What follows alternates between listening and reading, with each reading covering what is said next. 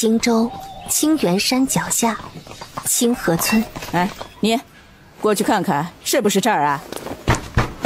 哎，里面有人吗？有没有人呢？连着喊了5、6声，就在婆子已经不耐烦的时候，院内的门被推开了。你这该不会是弄错了吧？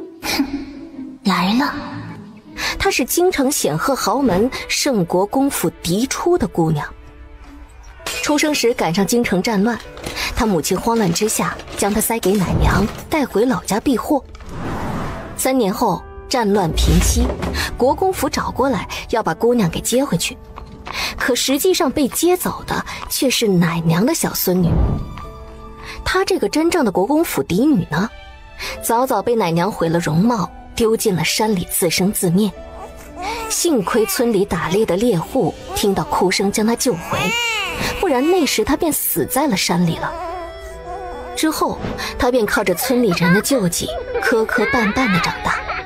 直到10年后，那奶娘的儿子有次喝多了酒说漏嘴，才牵扯出这桩密心。国公府查明真相之后，又回到村子，将她这个亲生女儿给接了回去。几位有何贵干？这身量看上去都不足10岁，说是13岁，这谁信啊？模样轮廓倒是有几分像，这脸上戴的是什么玩意儿？算了，带走。丑八怪！几道声音响起，陆泱泱冲着声音看过去，见是几个衣着不俗的小孩子。五哥哥，这个丑八怪该不会真的要来我们家给我们当姐姐吧？我不要，她长得那么吓人，我和我岂不是要被人笑话死？那男孩紧绷着唇，冲着刘嬷嬷喝道：刘嬷嬷，你确定你没有记错人吗？这种乞丐也配进我们国公府吗？五哥哥说的对，让他滚，臭乞丐！哎呦，我的祖宗哎，这可是在外头，可万万不能被人看了去啊！奴婢先带人进去收拾一下，再去拜见老夫人。臭乞丐，丑八怪！他脸上那疤真是比癞蛤蟆都丑。他怎么比得上云珠姐姐？真恶心！陆泱泱目光淡淡的扫过他们，冲着那个领头的迅速抬手，啪的一巴掌朝着他脸上扇了上去。你给我听好了，我才是你的亲姐姐，觉得这疤很丑是不是？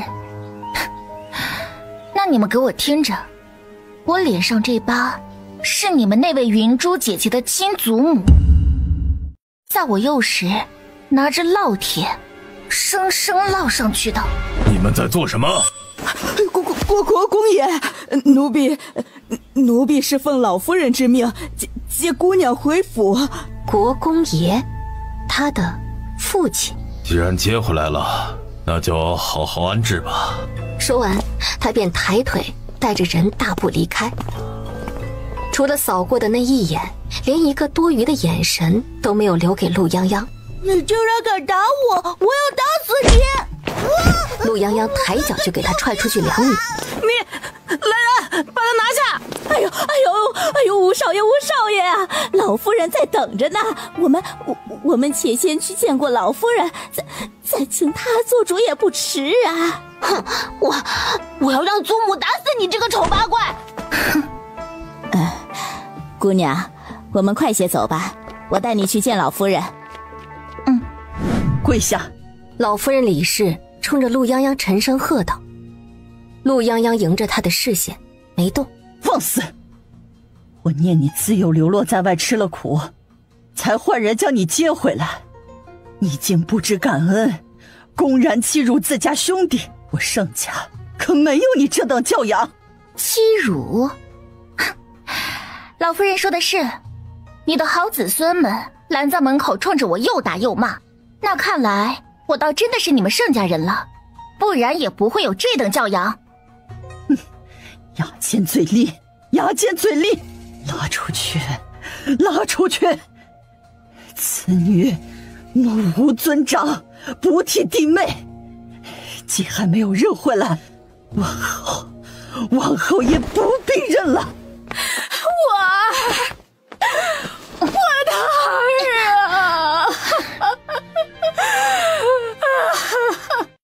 这是他的母亲。陆泱泱艰难地将他拉开，目光又凝聚到老夫人身上。我不姓盛，我叫陆泱泱。泱是哪个字？大伯母，他一个在乡下长大的，知道字长什么样吗？沾笔落笔，为水泱泱的泱，我可能不认字，但你想必也没学过诗经。你乡巴佬，你胡说什么呢？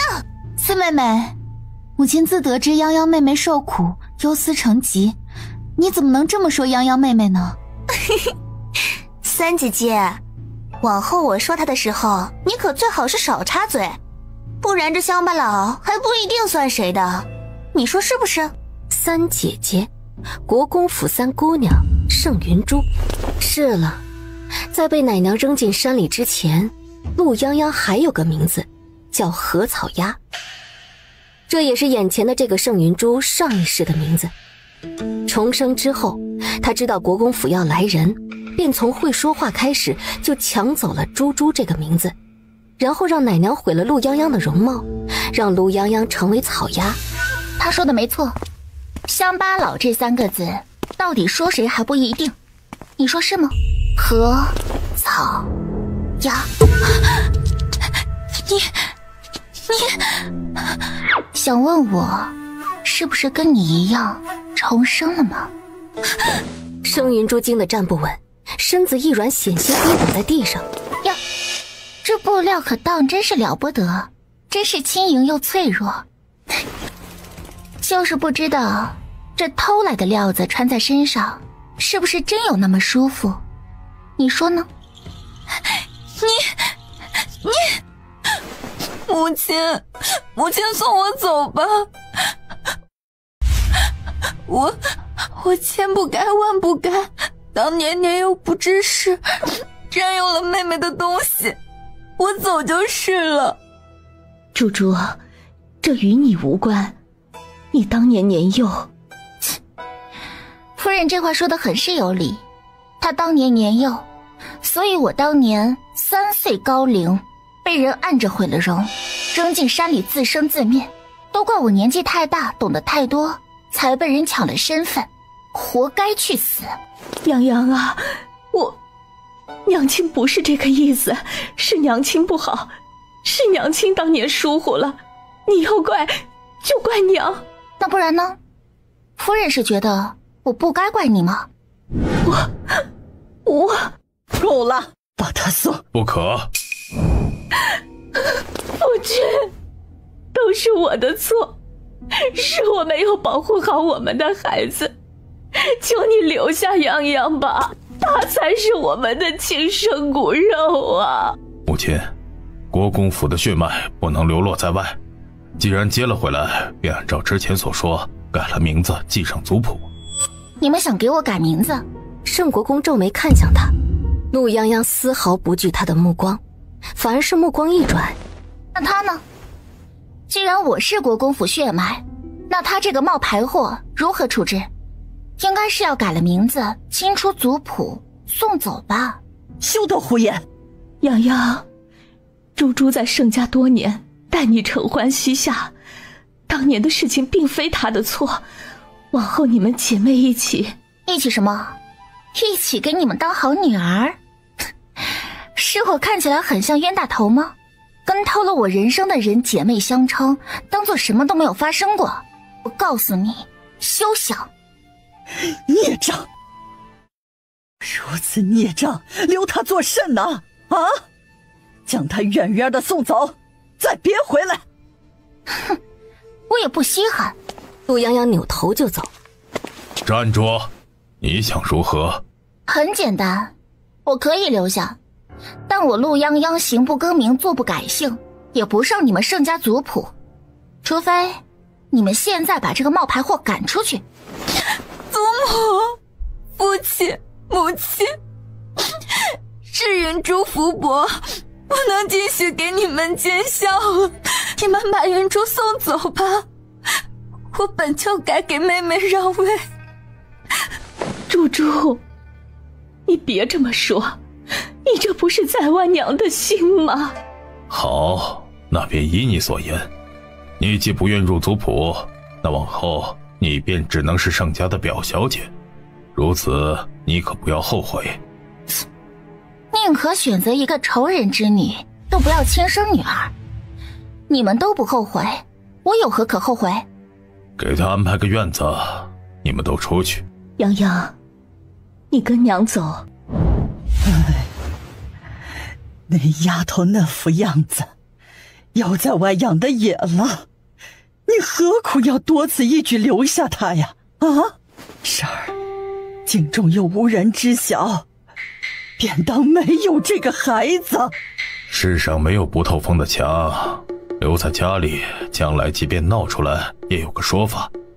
若是被有心人利用，更难预料。太子伤了腿，怕是难以痊愈了。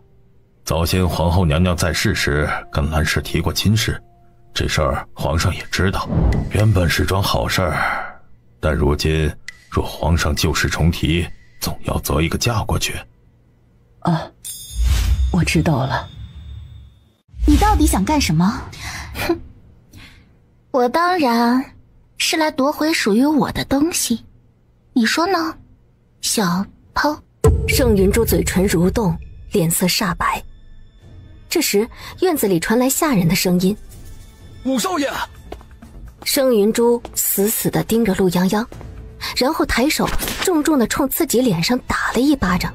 妹妹，我知道我对不起你，你要打要骂我也认了，我只是来给你送东西，你何苦这么羞辱我？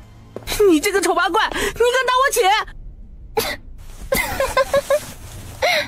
陆泱泱笑出了声，他揉了揉手腕子，站了起来，冲着两人走过来。你干什么？直接一个抬手将人给扔出了门。你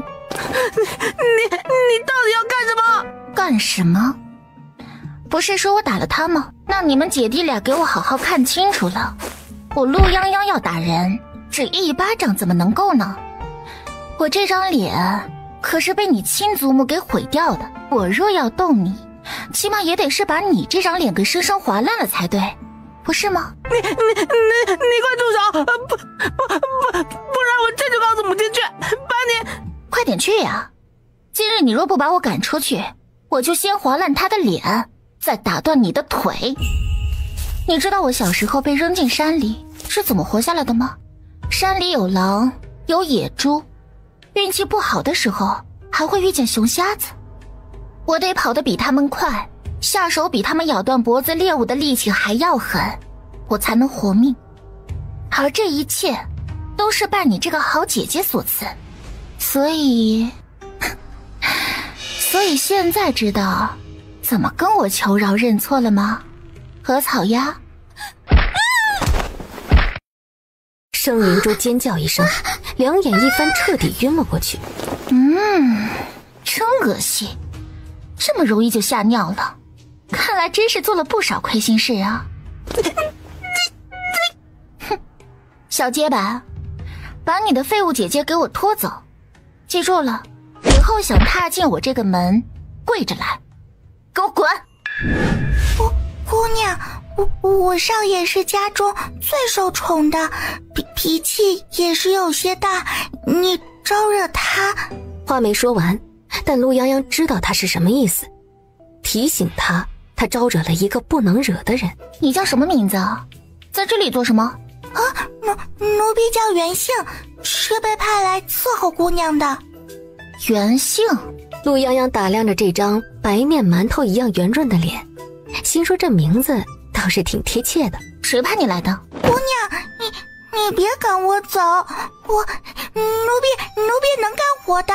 起来吧，我饿了，你带我去找点吃的。姑娘，你在这等着，奴婢去厨房给你拿回来。咱们府上的3餐都是去大厨房取了带回来的，若是想开小灶，给点银子就成。我没有银子，我就吃大厨房的就行。那姑娘你等着，奴婢去取就来。陆泱泱畅想着美好生活，只觉得肚子更饿了。他抬头看了看都要暗下来的天色，忍不住嘀咕：这袁杏怎么还不回来？姑娘，他们说姑娘是表小姐，要紧着府里的主子们先来，最后只给了奴婢一点窝头和剩菜。姑娘对不起，是奴婢无能。哼，一帮不长记性的废物。大陆，我亲自去找他们。姑娘，要不您去找夫人吧，夫人一定会给您做主的，往后的日子还长着呢。您毕竟是夫人的亲生骨肉。不，去厨房。哎呦，点翠姑娘，您是没看见，那乡巴老院子里的胖丫头在这等了小半个时辰，就带走了几个杂粮窝头，跟一盘子我们吃剩下的鸡骨头跟菜叶子，还跟我们哭呢，说他们家姑娘怎样，真是笑死人了。照我说呀，那乡下丫头怕是杂粮馒头都不见得吃过，瞧那黑瘦的模样，跟个泥猴子投胎似的。如今能吃上咱们国公府的剩饭剩菜，也是她的造化了，您说是不是？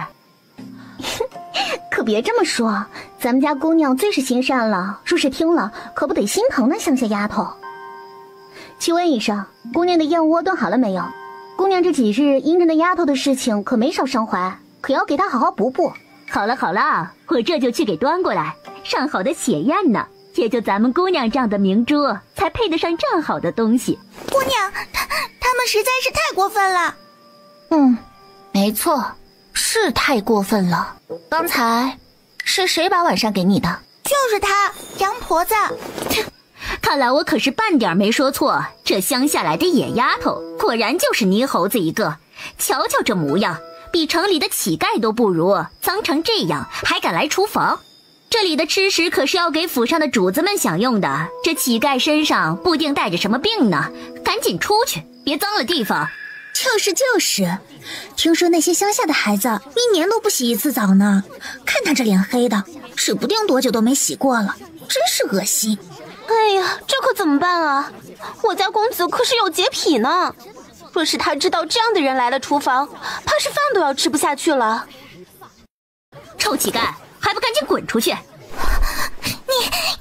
你们怎么着，小崽子，你还想打我不成？可我告诉你啊，我这手里拿着的可是三小姐要的血燕，价值千金，你若是碰坏了，把你卖了都赔不起。杨婆子肥胖的身子瞬间扭曲成一个诡异的姿势，在凄厉惨叫声中扑通跪倒在了地上。我不配是吧？我不配你配？那你今天就把这些你嘴里的得了大造化的国公府的剩饭剩菜给我一滴不剩的吃了。杨婆子想反驳，但是嘴里被塞着馒头，眼泪都出来了，却是一句话都说不出来。住手！你们这是在闹什么？国公府现在是蓝氏当家，但是厨房却是二房管的。现在担任厨房管事的正是王氏身边的陪嫁嬷嬷姚嬷嬷啊。奴婢姚家的见过表小姐，奴婢现在担任厨房的管事，表小姐要是有什么不满的，尽可以提出来。现下正是厨房忙碌的时候，若是冲撞了表小姐就不好了。表小姐还是先回去休息，待奴婢去禀明了二夫人，再亲自上门给表小姐赔罪。说是赔罪，却没有半点歉意的态度，反而是带着警告。陆泱泱才第一天来国公府，从进门到现在，这已经是数不清第几波欺辱了。明明他才是这个国公府里名正言顺的主子，结果这连府里的一个下人都敢指着他的鼻子骂他臭乞丐。你住手！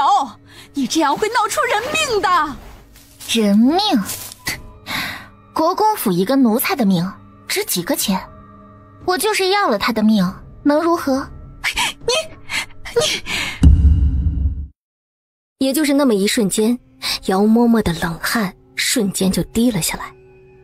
别说是那杨婆子的命了，就算是她的命，在国公爷面前也一文不值。哎呀，表小姐恕罪，是奴婢办事不力，求表小姐责罚。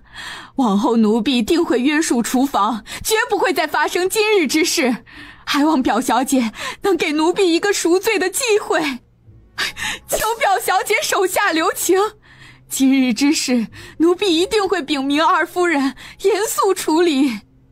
是吗？是，奴婢这就叫人把杨婆子带到二夫人那里去。好吧，看在你这么识趣的份上，本姑娘就给你这个面子。陆泱泱一副很好说话的模样，点了点头，但是手上的动作却半点没停，丝毫没有放开杨婆子的意思。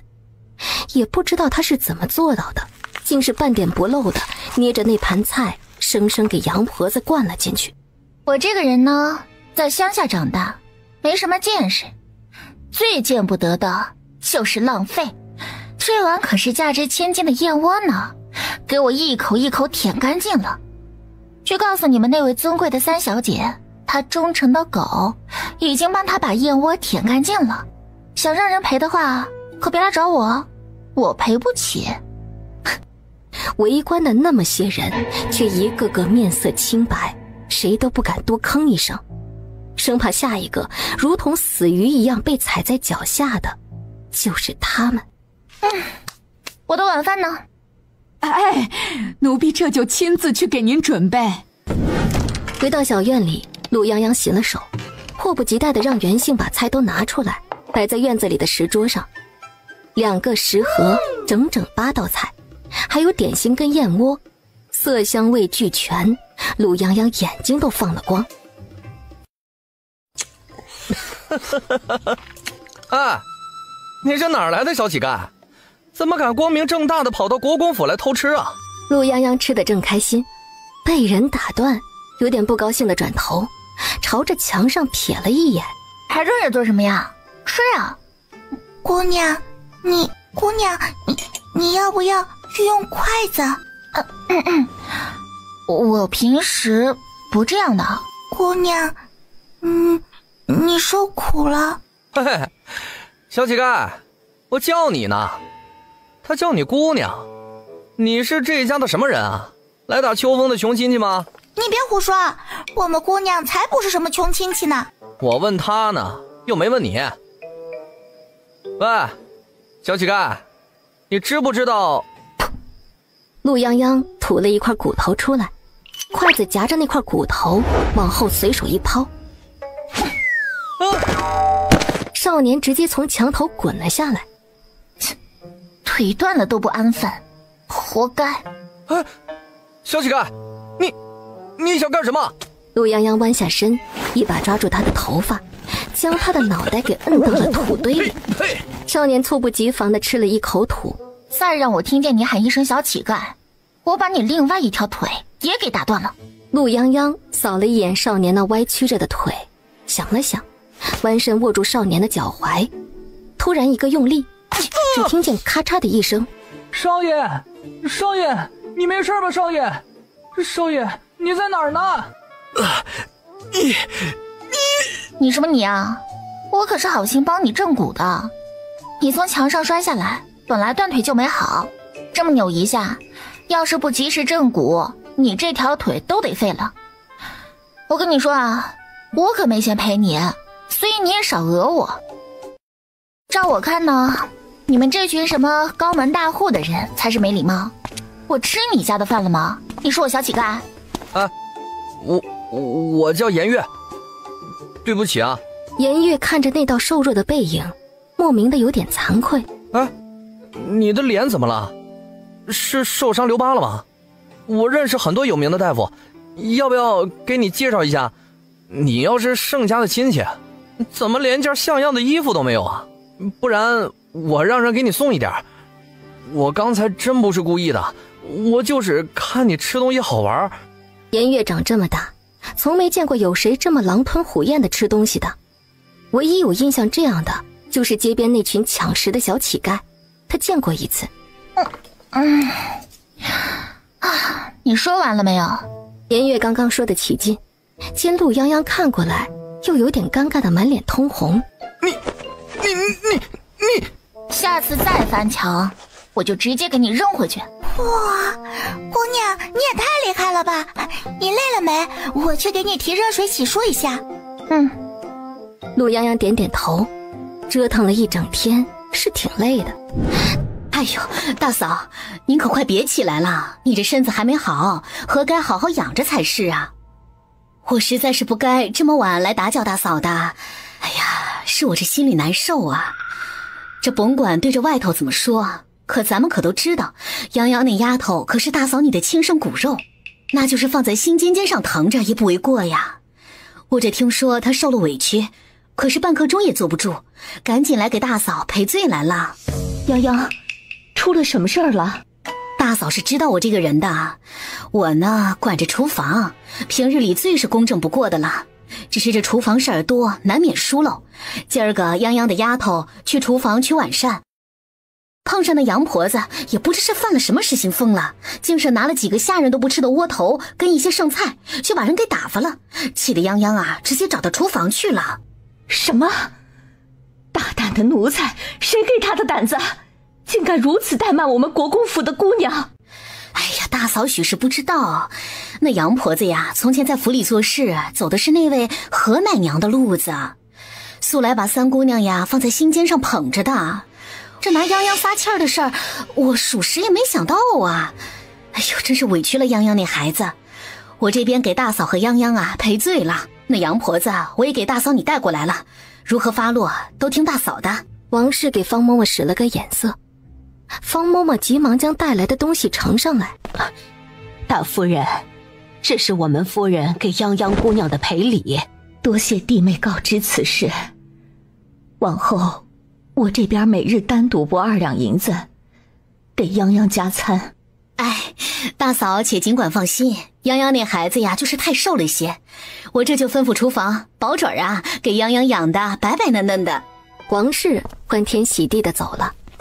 这一趟既收拾了杨婆子这个仗着盛云珠在厨房里吃里扒外的横货，又从兰氏这里拿到了好处。夫人，二夫人这是故意朝您要好处呢。姑娘，表小姐她年纪还小，哪里就吃得了那么多银子了？唉，我怎会不知她的心思？我若不出些银子，往后若厨房再怠慢泱泱，我又如何能时时顾及到泱泱这才回来头一天便受了这样大的委屈？我生她出来时受了惊，都不曾来得及好好看她一眼，就让她遭了那样的罪。原本想着能好好补偿她，却怎么也没想到，到头来竟是夫人，您别太自责，谁也不希望如此的。那个杨婆子，去给我直接拖出去杖毙了！不知死活的东西，竟敢这样怠慢我的女儿！夫人，三姑娘来了。母亲，是我对不起妹妹，您把我送走吧。母亲，您原谅猪猪，猪猪日后怕是不能继续在您身边尽孝了。妹妹那样恨我，我自知是不能再继续在这个家里待下去了。母亲，把我送回村里吧，往后余生不会偿还欠妹妹的债。兰氏心疼的不行，下意识的就把人给揽到了怀里，只是正想要安慰几句，就想起来刚刚的事情。泱泱，她的亲生女儿，在乡下过了10多年的苦日子，如今回到自己家里的头一天，亲人没人认，连送过去的饭菜都是剩饭剩菜。现在怀里抱着仇人的孙女，满是不舍和心疼，那谁抱着他的女儿呢？猪猪，母亲知道，那时你还小，泱泱的事情怎么也算不到你头上，你先安心便是了。慧心，扶我去休息。母亲。三姑娘，夫人今日实在是不舒服，您体谅些。盛云珠愣愣地看着兰氏的背影，心里咯噔了一声。那杨婆子是她特地安排到厨房去的。这个陆泱泱跟上一世那个温婉大方的盛云珠根本就不像，不是一点都不像。父亲和祖母最看重利益，他可比那个毁了容的陆泱泱管用，所以短时间内是不会舍得动他的。但是母亲一向柔弱，耳根子又软，若叫他偏心了陆泱泱，还不知道会给他带来多大的麻烦。盛云珠目光落在桌子上喝了一半的药碗上，眼眸暗了暗。袁姓呢？奴婢慧心见过姑娘，奴婢是自幼跟在夫人身边伺候的，您称奴婢慧嬷嬷便好。有事吗？姑娘，这是奴婢的妹妹沈慧清，是姑娘的教养嬷嬷。除此之外，姑娘身边还需要4个大丫鬟，6个2等丫鬟，以及8个3等丫鬟，还有几个院中负责杂活的婆子。袁姓呢？姑娘若是喜欢袁姓，日后便让她做个2等丫鬟，给姑娘跑跑腿。不用，我既然名不正言不顺，也不白浪费你们的人伺候，留下袁姓一个就够了。姑娘若是不想被人打扰，不留下他们也无妨。但是姑娘日后要在大宅院里生存，若事事都不懂，难免不方便，还是让慧清留下来，帮您安排一下院子里的杂事吧。姑娘也好腾出时间来学习。国公府里的姑娘呀，是要去书院里读书的。姑娘既然回来了，也不想往后一直躲在院子里不见人吧。陆泱泱皱起了眉心，她确实没考虑过这些，可陆泱泱是想要去学习的，她想读书。多谢慧嬷嬷提点，那就让这位姑姑留下吧。当不得姑娘一声姑姑。既然姑娘愿意慧清留下做你的掌事嬷嬷，那往后便称呼她沈嬷嬷吧。奴婢就不打搅姑娘用早膳了，奴婢告退。慧嬷嬷做事干脆利落，将其他人带走之后便离开了。陆泱泱这才发现外间的小厅里还堆了一大堆的东西。这是什么？回姑娘，这些都是夫人亲自命人挑选送过来给姑娘的，还有一些是昨夜里二夫人因为厨房的事情给夫人送过去，指明了要给你的赔礼。这些东西值钱吧？夫人送给姑娘的自然是最好的。那就好，那就好，收拾收拾，都给我拿出去卖了，换成钱给我。不当吃不当喝的东西留着有什么用啊？还是换成钱最重要。土包子就是土包子，我还是头一次听说有人要把长辈送的礼物拿出去换钱的。有事？我是盛云娇，行4。哦，你先出去，我有话跟你们姑娘说。沈嬷嬷看向陆泱泱，陆泱泱点了下头。怎么，你想打我？不，我们联手吧。你说什么？我说我们联手。我最讨厌盛云珠那个假模假样的样子了，你才是国公府的底千金啊！我们联手把他赶出国公府，让他滚回那个小山村去，你觉得怎么样？我觉得很好。那你答应？那你给我多少钱？盛云娇脸长得通红，跟只被人捏住了脖子的鸭子似的，震惊地瞪着陆泱泱。怎么不给钱啊？那你找我干什么？不是你这个乡下土包子，沈云珠抢了你千金小姐的身份，你不想着把她赶出去，你还管我要钱？是你说要找我联手的呀，没有好处，我为什么要跟你联手？你不给钱，难不成想白嫖？你们城里人也不大方啊！我跟你说，我可是诚心诚意来跟你合作的。我告诉你吧，你昨天晚上在厨房闹事的事情已经传到祖母耳朵里了。祖母一向最偏心盛云珠了，你等着吧，不出1刻钟，刘嬷嬷肯定要来找你。她的话音才刚落下，门外就传来了通报声：姑娘，老夫人院子里来人了，请姑娘去一趟。我知道了。然后继续去看那堆礼物，心里盘算着能捞多少钱。你还有心思看这个？我跟你说，祖母必定是要罚你。你聪明的话，待会儿就认个错，服个软，先糊弄过去。或者你干脆装个病。哎呀，四姑娘也在啊。表姑娘，老夫人请你过去一趟。表姑娘日后在府里住下，少不得要遵守咱们府上的规矩，还请表姑娘跟奴婢走一趟吧。刘嬷嬷说的是，我们姑娘去给老夫人请安是应该的，只是还请嬷嬷通融下。我们姑娘初来乍到，昨儿个时间晚了，还没来得及收拾，这连身合适的衣服都没有。不如嬷嬷先回去跟老夫人说一声，待我们姑娘收拾好了，再过去给老夫人请安，免得冲撞了老夫人。刘嬷嬷倒是不着急，但是架不住一大早，盛云珠就红着眼睛去老夫人那里哭了一通。这何府都知道，盛云珠是老夫人的心尖家，即便是闹出真假千金的事情，盛云珠的地位都没有丝毫变化，孰轻孰重一比就知道了。那是自然。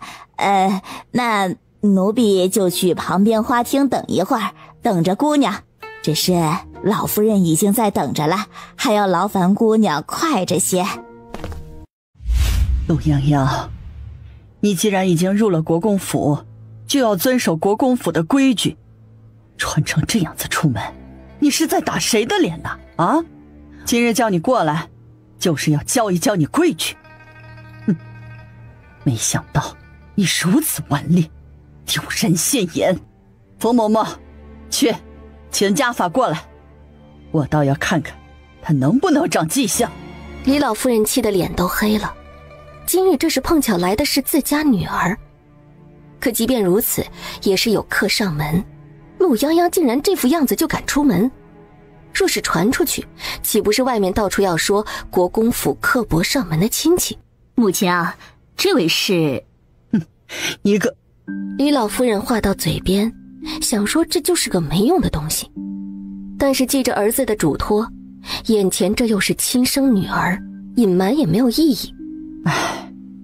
他是你大哥的孩子，那会儿京中动乱没能接回来，前些日子才找到，只这丫头啊倔得很，不肯认祖归宗，便先将她留在府上了。李老夫人短短几句话，甚是惊疑不定地看着陆泱泱。好孩子，我是你姑母，头一次见面，没来得及准备见面礼，改日给你补上。谢谢姑母。母亲，既然是自家孩子，初来乍到不懂规矩也不是他的错。至于衣服什么的，想来也是才来，针线房也没准备好，您就饶了他这一次，家法就算了。冯嬷嬷规矩好，好好教教他便是。行了，既然你开口，那今日就算了，家法免了，规矩却是要学的。冯嬷嬷，带他去祠堂里跪着，什么时候把盛家的规矩给记牢了，什么时候让他回去。是。冯嬷嬷素着一张脸走到陆泱泱跟前。表姑娘，请吧。陆泱泱站着没动。老夫人，我又不姓盛，为何要学你盛家的规矩？反了你了，不服软是吧？冯嬷嬷，上家法。盛世张了张嘴想求情，但是他清楚李老夫人的脾气，想了想还是没有再出声。冯嬷嬷很快拿了藤鞭过来，给我打，打到他听话为止。冯嬷嬷抬起鞭子就要抽陆泱泱，陆泱泱就跟背后长了眼睛似的，谁也没看清楚他怎么动的，倒是冯嬷嬷被这股力道给带了一个踉跄，摔倒在地上。反了，来人，给我摁住他。跟着刘嬷嬷去接陆泱泱的那两个仆妇立刻进来，上前就要按住陆泱泱。还有多少人？放马过来吧！你们盛家的规矩我是不懂，但我陆泱泱的规矩，今儿个就来给你们讲一讲，别来惹我。他从小就不知道别人的规矩是什么，他只知道自己的规矩。谁敢打他一巴掌，他必然10巴掌还回去。你祖母你怎么了？祖母，你快消消气，身体要紧。太医叮嘱过的，您可千万不能随意动气的。我还不是被这个孽障给气的，仗着在乡野之地练了把子力气，就想在国公府里耀武扬威。谁给你的胆气呀？啊，去，给我请国公爷来。其实我若不给他个教训，日后惹出祸来，怕不是要连累我国公府满门。祖母，这都是我的错，是我连累了泱泱妹妹，害得她没能在国公府长大，才会坏了国公府的规矩。祖母连我一起罚了吧，就当是我替泱泱妹妹赎罪了。表姐，哪里就是你的错了？分明就是这个丑丫头嚣张跋扈，故意气歪祖母呢。慧表妹，可别这么说，泱泱她不是故意的，这事儿是我的疏忽。我昨日给泱泱妹妹送衣服，却没来得及问她是否喜欢，便做了主。想来是讨了泱泱妹妹的嫌弃，她才没有穿，都是我大意了。她一个乡巴佬，她懂什么呀？你给她送衣服，她竟然还敢嫌弃。我说三姐姐，你可真好意思啊！你现在吃的用的哪样不是抢得泱泱的？你给她送衣服，送的什么衣服？你穿剩下的吗？你倒是在这府里养得白白胖胖的，你穿过的衣服怕不是能套下泱泱2个了，穿她身上怕不是跟麻袋似的。她不穿自己的衣服，披个破麻袋出门吗？你可真有脸说啊！盛云娇本来是站在一旁看乐子的，没想到盛云珠依然这么不要脸。他想到方才在陆泱泱那里见到他那身不合身的中衣，现在听了盛云珠的话也回过味儿了。就盛云珠这个绿茶婊，他能安什么好心？他怕不是早打算好了就没送一件合身的衣服过去。无论陆泱泱今天穿什么都是失礼的。是四妹妹说的是，都是我的错。我只想着我与泱泱一般大，才急切地将我这季度新做的衣服都巴巴地给泱泱送过去了，没想过是我的错。那不然是谁的错？够了，你给我住嘴！谁叫你这么跟你姐姐说话的？你的规矩学哪儿去了呀？啊，去把家规给我抄10遍，明日让你母亲亲自给我送过来。是祖母。还有别的事儿吗？没事的话就别耽误我回去睡觉了。往后没有什么重要的事情，最好也别去打搅我。我对你们盛家的事情一点兴趣也没有。放肆！国公爷到。陆泱泱转头往外走，他过来就是要声明一下，往后没事最好别打扰他。话说完了，他才懒得在这儿浪费时间。结果刚走到门口，便感觉到一股凌厉的掌风冲着他袭来。你确实是有几分灵活，但国公府不是你撒野的地方，人外有人，天外有天。你那点三脚猫的拳脚，若没有必胜的把握，就不要拿出来丢人现眼。在真正的高手面前，你什么都不是。要是仗着自己有点野路子的功夫就用到自家人身上，那我也不介意亲自教教你什么是规矩。盛国公冷眼看着趴在地上的陆泱泱，那眼神不像是在看女儿，而是在看一样物品。是我技不如人，我认输。国公爷，严家的小侯爷来了，说是来给陆姑娘赔礼。哎，快放小爷下来！这么背着算怎么回事？还丢死人了！哎，赶紧的，放我下来！众人顺着声音望去，颜月都已经进了院子，只不过是被个侍卫给背着，这会儿正挣扎着要下地。颜月见过盛世伯，见过老夫人。世伯，这是一大早给老夫人请安吗？盛国公淡淡的点了下头。颜月开始冲着陆泱泱挤眉弄眼。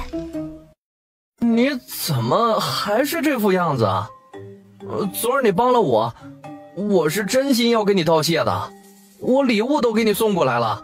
他们说你不在，我就急忙来找你了，我特地来给你道歉的。哎，昨天是我不对，我不该嘲笑你，我给你送了好些衣服料子，还使人买了京城时兴的小吃。我们握手言和行不行？陆泱泱再傻也看出来了，这什么小侯爷大概是听说他有可能被为难，专门跑过来给他解围的。确实我收下了，别的东西就算了，我不需要。你连件像样的衣服都没有，怎么会不需要呢？是不是没人给你做啊？哎，那你等着，我叫我们府上的针线娘子上门给你量体，做好了再给你送过来。不过你皮肤黑……陆泱泱眼睛青灵灵地盯着他，颜月识趣的及时闭了嘴。盛国公这才注意到陆泱泱身上的衣服。府里的事情，劳烦母亲多费心了。还愣着做什么呀？啊？还不带表姑娘回去把衣服给做了？这样剑客像个什么样子？昨儿我回去找太医了，太医说我那骨头正得及时，不然我这条腿怕是真的废了。你是不是学过医术啊？不然你怎么这么懂啊？我给村里的驴正过骨，手法好得很。你敢把我当驴？哎，你等等我呀，我跟你一起去。我真的给你大吃食了，保准你没见过。盛云珠死死地咬着唇，才遮掩住自己嫉妒的目光。这才一天，就一天而已。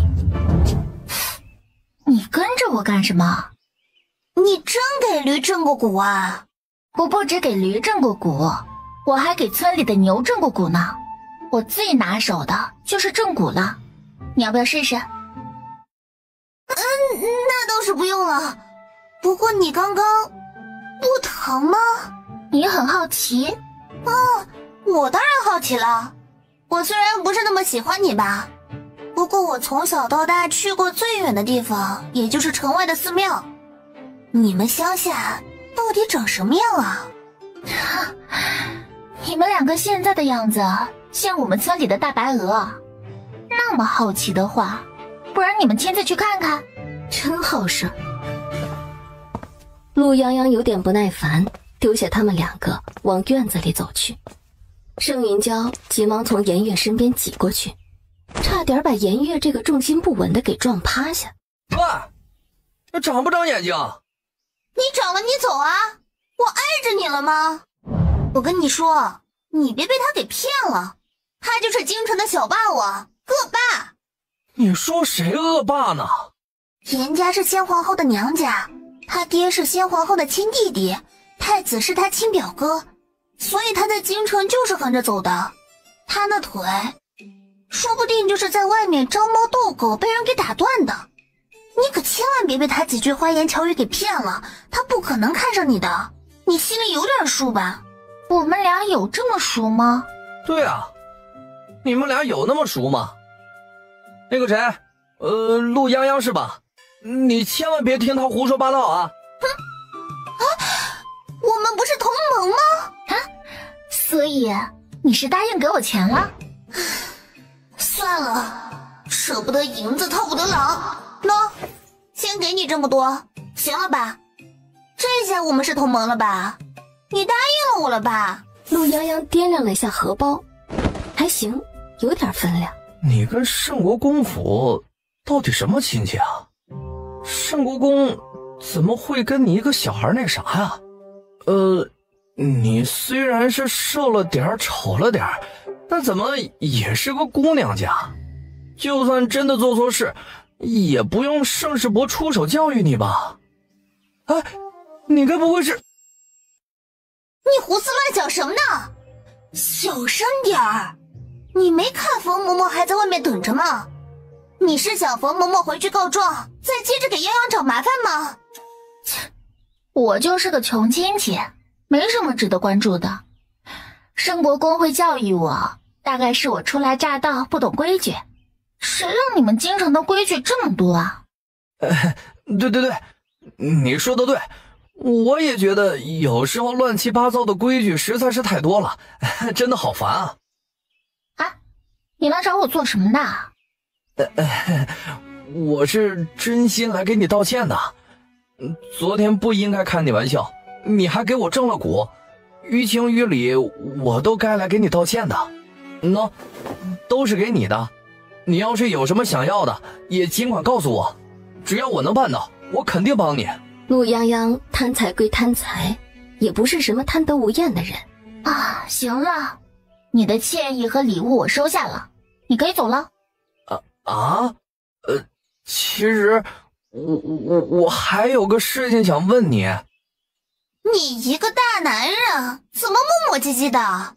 有话赶紧说，别耽误泱泱做衣服。你说。你是不是对正骨什么的特别有心得啊？昨晚给我看伤的太医说，你这手法非常熟练。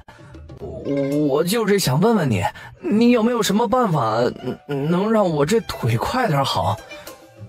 半个月之后我有个非常重要的马球比赛，我本来是不想参加的，可是我要是不参加，那岂不是要被人笑话？觉得我是怕输才故意躲着。但是太医说我这腿至少得躺1个多月，更别提骑马了。你难道不是吗？你闭嘴！我闭嘴你也参加不了啊！太医都没有办法，泱泱能有什么办法？他要比太医都厉害，他都可以进太医院了。抱歉，是我异想天开了。可以。你说什么？两人异口同声，然后同时转头，不可置信地看着他。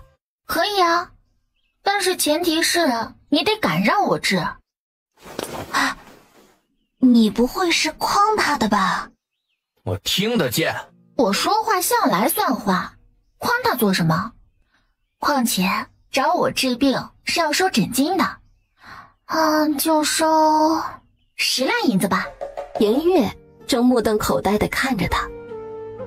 陆泱泱心说，该不至于要得很贵吧？他们城里人这么穷的吗？好，没问题。你傻呀，你就收10两银子，你也不问问他那条腿值多少钱，收他1000两都是少的。陆泱泱无语，早说呀！陆泱泱肉疼的不行，感觉自己错过了能养活自己一辈子的银子。但他一向是个有原则的人，既然说了10两，那便是10两。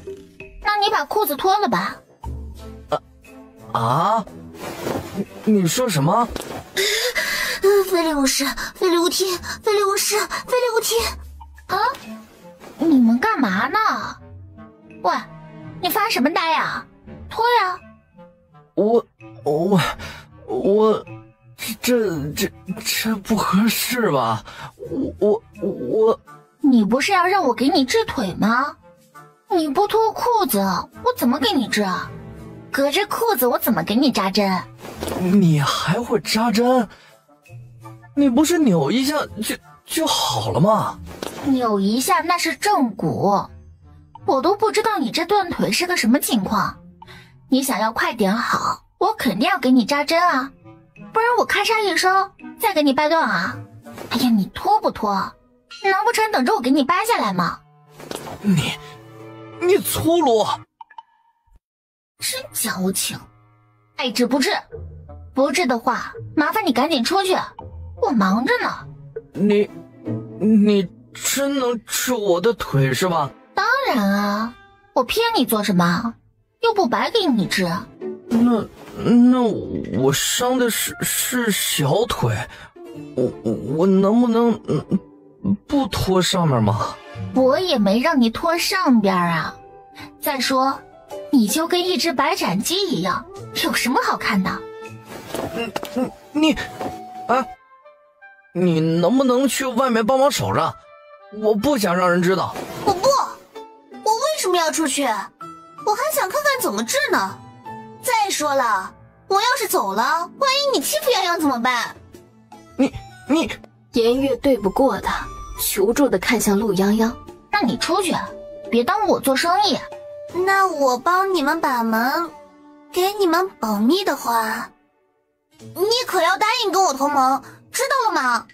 哎呀，行，快点去吧，别耽误我吃饭了。就那儿，去坐着吧，把受伤的腿露出来，你放心，要是你帮我这个忙，往后你有事，我一定是义不容辞。陆泱泱却是丝毫没在意他说什么，他黑瘦的手按上他的腿。好了，我给你写个药方，你让人抓了药捣碎，每隔2个时辰换一次。另外2个药方，一个煮了1天喝3次，另一个用来泡脚，1天泡2次。3天以后你就可以下地走了，但是10天之内还是不能骑马。10天之后可以，但是最好注意不要有太剧烈的运动。我当你读了多少书，多有学问呢！昨个还嘲讽我，你的字就写成这样，还缺胳膊少腿儿。不然你来念，我来写。哼，我就是偷听隔壁书生读了2年书，又没正经的上过学堂，字也是在地上瞎练的。我回去把我的书都送你好了，你好好学写字，可不能给我丢人。等我腿好了，我送你1匹大马，怎么样？啊，真的吗？君子一言，驷马难追。太好了，我做梦都想有1匹自己的马呢。3人正说得高兴，一道不和谐的声音从门口插进来。你们在干什么？我们在说下个月打马球比赛的事情。颜月刚刚邀请我和泱泱一同去。哎呀，这马上天气就热了，想必你们是不去的吧？那就别来打搅我们商量对策了。颜月脸色古怪，他什么时候邀请他了？不过瞥见陆泱泱一副感兴趣的模样，他便鬼使神差地点了头。是，下个月初在观风园，我请胜似姑娘跟陆姑娘一同去观赛。盛云舟不禁再一次回断了肠子，若早知道陆泱泱还有回来的一日，当初他就该亲自动手，吾也把他给活活捂死。恭喜泱泱妹妹了，没想到泱泱妹妹一来京城，就能得到小侯爷的邀请去观风园，我可真是羡慕妹妹的好人缘啊！这些日子母亲病着，我帮着母亲打理家务，没有照顾好妹妹，实在是愧疚难安，特地捡了几样我最喜欢的料子过来送给妹妹，正好让针线房一道给妹妹做了衣服。这匹碧水纱是宫中赏赐的，轻薄柔软，最是适合做夏衣了。我一直舍不得用，今天就送给妹妹做衣服吧。盛云珠，你什么居心？是碧水纱的颜色。再说了，这些本来就是……盛云娇一贯讨厌盛云珠这假大方、假模假样的样子。他明明知道陆泱泱皮肤黑，穿浅碧色更显黑，还要特地拿这种料子过来，不是故意的谁信啊？也就是珠珠表姐大方不计较，有些人也不看看自己配不配得上这么好的料子，白白糟蹋了好东西。臭臭就是镶上了金边啊，那也是臭的。慧表妹，别这么说啊！我知道泱泱妹妹不喜欢我送的东西，但我是真心实意来给妹妹送东西的。表妹，你又何必对她一个外人这么好？你是国公府的姑娘，你才是这里的主人。主人？他好意思吗？他要脸吗？好了，你们不要吵了。三姐，既然她不想要，你就拿回去好了。她的东西母亲会准备的，你就不要操心了。对不起，我只是想着母亲病了，想对泱泱妹妹好一点。我表演够了吗？我昨天说什么来着？啊！表妹，你没事吧？陆泱泱，你怎能如此不懂规矩，竟然这样对待国公府的千金？国公府好心收留你，你不思感恩也就罢了，竟然敢公然对主人动手，谁给你的胆量？怪不得外祖母容不下你，简直粗鲁无耻！这里是我们国公府，泱泱是我们国公府的人，轮得到你来教训我们国公府的人吗？你耍耍威风，回你们郑国公府去，白瞎了一张斯文俊秀的脸。人人都夸你学问做得好，我看是书都读到狗肚子里去了。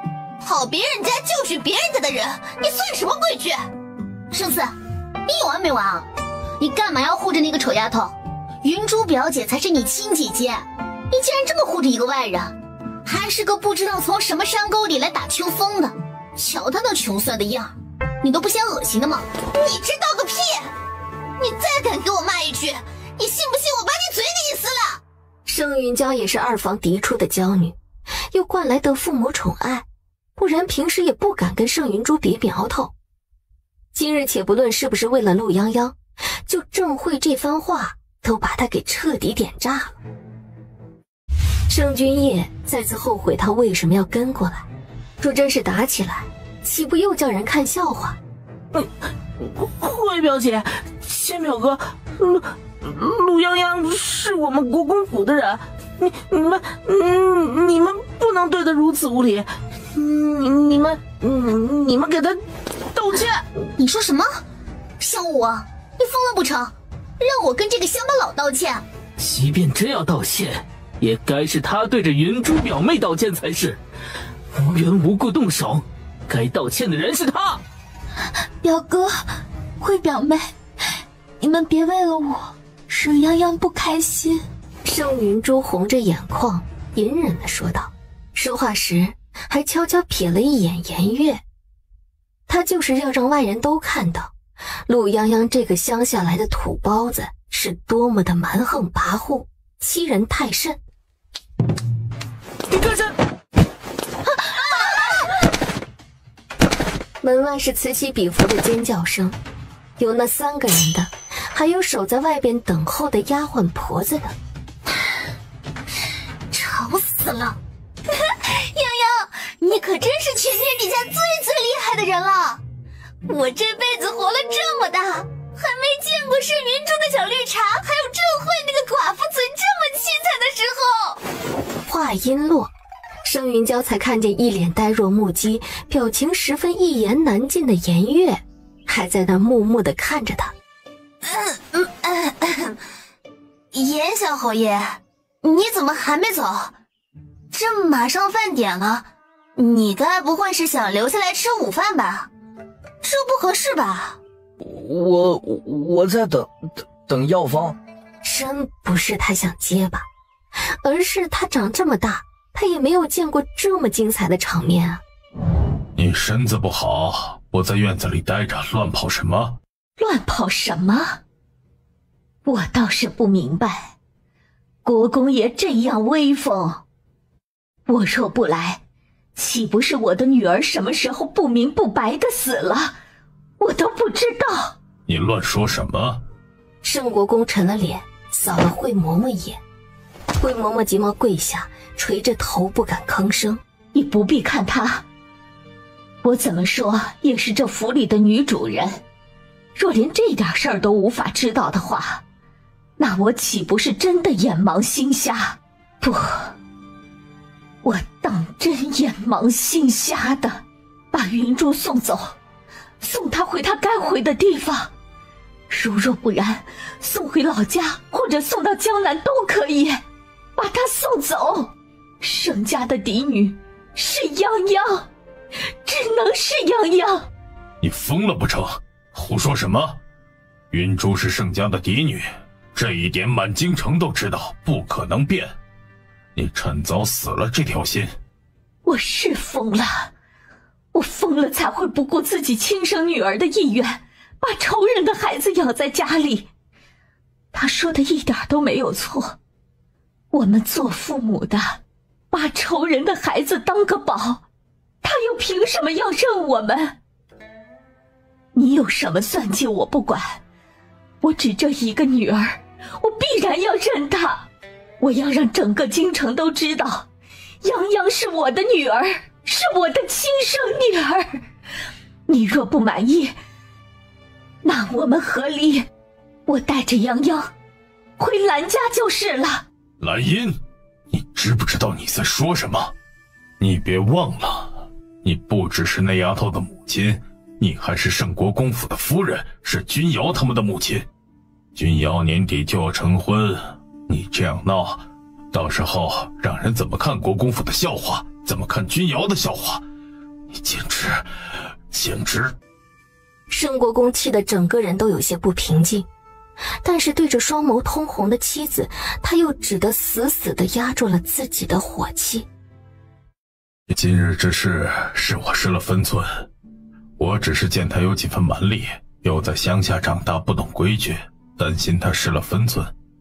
若等到他酿成大祸再来管教他，到时就迟了，所以才会叫人给了他一个教训。我既然费尽心思把他给接回来，又怎么可能真的会要他的命？夫人，奴婢知道夫人总觉得亏待了姑娘，但姑娘日后总是要在这京城里露脸的，在京城里生活，有些规矩总是要明白的，如若不然，不止给家里惹祸，也会伤及她自己呀。她不会的。好了，你去休息，我同你保证，只要她日后安安分分的，无论她想不想当这个国公府的嫡女，她都是国公府的姑娘，我不会亏待她。仅仅是这样吗？所以你就是不同意把云珠送走，是吗？云珠不能送走，但是圣国公府不能没有嫡长女，即便你要认回陆泱泱，她也不行。蓝氏失望地看着眼前这个他同床共枕了20多年的男人，闭上眼，抬手抹了把眼泪，转身出去了。夫人呐，你可万万要保重自个儿的身体呀！你知道他在说什么吗？他在告诉我，泱泱毁了容，没有用了。他肯让泱泱留下，已经是他的恩典了。多可笑！他是泱泱的亲生父亲。当年我会被绑走，也是因为敌军要拿我来威胁他，才会害得泱泱早产。泱泱吃了那么多苦，他却在嫌弃泱泱没有用。夫人，您别胡思乱想了，奴婢知道你心疼姑娘，您心疼她，才更应该要好好保重自己呀，这样才能看顾着姑娘长大，给她挑个好夫婿。你说的对，我还有机会，我还能弥补泱泱，我得活着才行，我得看着她好好的长大，我得让所有人都知道，泱泱才是我的女儿。一忙起来，半个月的时间很快就过去了。陆泱泱这段时间被困在院子里，倒是难得安静。走，送你的，快点换上，我们去观风园可要半个时辰呢，要是晚了，可就赶不上好戏了。陆泱泱这才想起来，答应他们一起去看马球比赛的事情。哟，圣四，这才1个多月没见，你从哪儿捡了块炭回来养成精了？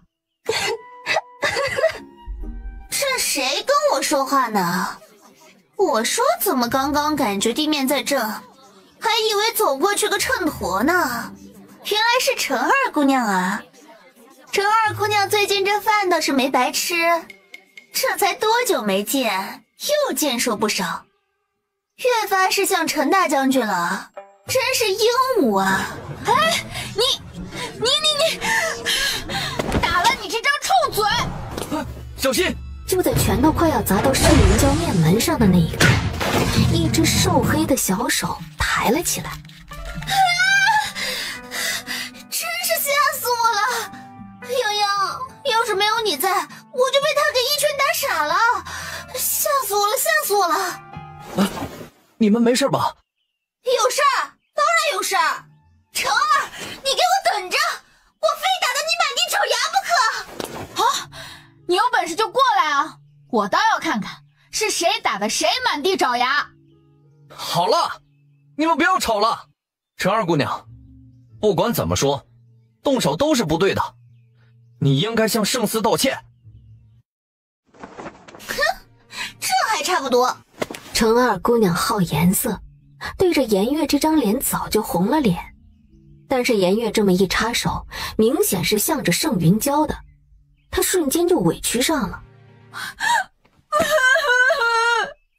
你们都欺负我，我要找我三哥去。哎，晨儿你站住，就只会告状是不是？你还没跟我。你也少说两句吧，刚刚要不是泱泱在，你不光是脸废了，你可能直接被人给打傻了。你才被打傻呢。这匹小马还没成年，但性格相对温顺，个头也不高，对你来说正好合适。你先上去，我让人帮你牵着，跑跑试试。你别看它个子小，它品种很好的，虽然比不上汗血宝马，但也是千里神驹啊。已经很好了，谢谢你。陆泱泱根本没在听颜月说了什么，他看着那匹棕红色的小马，简直像是看见了梦中情马，眼睛里只剩下这匹马了。哇，我就知道泱泱肯定可以的。盛云娇惊喜出声，只是他话音刚落，就见陆泱泱翻上去的那匹马跟受了刺激一样，嗖的一下就窜了出去。陆泱泱，趴下抱紧马脖子，我这就去救你啊！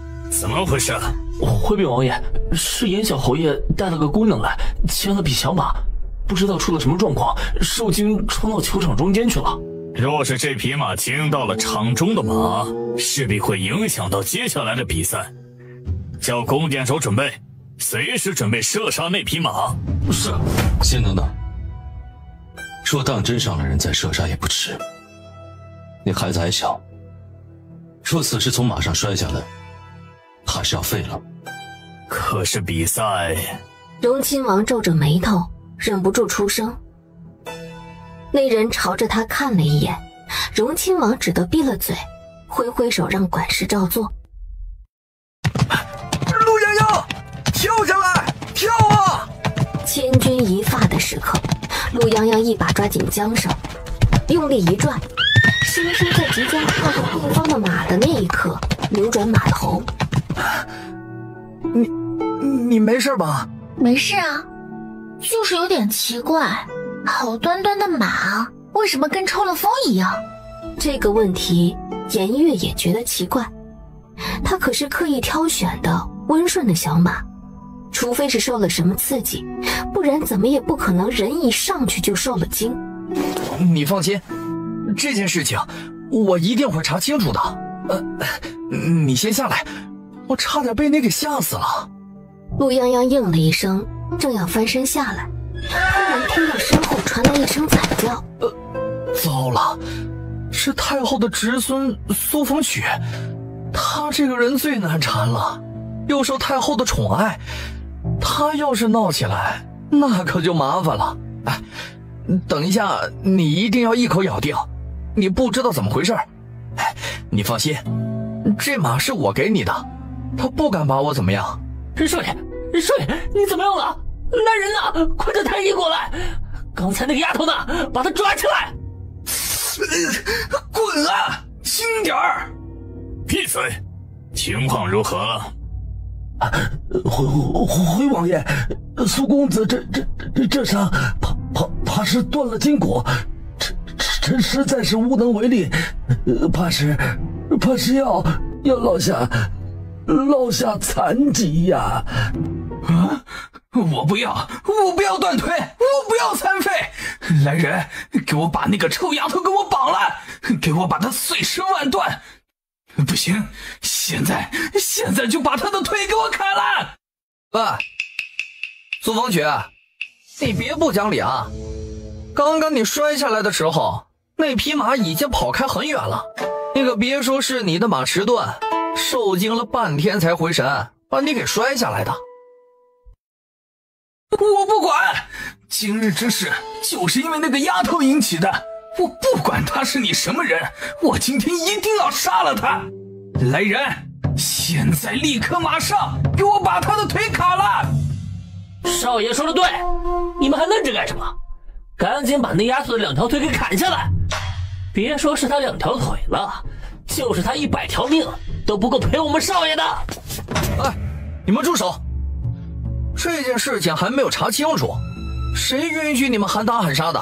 东曲，颜月说的有道理，事情还没有查清楚，别这么急着喊打喊杀的。本王先派人将你送回去，让太医院派人过去，或许还有办法。我不管，要残废的人是我，不是你们！你们还愣着干什么？2个人收拾不了一个臭丫头吗？给我来人！来人呐！苏方曲现在满脑子都是太医说的，他的腿要废了，这比要了他的命都可怕。他此时根本顾不得什么调查不调查了，调查出什么结果都拦不住他现在要把这个臭丫头给剁了。天哪！这谁家的姑娘丑成这样？碰面具就够丑的了，没想到这脸更丑啊！哼，我还当上次那废物带的黑炭是个什么宝贝呢，竟然长得这么丑，他也好意思带出来丢人？陈书记，我跟你拼了！刚刚跑过来的盛云娇听到这话，气得宛如一头愤怒的小狮子，也不管自己能不能打得过，冲着程书锦就冲了过去。陆泱泱眼疾手快，拽住了他。你是哪家的？今日之事不可能善了，闯下这种大祸，本王也保不了你。去叫你家长辈过来吧。盛云娇声音有些抖，她平时再怎么骄横，但那也只是小孩子之间的玩闹，若是牵扯到府里，她就不知道该怎么办了。王爷，是我带他来的，有任何事情我都一力承担。颜月，你故意的是不是？我就知道你肯定是故意的，你是在报复我，报复我上次撞到你，让你伤了腿，你就是故意的。苏风曲这么一喊，众人才想起来还有这么个事儿。2人因为争夺一件东西，在明月楼大打出手，颜月一时不慎摔下了楼梯，直接摔断了腿。你让不让开？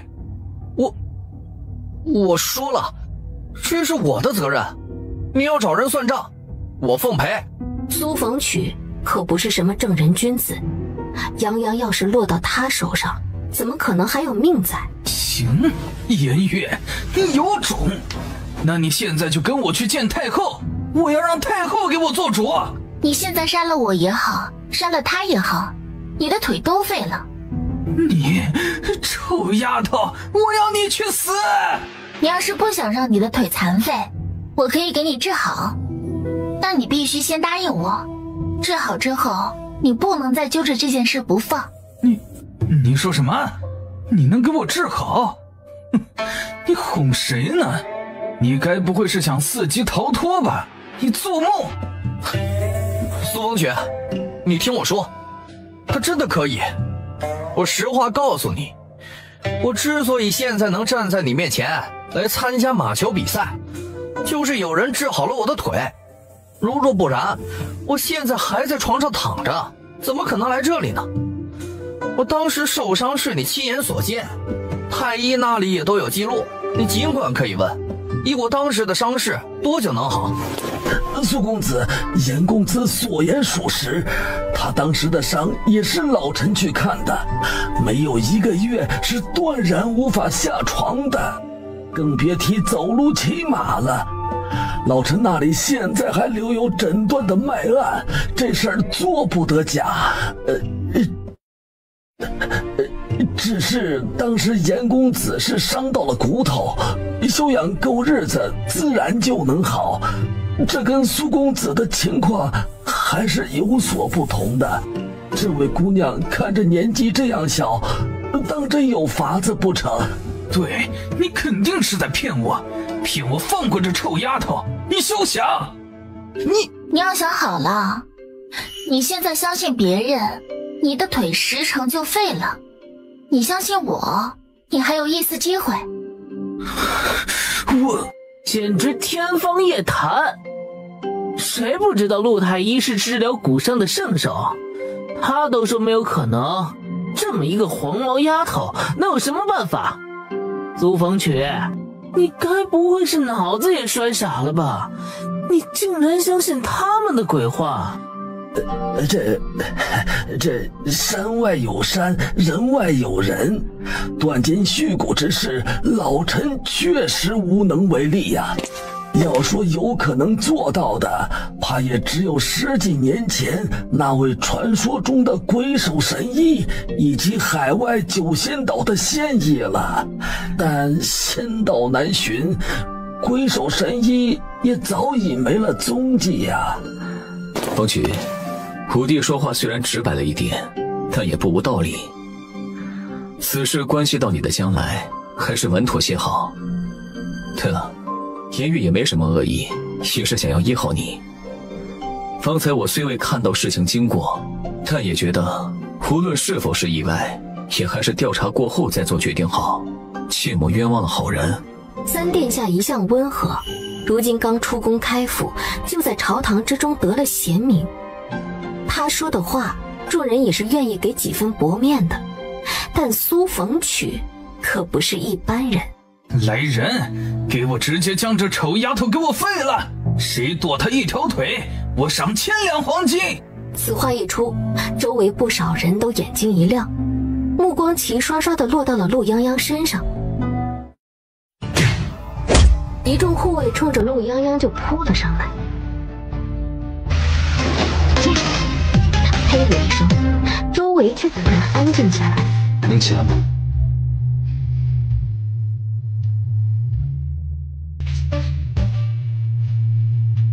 你说你能治苏风曲的腿伤，是吗？我能。好，你给他治。殿下，万万不可呀！有何不可？太子看向围观的人群，一群人此时皆是面面相觑，怎么也想不到太子殿下竟然会出现在马球场。皇兄，这毕竟关系到逢曲的将来，还是稳妥一些的好。表哥，你总算是来了，可真是太好了！你相信我，泱泱她真的可以，我没有骗人，我说的都是真的。生死姑娘能给我作证？对，我作证，泱泱她真的可以。颜月这条腿，这是她治好的。姑给你一次机会，让这位姑娘给你治伤。你若同意，一应后果姑来负责。你若不同意，那今日之事，姑也自会让人调查清楚，还你公道，并且会禀明陛下，绝不让你受委屈。我愿意让他治。过了大概也就不到半个时辰的样子，陆泱泱就洗了手走了出来。哎，怎么样？神乎其技，神乎其技呀！老臣还从未见过如此神奇的技法，竟然当真能有人能够这样将断掉的筋骨给缝起来，这简直是鬼斧神工啊！太不可思议了。当真治好了吗？不会落下残疾吧？老臣看下来，不说10成的把握，至少9成。只要苏公子接下来好好休养一段时间，必然是无碍的。老天保佑，老天保佑！姑娘大恩大德，请受在下一拜。就算是他当真治好了苏逢曲，那苏逢曲受伤不也拜他所赐吗？苏世子，你这不是给仇人拜年吗？虎弟，我又没说错。事情的真相还没查清楚呢。我都说了，苏逢曲掉下马的时候，泱泱他已经离开了，这事儿肯定有蹊跷。皇叔，此事就劳烦你去调查清楚了。在真相调查清楚之前，姑不希望再听到你们的胡乱猜测。你人真好。你今日做得很好，姑送你一件礼物。姑见你之前的面具似乎是坏掉了，恰好姑的库房之中有这么一样东西，正好适合你。陆洋洋是真想把它拿去卖钱，看着就好值钱啊。但是太子这么说了，他就顺势将面具戴在了自己脸上。殿下，臣就带着小儿回去了。此事有荣亲王出面，想必定会将事情调查清楚。臣是绝对相信荣亲王的。至于这位姑娘，不管怎样，只要我儿恢复得好，没有大碍，无论真相如何，臣都不再追究此事。世子放心，姑定会让皇叔给世子一个交代。今天可真是吓死我了！洋洋，你受伤没有？要不然我们先找个地方先处理一下你的伤口。我还让人带了备用的衣服来，你先换上。我真是没想到，我还能见到太子殿下，那可是太子殿下呀！你之前没有见过他吗？见是见过呀，但是见的不多。以前的太子殿下宛如天神一样，就是整个京城女子和百姓们心中的信仰。自殿下出生开始，就优秀完美的所有人都望尘莫及。据说陛下偏宠殿下到对他的所有事情都亲力亲为，将他放到自己的宫殿中亲自教养长大。纵观历史上，都没有几个太子能有这样的宠爱和殊荣，而且太子也没有辜负所有人的期待，他实在是太完美了。所有人都觉得太子殿下将一直这么完美下去，将来继承皇位，带领大昭国走向更强盛的时代。这我也听说过。我们县太爷也说过，京中有一位神仙般的皇太子，定是天神转世来扶佑大昭的。他是皇太子的忠实拥护者，所以当官当得可用心了。当地百姓都很喜欢这位县太爷，就是他抠门了一点。可惜了，这一切的完美都终止在去年冬至，大雪纷飞的那一天。去年冬至的圣坛祭祀，皇太子随行，谁都没有想到，在祭祀之时突生变故，有一群刺客混入。为了保护陛下，太子被滚落的巨石砸断了双腿，胸口还受了一支毒箭，九死一生才活下来。但这半年多以来，陛下派人寻遍天下名医，无一例外，都宣布太子的腿没得治了，并且那支毒箭据说差点入心肺，伤了根基。太子殿下怕是撑不了几年了，所以这半年多，太子殿下都不曾在人前出现过。甚至有传言说太子殿下病重，早已瘫痪在床，只剩吊着一口气了。今天这是冬季日之后，太子殿下第一次出现在人前，他能平安无事，真是太好了。当真是没有希望了吗？这天底下最好的医者都已经送到东宫去了，就连传说中的什么海外仙医，陛下都已经派人去打探其踪迹了。陆泱泱若有所思，盛云娇像是想起了什么。你该不会是想试试吧？我劝你冷静点儿。谁都希望遇到奇迹，能让太子殿下站起来。但太子殿下的情况跟楚坟曲还有颜月可不一样。但凡是有点希望，刚刚陆太医就拉着不让你走了。没人比他更清楚太子殿下的情况是怎样的。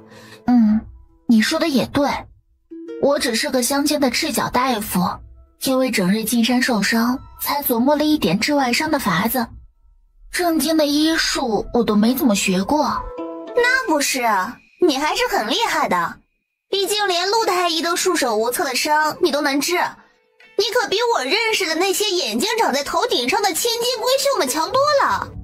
尤其是比盛云珠那种绿茶，还有陈书锦那种四肢发达、头脑简单的蛮牛厉害几千几万倍。圣四，你又在背后偷偷说我什么坏话呢？见过六公主，你脸上的面具哪来的？本宫要是没记错的话，这可是贡品。你是哪家的？本宫怎么不记得这面具什么时候伤了人？公主，你刚刚来晚了，你是没看到这丫头嚣张的很，她刚才……程书锦巴啦啦的就把刚刚球场上的事情给大概说了一遍，当然只说了陆泱泱怎么丑陋愚蠢横冲直撞，撞伤了苏逢曲，其他的都没说。程儿，你少胡说八道！王爷已经派人去调查刚才的事情了，现在结果还没出来，你别跟只狗一样到处乱咬。你骂谁是狗呢？谁叫的最欢骂谁呢？听不懂人话啊！你够了，你们给我住嘴！本宫问你话呢，哪家的？你的面具哪来的？我叫陆泱泱，客居在圣国公府上，面具是别人送的。谁送的？敢跟本宫说谎？公主，泱泱没有说谎，面具是……本宫问你了吗？来人，给本宫把他脸上的面具扒下来。本宫倒要看看，谁敢偷御赐的贡品。公主，我来。程书锦今天在陆泱泱这里吃了亏，正愁没有机会找回来，现在这可不是天赐良机了。哼，不长记性！你给我等着，我不会放过你的！活该，下贱东西，你还敢反抗？来人，给我把他拿下！喂，你们在干什么？三哥，你快帮我教训那个臭丫头！她是个什么东西，竟然敢佩戴御赐的贡品！我教训她，她竟然还敢还手！她怎么可能会有这种东西？搞不好是偷的呢！玉茹，不可胡说！我怎么胡说了？那我问她的面具哪来的，她怎么不说？我看她就是不敢说。是我们不说吗？是您不让我们说啊！你说什么？你再说一遍！盛云娇气得鼓着脸，但她也不敢得罪六公主。还有啊，三哥，那个臭丫头还把程儿给打伤了。程儿可是重臣之女，她一个不知道从哪里冒出来的野丫头，凭什么动手？公主，在场的人这么多，事实如何一问便知。好啊，若就是她打伤的程儿，就让她现在跪下来，给本宫磕头道歉。盛云娇气得眼都红了，六公主这分明就是在偷换概念。明明是陈书锦先动的手。程儿可没有动手，如不然这野丫头怎么没有受伤？三哥，你就说信不信我吗？好了，到底是怎么回事？说清楚。你堂堂一个公主，要谨言慎行，不管发生了什么事，都不能轻易动手。此事到此为止，马上球赛就开始了，你赶紧回你的位置上去。好吧，那看在三哥的份上，我就勉为其难的不计较这野丫头的冒犯了。不过，你得把这面具给摘下来，可不是什么人都有资格佩戴贡品的。哦，说了半天，你就是想抢东西啊？何必要绕这么大的弯子？我本来以为是你跟那个程儿很熟，知道他在门口欺负人被我给揍了，怀恨在心，拉着你来找场子，故意为难我。结果闹了半天，你就是想抢我的面具。你早说啊！你胡说！你算个什么东西？本公主要抢你的东西，那是你的吗？你有本事说呀，那是谁给你的？还敢跟本公主装模作样，本宫看你就是说不出来吧。你这个骗子，骗人都骗到本宫面前了啊！该不会真是什么小偷吧？是姑给他的。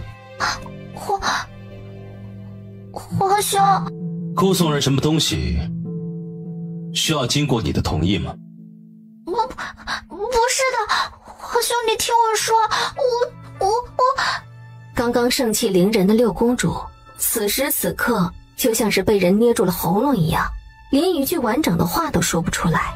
姑倒是不知道，什么时候在路上随便看见一样东西，就因为是贡品，变成了偷来的。你身为公主，是没有长嘴还是没有长脑子？不会问清楚，是吗？还有，你身为公主，张口便管人讨要东西，不给你，你就要动手去抢，抢过来就颠倒黑白。怎么，是父皇短了你的吃喝，还是萧贵妃亏了你？不如明日姑上到折子问问父皇，是不是短了公主们的用度，都逼得你堂堂公主出门抢东西了？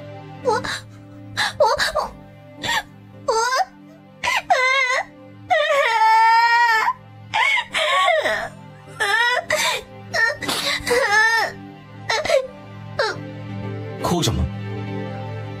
你的规矩学到哪儿去了？大庭广众之下，谁允许你哭出声的？皇家脸面不值钱是吗？太子坐在轮椅上，面色平静地看着哭哭啼啼的六公主，吐出来的声音也没有一丝波澜，甚至于他的眼神都始终温和平静。知道错了吗？我错了，我错了。会道歉吗？六公主满心不甘，让她跟一个不知道从哪儿冒出来的野丫头道歉，比要了她的命还让她难受。但偏偏她不敢说不。对不起，我错了。说完这句，她再也受不了，丢了这么大的人，也没有半点看比赛的心思了，松开三殿下，转身哭着跑了。规矩学不好，就回去好好学。什么时候学好了，什么时候出宫，省得丢人现眼，叫人看笑话。皇兄恕罪，是臣弟一时疏忽，没能看好六妹妹。她那么大一个人了，若还需要你看着，才能说话做事，那姑建议你还是回去给她请个太医，先看看脑子。是臣弟的错，确实是你的错。看着她犯错，不仅不制止，还要站着给她撑腰，怎么，让人觉得堂堂大昭国皇室子弟，全都是一群只会仗势欺人的废物吗？皇室颜面何存？你这些年学的为君为臣之道，学到哪儿去了？那也不能怪三哥啊，我跟三哥也是刚过来，还没弄清楚发生了什么事儿呢。太子看向他，五殿下下意识地往后缩了缩肩膀，垂下头，不敢看过去。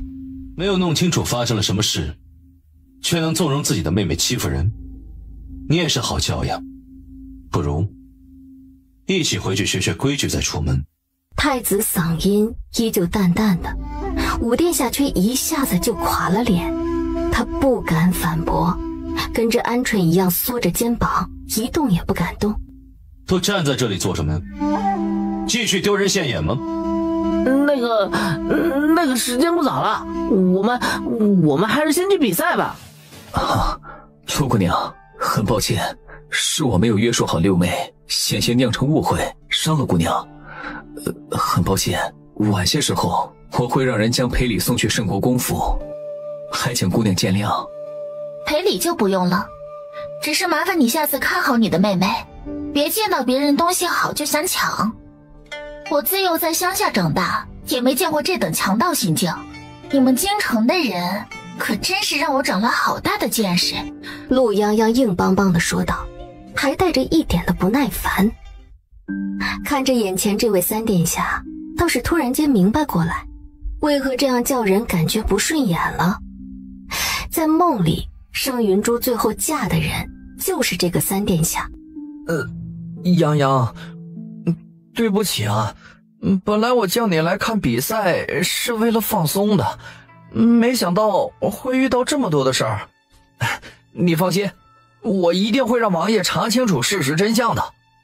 至于那个六公主，你以后见到她别搭理她就是了。她要是再欺负你，你就告诉我，我一定替你出气。这些跟你没什么关系。是这京城跟我想的果然不一样啊！你答应我马的事还作数吗？我就要那个小马了。当然作数了。哎，你放心，我已经让有经验的马官去检查是怎么回事了。等确定他没有问题，我就给你送过去。一言为定。一言为定。那我也先去了啊，你们等着看，我肯定赢了个第一过来。就会吹牛，谢谢你啊，你可真是个好人。那看来，姑在你眼里，确实算个好人了。往后你有什么需要帮忙的，尽管来找我，我能做到的，一定赴汤蹈火，在所不辞。好，那往后有事，姑再让人去寻你。马上开始了，不耽搁你们看比赛了，姑也得回去了。那太子殿下，我们告退了。那我就先走了。说好了，你以后要是有事找我，我肯定也不会推脱的。我住在圣国公府，就在颜月的隔壁。殿下，陆姑娘好像不知道圣国公府的隔壁是您的别院。严公子说，陆姑娘好像很受兰夫人的看重，却不讨国公府老夫人跟圣国公的喜欢，想来有可能是兰夫人娘家那边的亲戚，需要奴才去查一查这位陆姑娘的身份吗？今日陆太医说，陆姑娘用刀的手法以及缝合伤口的手法，同先前盛传的那位鬼手神医有些相似啊，指不定跟那位鬼手神医有些渊源。殿下，若是如此，或许能够从陆姑娘手上找到鬼手神医的线索。不必了，他不过是个客居的小孩子罢了。可殿下，万一……太监还想说什么，但扫到自家殿下的脸色，还是识趣的闭了嘴。陆姑娘，国公爷请你去他的书房一趟，他已经等了你2个时辰了。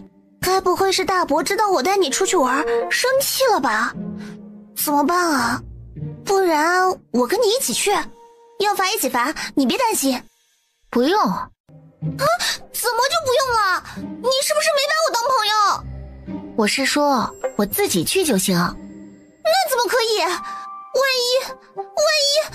一……盛云娇想说，万一大伯就是针对你呢？只是这话他实在是说不出口。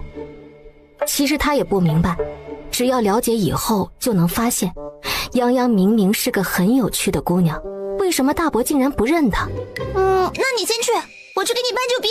哎，你放心吧，我不会有事的。你先回去吧，我们明天见。陆姑娘，请吧。你等着。盛云娇转身跑了。你找我有什么事啊？你会医术，师从何人？医术？我会什么医术啊？你是说正果那个吗？哦，我好像说过，我小时候被扔进了山里的陷阱里，是路过的猎户把我给救了上来，我无以为生。长大一点就跟着他学打猎，顺便也学了一点治疗外伤的法子。打猎嘛，免不了的。你的接骨之术可不像是跟什么猎户学的。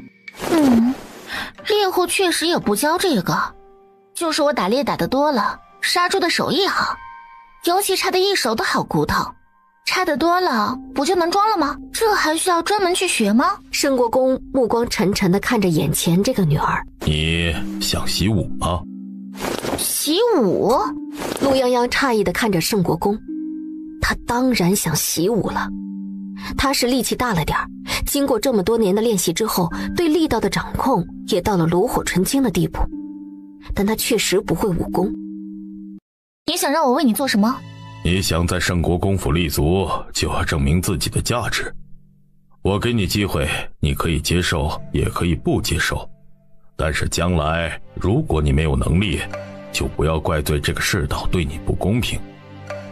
我已经告诉过你，你那点三脚猫的功夫在京城什么都不是，没有本事就不要闯祸。若你再像今日这样没有分寸，我也不介意换个地方好好的管教你。说的这么冠冕堂皇，不就是想骗我给你卖命吗？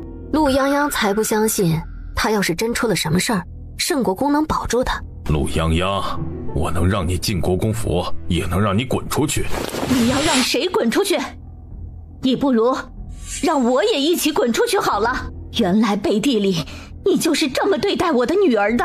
我告诉你，从今天开始，泱泱是我一个人的女儿，她不用你管，不用你圣国公府来管，更不用你圣国公来管。如此，你能放过她了吗？能不能不要胡闹了？我胡闹？在你眼里，我维护自己的女儿就是胡闹吗？圣骑士，这些年我从未管过你做什么，如今我也没多少时日好活了。我只是想让我的女儿平安健康地留在我身边而已。碍你的眼了是吗？蓝氏双目猩红瞪着圣国公，他是真的不明白，为什么这么多年来，一向待他温柔如初的夫君，为什么偏偏要这么对待他们的女儿？有完没完？出去！圣国公万万没想到，往日里温柔如水般的妻子，怎么偏偏这丫头的事情上这么倔？上次闹着要和离，这又当着孩子跟下人的面跟他撒泼吵架，简直是不可理喻。这若是传出去，国公府还有什么脸面？原来堂堂圣国公也就是个只会对妻子发火的懦夫。混账！你砸！你冲着我砸！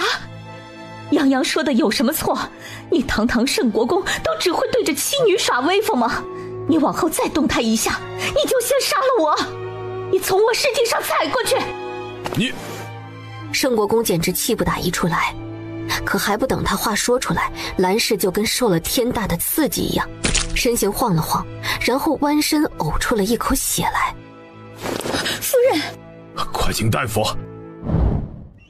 你疯了不成？我告诉你，我就算是死后变成鬼，也会盯着你。若你伤害泱泱半分，我做鬼都不放过你。圣国公再好的脾性，也被蓝氏给气了个半死。他何曾说过要害陆泱泱了？这什么跟什么？简直是不可理喻！对不起，是娘没有保护好你，让你受委屈了。圣国公脸黑的都要滴出水来，他就不明白了，他一没打他，二没骂他，到底让他受了什么委屈了？只当他一个贵夫人这么闹死闹活的跟他作。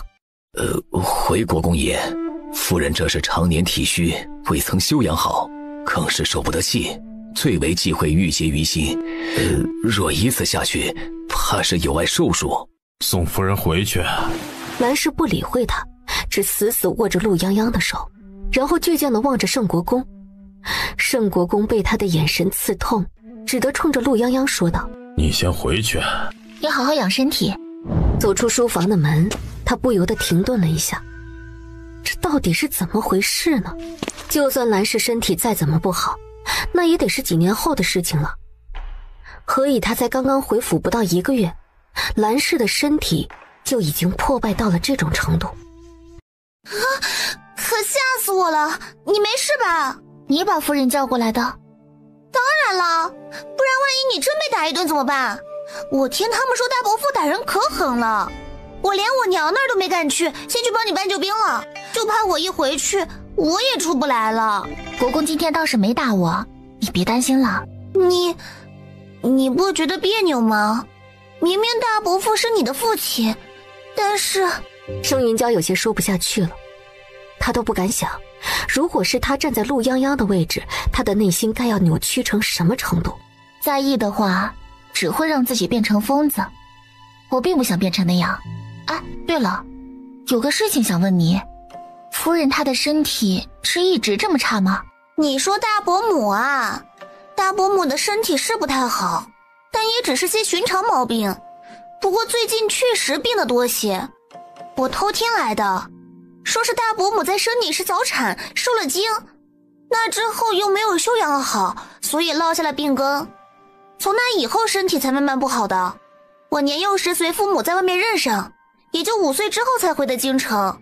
这些年大伯母每年都要病上那么2、3回，但也不曾听说过有很严重的时候，倒是最近这段时间病得久了些。那也就是说，从前只是体弱，并没有到如此虚弱的程度。我知道了，谢谢你。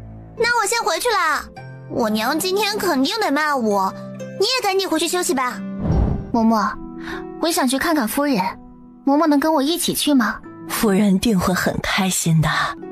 快要走进兰氏院子的时候，远远就看见花园那里围着几个人，正在低着头说话。哎，你们说，今天那位仙姑说的是真的吗？那位表小姐当真是来克咱们夫人的？那还能有假？你们不知道那是谁吗？那可是上善仙姑。上善仙姑是青莲观的仙姑。青莲观是什么地方？那可是贵人们修行的地方。这位上善仙姑啊，德高望重，向来受贵人们的尊崇。她亲自来府上，说夫人最近身体每况愈下，皆是因为有人与夫人命运相克，属于此消彼长的关系。对方越好，夫人的身体就越虚弱，就像是那婴儿吸食母体，最后反将母体克死一样。那个表小姐的身世你们还不知道吧？这些年夫人都平平安安的，偏偏她一回府，夫人就病倒了，且身体每况愈下，你们说巧不巧？就是，听说夫人的病根就是当年早产引起的，岂不是当年就克了夫人？若非是阴差阳错，怕不是……哎呀，亏得这些年在夫人身边的人是三小姐，不然还指不定会出什么事呢。哎呀，可别乱说。嘿，这怎么能是乱说呢？若不然，你如何解释这个巧合？夫人从前身体是差些，但哪里有这般虚弱？听说这几日都开始咳血了，定是那陆姑娘克的。你们在胡说什么？也没说什么呀，就是闲聊闲聊。谁给你的胆子，敢在背后妄议主子？你敢打我？我可是夫人院里的人，你算什么东西？你敢打我？就是，我们可是夫人院子里的，你不过是那个什么表小姐院子里的嬷嬷，你凭什么动手？过了今天，表小姐都不见得还能留在府里了，轮得到你耀武扬威？放肆！我打你，不是因为你们是谁院里的人，而是你们破坏了规矩。规矩？规矩是你定的吗？行，既然不把规矩放在眼里，那就跟我进去见夫人吧。几个人听到这话顿时怂了，他们背地里嚼舌根，打量的就是没人会捅到夫人跟前去。若是闹过去，夫人现如今这状况，万一被气到，轮不到我耀武扬威了是吗？表小姐，我劝你还是认命吧，你就不是那天生富贵的命，不然怎么白瞎了个好出身，结果只能在乡下受苦，回来也是个灾星，这就不是你该来的地方。就是啊，咱现在还叫你一声表小姐，那也是抬举你，你还真别自不量力了，早点回乡下去，说不定啊还能得几分好，不然若是夫人出了什么事儿，那可都是你害的。明天轮不轮得到我耀武扬威，我不知道，但是今天我打你，你就得受着。我这人力气大，下手一向没分寸，所以最好别再叫我听见谁乱嚼舌根，否则的话，我就把另外一边牙也给打掉。几人此时都已经吓傻了，眨眼就齐刷刷的跪了一地。嬷嬷，我们走。洋洋，你是来看娘的吗？夫人，我给你把把脉吧。好呀，慧心，你去把我给泱泱准备的东西拿过来，等下让她带回去。洋洋，你回来有些时日，还没去过你外祖父家中，他老人家提过好几次让我带你回去，怪我最近身子不争气，待过2日我好些了，就带你过去给你外祖父请个安。我知道家里的事情委屈了你，你不想认回盛家也没关系，你外祖父肯定会喜欢你的。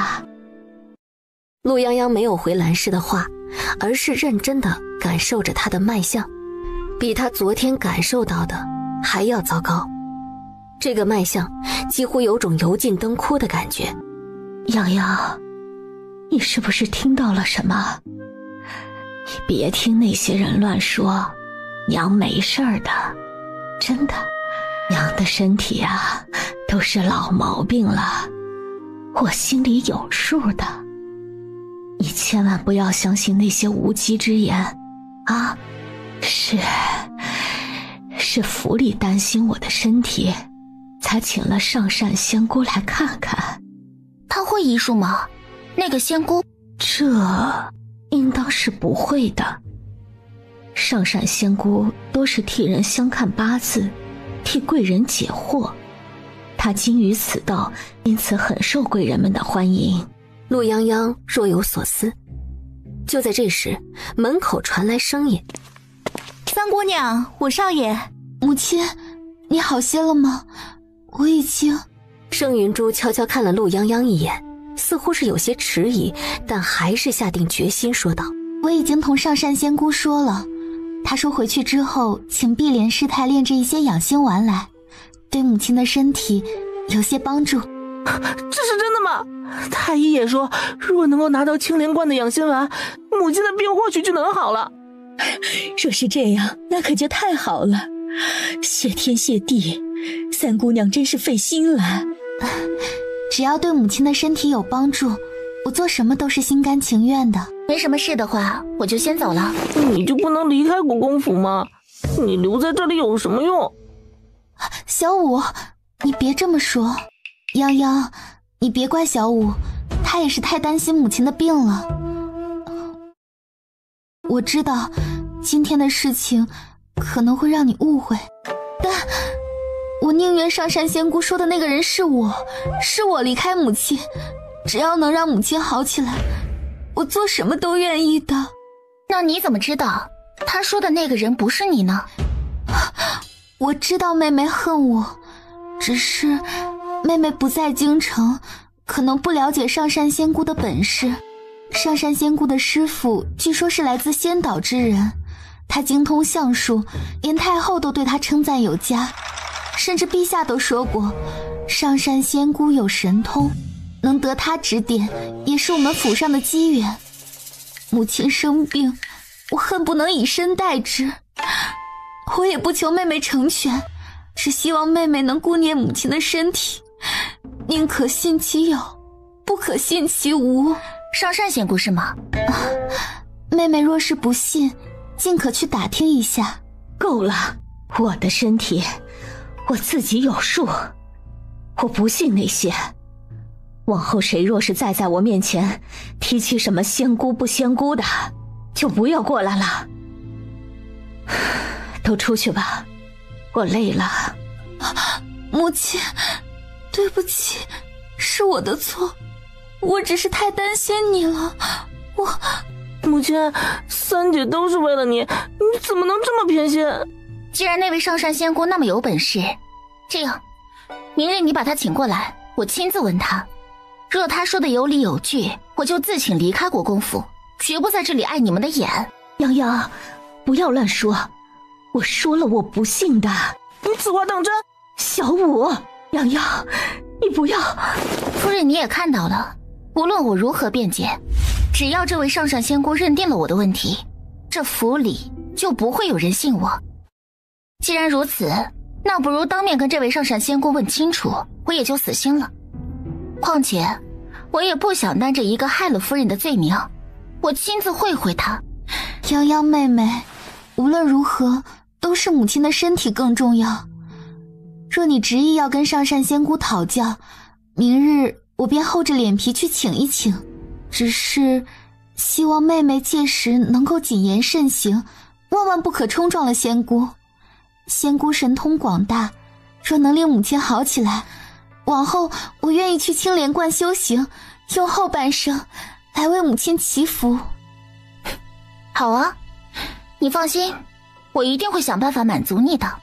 盛云珠差点咬破了唇。这个陆泱泱简直就是个滚刀肉，他到底是谁？我先回去了。泱泱，兰氏有心想要多留陆泱泱一会儿，跟他说些贴心话，怕他真的误会，只是到底是精力不济。不过这么会儿功夫，他眼前就有些看不清了。你又翻墙了？本来是没打算翻墙的，就是想跟你说一声，荣亲王让医官去给那个小马看病了，要观察一下情况，所以可能要等几天才给你送过来。结果刚爬上墙头，就看见他鬼鬼祟祟的在冲我招手，我就下来了。啊，你说清楚，谁鬼鬼祟祟了？好了，现在不是说这个的时候。哎，你没事吧？你们是在说那个上善仙姑的事情？我本来是中午就听到他们在嚼舌根了，那会儿就想来找你的，但是被我娘给绊住了，说这事儿不是我能掺和的，非把我给关在院子里，让人看着我不让我出来。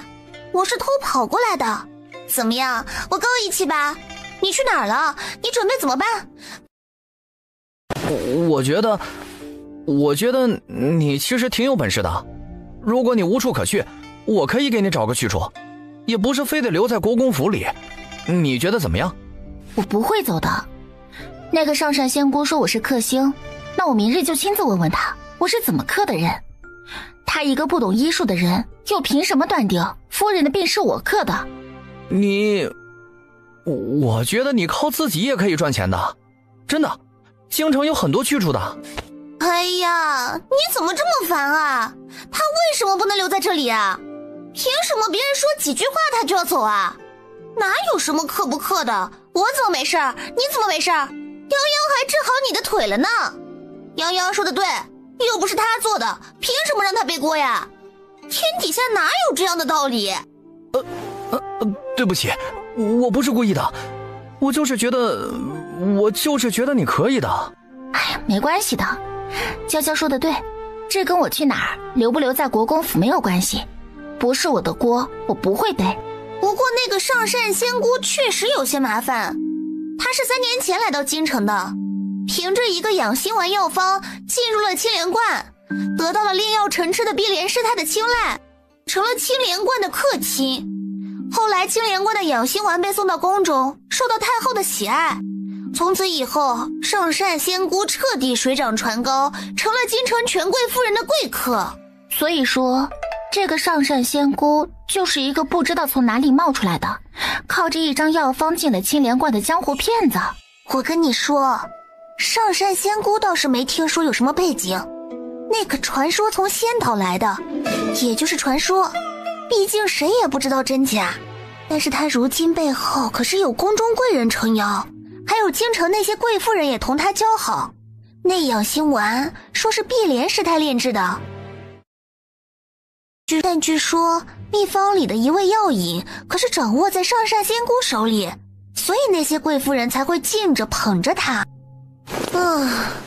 所以说泱泱，明日若你当真要同他对峙，怕是不容易，因为京城人人相信他，你这就像是一个人要撼动一棵参天大树，我实在是想不出有什么办法。不然你们等着，我回去找表哥问一问，他肯定有办法的。哼，太子殿下肯定是有办法的，不过他能管这样的事情吗？不管能不能，我先回去问问看他有没有好办法吧，我们总不能坐以待毙啊。对，倒也不用麻烦太子殿下，我明天自有办法让他说实话。什么办法？什么办法？哼，保密。好啊，你敢动我？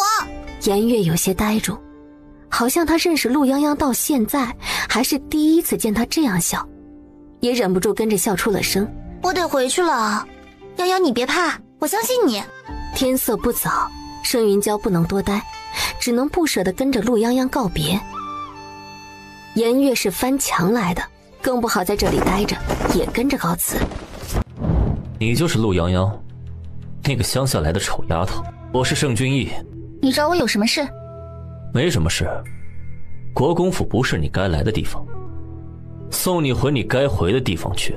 盛君毅摇着手里的折扇，唇角含笑。只是下一秒，陆泱泱本能地往旁边一躲，一道黑影紧接着就朝他袭来。全程加起来不过是几个瞬间，惊得盛君毅从椅子上直起身子，看向地上已经死透了的尸体，再看看面不改色的陆泱泱，有些恍惚。我不过是要送你离开盛国公府，你竟然杀了他！我疯了！疯的人是你，不是我。你要送我离开，我就要听你的吗？我为什么要离开？就因为你们不喜欢我，胡乱给我安了个什么罪名，不由分说就要找人把我按住送走，我就要走吗？凭什么？盛君毅愣住，凭什么？他从来没想过这个问题。你们这些自以为是的人可真是有意思。你觉得我该走，就要擅自动手来决定我的命运，那我也觉得你该死。你要不要把命留下？盛君毅做事一向随心所欲，这是头一次他贴到了铁板。他甚至不知道该如何处置他。你确实有点意思，我今天放过你，但能不能留下来，看你自己的本事。父亲他不喜欢无用的人。话音落，人已经不见了。以那个速度，盛君毅若要对他动手，他可能根本逃不掉。泱泱妹妹可算来了，快坐。上善仙姑已经在路上了，我已经让人在门口等着了。昨天的事情还望泱泱妹妹见谅，我也是担心母亲，要是惹了泱泱妹妹不快，我给妹妹道歉。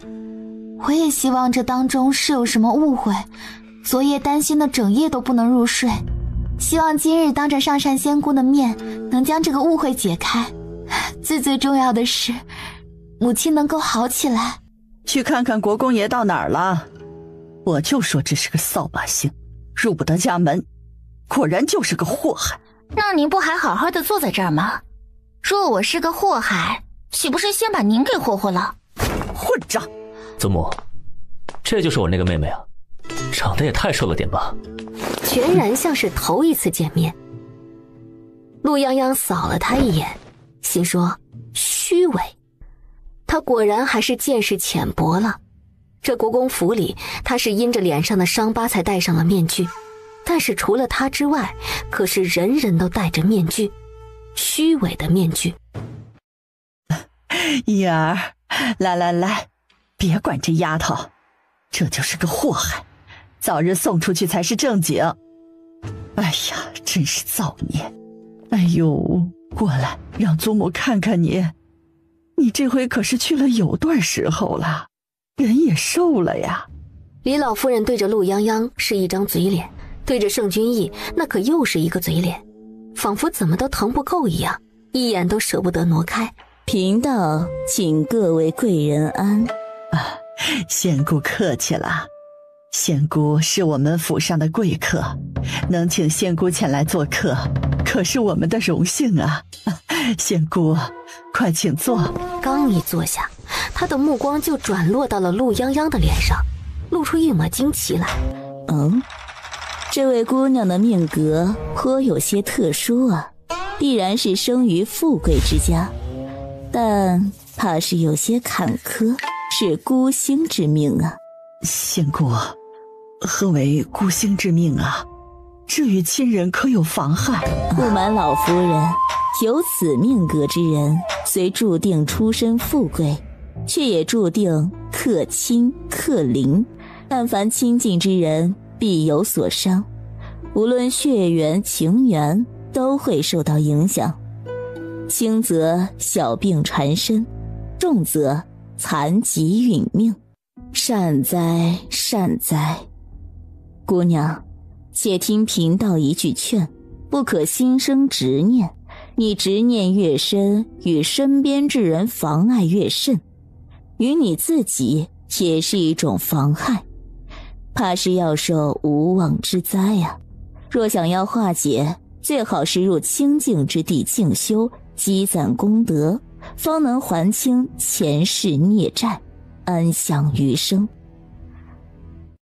姑娘，若你愿意，贫道愿意收你为徒，留你在青莲观中清修，待3、5年之后化去一身孽债戾气，许能重获新生。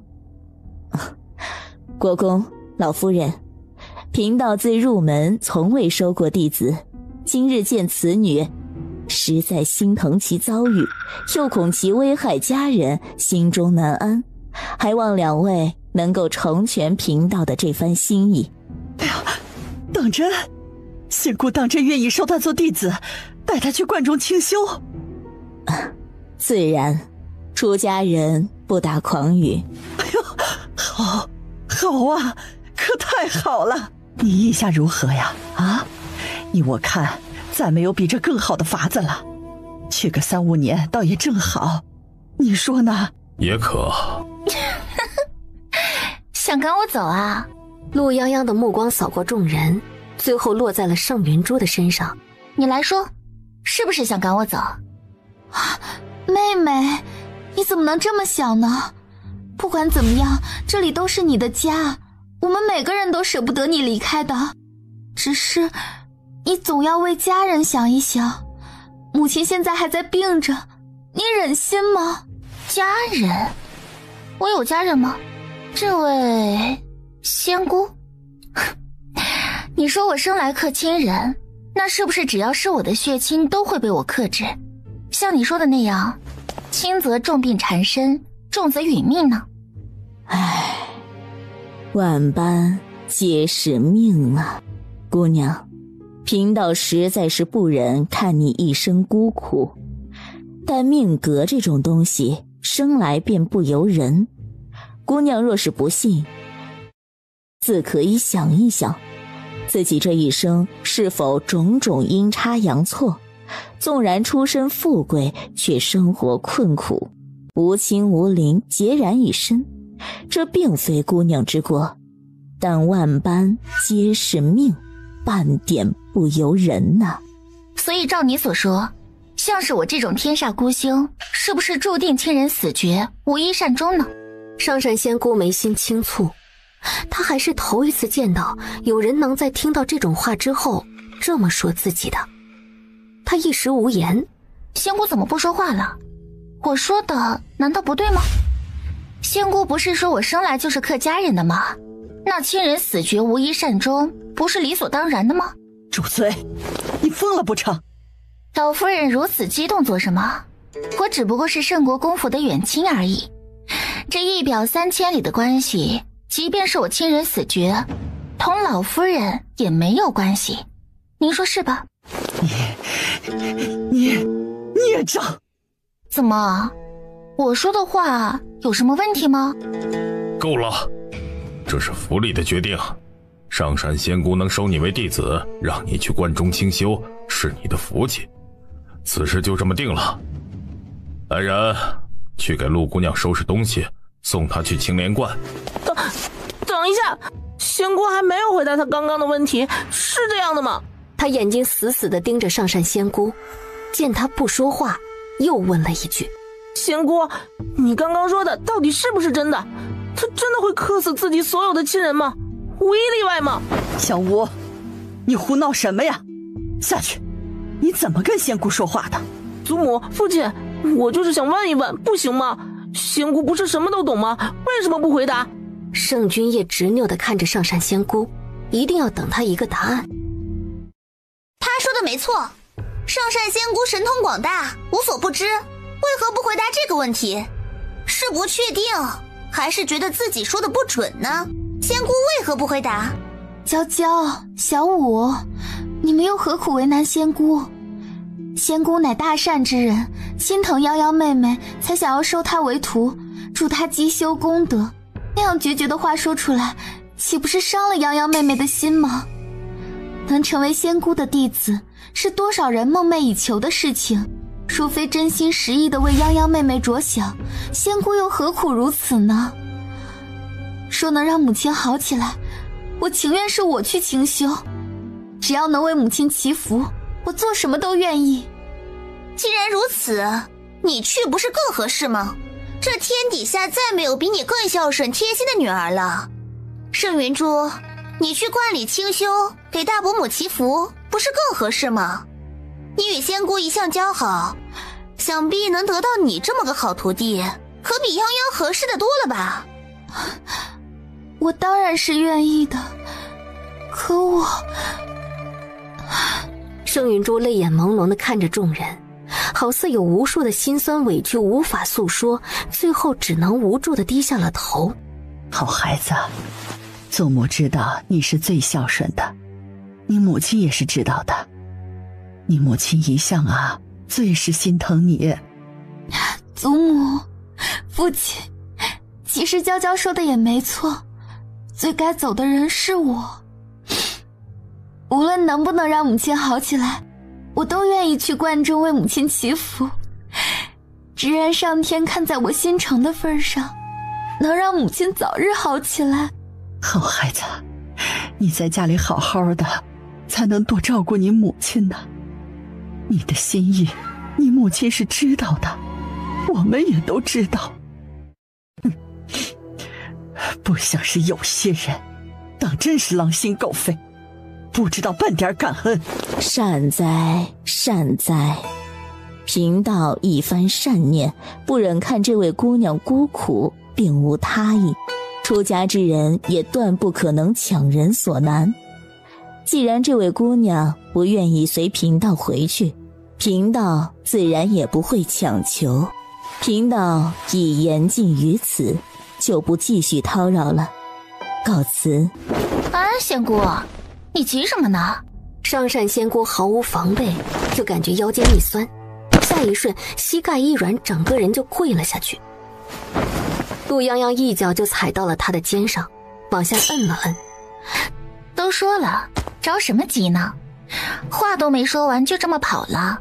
仙姑，亏你还是什么京城有名的得道高人，就这点本事吗？不是说你算无一策吗？你先算一算，你今日走不走得出这个门？胡闹！陆泱泱，你给我放手！我上次已经警告过你了。盛国公脸色十分难看，他一向运筹帷幄，也说一不二，凡事都在他的计划和掌控之中，唯有陆泱泱就像是上天派来专门给他找事儿的。哟，这就恼羞成怒了？你们摆这么大的阵仗对付我一个13岁的小姑娘，我都没有恼羞成怒，你们生什么气？脸皮可真厚啊！我不过是敬仰这位上善仙姑的能力，问她几个问题罢了。你们激动什么？我听说你相面之术极其厉害，但我十分好奇，从我见你到现在，我可没有露出过整张脸，你是怎么给我算的命？你说是不是？泱泱妹妹，上善仙姑是客人，就算你有什么话想问，也不能这样。这是京城，你万万不能给府里招祸呀！孽障，还不快松开仙姑！着什么急呢？仙姑啊，我问你话呢，你老实回答就是了。你们出家人不是又不打诳语，又众生平等，喜欢什么行善积德吗？那你也积点德，好好的给我算上一算，让我看看你算的准不准。我这个人呀，一向是最敬重靠本事吃饭的人了。我戴着面具，你能算准吗？能还是不能？你可想好了再说，万一日后再遇上我这样的，可要小心算错了，别人去砸你的摊子。不能。很好，你们都听到了吧？那看好了，我让你看仔细一点，你再来给我算。陆泱泱抬手摘掉了自己脸上的面具，他从未遮掩过他脸上的伤疤，因此那块伤疤这么露出来。看清楚了就再算一算。我这种你口中天煞孤星，注定一生孤苦的，是不是已经把血亲刻尽了？你说说，我的父母兄弟、祖父祖母可还在人世？上善仙姑也算是见惯了大场面，此时也被眼前少女这股狠力给镇住，露出了一抹惊慌。我没有说错，你这种天煞孤星就是会刻尽血亲，你孤身一人，自是因为他们都被你给克死了。他此话一出，盛云珠一瞬间脸上血色尽退，一片惨白。听到他说的话了吗？你们说他说的对不对啊？不如再好好调查一番，也许他说的对呢。你们说是不是？他语气轻松，像是在开玩笑一样，但是屋内却安静的落针可闻，仿佛陷入了死一般的静寂。府上这么热闹，是在做什么呀？陆泱泱惊讶地回头，就见一个黑衣劲装的青年推着太子殿下停在外面。颜月站在一旁，担忧地冲他挤眉弄眼，原来是给他搬的救兵。见过太子殿下。免礼。不知殿下大驾光临，臣招待不周，还望殿下海涵。事故不请自来，圣国公见外了。仙姑怎么也在这儿？回禀殿下，贫道受国公府邀请，来给府上的夫人看诊的。哦，看诊。顾道士不知，仙姑何时学了医术？观中哪位师太教的？殿下恕罪，贫道并不精于医术，只是跟师太们学了些皮毛。贫道受邀来府上，是来给夫人看一看面相风水的，看是否有什么妨碍，也好寻找破解之法。哦，那孤倒是有些好奇了。早先就听闻仙姑相面极准，不妨说来听听，仙姑发现什么了？贫道。上山仙姑跪在地上，眉心已经贴到了地面上去，她声音发抖，额角的发丝都已经被冷汗浸湿了。故听闻仙姑素来能言善道，怎的今日在姑面前说个话都如此困难？贫道才疏学浅，不敢卖弄，贫道什么都没有看出来。国公府夫人的病与风水之道无关，还需早些另请名医诊治。他这话说完，整个人就如同在水中捞过一般，虚脱得快要撑不住身体。国公府众人的脸色顿时变得相当的精彩。这样啊，那仙姑倒是有些徒有虚名了。皇祖母对仙姑一向青睐有加，仙姑若是没有真本事，还是留在观中清修的好，不然若是哪日辜负了皇恩，惹了皇祖母不快，可就不太合适了。仙姑说是吗？是，殿下所言极是。贫道才疏学浅，有负太后娘娘慈恩，贫道日后定勤加修炼，在观中为太后娘娘祈福，以报太后娘娘恩典。贫道谢殿下指点，还望殿下恩准。贫道这就回去，日夜勤修，绝不敢懈怠。国公以为呢？这是国公府的家事，仙姑也是国公请来的，还是由国公决定的好。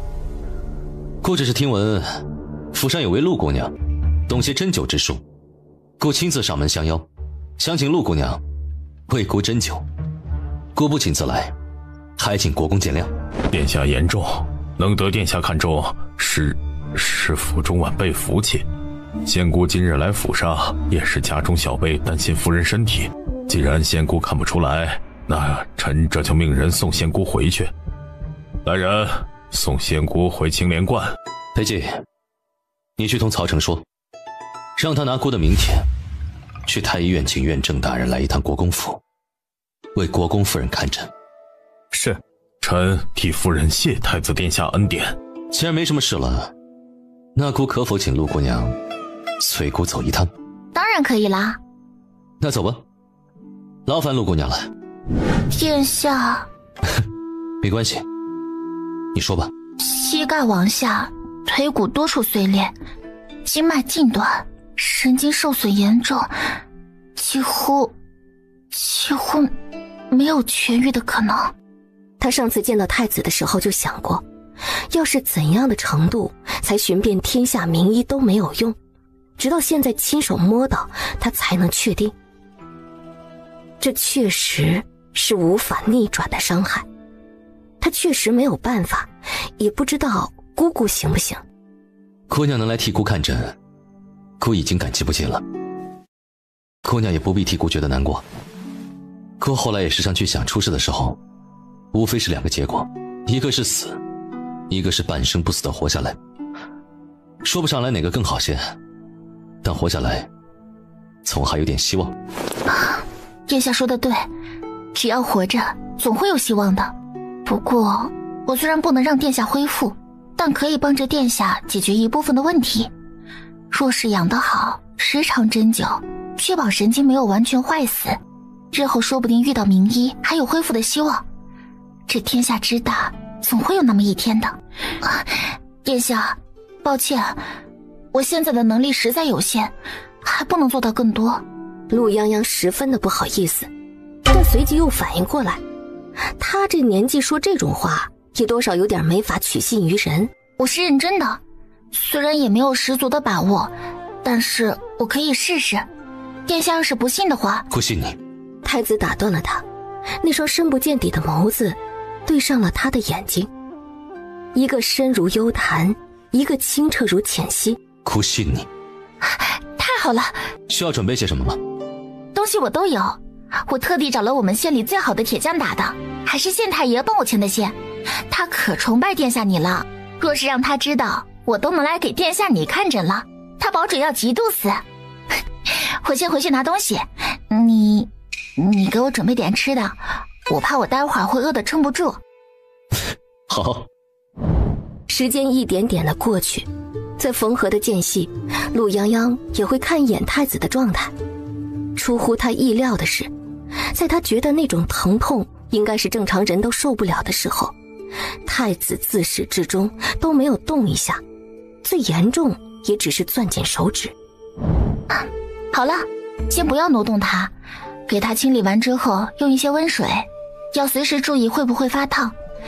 我去躺一会儿。殿下，您现在感觉如何？要不要？不用，去看看她。殿下，陆姑娘累坏了，已经睡过去了。去准备些吃的，她应该饿了。怎么回来这么晚？让你去问的东西问到了吗？没有。怎么回事？连这点小事都办不好？他一个小孩子，你还套不出他的话吗？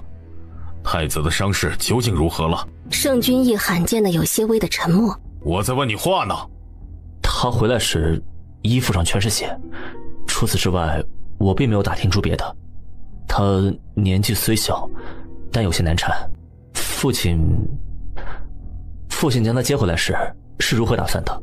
他是国公府的血脉，这一点我已经查证确认过，不会弄错才会去接人。原本接回来是打算当双胞胎养着，无论日后揭不揭开也算是个说法。只是我没想到她一个在乡下待了10几年的小丫头，心性如此的野蛮。父亲派去查探他身世的人，我能见一见吗？圣国公冷不丁地听到他的话，皱了下眉，喊了一声，让人把他手下的一个管事给喊了进来。你去陆姑娘生活的地方都打探到了什么？如何确定她就是真正的三姑娘？还有她在那里是如何生活的，都打听清楚了吗？回二公子，当时奴才去陆姑娘长大的清河村里仔细问了，阴着也就10多年，村里人都有印象。据说她回村时确实是抱了一个刚出生没多久的奶娃娃，有人看见说是包了绸缎的。巧的是，在何奶娘离开家的这段时间，她的大儿媳正好也生了个女娃。那何奶娘便对外说，那女娃是她从外边捡的。后来2个女娃大一点，一个养得白白胖胖，一个则是瘦瘦小小。听邻居说，还常常有打骂声。不过打骂女娃这种事儿在乡下很常见，也没有人在意这个。加上那么点小孩子出门少，村里人见的也不多，只听他们喊那瘦小的女娃叫草丫，喊那个胖娃娃叫猪猪。直到国公府去接三姑娘回府的时候，才传出去消息，原来当年何奶娘抱回去的那个女娃是个千金大小姐，他们一家也跟着鸡犬升天，一家子一起搬走了。没人想到他们还把其中一个女娃给扔到了山里。村里的猎户去山里收网，才发现是个3岁的小女娃，脸上血乎乎的，穿着一件单衣，已经奄奄一息，就剩一口气儿了。村长没办法，只得召集村里人凑了些银子，给那孩子看了大夫，总算是彻底救了下来。说完之后，却觉得屋子里格外的安静。盛国公脸色阴沉如墨，二公子则是微微发愣，像是被雷劈了一样。他一时间脚底发寒，担心自己是不是说了什么不该说的。张管事，你出去，你也出去。盛君意想留下，但看着母亲的眼神，他也只能退了出去。夫人，我不能把云珠送走。不用你把云珠送走。夫君，我们夫妻20余载，我没求过你什么事儿。今日我求你，日后无论发生什么事，无论泱泱的身世是否曝光，你都不得让入盛家族谱。你答应我。你知不知道你在说什么？我没几日好活了，夫君也听到了。你给阿瑶送信，让他立刻回来完婚，我会撑着，撑到他成婚之后，将府中钟馗交给儿媳。兰氏没有了上次的歇斯底里，她此时看上去十分的平静，平静到就像是在安静地交代遗言。我知道你留着泱泱要做什么，是因为太子吧？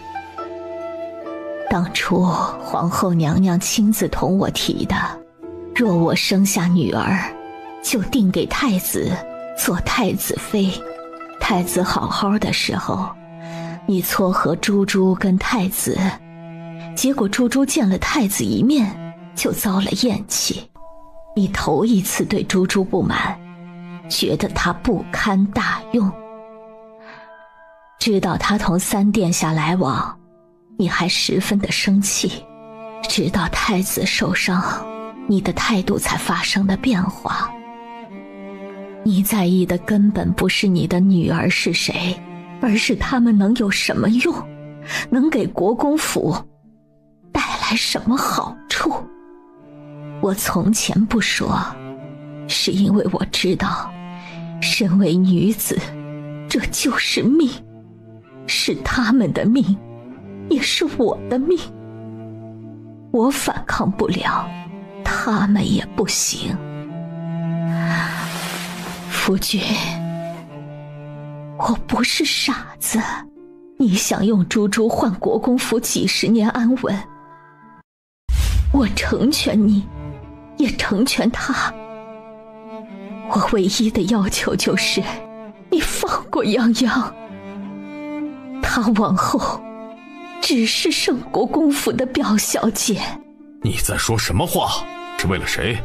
我若不殚精竭虑，守得住如今的国公府吗？你是不是忘了？你是不是忘了当年那场灾祸？忘了为何会有那场意外？若非如此，国公府的血脉又如何会流落在外？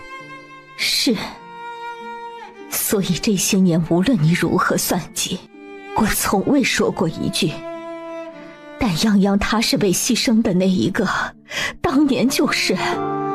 我当时已经求你去把她带回来，你不肯，你怕带着她一个婴儿太累赘，影响到你。兰音，你疯了不成？即便我答应你又如何？你也说了，婚事是当年皇后娘娘提的，这是你我能做决定的吗？我为何非要留着她？纸包不住火，整个国公府的下人都知道这件事儿，早晚会被捅出去。届时我认不认她都是国公府的血脉，陛下又岂能不知？且如今她这样能折腾，若当真入了陛下的眼，你能如何？兰音，普天之下莫非王臣。好，撇开此事，你答应我，日后不得干涉泱泱的事情。若陛下不曾下旨，你就让她快快乐乐地做个表小姐，去上学，去做自己喜欢的事。你不要打他的主意，不要让人监视他，能做到吗？你若做不到，我就是豁出去豁个鱼死网破，我也不会让你好过。阿瑶会尊重我的决定的。兰氏死死地盯着圣国公的眼睛，这个曾经风华绝代艳冠京都的美貌女子，此时此刻望着丈夫的眼神中没有一丝情意，只剩决绝。我们之间何至于此？你说呢？兰氏惨笑一声，何至于此？她今日醒来，得知了清风阁那一出，知道他们拿着那什么克星这样莫须有的罪名，硬是要把泱泱送去清修的时候，她就突然清醒了。好，谢国公也成全。兰氏的脸色终于舒展开，仿佛总算是完成了一桩心事。母亲，我陪你吧。不用，母亲，我没有你这种欺负妹妹的儿子。陆泱泱第二天醒来时都已经快中午了，她昨日是真的累狠了。姑娘，宫里的太医来了，说是一个很厉害的太医，刚进府没多久，给夫人看病的。啊，太医院正。陆泱泱愣了下，想到昨天太子说的话，没想到这么快就把人给找过来了。夫人从前便有亏损体虚的毛病，如今伤了根本，怕是有碍寿数。老夫开几贴药，夫人按时服用，需要慢慢调理才能有些好转。切记煎药的火候万不可出差错，煎药之事不可操之过急，失之毫厘，谬之千里，最是影响药效。谨听大人教诲。这是培元固本的药丸，一日一粒，体虚之症要慢慢调。夫人的身体若是调理得当，还是能慢慢好起来的。惠嬷嬷万分惊喜，又是一番感谢。就连躺在病榻上一脸艳艳的兰氏听到这话都多了几分精神。大人，这便是你提起的那位陆姑娘，也略懂些医术，连殿下都召她去看过诊，若能得您指点几句，也是她的造化。老夫听陆太医说，你不止针灸颇有一套心得，还懂接骨续筋之术，可是学过，师从何处？也不算刻意学过，我幼时认得一猎户，懂得些接骨续筋之术，我闲来无事便常常研究，慢慢摸索出来的，熟能生巧罢了。至于针灸呢，是跟一个开药堂的老大夫学的，也学了一点简单的诊脉跟药方，治个常见的风寒发热什么的，再多的便不会了。陆泱泱摸不准这院正的意思，总之是不能把姑姑给暴露了。若是靠自己便有此成就，那当真是少年天才了。老夫对此道也略有涉猎，但并不精通，很想有机会能够与姑娘讨教一二，因此有个不情之请，希望姑娘能够考虑。老夫即将致仕，有意收姑娘做个关门弟子，不知姑娘意下如何？小女谢过大人赏识，能得大人指点，是小女三生有幸。只拜师一事，小女还需要考虑一下。虽然她也有点心动，但是还是去问问太子殿下吧。他那么聪明，肯定知道这老头打的什么主意。正是如此，姑娘不必着急着回复，老夫只是还有一段时间，姑娘何时考虑好了，着人来老夫府上说一声便是。姑娘懂些医理，煎药的火候真的那么重要吗？火候确实重要，煎药跟做菜一样，火候也会关系到药效的发挥，但只要不是非常刻意，正常来说影响并不大。也是，想来太医这么交代，也是希望药效好些，对夫人有好处。夫人也该歇着了，姑娘先回去吧。你好好休息。然后便转身出去了。怎么要把泱泱支开？若是正常煎药的影响不大，太医不会刻意交代要注意火候。大户人家煎药如何能插在火候上？可太医特地提点了2遍，还说差之毫厘，谬以千里。药，夫人，您前段时间的药怕是有问题啊！别叫人看出来，这屋子里的人一个都不要信。去兰家，请我嫂子过来，就说我病重，要她来帮忙操持阿瑶的婚事。先悄悄去找我之前煎药的药渣，若没有，就把还没煎的药收集起来。这次院正开的药，另外抄1份让人去抓药，再送去兰家1份。夫人，这府里谁都不能信，夫君也不能。今天没有再发热吧？没有。那就好，我看看，很好，继续保持。谢谢你。不用，是我要谢谢你，要不是你呀，我也没机会做这么大难度的。姑娘昨日交代老奴打听的事情已经有眉目了。你说？老奴刚刚去见了院正，不敢隐瞒姑娘，兰夫人的状况不太乐观，还请公公如实相告。院正确实看过兰夫人的脉案，在1个月之前，兰夫人的身体虽然虚弱，但并不算严重，只不过是从前老毛病留下的体虚，日常好好照料，即便影响寿数也是有限，再养上个10-20年不成问题。问题出在最近的药上，先前大夫开的补身体的药方都没有问题，但在短时间就将夫人身体耗空，想必是有人在药上动了手脚，才使得夫人的身体迅速衰败，彻底伤了根本。只不过这种体虚之症，若是受到惊惧的情况，耗尽心血，也有可能导致身体迅速衰败，所以很难确定地说一定是药的问题，除非是有证据。是以是不是药出了问题，只是猜测，无法定论。陆泱泱眼底泛起一抹寒意，这是他第1次直面这种阴私之事。在此之前，他从未想过这种内宅之中的手段，这么无声无息的就能毁掉一个人。姑娘，老奴久居深宫，听过不少有趣的事儿。如今我们殿下在别院休养，姑娘若是得了空，不嫌老奴唠叨的话，不妨过来找老奴说说话。谢谢。殿下这里我刚刚看过了，暂时没有什么大碍，我晚点再来。姑娘上课的时间到了，今日不练字了吗？嬷嬷，有件事我不明白。姑娘若是有不懂的，不妨说出来，奴婢也帮您想想。我怀疑夫人之前的药被人动了手脚，但我没有证据，嬷嬷有没有办法查证？什么？姑娘是如何发现的？陆泱泱没有把自己跑去找曹公公的事情说出来，而是说了院正的提点以及自己了解的常识做出来的判断。姑娘，此事你千万不可再跟任何人提起。慧姐姐既然特地问你，便是对此事已经有了想法，夫人会想办法的。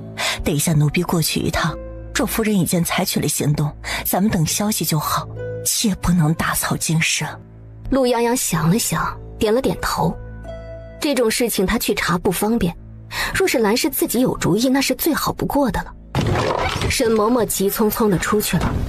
到下午时，她看了看时辰，该去给太子看诊了，又翻墙去了隔壁。陆姑娘，曹公公说你若是来了，直接进去，太傅再给殿下讲学，你也可以去听一听。殿下也要上课啊？严公子也在。都在上课。陆泱泱蹑手蹑脚地进了院子，听着里边的声音，像是在讲史。他不好意思进去打扰，便偷偷溜到了窗下，趴在那里听。听书乃正经事儿，何故要偷偷摸摸的？哼，你是哪家小孩？先生，我不是来偷听的，我来找殿下的。近来听到你们在讲书，不好意思进去打搅，就躲在外面了。你叫什么名字？陆泱泱，江水泱泱的泱泱。云山苍苍，江水泱泱。不错，是个好名字。既然来了，便进来一起听吧，还有一段就讲完了。陆泱泱瞪大眼睛，还要喊他进去听课呀。陆泱泱十分好学，但从未正经上过学，算起来这大概是头一次听先生讲课。殿下，今日院正大人跟我说想要收我做弟子，殿下你觉得合适吗？太子微微有些惊讶，但仔细想想倒也不惊讶，只不过能提出收陆泱泱为徒，倒也够让他惊讶了，这可算不得什么好事。殿下，可是有什么不妥吗？那倒是没有，只是在想那老头擅长什么，够不够格做你的师傅。我这粗浅的手段怎么能跟太医院的院正相比啊？院正大人在太医院待了一辈子，见过的卖案无数，能跟他学习自然是有好处的。但是有一个不太好的地方，就是他这样的人10分的话只说1分，这可不是个什么好习惯，没得带坏了你。倒是啊，他有个小师弟，前段时间进了京，现在应该是在仁心堂，你去告诉他，说是姑说的，学以致用才是最好的时间。他年事已高，你拜在他小师弟名下即可。殿下的意思是说，这些在宫里时间长了的太医都喜欢打哑谜吗？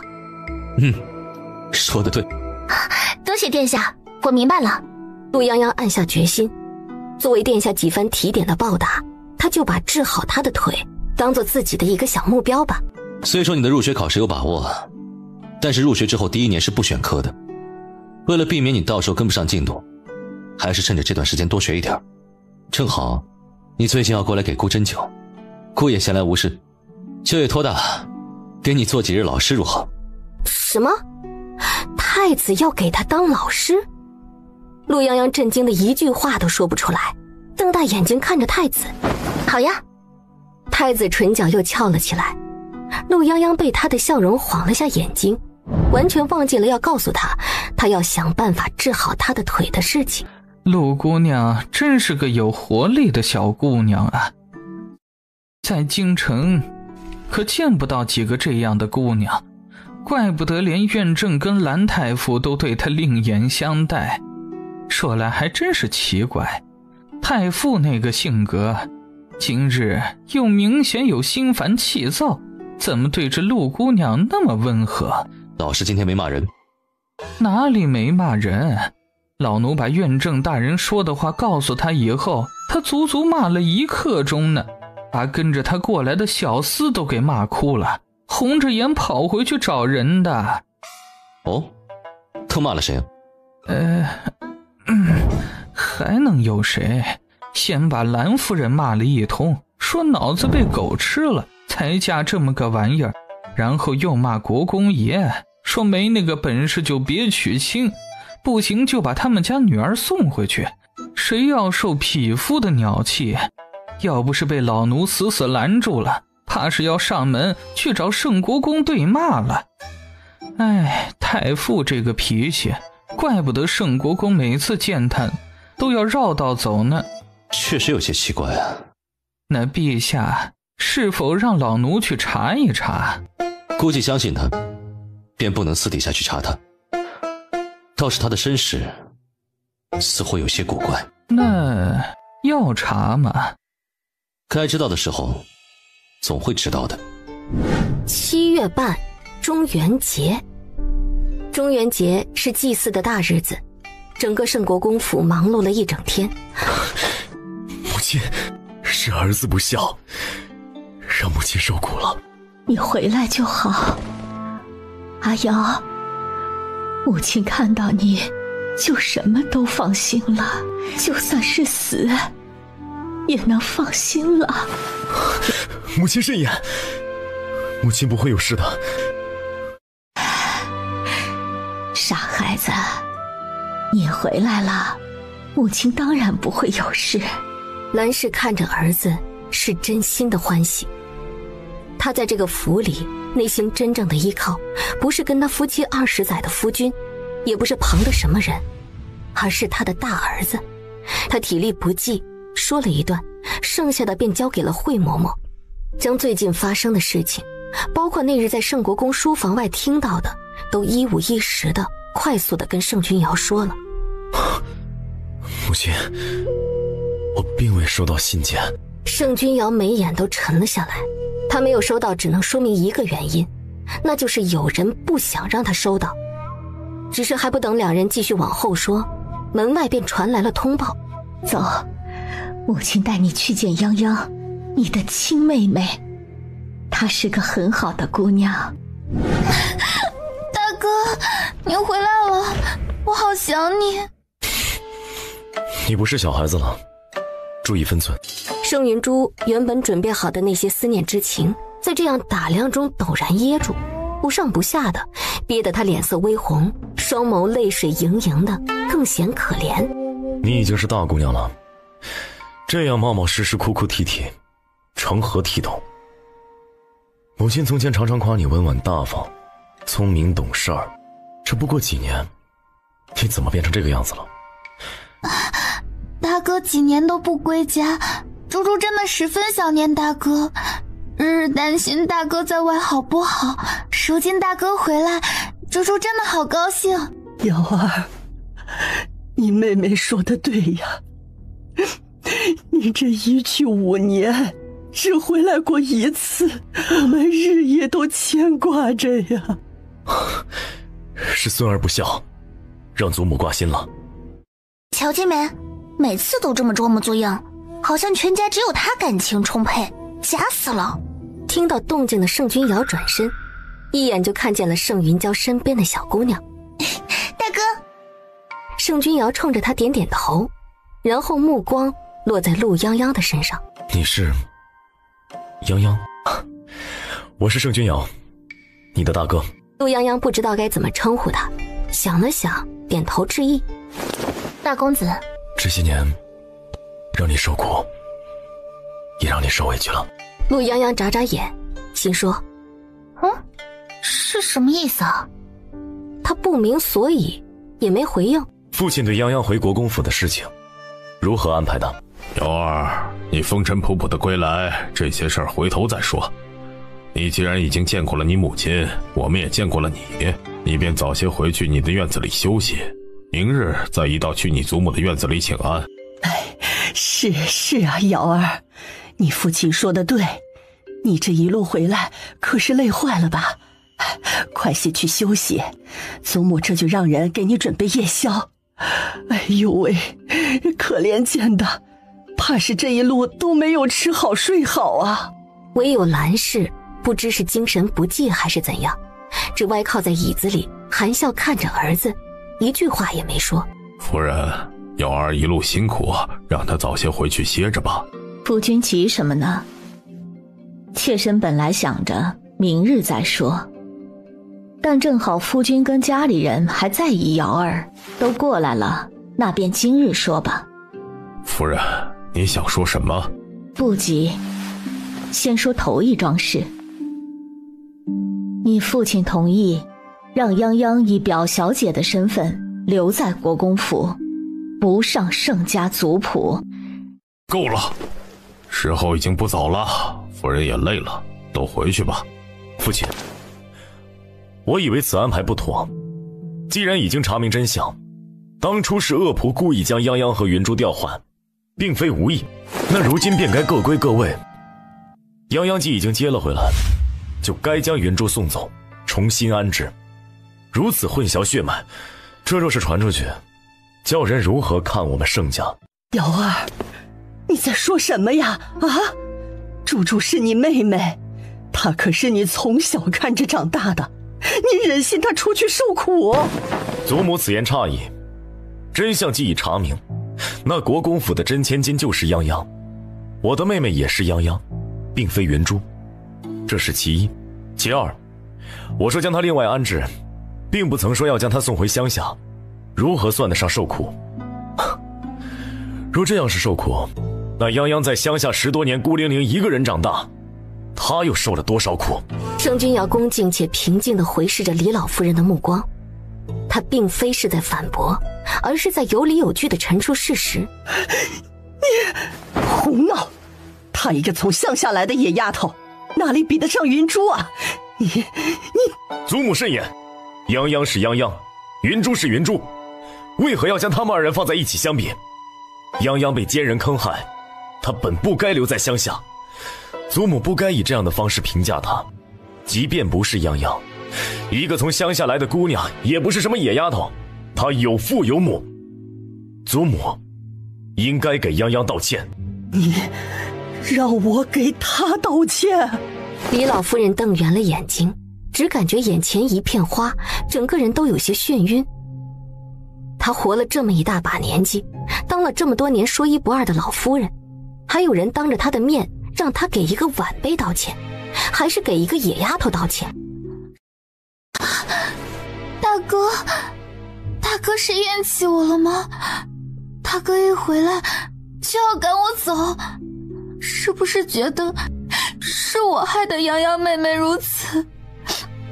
可是大哥，当年的事情我也只是一个不懂事的孩子，我什么都不知道。如果这样都碍了大哥的眼，让大哥怪罪于我的话，大哥就把我送回去吧。我并没有厌弃你，也没有觉得你碍了我的眼，更没有说怪罪于你。我只是在就事论事，你虽并非加害者，但你是既得利益者。真相已经查清，让你留在国公府，对泱泱并不公平。但你放心，我会另外安置你，你想留在京城，或者离开，都可以。大哥这么说，不还是在怪我？是我的错，我的存在妨碍到了泱泱妹妹，我给她赔罪。盛云珠摇摇欲坠，突然身形一定，冲着柱子就狠狠地撞了上去。猪，三姑娘，猪，你别做傻事。二哥，你别拦我，你让我去死，我死了就干净了。我欠了泱泱妹妹的，我给她赔命好了。这个家已经没有我的容身之处了，我活着还有什么意思？我从小就在这里长大，这里的人原本都是我的亲人，我现在活着还有什么意思？这里就是你的家，没人要赶你走，你别冲动。你二哥说的对，这里就是你的家，没人能赶你走。时间已经不早了，所以父亲是打定了主意，不肯送云珠走吗？是，云珠是国公府的千金，就是你的妹妹，她哪里都不会去的。泱泱，你愿意做国公府的三姑娘吗？当然不愿意了，这辈子都不可能愿意。从她进府的第一天，她就不是来当这个三姑娘的，没有人认她，她也不稀罕。既然泱泱不愿意做盛国公府的三姑娘，父亲又执意要留一个跟国公府没有关系的人做国公府的三姑娘，这不合规矩。父亲把云珠的名字从族谱划掉吧。你说什么？盛国公都愣住了，他就说兰氏为什么闹死闹活的让君瑶回来，合着是在这儿等着他呢。请父亲将云珠的名字从盛家族谱里划去。够了，你在胡闹什么？这个家现在还轮不到你做主。父亲，这并非是我做不做主的事情，是父亲此举不合规矩。若父亲执意不肯，那我只有去找族长和族老们主持公道。若族长也不肯主持公道，那我只有去京兆府衙门，让府尹大人来断一断这桩案子了。一个家族若不依规矩行事，那制定族规何用？此事必然该有个论断。你……盛国公气到咬牙，他看了眼满屋子的人，发现此时此刻众人皆是目瞪口呆，就连陆泱泱都满脸震惊地看着盛君瑶。父亲，大哥，依我看这件事不如……头一件事说完了，现在来说第二件事。兰氏身体虚弱，坐了这么一会儿，已经有些支撑不住了。他手抓着椅子扶手。前些日子上善仙姑来家里，说什么我的身体是被泱泱给克到了。这件事最后证明是上善仙姑的无稽之谈。且不提上善仙姑为何要这样做，还多亏了太子殿下给我请了太医院的院正来诊脉。院正大人说我的身体并无大碍，只是虚弱。院正大人走后，我就很是疑惑，我的身体我自己清楚，怎么会无缘无故虚弱到这种地步？兰氏目光落在盛国公的脸上，看到他紧锁的眉心，只觉得心寒。我便让嬷嬷去查看了我前些日子吃药剩下的药渣，果然发现了问题。我竟是不知道，竟会有人暗中对我的药动了手脚，调整了其中2种药材的用量，所以这药我才会越喝越严重。不过短短半个多月，就到了油尽灯枯的地步。什么？兰氏话音刚落，众人就震惊地看向了他。慧心，把人带上来吧。夫人饶命！夫人饶命啊！这是夫人小厨房里负责烧火的小丫鬟小环，奴婢让人盯了她好些日子，就是她在药里动的手脚。你还有什么话说？不是我，真的不是我，我没有动过夫人的药，真的没有。夫人饶命啊！我真的不知道，我什么都不知道。死丫头，还敢狡辩！真的不是我，我什么都不知道。你让开，我来审。表姑娘，表姑娘饶命啊！夫人救命啊！之前奴婢就听说表姑娘对下人下手特别狠，奴婢真的什么都没有做过呀。没做过是吗？我这人最讨厌被冤枉，我就是想知道是谁在背后捣鬼陷害我。他想知道究竟是谁给兰氏下药，造成兰氏身体虚弱，然后造谣他是什么天煞孤星的。想好了再说。是谁让你在夫人的药材上动手脚的？盛云珠惊恐地看着小环，缩在袖子下面的指尖止不住的颤抖，但惊恐的眼神里却藏着一抹冷意。不是。小环触到盛云珠的目光，下意识的还是张口要辩解，只一下，她尖叫完过后就吓得尿湿了裤子，哆嗦着喊道：我是孟姨娘，是孟姨娘指使我的。我大哥欠了赌债，需要好大的一笔银子，我也是被逼无奈。孟姨娘告诉我不会对夫人有影响的，只不过是让夫人的身体稍微虚弱一点，没有换过药材，就是加重了其中2味药的用量，治不死人的。我只要做了，他就给我钱，我拿不到钱，我爹会打死我的。他让我偷偷出去卖身，我也没有办法，我真的不是故意要害夫人的。小环已经被吓坏了，她断断续续胡言乱语一样的说着。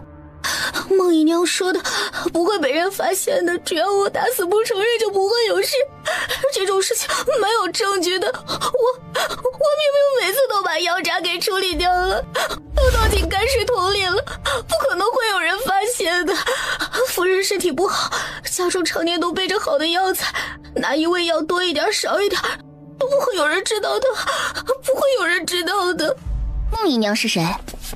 不姐，还请你让人将孟姨娘带过来。孟姨娘很快被带了过来，是个看上去20多岁的年轻女子。妾身见过老夫人、国公爷、夫人，不知唤妾身来所为何事？孟姨娘，这个丫鬟指控你指使她对母亲的药动手脚，你怎么说？妾身不知，妾身都不认识这丫鬟，怎会让她动夫人的药呢？国公爷，您是知道臣妾的，妾身入府多年，一直对夫人尊敬有加，从不敢逾越半分的。妾身没有理由针对夫人的。国公爷，世子为何要这样冤枉妾身啊？秋月说的也不是没有道理啊。他入府这么多年，一直都安分守己，从来没做过逾越的事情，莫不是这丫鬟胡乱攀咬？老夫人，国公爷，妾身是真的不知。陆泱泱可不会破这种案子，他办事向来简单粗暴，不听话不说实话打一顿就好了，要是还不说，那就只能说明打得不够狠。梦姨娘是吧？我给你一次交代的机会，谁让你对夫人的药动的手脚？国公爷，真的不是妾身不知，表姑娘她为何要如此冤枉妾身？妾身跟她无冤无仇啊！陆泱泱，你到底要胡闹到什么时候？这里是圣国公府，我早说过，这里不是你能随便动手的地方。来人！唰的一下，门口就多了2名不知从哪里冒出来的侍卫。父亲是想在府上动用私刑吗？圣国公对陆泱泱原本只是不在意，如今却生出了一抹厌恶。把人带走。且慢。兰氏闭了下眼睛，掩去了眼底的失望，唇角勾起一抹轻潮。失望这种东西攒得多了，可能也就那样了。把人都带进来。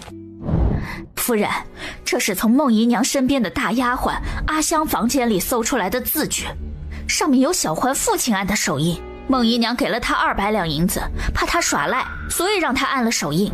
这包药啊，是从这个吴婆子的院子里搜出来的。奴婢查到，这个婆子曾经好几次偷偷跑去药堂买这2味药，大概是怕被人发现吧，她跑了好几家药堂，这是她买药的记录。夫人常年用药，府上的常备药材虽然多，但是为了避免用药失误的问题，一直以来每一次取药都是有记录的。奴婢让人对过这个月的单子，这2味药少了4两不到，因此才没被发现。府上的药材一向都是精选，多数是从仁心堂购买的，跟其他药堂的品质有一定的区别。奴婢对比过，从这婆子房间里搜出来的药，有一部分是府上丢的，还有一部分则是从外面买来的。最近换了药方之后，这2味药用的少了，奴婢特地让人看紧了库房，所以这半个月一定没有药材丢失。但是吴婆子房间里搜出来的这包药中，却有一部分是府上丢的，一部分是外面买来的，品质有差异，一对比便知。这药渣也不是前段时间的药渣，而是最近的药渣。到这个时候都还胆敢对夫人的药动手脚，如此胆大包天，可不是丫鬟婆子敢干的事情。孟姨娘，你还说你不知情吗？妾身，夫人，是妾身有罪，夫人饶命，妾身错了，求您饶过妾身吧，国公爷，您抱抱妾身吧，妾身知道错了，妾身真的知道错了，您看在妾身伺候了您多年的份上，您给妾身一次机会吧。滚！圣国公黑沉着脸，一脚将他踹开。说，是谁让你这么做的？谁给你的胆子，敢对夫人动手？没人让我这样做，是我自己要这样做的。我有什么错？我只是想要一个自己的孩子。国公爷，妾身伺候您这么多年，别无他求，就是想要一个自己的孩子。妾身对夫人一向恭恭敬敬，也一向安分守己，可夫人为什么要遗弃呀？打掉我的孩子还不算，还要让我此生以后无法生育。是，夫人的药是我换的，是我让人动的手脚。夫人已经有了几个那么优秀的孩子了，为什么就是容不下我的孩子？为什么？孟姨娘眼中含泪，眸子里却是一片猩红。她绝望地望着圣国公，甚至有几分癫狂。你都说了，我已经有那么几个优秀的孩子了，我为何还要对你的孩子动手？我不知道你从哪儿听来的谣言，我若真要绝了你的子嗣，你进府做妾的头一天，我就会直接灌你一副绝嗣的药，何必等到你怀孕？孟姨娘听到兰氏的话，蓦地愣住。秋月呀，你可真是糊涂！国公爷，孟姨娘我可以交给你处置，也可以交给金兆尹来处置，或者你希望我继续查下去，都可以。我的要求只有一个，云珠还是这府上的三姑娘，但既然泱泱不上族谱，那云珠也从族谱上划掉吧。云珠，我们母女一场也算缘分。我珍惜你这些年在我身边的日子，只我如今精力不济，也没有心思再照料你。往后，我也祝你前程似锦。母亲，母亲，你不要我了吗？我累了，扶我回去休息吧。母亲。兰氏没有回头，连脚步都没有顿一下，将孟姨娘送回院子，看着她。父亲打算何时去办族谱之事？盛国公脸色极其难看，他习惯了掌控一切的感觉，这是头一次他被自己深信不疑的妻子跟器重的儿子给联手摆了一道。你大婚之后新府上族谱之时，我会让族老一并办理。主主放心，你永远是咱们国公府的姑娘，有祖母在，不会让人欺负你的。哎呀，可怜劲儿的，时候也不早了，早些回去休息啊。盛云珠立刻感动地扶住了李老夫人，跟着一起出去了。走到门外时，他隐晦地转头看了陆泱泱一眼，眼底划过一抹冷芒。既然他们一定要这么对他，就别怪他不客气了。抱歉泱泱，大哥原本是想将云珠送出去，再说动父亲恢复你的身份，但母亲说将来你不在盛家。秋月呀，你可真是糊涂。国公爷，孟姨娘我可以交给你处置，也可以交给金兆尹来处置，或者你希望我继续查下去，都可以。我的要求只有一个，云珠还是这府上的三姑娘，但既然泱泱不上族谱，那云珠也从族谱上划掉吧。云珠，我们母女一场也算缘分。我珍惜你这些年在我身边的日子，只我如今精力不济，也没有心思再照料你。往后，我也祝你前程似锦。母亲，母亲，你不要我了吗？我累了，扶我回去休息吧。母亲。兰氏没有回头，连脚步都没有顿一下，将孟姨娘送回院子，看着她。父亲打算何时去办族谱之事？盛国公脸色极其难看，他习惯了掌控一切的感觉，这是头一次他被自己深信不疑的妻子跟器重的儿子给联手摆了一道。你大婚之后新府上族谱之时，我会让族老一并办理。主主放心，你永远是咱们国公府的姑娘，有祖母在，不会让人欺负你的。哎呀，可怜劲儿的，时候也不早了，早些回去休息啊。盛云珠立刻感动地扶住了李老夫人，跟着一起出去了。走到门外时，他隐晦地转头看了陆泱泱一眼，眼底划过一抹冷芒。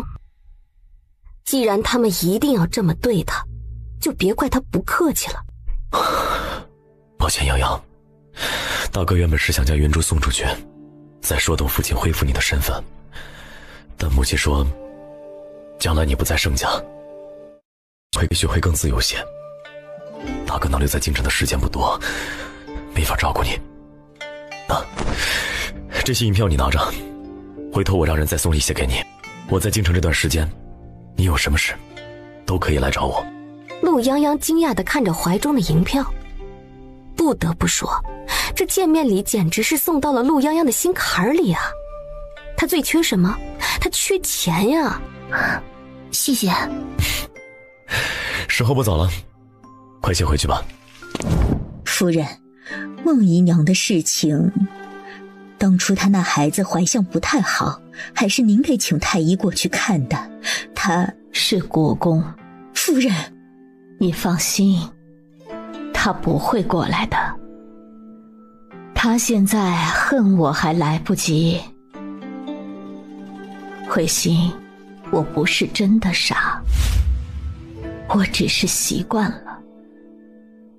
我习惯了在家里当个快乐无忧的幼女，成亲之后再当一个糊涂一点的妻子。从当年他不肯立刻派人去找孩子开始，我其实就什么都知道了。我知道他真正想要的是什么。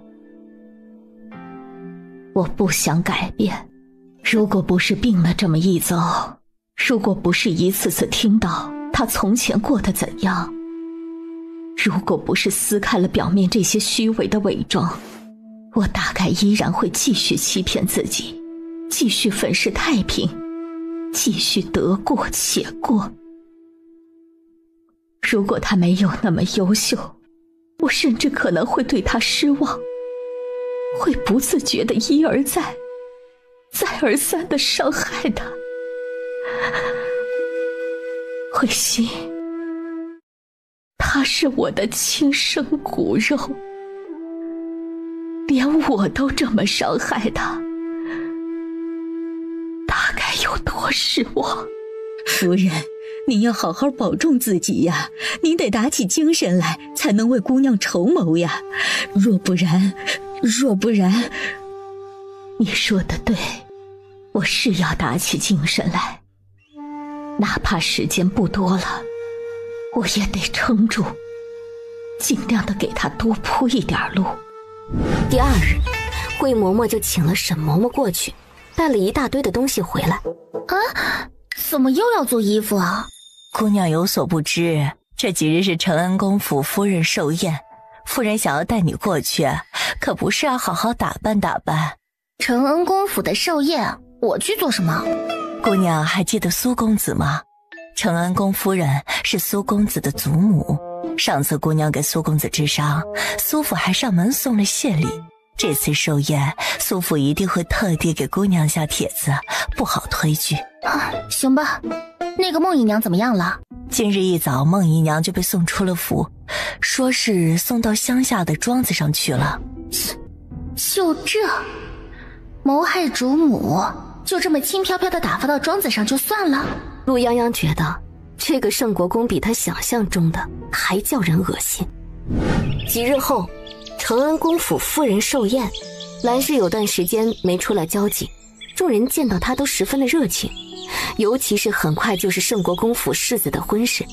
而圣国公府除了那位优秀的世子之外，还有一个适龄的二公子。大伯母是不是想找机会把你嫁出去，这才这么积极的要把你介绍给那些夫人们？我才13岁，怎么可能这么早嫁出去啊？更何况他们客气都是因为夫人，跟我也没多大的关系。若是叫他们知道了我的真面目，怕是唯恐避之不及。你别这么说，那是他们不了解你，他们若是了解，自然会知道你有多厉害。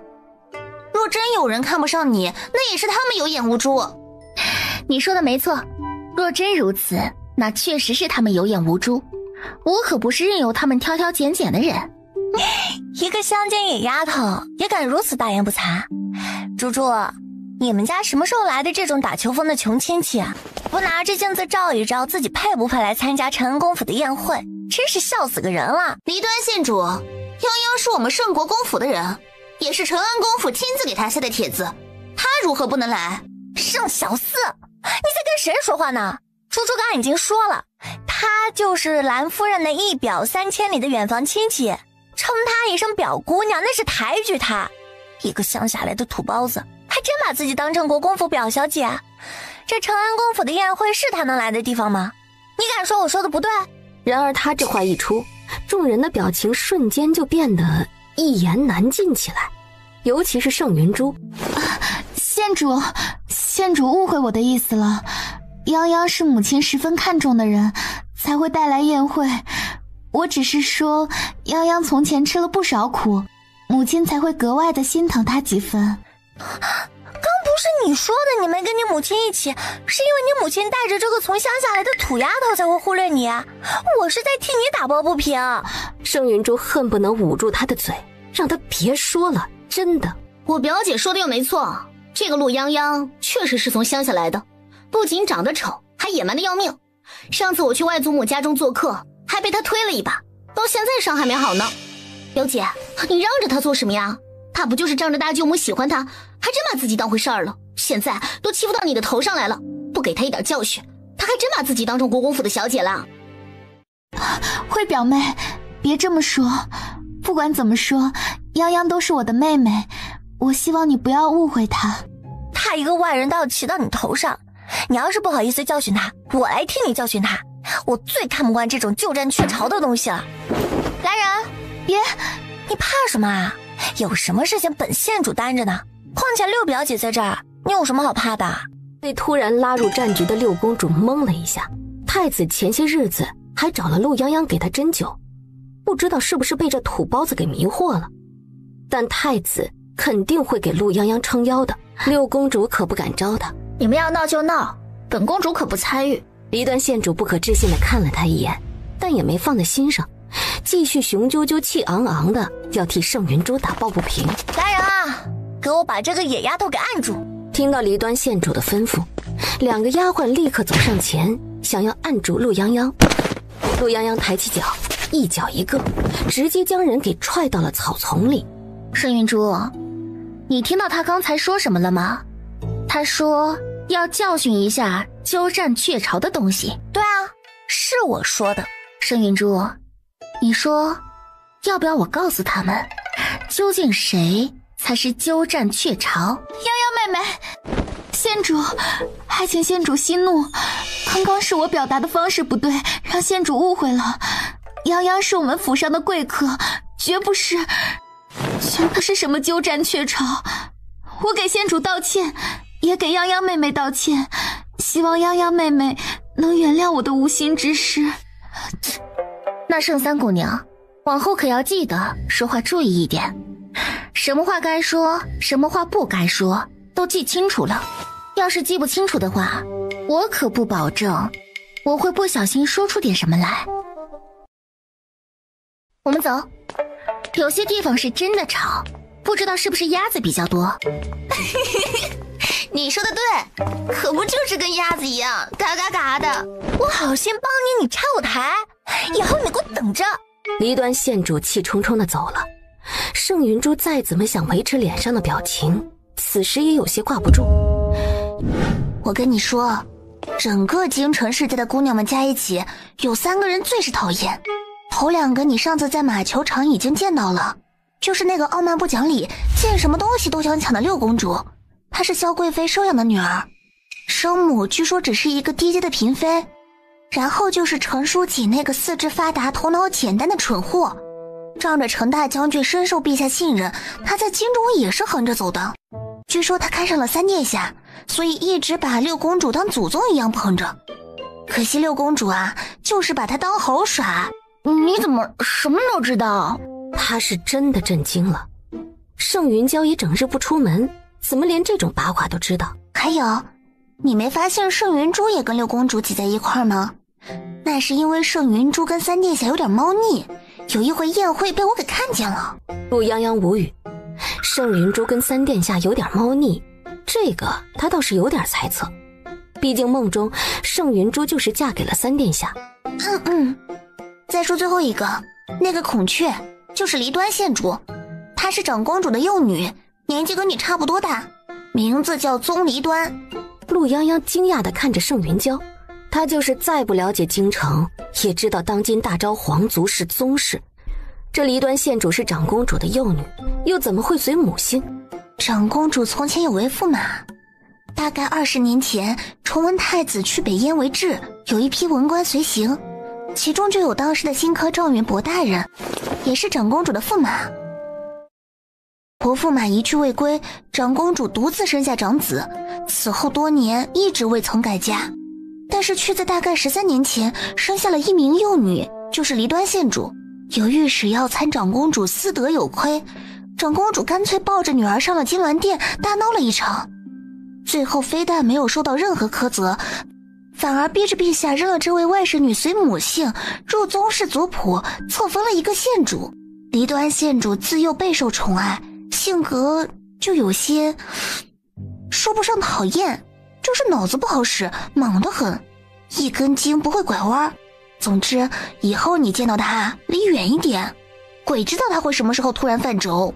盛云娇趴在陆泱泱的肩上，一边小嘴巴巴地给陆泱泱吐槽，一边耳聪目明地观察着周围的情况。呀，怎么了？你看那不是若雪姐姐和三殿下吗？我的天哪，若雪姐姐可真的是不一般呀！她的鱼塘什么时候连三殿下都扒拉上了？什么是鱼塘？我随口说说哈，就是若雪姐姐吧，喜欢她的公子哥实在是太多了。若雪姐姐呢，你是说她同时周旋在他们中间吗？我可真没这么说啊，就是那些公子都喜欢若雪姐姐罢了，连三哥和四哥都非常倾慕她，时常托我给若雪姐姐带他们写的酸诗呢。若雪姐姐可看不上他们，满京城的公子哥得有一半都把若雪姐姐奉为女神，那他们还挺有眼光的。泱泱，我就知道你不一样，很多女子都不喜欢若雪姐姐的做派，觉得她分明就是那些人追捧若雪姐姐嘛，若雪姐姐又没有答应他们当中的任何一个。若雪姐姐说了，找男人呢，不光要看家世，还要看对方是不是对你死心塌地。她若不挑一挑，怎么知道那些男人怎么样呢？陆泱泱不懂，但是她大受震撼。她从前虽然跟村里的姑娘们也有来往，但婚嫁之事对她一个小孩子来说还是有点远了。泱泱，难不成你对你未来的夫君如何就没有一点想法吗？陆泱泱一脸茫然地摇摇头。夫君是什么玩意儿？不好了，出事了，死人了！也不知道出什么事情了，快点，我们也去看看。陆泱泱被他硬拽着跟了上去。很快，一行人就到了一处客院中。我说了我不知道，你到底什么意思啊？我就是不知道，我怎么知道他怎么死的？我就是跟着沙二哥过来，然后我就什么都不知道了，我连他什么时候来的都不知道。冯清瑶死了关我什么事？我跟他又不熟，难不成还是我杀了他不成？你们有完没完？陆泱泱转头看向盛云娇，盛云娇更是惊得目瞪口呆。瑶儿，我的儿啊！阿曲，你这是怎么了？到底出了什么事？应大人，不知是出了何事。陆泱泱赶紧看了盛云娇一眼。盛云娇此时还有些懵，但跟陆泱泱已经默契十足，立马明白了陆泱泱的意思。大理寺少妻应徐冯清瑶，户部冯尚书的嫡次孙女，这事儿麻烦了。陆泱泱懂了，二品大员的嫡孙女傅燕惨死在承恩公府，这事儿要是不查清楚，就算承恩公府有太后撑腰，也不可能善了。诸位，发生了这样的事情，承恩公府为此深表歉意，还请大家先移步宴厅。这里有应大人在，必会将事情查清楚。应大人，此事承恩公府便托由大人调查了，世子待会儿会过来，大人有何需要，请尽管吩咐。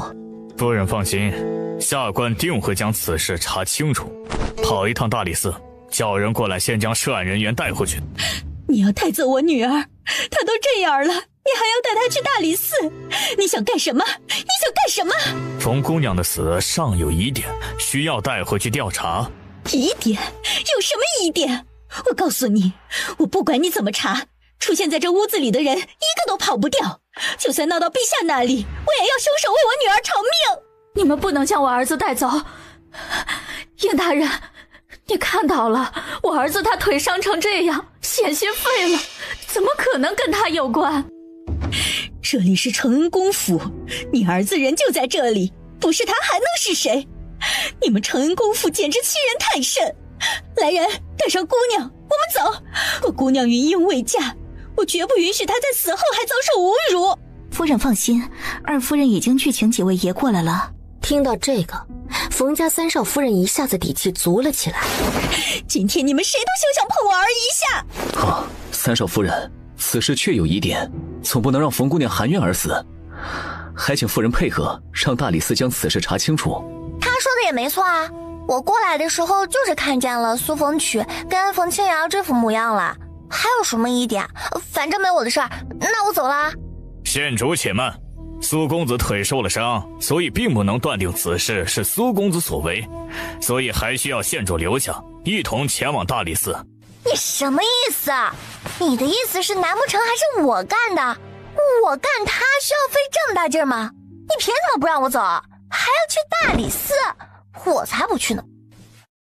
冯姑娘是怎么死的，需要验尸方能知晓。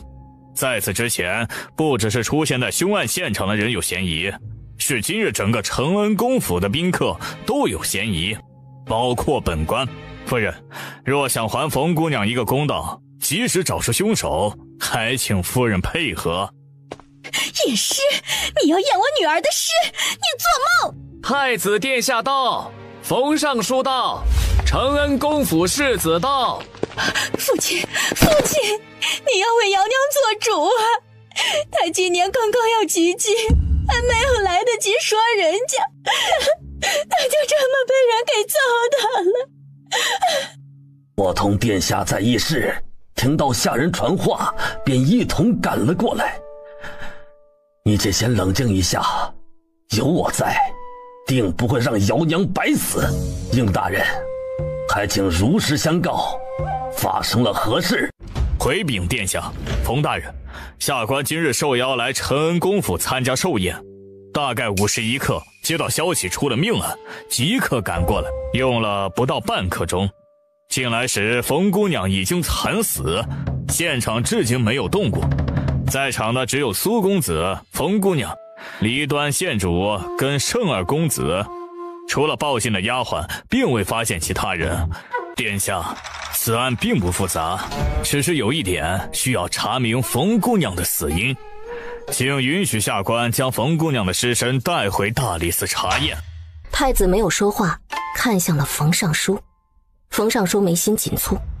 父亲，瑶娘已经这样可怜了，我跟三爷只这一个女儿啊，父亲，求求你了，无论如何都不能让他们把瑶娘带走啊！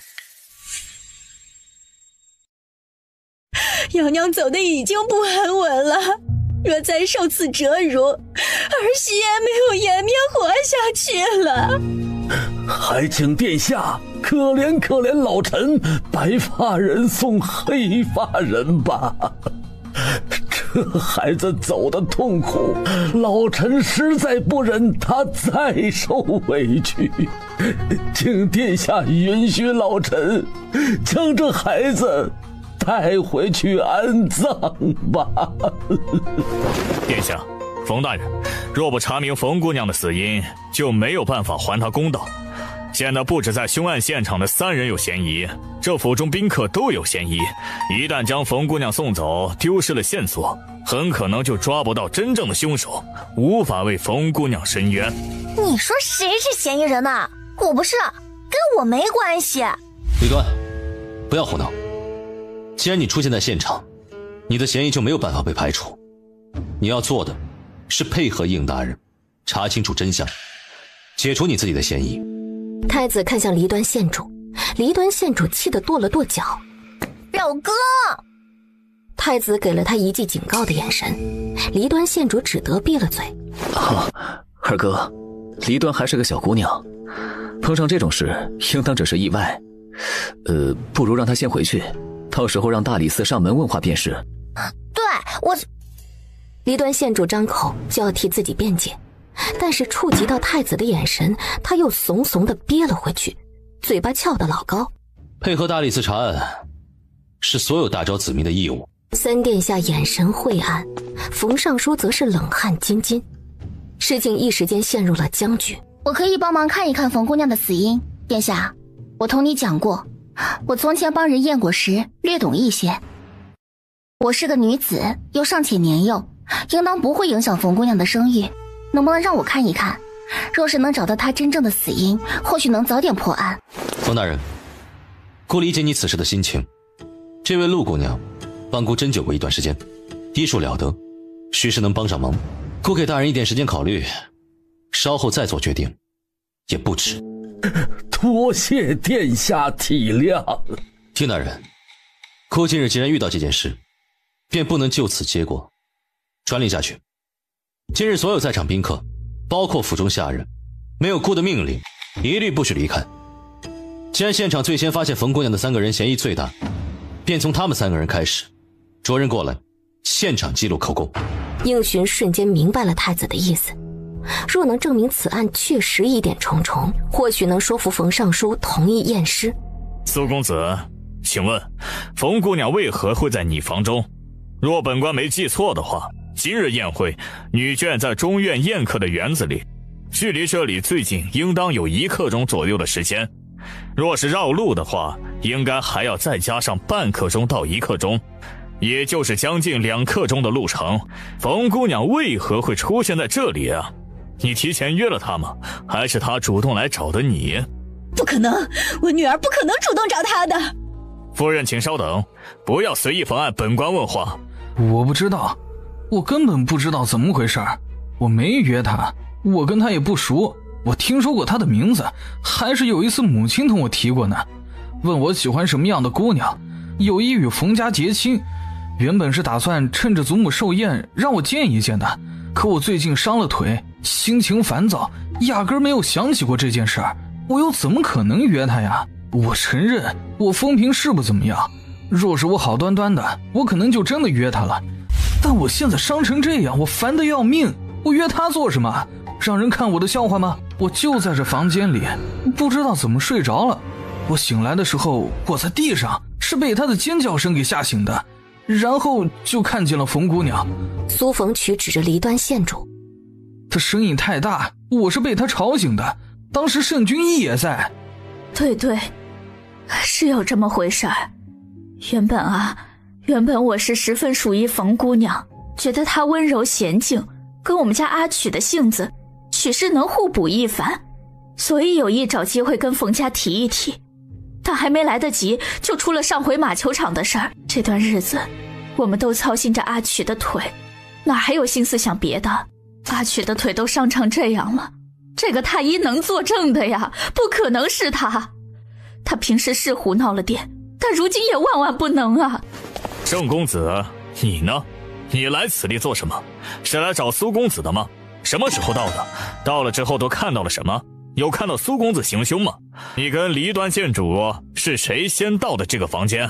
我跟他是差不多同时到的，因为在路上我们有些争执，我甩不开他，只能让他跟着。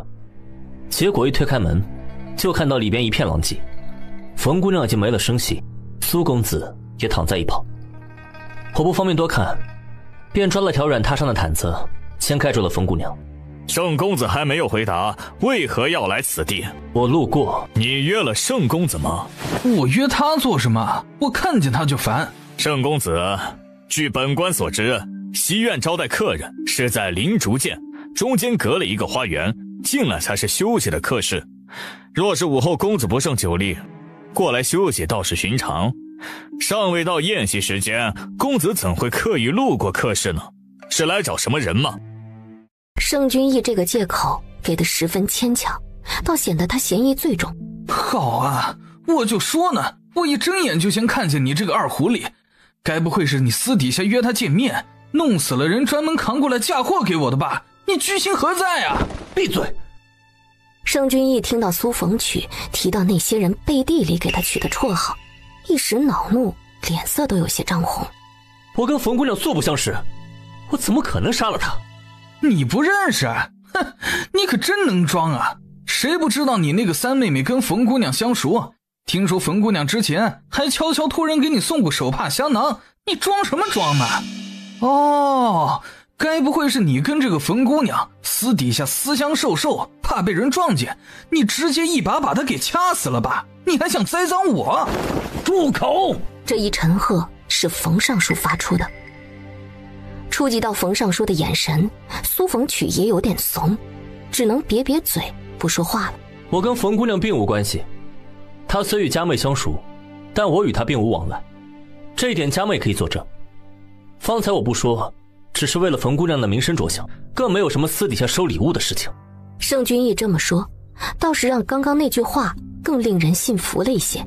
只是两个人都说与冯姑娘并不相熟，也没有私底下的联系，那非但不能洗脱两人的嫌疑，反而让案子一时陷入了僵局。太子看了冯尚书一眼，冯尚书沉痛地闭了下眼睛，轻叹了口气：拜托陆姑娘帮我家姚娘看一看，找出真相，也好叫她安安心心的走。知姑娘家无论身前身后，名声最是重要，还望姑娘答应就在一旁的房间里查看，让她母亲跟着，切勿轻扰了她呀。我会尽力的。陆泱泱在这边忙着检查尸体，另外一边负责查案的应询也没有闲着。苏公子，这个纸包之中是什么样？为何会在你的床榻上？苏冯曲看到那个纸包，不知想到了什么，随即瞪大了眼睛，眼皮狠狠地跳了跳。我苏公子若是不方便说的话，本官也可以拿去太医院去查验。我不知道，别人给我的，我也没打算用。我说了，我什么都不知道。哎，那不是吴三给的吹香吗？应询朝着说话的人看去，其余听懂了这个名字的人也跟着面色古怪。应询将说话的人以及他口中的吴三给叫了过来。这药是你给苏公子的吗？什么时候给的？为什么要给他这个？这就是兄弟之间随便玩玩嘛。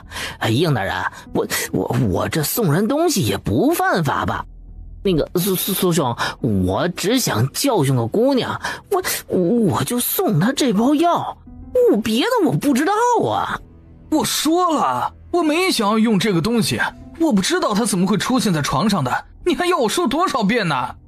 吴三是给了他一包药，他也心知肚明那包药是干嘛用的，可别说他现在腿都瘸了用不了，就算是他腿好好的，他也不可能真的用这个东西去对付陆泱泱。苏公子，我劝你还是把你该说了都说出来，不然的话，现在人证物证俱在，你恐怕很难洗脱嫌疑。那间的床上有女子被侵犯过的痕迹，盛公子跟离端县主是同时，并且是后赶到这个房间来的，没有作案时间。你说什么？不可能，绝对不是我没做过。你们到底要我说多少遍？不是我。娘相信你，娘相信你，你冷静一点，千万别伤到自己啊！应大人，既然已经确定了苏公子的嫌疑最大，本官觉得还是将他带回大理寺审理为好。下官冯素见过太子殿下，见过父亲，还请殿下务必为小女做主。有应大人在，会将此案查清的。那敢问应大人，既然已经抓到了嫌疑人，为何不将人带回大理寺审理？回冯侍郎，此案尚有疑点，在将疑点查清楚之前，不好随意将人带走。冯侍郎，应大人说的对，现在事情还没有弄清楚呢，你们不能将阿曲带走。那承恩宫夫人倒是解释一下，贵府的小公子拿着那包伤天害理的药是做了什么？哼，以本官看，案子已经再清晰不过。这苏公子说着是腿上有伤，但谁知道是不是装的？他用掉了这包药，这房间里只有他，除了他还能有谁？承恩宫夫人不肯让大理寺将人带走，难不成是想包庇他不成？哼！我孙儿的伤是太医亲自看过的，当时太子殿下也在。你是在质疑太医，还是在质疑殿下？下官自然不可能质疑殿下，只不过大理寺办案如此线索清晰的情况下，却不将嫌疑人带走，这让下官不得不质疑大理寺的办案能力。恳请殿下让刑部接手此案，作为死者家属，下官可以申请回避。不可，万万不可！殿下，陆姑娘那边还没有结果，还请殿下容许等陆姑娘查出死因再做决定。殿下，小女上门做客，却出了这等祸事，还请殿下允许刑部处理此案，还小女一个公道。殿下，老臣也恳请殿下开恩，允许刑部来审理此案。顾方才已经说过，此案交由大理寺，顾理解两位大人的心情，但给此案盖棺定论，还为时尚早。听到太子的话，承恩宫夫人跟苏世子悄悄地松了口气，但仍旧心慌不已。承恩公府一家子都十分溺爱苏逢曲，也知道苏逢曲平日里没少跟着那群狐朋狗友瞎混。阿曲呀，你有什么话都老老实实跟应大人交代，祖母相信你。我说了，我就是坐在这儿等人，我什么都不知道，我是真的什么都不知道。我醒来我就在这儿了，我根本没有去过床上，我一点记忆都没有，更没见过什么冯姑娘。他有些语无伦次，整个人像是要彻底崩掉。你说你在这里等人，你在等谁？方才吴三说将这包药给你，是因为你想教训个姑娘。这个你想教训的姑娘又是谁？你打算怎么教训她？是拿了这包药之后给她服下吗？她来了没有？你把药下在了哪里？我没有，我没想下药，我没下药。苏公子，你若是答不上来，本官可要将你送到大理寺去审理了。如果我没有猜错的话，他等的人应该是我，想教训的人也是我。苏逢曲愣住，慌乱地看着陆泱泱，又急忙低下头，似乎是想要回避陆泱泱的眼神。我可以给苏逢曲作证，凶手不是他。所有人都被陆泱泱的话给吸引了目光，齐刷刷地朝着他看过来，就连应寻也略微有些诧异。我看过冯姑娘的尸体，身体基本已经僵硬，瘢痕明显，并且已经开始有轻微的气味产生。也就是说，冯姑娘已经死了有1个时辰到1个半时辰。如果我没有记错的话，今日的宴席是辰时末开始入园，到4时陆续有客人来，5时2刻开始入席，到5时正开席。现在的时辰大概是5时正1刻左右。从我们发现冯姑娘开始到现在，过去了将近半个时辰。苏逢曲让丫鬟去找我的时间大概是4时正2刻。冯姑娘死去的时辰至少是在4时2刻到4时正。丫鬟从西院去找我，路上也要用掉将近1刻钟，也就是她吩咐丫鬟去找我的时间应该是在4时正1刻左右。丫鬟告诉我，她离开之前几位公子还跟苏逢曲在一起，而那时冯姑娘已经死了，她没有作案时间。如果死亡时间无误，那苏公子根本没有作案时间。哪怕冯姑娘的死亡时间往后推一点，当时苏公子也有人证在。你们是什么时候跟苏公子分开的？不太记得了。我记得，就是在4时正2刻左右。我们起哄让苏兄去给陆姑娘一点教训，苏兄十分不耐烦，还把我们都赶走了。我们出了门之后还在一起讨论了。哦，对了，我们大概是4时2刻就陆续来这边了，跟苏兄一起待了大概有1个时辰。这就对上了。至少能够证明的一点是，苏逢曲确实没有作案时间。我就说不可能是我妈阿曲，不可能是她。这个时间是你说的，你又是什么人？你凭什么来认定这个时间？如果死亡时间是在1个时辰之内呢？那苏家小儿的嫌疑还能排除吗？还有，你所说的死亡时辰是根据正常情况判断，那如今天气炎热，是不是也会有一定影响？你考虑过吗？凭什么来断定姚娘已经死了1个时辰以上？冯大人，陆姑娘是殿下钦点的人，如果冯大人不相信陆姑娘，下官可以去请大理寺专门的仵作过来。不要，夫君，姚娘已经去了，你舍得她再受欺辱吗？我刚刚说的只是其一，我只说了冯姑娘的死亡时间，还没有说她的死因。她是被人捂住嘴，从外面拖进房间，挣扎中窒息而死。她身上只有几处伤痕是生前造成的，其余脖子上、身上的多处淤青都是死后被故意掐的。另外有一点是，她的脚后跟有淤青，应该是在被拖动的时候用力蹬地造成的。苏逢曲的腿伤是我治的，有太医院太医作证，当时在场的许多人都可以作证。2个月内他都下不了床，更不用说剧烈运动，再把人从外面拖进来了。即便是他找小厮做的，也没有必要找人把冯姑娘捂死以后再拖进房间。若照你这么说，那屋子里的痕迹和药包作何解释？陆泱泱轻蹙了下眉心，他并不知道什么痕迹和药包的事情。应寻快速地跟他解释了一下在内室的床上发现的痕迹，说完之后看到陆泱泱愣住，他突然间反应过来，陆泱泱还只是个10多岁的小姑娘，她必然不懂这些。除此之外，你还有别的发现吗？我虽然不懂查案，但如果我没有猜错的话，应该是事后为了嫁祸给苏逢曲做的吧。因为冯姑娘并没有被侵犯，但是她身上却出现了被侵犯的痕迹，就是我刚才说的死后被掐出来的伤，以及抹在她衣服上的东西。陆泱泱说完，还给了应寻一个你懂得的眼神。应寻瞬间明白过来他最后那句话的意思，一向没什么波澜的脸色都出现了丝丝裂痕。敢问夫人是何时带冯姑娘入府的？大约是辰时末到的外门，姚娘跟几个相熟的小姐妹应当是41刻左右便去了花园玩耍。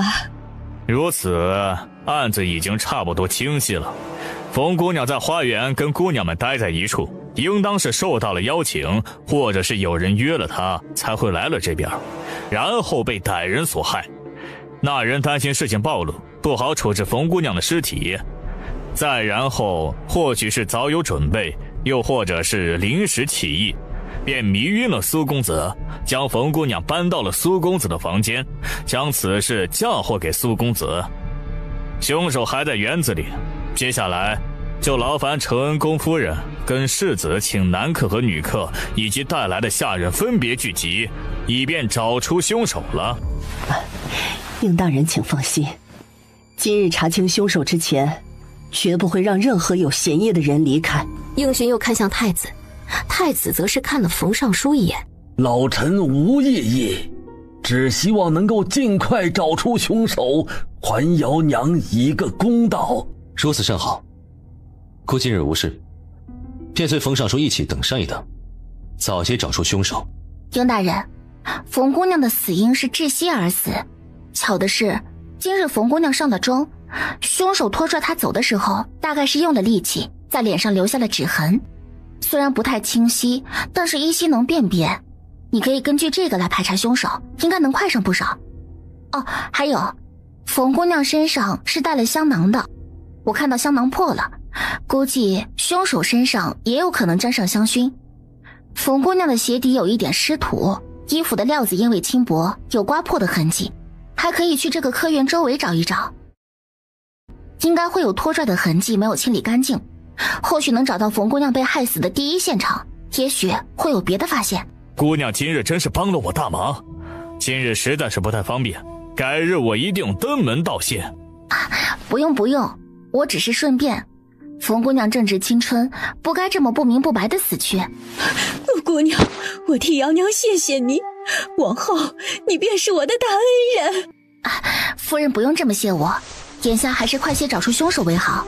冯家三少夫人点着头，没再说别的。倒是应寻见到承恩宫夫人跟苏世子已经在安排众人离开，转身问盛君义：盛公子，苏公子这边的嫌疑是查清了，但本官还是要多问一句，盛公子来这里做什么？我是听见吴公子他们几人说苏公子要找陆表妹的麻烦，所以想过来看看，不想被离端县主给撞见，担心他误会才拖了他一会儿，后面实在是拖不开，只好过来了。听到这话，陆泱泱奇怪地看了他一眼，又凭盛君义第一次见面就敢找人对他下手，他永远不可能相信这个人的话。他扭头就走了。陆泱泱，凭什么又让你出尽了风头？陆泱泱朝着太子走过去，刚迈出脚步，准备张口喊人，突然间想到了什么，转身就朝着停放冯清瑶尸体的房间里跑去。应寻看到他的动作，也立时反应过来，立刻招呼人：快封住整个院子！陆泱泱推开小隔间的门，果然看到被冯家三少夫人留着看守冯清瑶尸体的丫鬟，此时已经晕了过去。窗户也被人打开，一个人影正在往外跑。董六，怎么是你？该不会……董少燕，你杀了冯姑娘？没有，不是我没有啊！冯大人，下官需要对比一下掌印。冯尚书点头应允。你还有什么话说？我不是故意的，我就是喜欢他，可他根本就看不见我，我只是想跟他说说话，可他一看见我就要跑，我害怕他喊出声把人引过来，再想把他拖到房间去，我太害怕了，我不知道他会死啊，我真的不知道啊，我真的不是故意的，我是真的喜欢他。所有人都看不起我，只有他会温柔亲切地喊我表哥。可为什么他还是对我闭口不提呢？畜生，你这个畜生！带回去，好好审理。衙役将已经吓得失禁的董少燕给带走了。陆泱泱看着董少燕被拖走的方向，正要转身，却见拐弯之时，董少燕的眼睛很无意地朝着人群中看了一眼。杜姑娘，又要再谢你一次了。若不是你，今日这案子怕是没那么快结束。改日有时间，定要约姑娘好好聊一聊，还请陆姑娘赏脸。没事儿，我就是跟你说完那话之后，突然想起来了。凶手要是在现场的话，说不定会去确认一下，或者想要趁机毁坏证据。院子里都是人，即便我没有反应过来，他做贼心虚也会引起注意的。我也就是猜测罢了。陆姑娘谦虚了，今日之事都多亏了陆姑娘，改日一定当面道谢。应寻抓到了人，还要抓紧时间去审案子，只得恋恋不舍地跟陆泱泱告辞。想什么呢？泱泱，你今天可真是太厉害了！不行了，我饿死了。哎呀，我们可以吃饭了吗？啊？你这都没能忘了吃饭啊？刚刚你都不害怕吗？你不知县主过来有何贵干？本县主一向知恩图报，所以我就是来报恩的。从今天开始，你们跟我混。你说什么？你再说一遍。你聋啊？我说陆泱泱，以后我罩的。你罩的？泱泱还要你罩？你可别往自己脸上贴金了，行吗？盛小四，你敢这么跟本县主说话？你信不信本县主现在就让人抽你的嘴？郑云娇的白眼差点翻到天上去，她确实是有点忌讳离端县主这个容易犯轴的一根筋，但是都是在圈里混的，谁不知道谁呀？离端县主就是雷声大雨点小，虚张声势的多。请问县主有何贵干？我们结拜为姐妹吧，往后义结金兰，姐妹同心。县主，我没有跟人结拜为姐妹的打算。什么？你竟然不同意？你怎么能不同意呢？你知道我是谁吗？我舅舅是皇帝，我跟你结拜为姐妹45入，以后皇帝就是你舅舅，你竟然拒绝我。不是，县主，你给陛下找外甥女的事情，经过他同意了吗？是我结拜姐妹啊，为什么要让皇帝舅舅同意？他老人家喜当舅多好的事儿，这还有嫌多的？盛云娇无语，哼，打扰了，算他多嘴。他早知道离端县主这脑回路异于常人，今天彻底见识到。陆泱泱，你听见了没有啊？你这……我不同意啊！离端县主小嘴一撇，有点不爽，还有点委屈。县主，您跟陆姑娘刚刚认识，彼此还不了解，不不如你们先做朋友，这往后也能做好姐妹啊。啊，对，那好吧，从今儿个起，本县主宣布，陆泱泱就是本县主的朋友了。陆泱泱一言难尽地看了他一眼，这人自说自话是有点本事在身上的。啊，县主，你今日怎么会跟我二哥在一起？你以前不是总嫌弃他穿的一身风骚，还比你漂亮，看他很不顺眼吗？你今天缠着他做什么？离端县主大概是没想到盛云娇会突然这么问他，陡然瞪大了眼睛，脸上竟是泛起了一抹俏红。你不会看上我二哥吧？怎么可能？你说什么？我看上他？不是我二哥，你那么激动干什么？本县主又不是瞎，我看上他？确实，对吧？本县主别的不说，看男人的眼光可不会错的。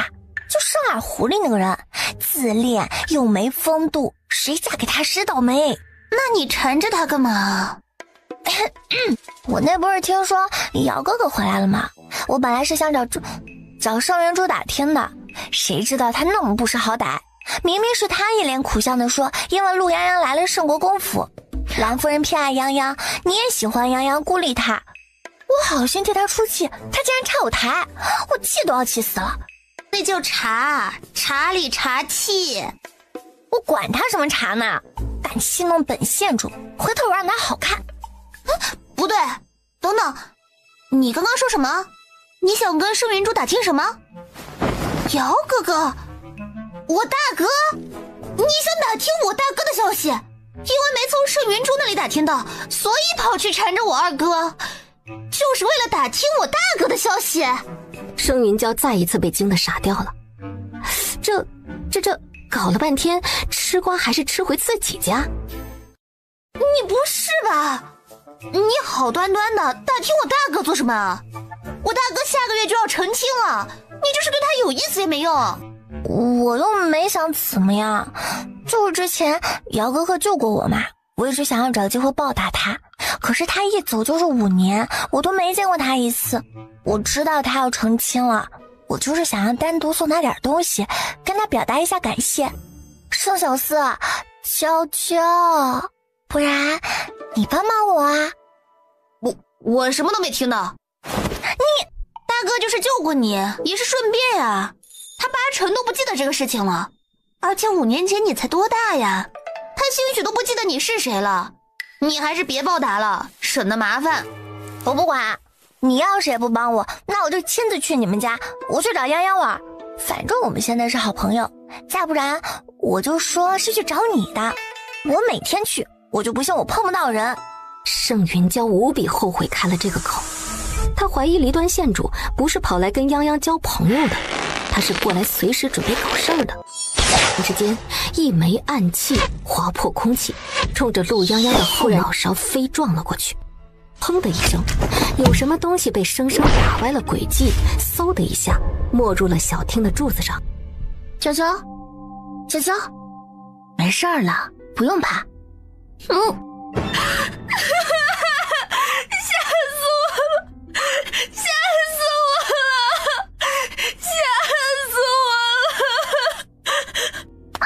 别怕，没事了。县主，你还好吗？我不好，我能好吗？个铁傻的那个这就去豹子胆，敢寻死姑奶奶！我要去考证，我要去找舅舅，别让我抓到那人！我要让舅舅捉那个该死的舅舅救我！口吐芬芳，看来是还行。殿下，行刺的人找到了吗？没有，行刺的地方是百宴的花园，人多客杂，属下亲自去检查过附近，只看到其中一棵树下有几个女子的脚印，跟2片揉烂的树叶，会不会是有人针对陆姑娘？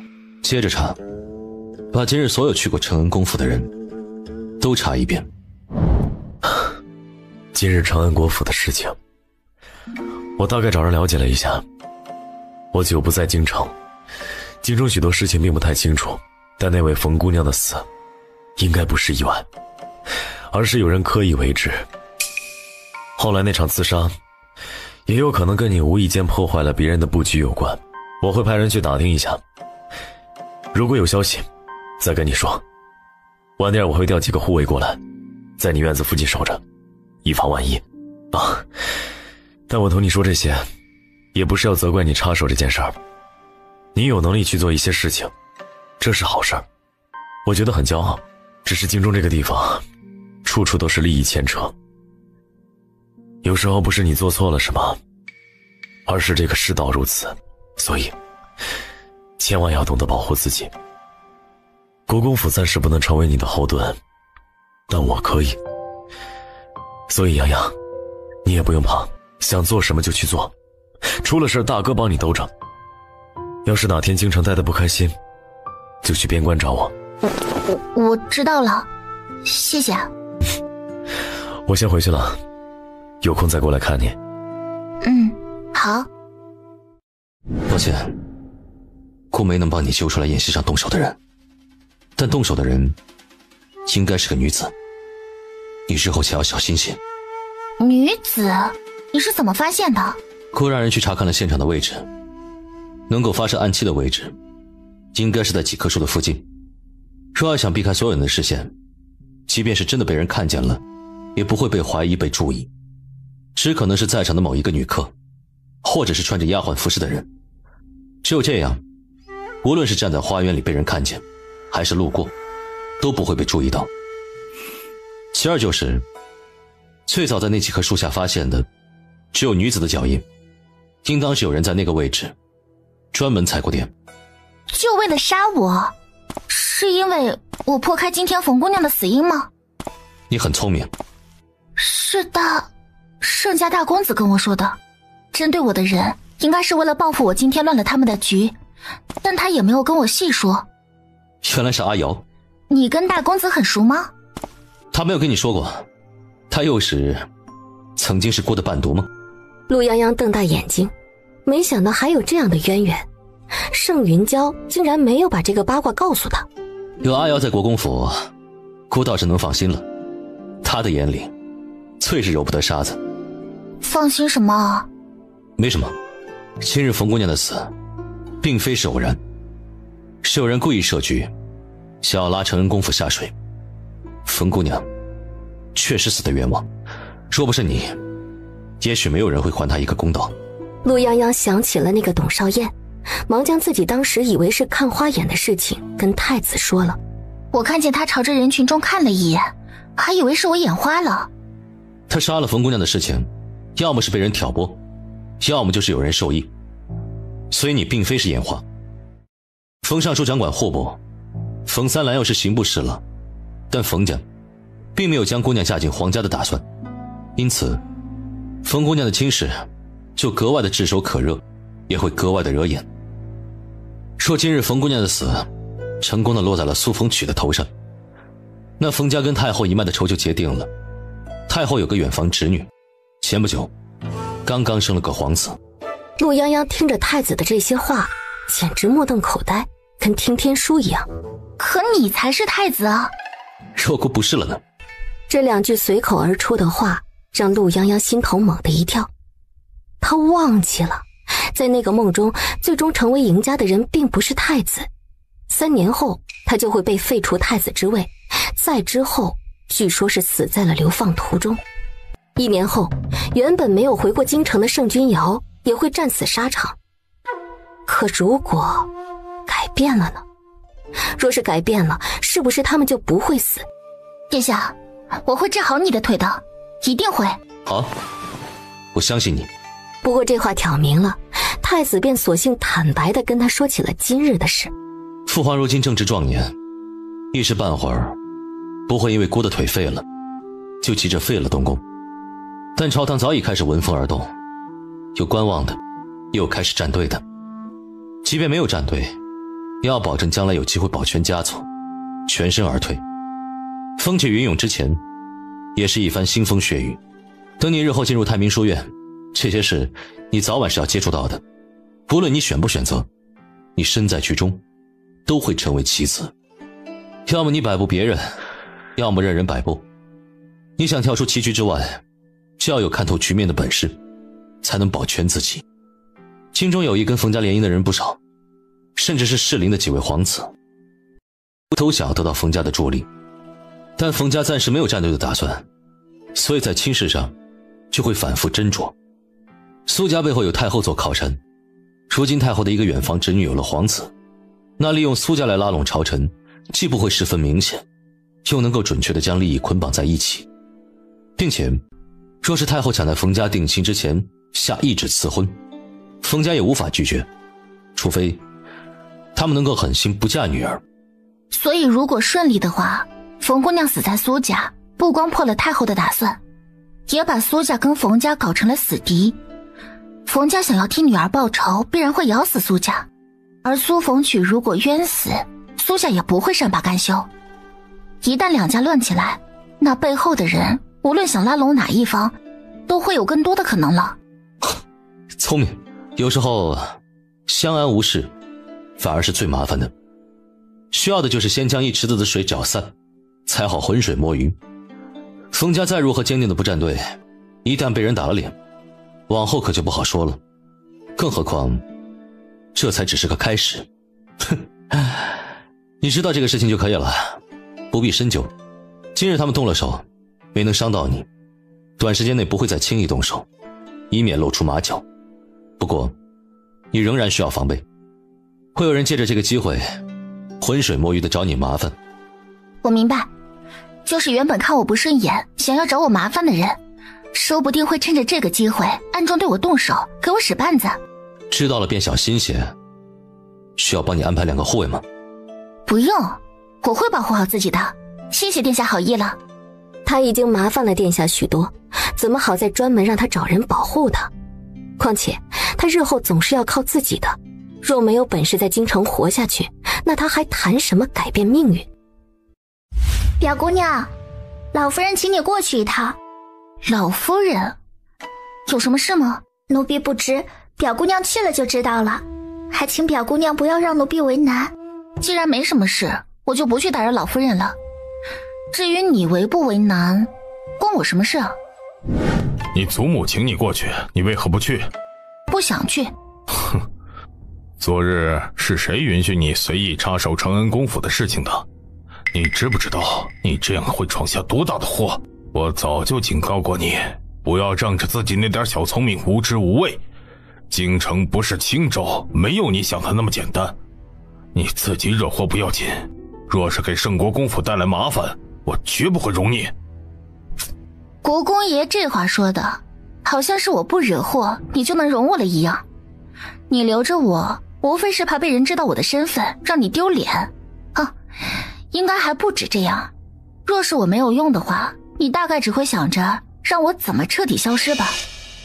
都说虎毒不食子，但有些人确实是不如这什么老虎狮子的。国公爷，你说是不是啊？放肆！你就是这么跟我说话的吗？你不想听，你可以走啊，不是你主动来找我的吗？你……圣国公气得眉心直跳，哪怕是管教最顽劣的儿子的时候，他都没有这种有心无力的感觉。我是告诉你，日后不要随便插手别人的事儿，你不懂这其中关节，只会给自己和家里带来麻烦。等等，国公爷这么在意昨天承恩公府的事，莫非跟你有关系？你胡说八道什么？从今天开始，你待在院子里不要出去了，把女戒抄上100遍，学一学什么叫做祸从口出。来人，给我看着院子，自从今日起，不允许表姑娘踏出院门1步。你们走不走？表姑娘见谅，这是我们的职责。职责啊？真不走？请表姑娘回去。很好，我一向不喜欢为难人，但更不喜欢别人为难我。话音落，他手里的烧火棍一点都不客气地朝着2个人腿上招呼了上去。表姑娘，我们奉国公爷之命看守你，你若是不服用，就休怪我们不客气了。住手！你们在做什么？说，你们想干什么？世子饶命！刚才国公爷吩咐让我们守着院子门口，绝不允许表姑娘离开院子一步，我们只是奉命行事。奉命行事？哼，好一个奉命行事！本世子头一天知道，有人敢在府里对女眷动刀子。我们圣国公府军功起家，府中所有男儿的武器都是用来保家卫国的，不是让你们用来对女眷狐假虎威的。世子，是国公爷吩咐的。确实是国公爷吩咐的，他说我多管闲事，让我抄100遍的女诫，不然就不能出远门半步。但我觉得我并不需要被人看管，所以就来请他们离开。你有没有受伤？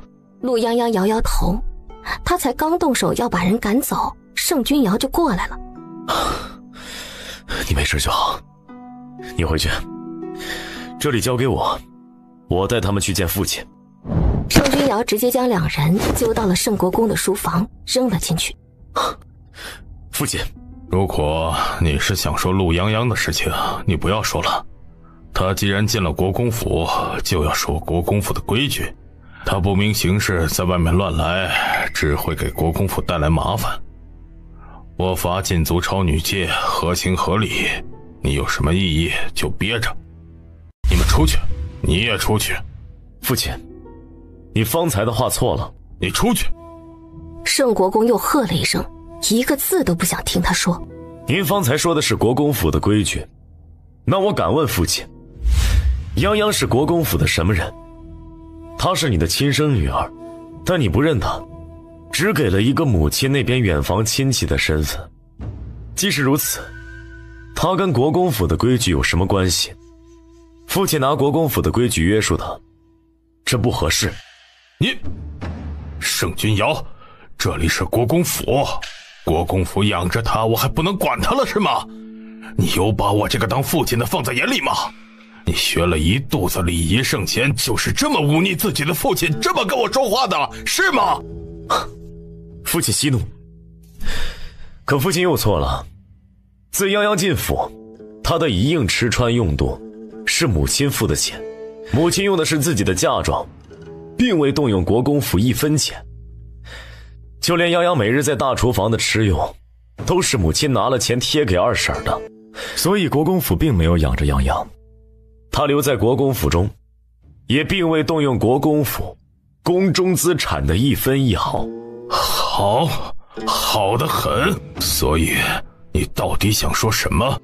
我只是来告诉父亲，泱泱客居国公府，从他不入国公府族谱那一刻起，父亲便没有任何资格要求他。希望您能明白，倘若父亲连这样也容不下，那我可以同外祖父说，让泱泱住到兰家去，若母亲想要归家，也可一并离去。逆子，好一个大逆不道的逆子！你知道你在说什么吗？撺掇自己的父母和离，可是旷古至今的笑话。你的圣贤书是读到狗肚子里了吗？你信不信，我一样可以上书废了你的世子之位？父亲若是觉得我不适合这个世子之位，自然可以上书陛下将其废去。我被父亲请封世子，是因着嫡长，但自古继承之说，一为嫡长，二为贤能。即便父亲只有我这么一个儿子，也并非是非我不可。但父亲也需要明白一点，我今日同父亲所言，与什么世子之位无关，而是身为嫡长子，我有身为人子、为人兄长的责任。父亲有错，我不能无视。即便没有世子之位，我也依然会指正父亲的所行不当。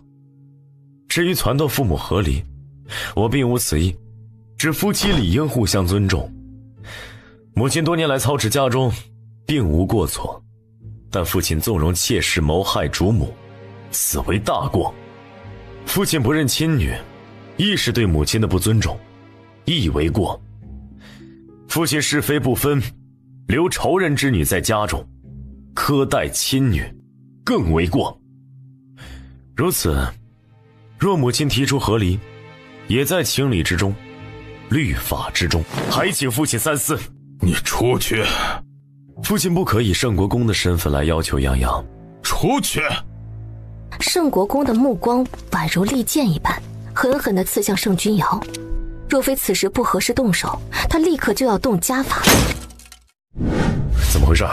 大哥，这位姑娘也是去护国寺上香的，既然顺路，不如我们捎他们一程吧。荒郊野岭的，她一个姑娘家在这里时间久了，怕是不安全。圣君瑶看了他一眼，没有回话。先把树挠开，把道路清出来。是。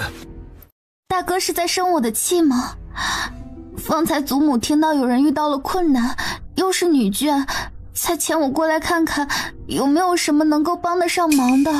大哥从前也是疼我的，难道就因为身份的原因这么快就变了吗？那些年又算什么？我没有生你的气，只不过你也要分清楚场合。现在不是你站在这哭着跟我诉苦的时候。你先回去马车上。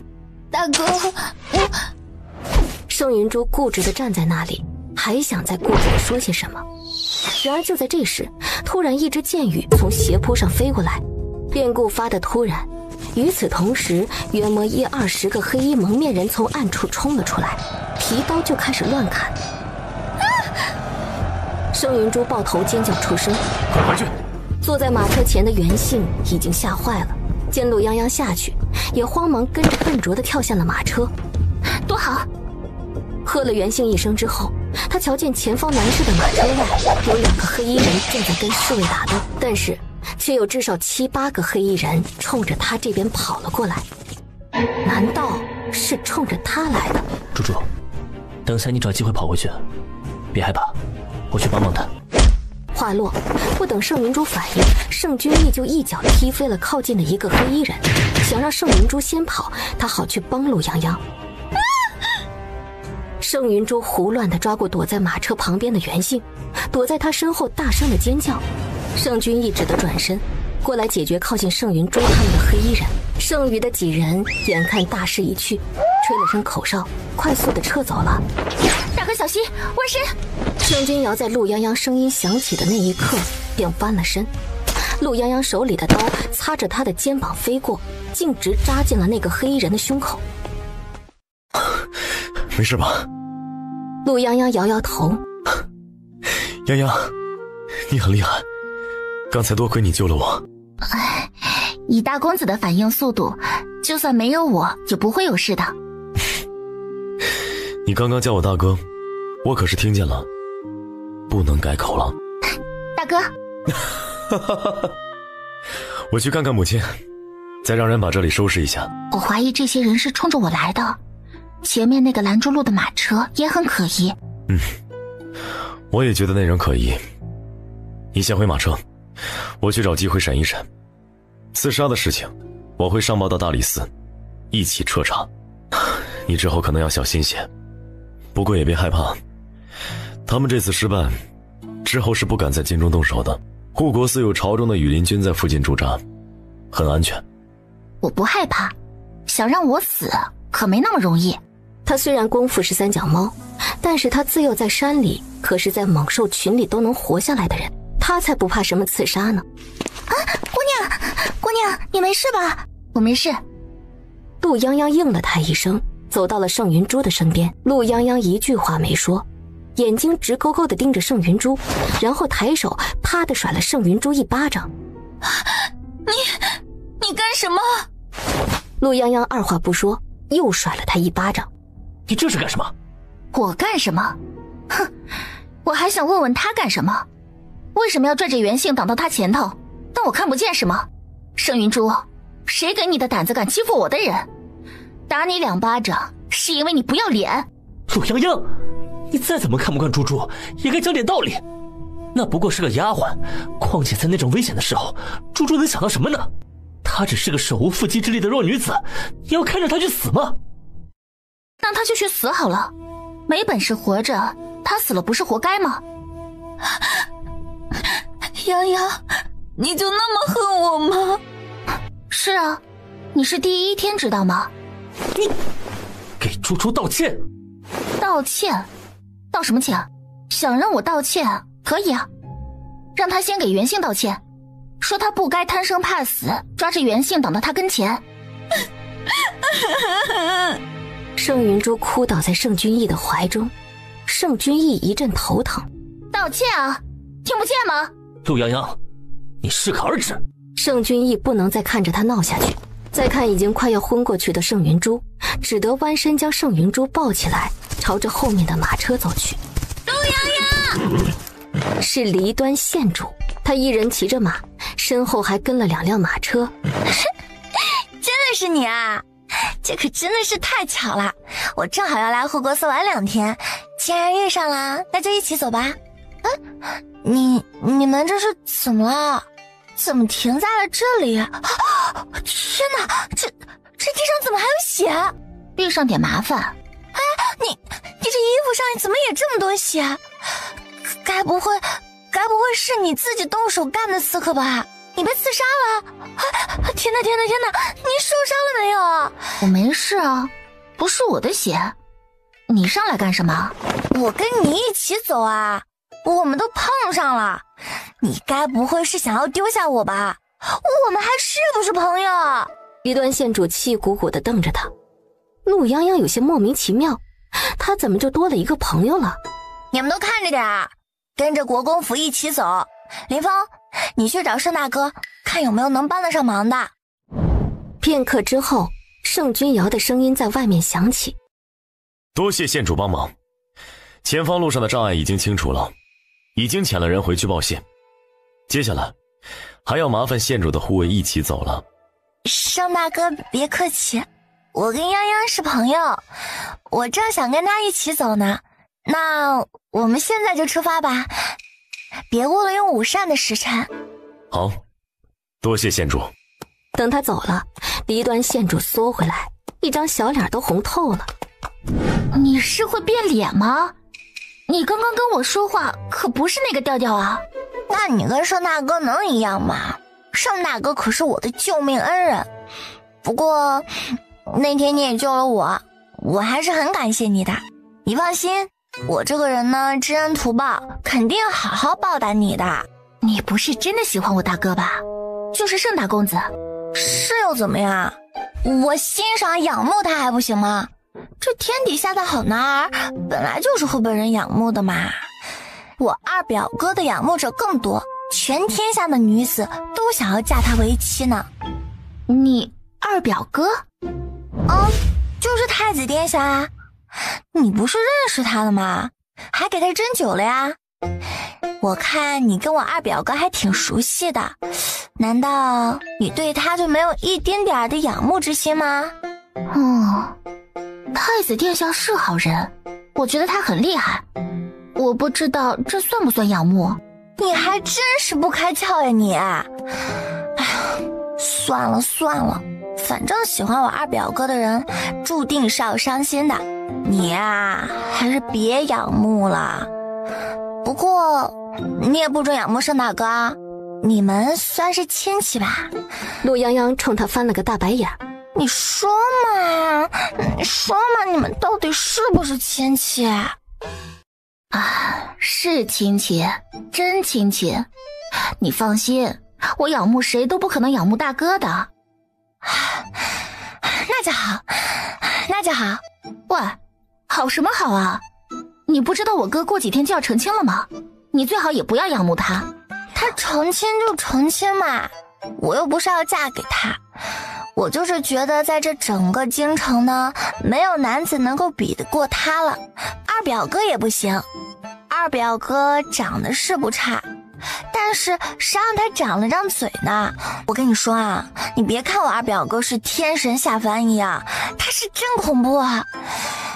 就六表姐那个不找茬就浑身痒痒的刺猬精，看见二表哥那就跟老鼠见了猫一样，因为二表哥谁都不惯着，除了小九，但那也是小九太面了，面团似的，堂堂一个公主，路过的狗都能踩他一脚，也就二表哥护着他。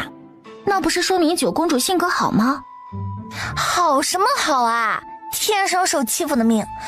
不过也不怪他，谁让他出事。你怎么不说了？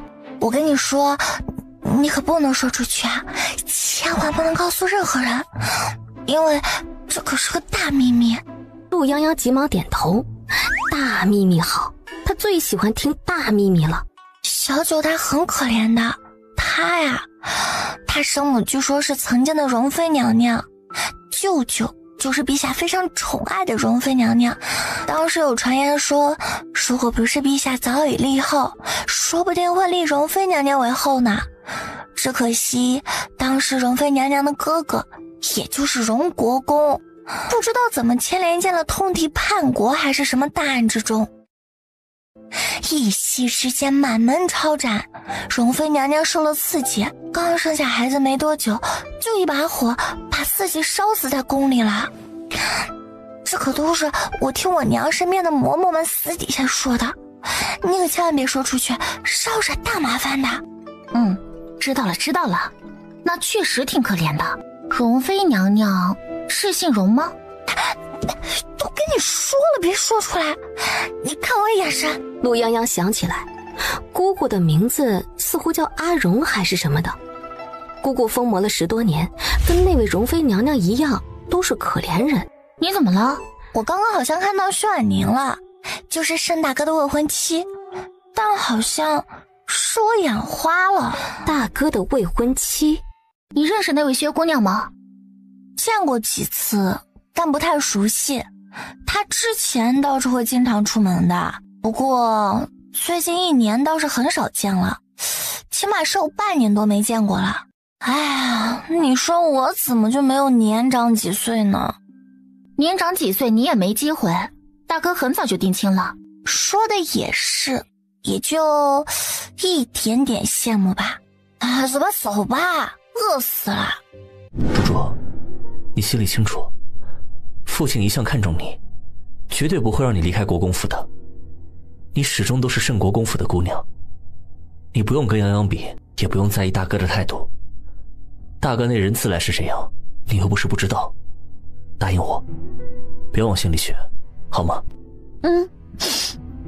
我只是希望他别那么讨厌我，可我无论做什么，好像都是错的。大哥跟母亲也越来越不喜欢我了，我真的不知道该怎么办了。二哥，你也会这样吗？你也会跟他们一样吗？会不会有一天你也不喜欢我了？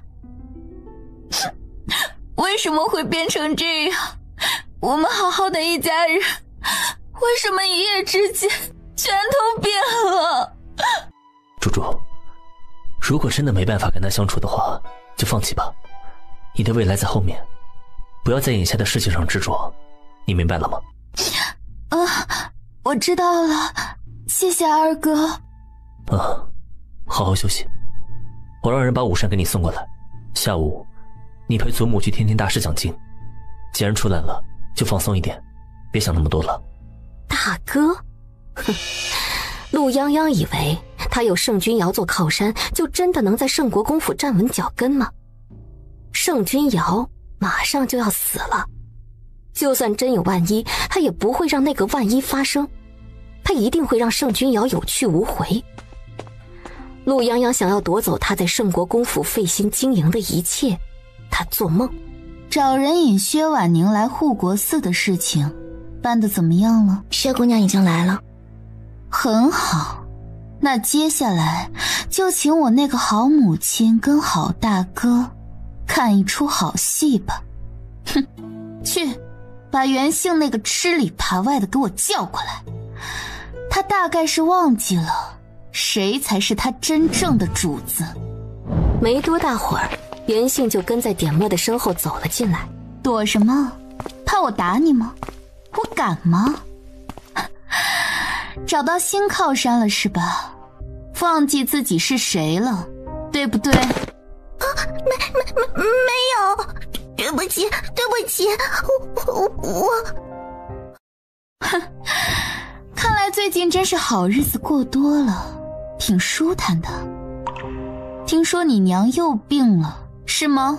看来你是不打算让她活下去了。也是，一个寡妇靠着不要脸的勾搭男人养活一家子，结果命都快熬干了，也养不起女儿这张嘴，你说可不可怜？姑娘，我错了，求求你，我求求你救救我娘吧，都是我的错，都是我的错。别，我可受不起，省得待会儿被人知道了，我还得跟你道歉。不，姑娘，是我的错，都是我的错。你知道我的身份，也知道何家一家子是怎么死的。你说，如果被人知道，哦不，是被陆泱泱知道你是谁的话，你说他会不会恨死你？你那个好母亲，为了养活你跟你那个瞎眼的奶奶，勾引何家大爷，还生了2个孩子，原本就该被乱棍打死的，是我留了你们一条命。你当时怎么求我的？说只要能留下他们，你死都愿意。这才多久啊？果然跟你那个吃里扒外的娘一个德行。倒不如我直接把你的身份捅出去，你说圣国公会不会放过你们？姑娘，我错了，我求求你，我什么都答应你。刚才他们2个也是。闭嘴！想死的话，你就说出来。从现在开始，我要你把陆泱泱的一举一动都报给我。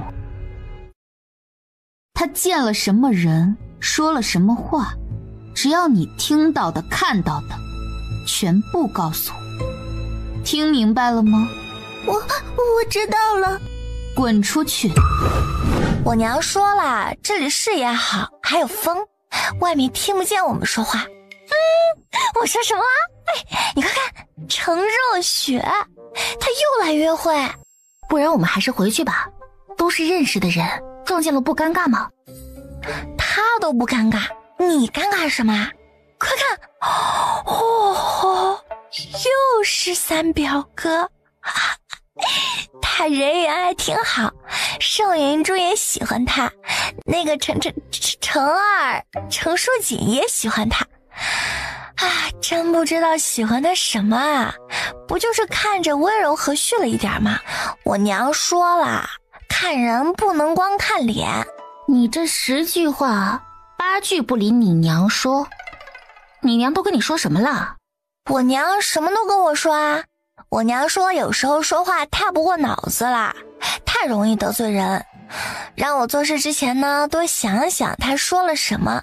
我觉得她说的很有道理，但是我一着急就会忘。徐婉宁，什么？见过三殿下。哎，薛姑娘，怎么是你啊？你是来找盛世子的吗？好，我听说他今日也来了护国寺。我是来找殿下您的。你殿下，婉宁姐姐与我是好姐妹，她有事想见殿下，我事先不好同殿下说，还望殿下莫要见怪。无妨，只是下次你有什么事情直接跟我说就好了，我肯定会答应的。谢谢殿下，殿下真是一个善解人意的大好人。那殿下，你就与婉宁姐姐聊一会儿，我先去那边等你。听说护国寺的睡莲开的是极好，殿下待会儿愿意跟我一起去看看吗？当然可以了，我上次答应陪你出去散心的，就是要委屈你等我一会儿了。程若雪冲着他轻轻眨眼，然后指了指不远处，先离开了。薛姑娘，你找我到底有什么事啊？薛婉宁心下一横，竟是冲着三殿下跪了下来。薛姑娘这是做什么？若是被人看到，可是不太好。三殿下知道我为什么来求你，我舅舅的案子只有殿下你能帮忙。只要殿下答应能帮谢家，我愿意为殿下做任何事情。殿下知道的，我即将嫁给圣国公府世子，我可以说服圣世子成为殿下你的人。这个筹码够吗？谢家，睦州那个谢家。是。睦州知府谢征年是我舅舅。殿下，我知道陛下已经暗中指派您做了这次南巡的钦差，我舅舅是被人连累的，求您帮帮忙。薛姑娘，你这可就有点强人所难了。睦州知府犯的什么罪，你不会不知道吧？睦州水灾因为大坝决堤，淹了3个县城，大大小小几十个村镇，将近10万百姓为此遭难。问题就出在大坝上，你觉得这个责任是你担得起，还是本殿下担得起？哼！你起来吧，若是被人看见，还当本殿下怎么欺负你了？今日看在若雪的面子上，本殿下就当没见过你。殿下，殿下！睦州水灾一案，涉案官员多达100人，我不求殿下帮我舅舅脱罪，只求殿下从中周转，能够留他一命，保住谢家。如果圣国公府的筹码还不够的话，那加上薛家呢？广平侯府如今是没落了，但我有个叔妹，从未在人前露过面，美貌绝伦，有几分先皇后的神韵，可送与殿下。我知殿下所求，愿全力为殿下谋划，祝殿下达成所愿。每天要求本殿下的人非常多，毛遂自荐的人更多。哼，本殿下倒是头一次见到像薛姑娘这样不择手段的。本殿下很是好奇，薛姑娘明明前程大好，睦州一案怎么也连累不到你这个出嫁女？但薛姑娘如此耗费心力，还当真是让本殿下大开眼界。所以薛姑娘为了达到目的，什么都可以牺牲的性格，我很是欣赏。哼，那如果我说我不要你妹妹，我要你，你也可以同意吗？可以。精彩，好久没有像薛姑娘如此精彩的人了。哼，我倒是真想跟你合作，毕竟能遇到像是薛姑娘这么聪明又识相的人可不容易啊。但你得明白，父皇的确是透露出这次睦州一案想命我为钦差前往，可这件事不是没有变数，恰恰好变数还是我那位好二哥，当今的太子殿下。这案子若叫太子插手，你就别说什么你舅舅是不是被连累的。以太子的脾气，就算你舅舅是被连累的，他知情不报就是死罪，谁都通融不了。所以薛姑娘，你现在求我可没什么用。好自为之吧。殿下，薛婉宁如何不知道这件事在3殿下南下之前根本就没办法作数，但他实在是没有别的办法了。殿下，我求你。哎呀，不行，我去找我大哥。这个3殿下别是在欺负未来大嫂吧？哎，你现在去找盛大哥也来不及啊！走，我去帮你。3表哥这人要面子，他不会把我怎么样的，我们直接去找他。谢谢你了。3表哥啊，你这个花心大萝卜，你怎么这么3心2意？我要告诉舅舅去。你从哪儿冒出来的？你管我从哪儿冒出来的？3表哥你也太不检点了，你怎么能这么欺负人呢？我老远就看见你拉着他，我告诉你啊，你不能这样子的。这位薛姑娘可是我最好的朋友的大哥的未婚妻，你可真不君子啊！我3殿下脸都绿了，他出门肯定是没看黄历，才遇见宗离端这个二货。我跟你解释一下是怎么回事。我来这儿有点事，碰巧就看见了这位薛姑娘，神色不好，不知道出了什么事，我就过问了2句。她站起来的时候腿软，我顺势扶了一把，就这样，不信你自己问。我跟薛姑娘在此之前连面都没见过几次，我怎么可能欺负她？你编吧你接着编。我上次都看见你跟程乐雪约会了啊，还有上次你跟盛元珠去看花，这才几天啊，3表哥，你怎么就玩得这么花？你给我闭嘴！3殿下只觉得眉心突突的跳，他就知道宗离端这脑子天生就少根弦儿，跟他就没办法正常沟通。离端县主，还有这位姑娘，你们误会了，我家中有事，所以跟若雪一块出来散散心。刚刚若雪不小心刮了衣服，回去换衣服，我就留在这里等她。不巧碰见了三殿下，三殿下看我脸色不好，就问了2句。我起身时有些无力，不小心抓了三殿下一把，并非有意，还希望2位不要过度曲解，影响了殿下的声誉。我这好心就……离端县主那个暴脾气，要不是刚刚他跟陆泱泱都看见了，是薛婉宁都给三殿下跪下了，他还真信了他的鬼话。县主，抱歉啊，我跟县主刚刚2人商量去后山抓兔子，无意间瞧见薛姑娘跟三殿下在一起，没弄明白就跑了过来，实在是抱歉。啊，还没有跟薛姑娘介绍，我是兰夫人的远房亲戚，现在住在圣国公府，今日碰巧跟兰夫人和大哥来护国寺上香，没想到能遇见薛姑娘。薛姑娘是身体不舒服吗？用不用我去喊人送薛姑娘回去休息？陆泱泱这么说，三殿下跟薛婉宁倒是同时松了口气，没听到什么最好，若是听到，怕是留不得。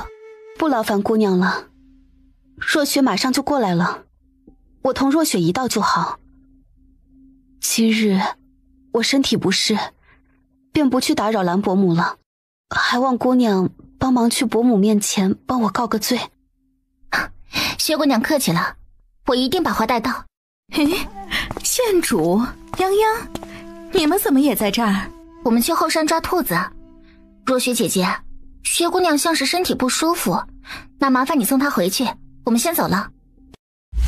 好，那你们玩得开心，改日约你们来将军府玩。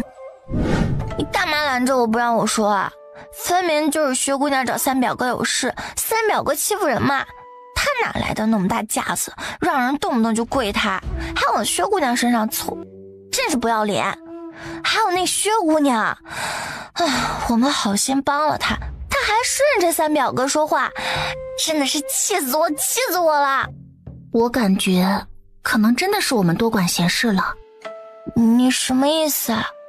不是你说要去帮忙的吗？我本来是觉得可能是薛姑娘被欺负了，不管她是不是未来大嫂，有人被欺负了也不能视而不见。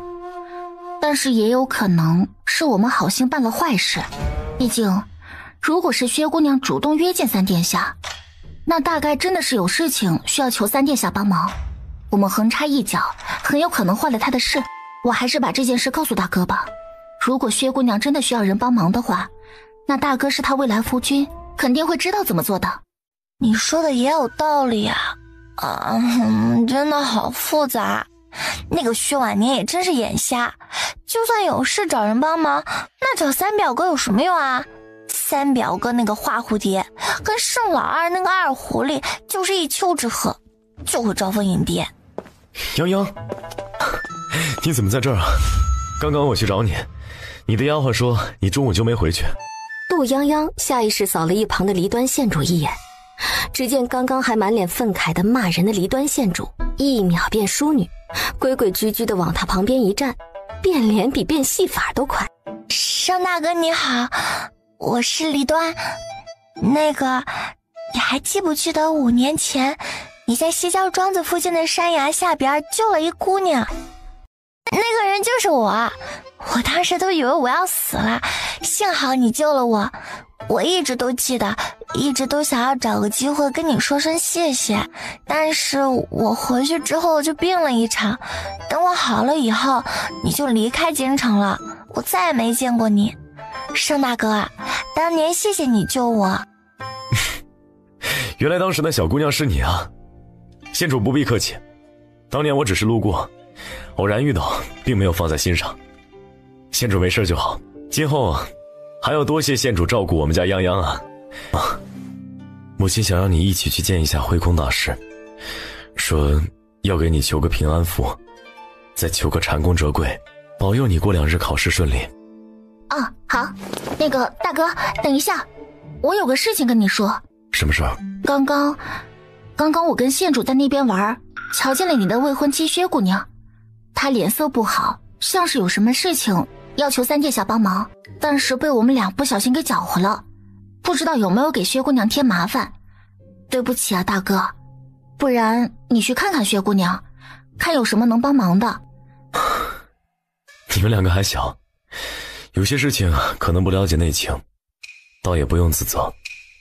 等下我回去过去看一看，问清楚到底是怎么回事。那我们快点回去吧。母亲，怎么先出来了？方才云珠说见到婉宁了，像是脸色不太好，不知道是出了什么事儿。我也有好些日子没见到她了。虽说过几日你们就要成亲了，但是既然遇上了，总要关心一下。正好你回来了，那我们就一起去看看吧。盛君瑶神色微顿，不知为何他突然觉得有些过于巧合了，像是有什么不对的地方，但他一时间没能抓住。姑娘怎么样了？三殿下那边答应了吗？薛婉宁摇摇头，脸色更疲惫了几分。小姐，你先喝杯水，奴婢去拿些午膳过来吧。您这些日子忙里忙外，今日到现在都还没吃一口东西呢，这样下去您的身子会先撑不住的。我没胃口，你去叫表哥过来一趟，我有话跟他说。准备一下，我们得回去了。圣国公府的人来了护国寺，圣世子也来了，若被他撞见，怕是不合适。若是姑爷能帮上忙就好了，姑娘也不必这么殚精竭虑了。世子的外家是兰家，这次睦州的事情，以兰太傅的性格，不参舅舅一个死罪都是万幸了。找他帮忙，怕不是再递把柄过去。那要姑爷有什么用？一点忙也帮不上。算了，我还要接圣国公府的事，若不然我连跟三殿下谈判的筹码都没有。如今好在还有机会，再想办法吧。那您先歇着，奴婢去请表少爷过来。婉宁，放弃吧。爹娘若是知道你为他们如此奔波，他们心中也会过意不去。这次睦州水患，天灾人祸，时也命也。父亲身在其位，虽迫不得已，但到底是错了。我知你心思重，才会在临行之前不惜东躲西藏的来见你。这一次回去之后，我们怕是再也见不到了。日后你好好的嫁到圣国公府去，做你的世子夫人，这就是我的心愿，也是爹娘的心愿。六哥，你既知道我的性子，便知道我不会放弃。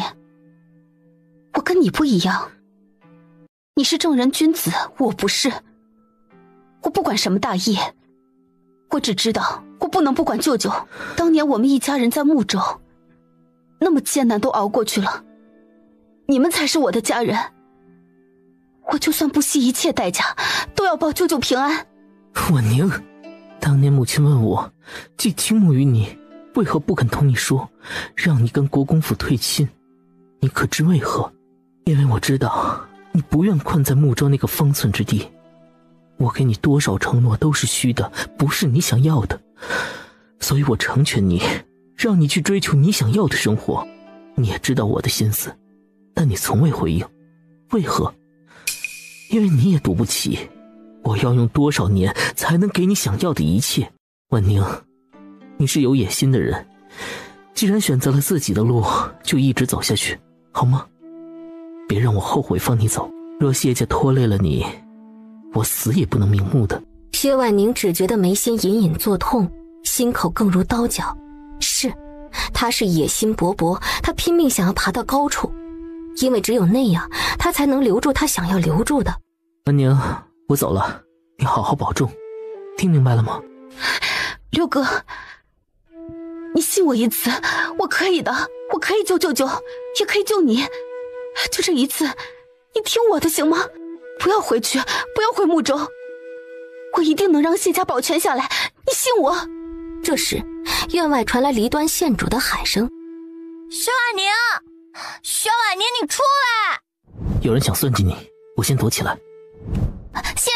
县主，你这样是不是不太合适？佛门清净之地，婉宁姐姐身体不适，在此休息，你这么大声，说是引来寺中其他人，如何是好？今日香客众多，这附近的客院听说都住满了。啊，不是你说非要来看薛婉宁的吗？是到了门口了，你矫情个什么啊？你都说了她身体不舒服，万一她睡着了我敲门，她听得见吗？难不成我们闯进去啊？盛云珠被黎端县主这番话给堵得进也不是退也不是。我跟婉宁姐姐比较熟，还是我去敲门吧。然后快步走到门前，说是敲门，只敲了2下，便一不小心将门给推开了。婉宁姐姐，我们来看你了，你在吗？陆泱泱若有所思地看着盛云珠，他怎么觉得盛云珠憋着什么坏呢？怎么还跟薛婉宁扯上了关系呢？按照梦中的走向，这2人应该也没什么交集啊。难不成盛云珠表面一副好姐妹，实际上不喜欢薛婉宁，不想让她嫁进来？云珠，县主，你们这是？婉宁姐姐，我的丫鬟说在寺中看见你了，脸色不好，像是身体不舒服。正好今日我和哥哥们陪母亲和祖母来上香，便着人打听了你休息的地方，过来看看你。母亲跟大哥也来了。抱歉，云珠，我真没想到，竟然劳动了伯母亲自过来看我。我听闻她最近身体不适，一直想去探望她，但不巧自己也病了。今日也是若雪约我过来上香，才得以出门。我这就去给伯母请安。他虚弱地跨过门槛，将门关上，冲着盛云珠虚弱的笑笑，朝着外面走了过去。伯母，婉宁有愧，请劳动您亲自过来看我。实在是这几日身体不适，恐过了病气给您。好孩子，快别多礼。我这几日好多了，这才说过来护国寺上炷香，也祈祷你们都平平安安的，我也就安心了。你跟阿瑶幼时见过面，怕是都快记不得她的模样了。虽说过几日就要嫁过来，但也要好好瞧瞧，若是不满意呀，尽管跟伯母说，我回去好好教训她。薛婉宁适时地露出了一个羞怯的表情，惹得兰氏更是心情愉悦，还示意她去看盛君瑶。母亲，婉宁姐姐，我们都不要在外面站着了，进去坐坐吧。薛婉宁咳出了声。婉宁姐姐，你怎么了？是不是着凉了？这山里风大，要不要我扶你进去啊？没事，只是有些体力不济，恐招待不周，让伯母受累，是我疏忽了。伯母，请。等一下，既然薛姑娘身体不适，那我们便不打扰了。不知薛姑娘是怎么来的护国寺？今天可要回去？若是需要的话，我让人安排送一送薛姑娘，早些回去休养。阿瑶说的是，婉宁，你身体不适，我们就不进去了。我本来让阿瑶找了泱泱来去求平安符呢，待会儿也给你求一个带着。你呀就听阿瑶的，让她安排人送你回去。不，让她送你回去，早些歇着，养好身体才是最重要的。对了，婉宁，这是泱泱，是兰家的一个姑娘，现在在我身边待着，日后也是你的妹妹，你早些回去歇着。云珠啊，你也回去吧，你祖母这会儿也该起来了，你去陪她听听经。泱泱妹妹好，让伯母担心了，我这就回去。好，好，那泱泱，咱们去求平安符。阿瑶，你去送送婉宁。一儿，你送云珠回去，好好照顾祖母。盛云珠不免有些焦急，她费尽心思，还让人帮了忙，才把薛婉宁和她那个表哥给引到了这儿，特地安排了这么一出好戏，就是为了让蓝氏跟盛君瑶亲眼目睹薛婉宁跟他的表哥私会。旁人不知道，他可是知道。薛婉宁可不是什么善茬，为达目的不择手段。一旦薛婉宁嫁进来，蓝氏必然将钟馗交给他。哎，你干嘛呀？你碰瓷儿！我可没碰到你啊！县主，你无理取闹是不是也该有个限度？县主要是没有别的事情的话，不如让大哥一起送你下山好了。不是，你什么意思啊？我无理取闹？我怎么就无理取闹了？你看见我推他了还是怎么着？你自己问他我推他没有？我告诉你啊，盛君爷，今天这事不说清楚谁都别走。本县主什么都吃，就是不吃亏，想讹我做梦呢。二哥，不是县主，是我走路不小心。盛云珠红着眼睛委委屈屈地说道，更像是坐实了就是离端县主把他给推的。本来就是你不小心走路不看路嘛，你瞎呀！离端县主，请你说话客气一点。二公子，也麻烦你说话的时候把耳朵掏干净一点。盛云珠自己已经说了，是他自己走路不小心摔倒的。二公子的意思是他在骗你了？陆泱泱走过来，将离端县主拉到一边，走到盛云珠跟前蹲下来，一把握住了盛云珠的脚腕。你干什么？我帮你正骨啊，省得你再不小心让人误会谁推了你。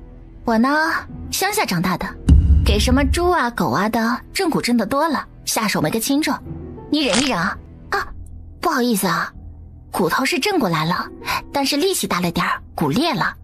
你这2个月好好躺着养养吧，少耍点心眼，养得会快一点。婉宁姐姐，我现在脚疼得不能动了，我能去你那里休息一会儿吗？让我二哥帮忙找大夫来看看。薛婉宁若有所思地看了盛云珠一眼，面上虽未有什么，心里却生出了疑惑。盛云珠瞧见薛婉宁的眼神，也意识到自己做的有点太明显了。云珠妹妹这伤势看起来不太好，我记得这寺中有位大师医术不错，不如二位公子快些带云珠妹妹去看看为好，别耽误了伤势。不是，你什么意思啊？你是说泱泱医术不好？县主，我并非这个意思，只是担心盛家妹妹。洋洋刚才都说了，他脚没事儿，就是骨裂，养养就好。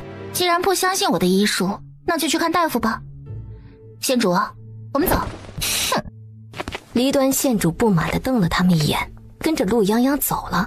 义儿，你快送云珠回去吧。然后让惠嬷嬷扶着他离开了。盛君义见状，只得将盛云珠给抱了起来，朝着另外一个方向走去。给世子添麻烦了，世子不用管我，我跟若雪约好了的，她待会儿会过来接我一起回去的。世子还是去照料伯母吧。薛姑娘，我并不是一个喜欢强人所难的人。你我这桩婚事，因着我这些年在边关，如今又是因为母亲生病，将婚礼提前，属实委屈了你。对此，我跟你道歉。如果薛姑娘对这桩婚事有别的想法，可以同我说，我定不会为难姑娘。若姑娘诚心愿意嫁进来，盛家也必定诚心以待，不让姑娘受委屈。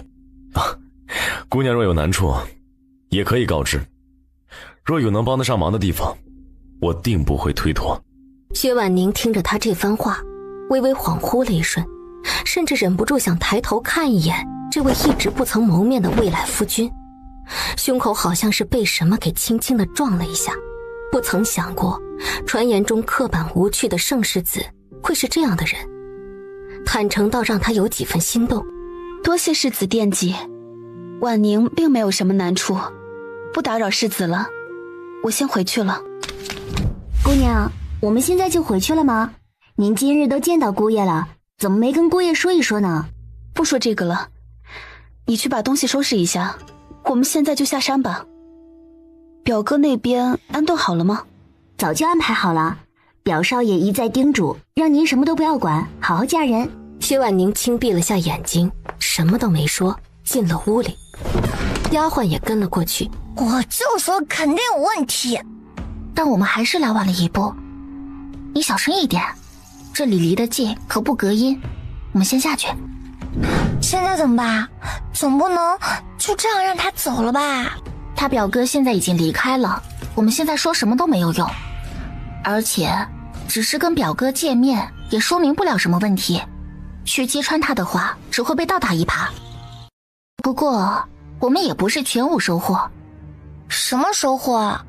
我们什么也没抓到呀！早知道下午过来的时候直接闯进去了，肯定能赌个正着。我们只知道薛婉宁的表哥今天来找他，就算把2个人都躲在屋子里，他们清清白白，我们也不能硬说他们有问题啊。大哥跟他婚期在即，没有确切的证据，只会让事情变得更难堪，什么也改变不了。大哥也不会因此就悔婚的，他不是那样的人。那当然了，盛大哥肯定不会轻易悔婚的。所以说薛婉宁可恶，他有什么不能直说的，非要这么遮遮掩掩。你知道薛婉宁的表哥是什么？我怎么会知道？我跟他又不熟。你问这个干嘛？哦，我知道了，你是想直接找到他表哥，这样就真相大白了是吧？不是，你让我捋一捋。你先看到薛婉宁跟他表哥拉扯，然后他去求了3殿下，被我们搅和了，事情没有办成。下午盛云珠引我们过来的时候，他表哥应该在这里，等我们一走，他就将他表哥给送走了。刚刚陈若雪说没有帮到薛婉宁，薛婉宁说不说实情是不想牵连他。然后丫鬟又问他有没有跟姑爷，也就是大哥说这件事，他遮掩过去了。所以薛婉宁所说的事情应该跟他表哥有关。他找3殿下求情是想帮忙，他表哥遇到了麻烦，他今天这一出是为了帮他表哥，而能够求到3殿下的必然不是一般的小事，是朝堂上的事。啊，那岂不是我们抓到他跟他表哥在一起也没有？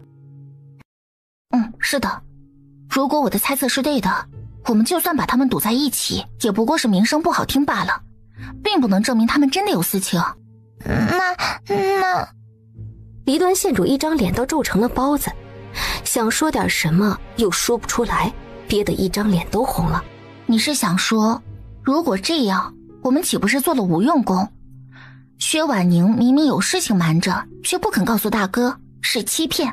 并且如果薛婉宁真的跟他表哥有牵扯，最后还是嫁给了大哥，那对大哥来说也是一种欺骗，对吗？对，我就觉得他不坦诚嘛，你快想想办法，最起码也得让盛大哥知道实情吧。你说的没错，所以我们现在就先去弄清楚他表哥是谁，他遇到了什么事，他隐瞒了大哥什么，然后再告诉大哥，让大哥自己来做选择。好，我现在就回去找我娘，朝堂上的事情他最清楚，他肯定知道是怎么回事。你可终于回来了，我怎么听说你们路上好像遇到什么事情了？是有点小事，不过已经解决了。哎，我有个事情要问你啊，你知道大哥的未婚妻薛婉宁，他表哥是什么？你怎么开始关心起来大哥的未婚妻了？他表哥多得很，你说哪一个呀？哎，不对，你肯定不会无缘无故问。快，赶紧告诉我，到底发生什么了？是不是薛婉宁跟他表哥私奔了？啊，你等我一下啊，我去找我的小本本，我看看是他哪个表哥。陆泱泱疑惑地看着盛云娇去床头翻箱倒柜的，然后就见他真的找出了一个画本子一样的书。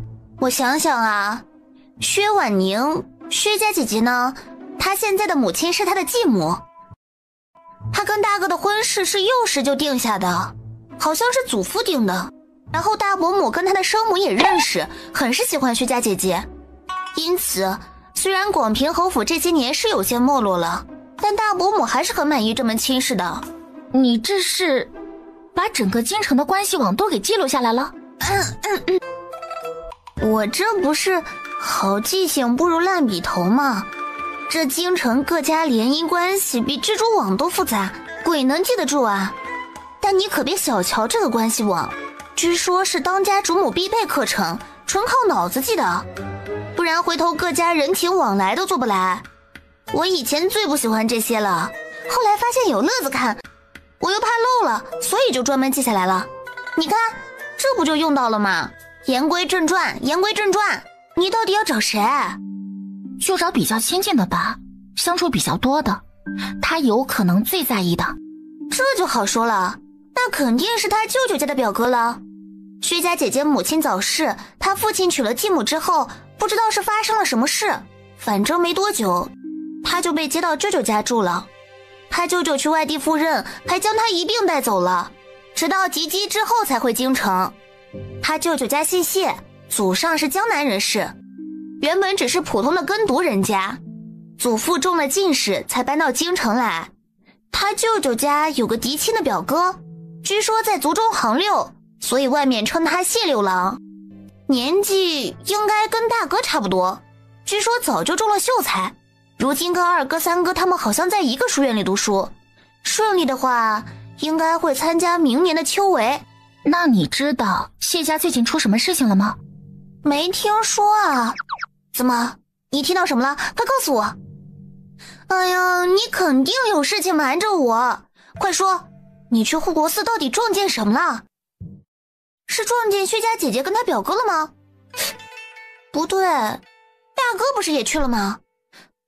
那是不是大哥也撞见了？大哥那人这么闷，肯定不会哄姑娘开心。不过大哥最是讲究了，若非什么证据确凿的事情，他是不会轻易发难的。哎呀，你快说呀，到底怎么了？哎呀，确实是遇到了一点事情，不过你说的对，没有确凿的证据，我也不能乱说。等我找到证据再告诉你。我先回去了，我后天要考试，我还有功课没做完呢。不是吧，洋洋，好洋洋，宝贝洋洋，你就这么走了？你怎么忍心呢？这么重要的事情，你竟然能憋住不告诉我啊？等我考完试，弄清楚真相以后再告诉你。洋洋啊！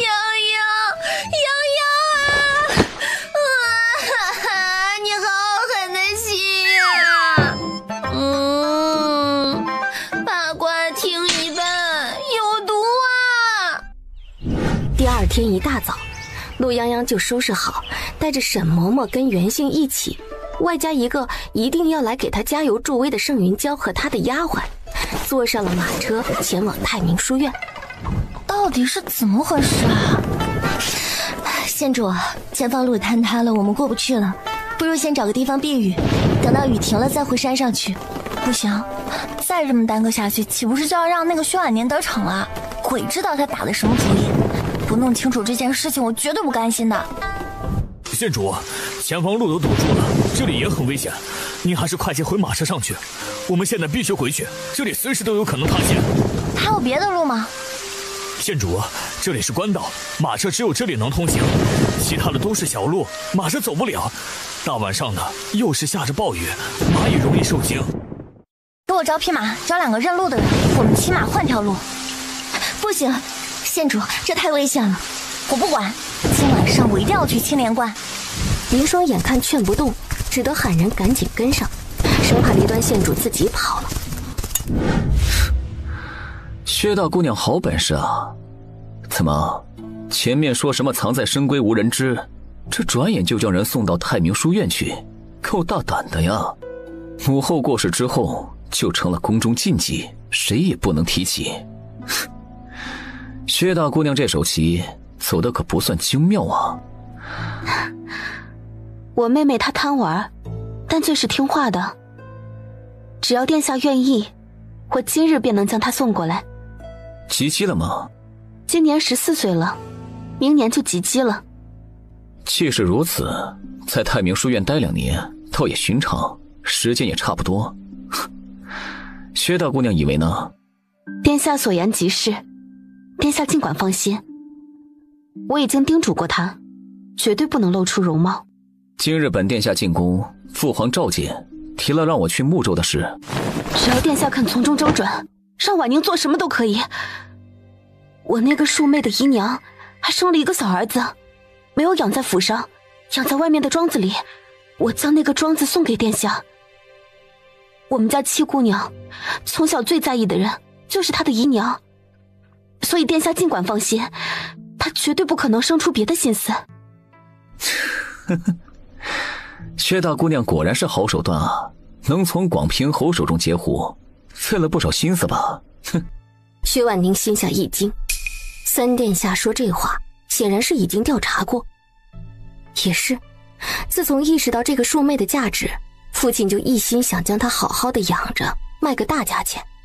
但是父亲那个人没什么本事，与其浪费这一枚棋子，不如他亲自来控制。这枚棋子本殿下接了，你的事本殿下也会考虑，但你想拿着圣国公府来做筹码，未免有些自视甚高了。圣君瑶那个人若是能拉拢，本殿下就不需要别人费心了。那殿下的意思是？意思是你搞不定圣君瑶，所以别想了。哼！你若是聪明的话，就想个法子不要嫁进去，也当是本殿下给送的这份礼物的一点回礼了。哼！薛婉宁的脑子里一瞬间闪过许多种念头，但最终的结果都只导向其中一种，那就是圣君瑶必死无疑，只有死人才不必费心的拉拢。时候不早了，薛大姑娘请回吧。殿下，我……薛大姑娘是舍不得了吗？哼，也是。你舅舅如今的情况，即便死罪能免，也活罪难逃。你那个表哥再如何有才华，这几年也科考无望，到底比不得圣国公府的门第啊。且盛世子人中龙凤也是个万里挑一的好夫婿。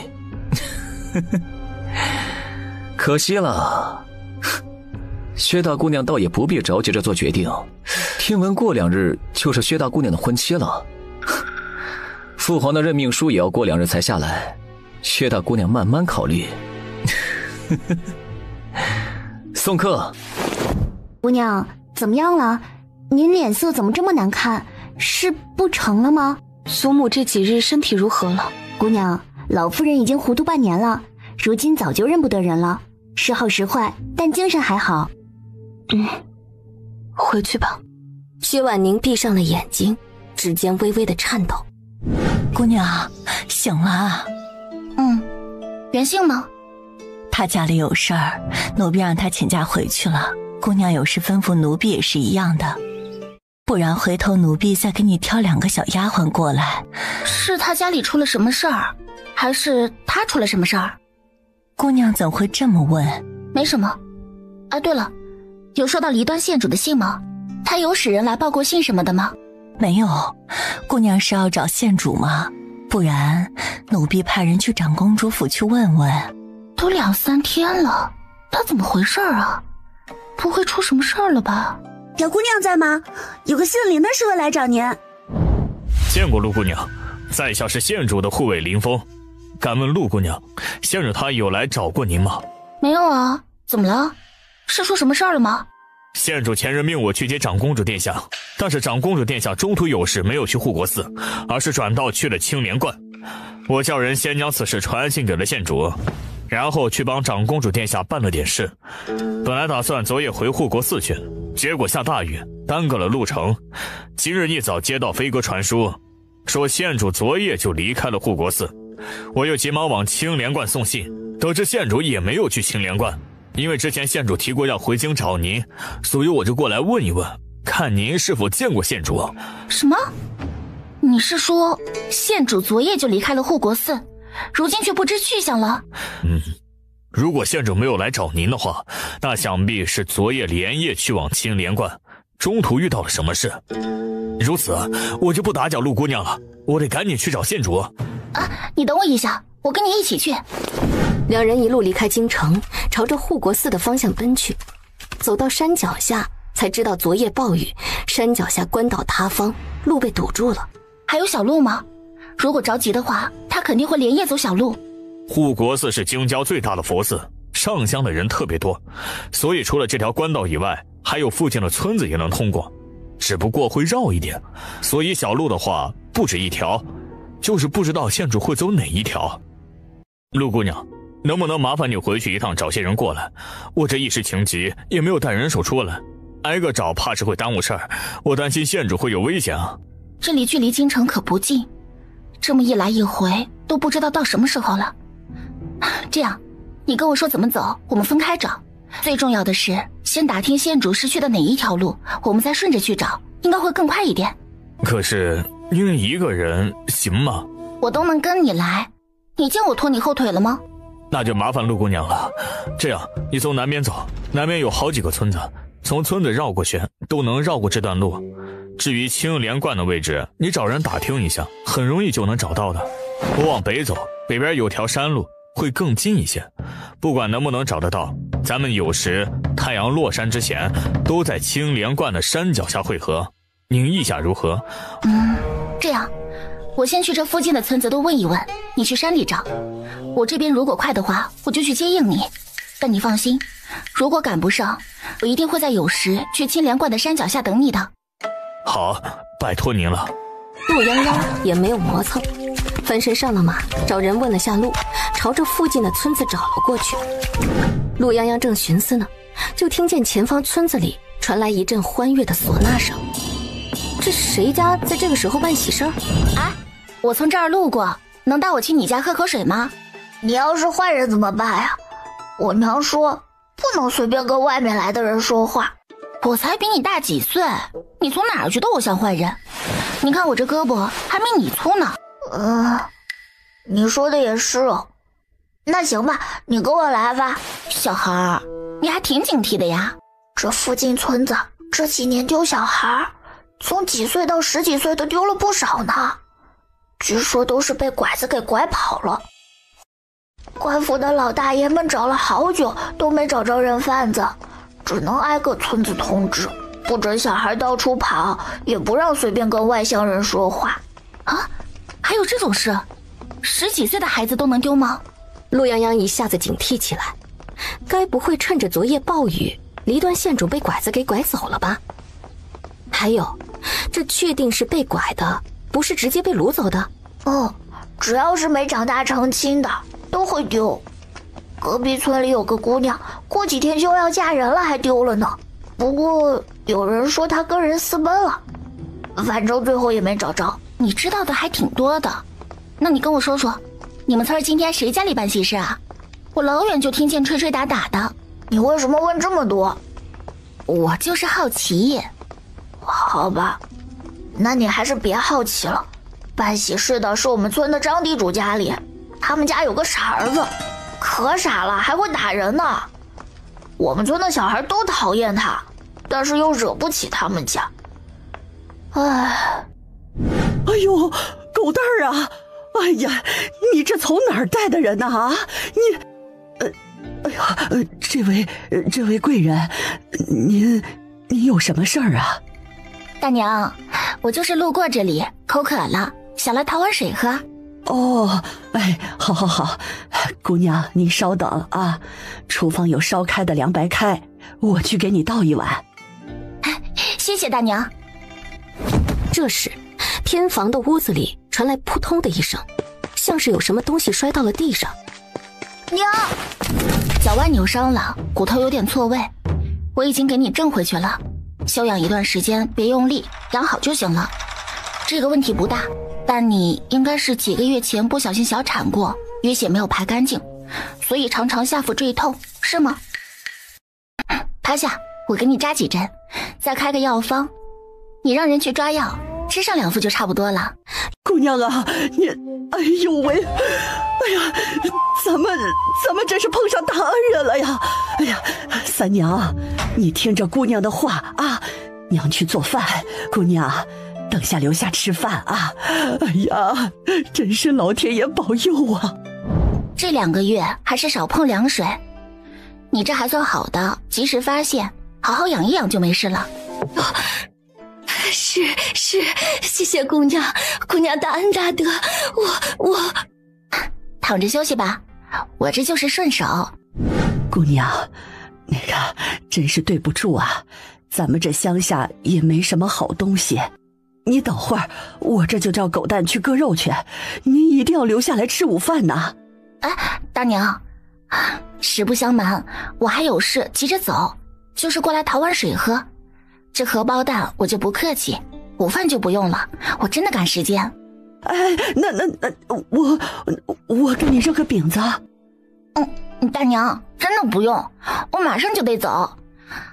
其实我是来找人的，我一个姐姐昨天晚上赶路，人不见了，我这一路找过来，还得去别的地方找呢。哎，大娘，你们昨儿夜里有来过什么陌生人吗？啊，陌生人？哎，姑娘，你这帮了我儿媳妇儿，就是我们家救命恩人，我呀也就不瞒着你了。就这事儿吧，我也不知道真假。就是说，昨儿夜里那张地主家说是救了什么人，还是个漂亮姑娘。这不，今儿啊就要给他家那傻儿子娶亲了。但我这也没亲眼见着，做不得准呐。但张地主家确实是今儿一早才准备的亲事。什么？大娘，我有重要的事情要去办，谢谢你了啊。洋洋，大哥，你怎么会在这儿的？出什么事了？我这上午有事情要去西郊大营，结果那边路塌方了，我就从这边绕了过来。本来是不从村里过的，听到有几个小孩在那说，刚来个戴金色面具的小姑娘，门口还拴着匹大马。我听着不太对劲，就问了一下，绕过来看看，没想到真的是你。你跑这儿来干什么？我路过这里，刚有个大娘跟我说，他们村那个张地主家强抢民女，正在给傻儿子办亲事，我得去看看。哎呀，大哥，来不及了，我等会儿再跟你解释啊。新娘子，新娘子。哎呦，新郎官别急呀，咱们先拜堂，拜完堂才能领新娘子入洞房呢，听见没有？好，好，新娘子入洞房，入洞房。何人敢在我家里捣乱啊？给我抓起来，抓起来送官府！住手！你是什么人？你想干什么？放开我儿子！林说，陆姑娘，快去救救我们县主！县主被他们关在了地窖里。走，带路！你敢说你不认路，我就弄死你！哎呦，认，我带你去。洋洋，我没脸见人了。哎呀，你别弄脏我衣服，真的已经够脏了。我都这样了，你还嫌弃我？我没脸活了。看来精神还不错嘛。离端县主僵住，像是在思索自己是不是要应景的晕一晕。县主，属下护主不力，请县主责罚。你们起来吧，也不怪你们。要不是他执意非得冒雨绕路，也不会遇见这种事儿。对了，这家人简直土匪，胆大包天，连本县主都敢抢，气死我了！你现在立刻去过去喊人过来，我饶不了他们，简直岂有此理！我要让舅舅砍了他们！贵人饶命！贵人饶命！是小人有眼不识泰山，贵人饶命啊！你现在知道喊饶命了？昨晚上是谁给你的胆子，连本县主都敢骗，气死我了！我今天非得砍了他们祖宗18代不可！还愣着干什么？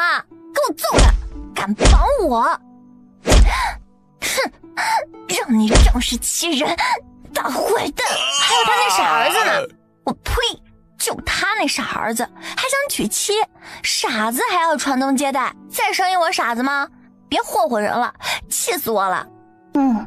我觉得你说的有道理，不然我……洋洋，把人拉下去，废了，然后送到官府，依法论处。是。县主，强抢民女是重罪，此事官府一定会秉公处理，还请县主原谅，我等越俎代庖。没有，盛大哥处理得很好，谢谢盛大哥。今天要不是你跟泱泱，我肯定完蛋了。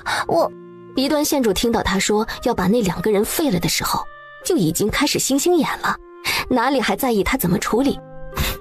时候也不早了，县主，你要去哪里？我送你们过去。哎，大哥，你有事要忙你就先走吧，我带县主走就可以了。我们去青莲观，长公主在那里，县主要去找长公主。好，那正好顺路，我去西郊大营，走吧。好。你大哥对你可真好。你还没有跟我说到底怎么回事呢？你怎么就差点被人绑去拜堂了？你可别提了，我真是倒霉透了都。我这不昨天白等了，才知道我娘竟然来了青莲观，我就着急过来找她。结果下山没多久就碰上暴雨，路都塌了。我这不死心嘛，就想着抄小路，谁知道刚走到这村子附近就掉进泥坑了，惊了马跑了。当时眼看没办法，刚好这附近有个村子，我就想着找一家过来投宿一晚，等雨停了再赶路。谁知道看着这家最气败，结果进去就被人下了迷药，想让我嫁给他们家傻儿子。我就灵机一动，说我不孕是去青莲观求药的。他们不太信，林霜就跳出来说她可以嫁，我使眼色说去拖住他们，然后我就被扔地窖去了。他们就把林霜给收拾打扮，说一大早就要办婚事，还好你来得及时，不然我跟林霜可就要完蛋了。洋洋，我可太爱你了，不然将来你把我给娶了吧。你可真行。洋洋，我这形象是不是咱彻底毁了？你在乎这个？我也是要脸面的。你说你来救我，怎么还带上盛大哥？我现在都不知道是该高兴还是该难过。我难道就不能留个好印象吗？怎么总是这么狼狈？要不是大哥来，我要救出你去，可能就得先把他们那百10号人给揍一顿，才能把你给带走了。这种村里有点势力的最是麻烦。为了防止出事，通常这种事就是一不做二不休。我要不是还算有几分力气，我可不敢单枪匹马去救人。你就谢天谢地吧。我就是随便说的嘛。你要是没来救我，我都不知道还会怎么样。哎呀，你说话正常点儿。好，那我们赶紧上山去找我娘吧。盛大哥又帮了我一回，我可一定要帮他弄清楚那个薛婉宁是怎么回事。娘，我今天真是太倒霉了，娘。快给我拦住他！娘，你嫌弃我？离呀，你就说吧，你这样子扑过来合适吗？我这刚换的衣服，你该不会跳泥坑去了吧？娘，我带我新交的朋友过来跟你认识呢。快带他去换衣服。是洋洋吧？小黎第一天见你就同我提过好多次，果然是个可爱的小姑娘。你这衣服是被小黎弄脏的吧？你同她一起去换衣服，我叫人给你们准备午膳。洋洋见过长公主。好啦，起来吧，别这么多礼，快去换衣服，一会儿咱们再聊。陆洋洋只得先跟着离端县主一起先去换了身衣服再出来。这么看倒像是一对姐妹花，洋洋日后多来家里玩。谢谢长公主。哎呀娘，我有正事儿，非常重要的事情要跟你说。什么重要的事啊？又是关于盛君瑶的？娘，说正事儿呢。你知不知道盛大哥的未婚妻就是薛婉宁？他表哥出了什么事儿？你盛大哥的未婚妻薛婉宁的表哥有什么事？小黎啊，我们不是说好了仰慕可以，但不能随意插足吗？你这怎么都打听到人家表哥去了？别跑题，娘，你能不能好好听我说话？好，你好好说，先说明白怎么回事儿。离端县主想了想，只得把那天在护国寺姻缘村那里看到的事情给说了一遍，还有自己昨天为了来找他，倒霉差点被人给抢了，简直无法无天。洋洋啊，今日真是多亏了你，要不然我还不知道他能惹出这么大的麻烦来。盛世子既然已经处理了，我就不插手了，待会儿我让人去守着，务必让官府严惩那些人。县主也是为了我大哥的事情才遇到的意外，无论有没有这个事情，遇到有人强民女，我都不会坐视不理的。是小黎太冲动了，一直改不了这个臭毛病。你们不知道也正常，前段时间睦州大水冲垮了堤坝， 10几个村镇数万百姓遭难，朝中派人去查，最后发现是堤坝出了问题，有人贪污，以次充好，此事事关重大，朝中为此已经闹了许久。睦州知府谢征年是薛婉宁嫡亲的舅舅，此事一出啊，睦州一干官员就被下了大狱，也包括谢征年。睦州水灾一事，他身为一州知府，难辞其咎。陛下有意派遣钦差南下调查此案，属于3殿下。薛婉宁应该是听到了风声，特地想法子跑去找他求情的。你们小孩子家家的，就别管这么多了。朝中的事情很复杂，听一听就行了。你们就算把这件事告诉盛君瑶，他也没有办法帮忙。薛婉宁要是聪明，就安安稳稳地等着嫁进盛国公府，要是执意为了这件事奔走，你们可要让盛君瑶小心了。有的事儿啊，牵扯进去，想抽身就难了。陆洋洋忍不住想到梦中大哥的结局，以及薛婉宁并没有嫁给大哥。明明从前看着毫无关系的事情，一旦牵扯到朝堂，就好像突然变得有关系起来了。那么，大哥的死还是意外吗？多谢长公主殿下解惑，我觉得无论如何，我大哥都有知道真相的权利。县主，我先回去了，我要想想怎么跟大哥说这个事情。哎呀，你怎么要走呀？哎，你等等我，我跟你一起去。县主，我现在要回盛国公府去。你不是去找盛大哥啊？大哥办事去了，今天未必能赶得上来接我，但他肯定会回府的，我回去等他就好了。那好吧，那我明天再去找你。怎么啦？见不到心上人就这么唉声叹气的呀？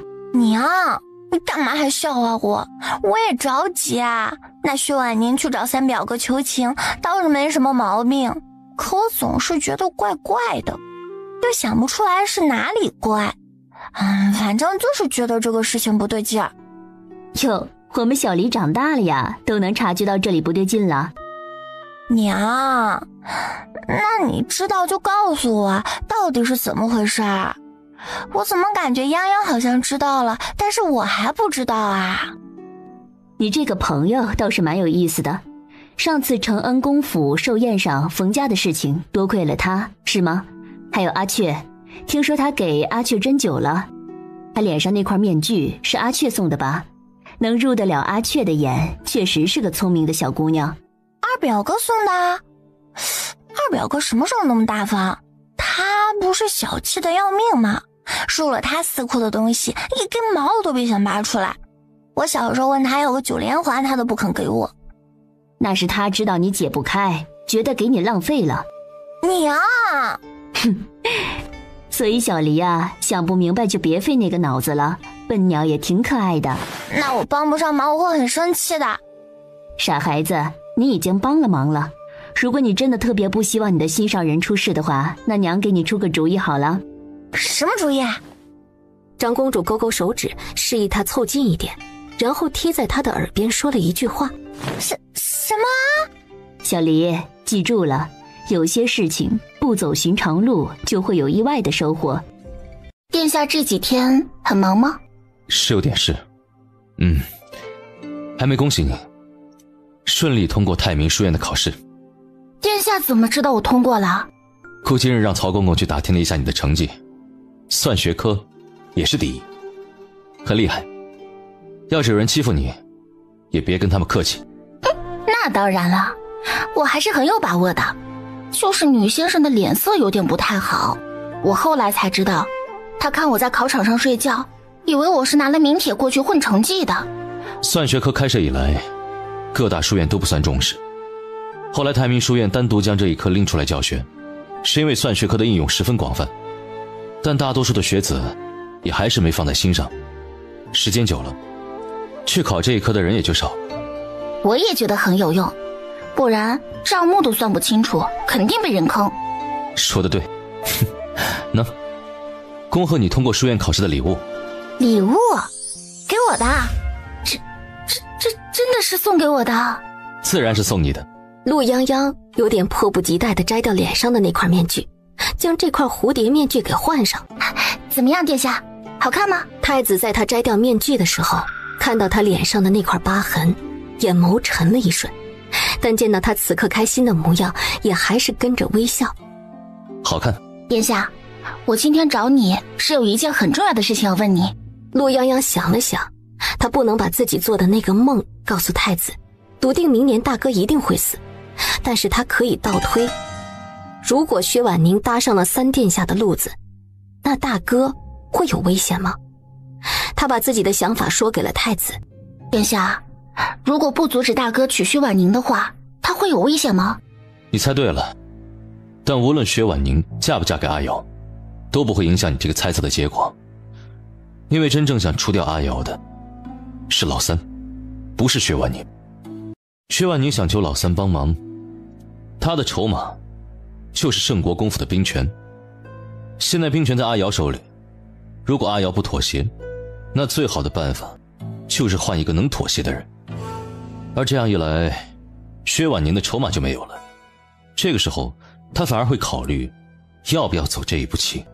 所以殿下，你是说现在是如果薛婉宁知道了结果，未必会想嫁进来？他能以此为筹码，就不会想让自己功亏一篑。这个时候嫁给阿瑶，他就会失去很多选择权。他若是甘心如此，就不会想着去求老三了。薛婉宁是个有野心的人，从他去找三殿下帮忙，而不是去找盛君瑶，就能证明这一点。他要的并不只是他舅舅的从轻发落，这只是一个试探，一个讯号。他想要的更多，比如整个圣国公府的权力。那也就是说，只要我想办法让薛婉宁知道三殿下想要大哥死，薛婉宁自己就会毁了这门亲事。陆泱泱还真没从这个角度想过，但太子这么一说，他才反应过来自己忽略的东西。如今想来，三殿下之所以会跟盛云珠成婚，应该就是大哥死后圣国公府全力支持三殿下的结果。原来争权夺势这么残酷吗？害怕了吗？害怕什么？没什么。我就是没想到，原来一件小事的背后会牵扯到那么多，会有那么多隐情。我原来只是想弄清楚薛婉宁跟他表哥有没有私情，希望他不要欺骗大哥而已。那你现在知道了，这门婚事其实不是对阿瑶不利的根本原因，你还想要阻止吗？当然要。大哥有自己的选择，他会选择他认为对的事情，为什么要为了薛婉宁的选择陷入两难的境地？不过我会先把这件事情告诉大哥的，让他自己做决定，这毕竟是他的终身大事。其实你还是不了解阿瑶，你真的以为你为了这件事跑来跑去，还有如你所说，那天他已经知道了薛婉宁跟老三见面的事情，并且他的态度遮遮掩掩，阿瑶会看不出来不对劲吗？姑觉得他应该已经心中有数了。那陆泱泱愣住，他想说，那大哥都知道了，难道还会心甘情愿地被利用吗？难道大哥很喜欢薛婉宁？不过他应当还不知道，有人已经在迫不及待地除掉他了，就连姑也没有想到他会如此的急迫。那殿下现在该怎么办啊？有什么办法能保住大哥吗？我不想他就这么不明不白的被人害死。如果想阻止阿瑶的婚事，就不要告诉他，然后暗示薛婉宁嫁进来以后他什么都得不到，十有八九他会自己想办法退婚，除非他钟情于阿瑶。至于如何阻止老三对阿瑶动手，这件事就交给姑来办。还要多谢你提醒，若不然姑怕是还来不及想到这一层。你很厉害。陆泱泱被他夸的有点不好意思，他哪里是很厉害，他就是做了一个梦，从梦中的结果反推回来，才意识到所谓的大哥战死沙场很有可能是个阴谋，是人为。殿下，去查一查薛婉宁这几日的行踪，重点是有没有去过老三府上。是。离端呐，你这闹也闹够了，该回去了吧？朕还有一大堆的事情要处理，丞相还在等着召见呢。舅舅，舅舅，舅舅！哎呀，好，你说，你到底想怎么样？你让朕给你做主，朕也不能好端端的去逼迫人家吧？你说你嫁给谁不好？这谢家，那个谢什么来着？哦，谢六郎，他不过就是个秀才，家里也不清不楚的，如何配得上你呀？我不管，我觉得他配得上，他就配得上。舅舅，你现在就给我赐婚，我非要嫁给他不可。他要是抗旨，你就杀了他全家，诛他9族，我就不信他敢不答应。胡闹！你简直是胡闹！这话也是你能随便说的吗？丰康，你说说，他是不是在给朕这儿无理取闹？陛下，县主就是气着了。咱们县主长得这么如花似玉的，看上那谢六郎是他的福气。就是，我要嫁给他，那是他祖宗烧高香了，结果他竟还拒绝我，还为他表妹拒绝我。他表妹都要嫁人了，马上就要跟盛世子成亲，什么意思啊？他什么意思？是说我比不上他表妹吗？舅舅，你说他是不是看不起我？我哪里不如他表妹？他凭什么拒绝我？我就是要让他知道，他敢看不上我，我一定要让他好看。哎呀，行，你先别吵，你听朕说，你现在年纪还小，咱们不着急，慢慢挑。你放心，舅舅肯定给你找个好的。这京城这么多青年才俊，你随便挑，舅舅给你做主，行不行？咱们就别死磕这一个不可能的了，好不好？县主啊，您消消气，这千错万错都是那谢六郎的错，他不懂得惜福。县主可千万不要为了这么个人气坏了自个儿的身子，不值当的。咱们县主这么好，玉一样的人儿，喜欢您的那都能排着京城绕他个几十圈了。您啊，就别跟这么个人一般见识。对呀，李端呐，你说你小年纪，不着急啊！过两年你及之后，舅舅说话算话，满京城的才俊让你挑个够，真的君无戏言。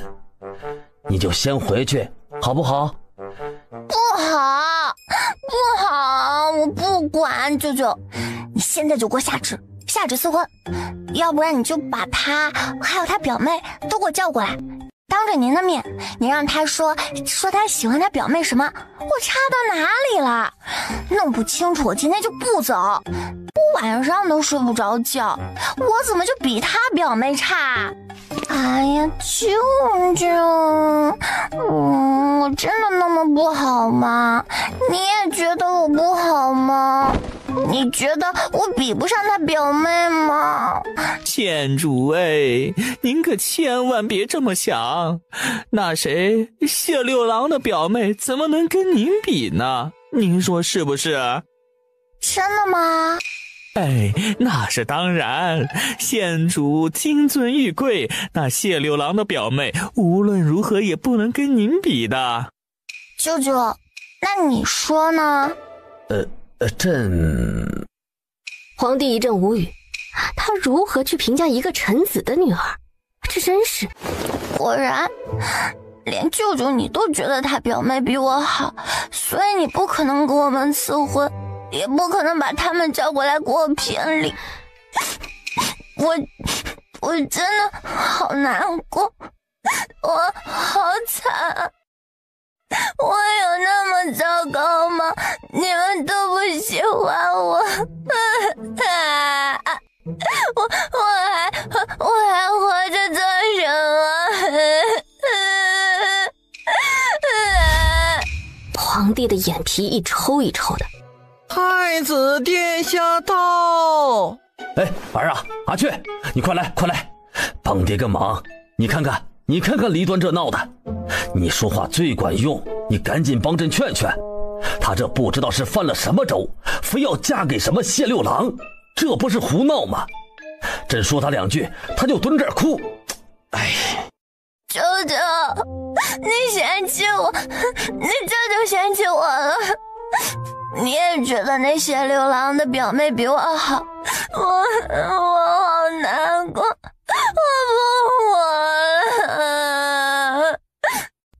皇帝一头的黑线，求救一样的看着太子。李端，出来。二表哥，我真不是故意的，我就生气嘛。凭什么看不上我？我哪不好了？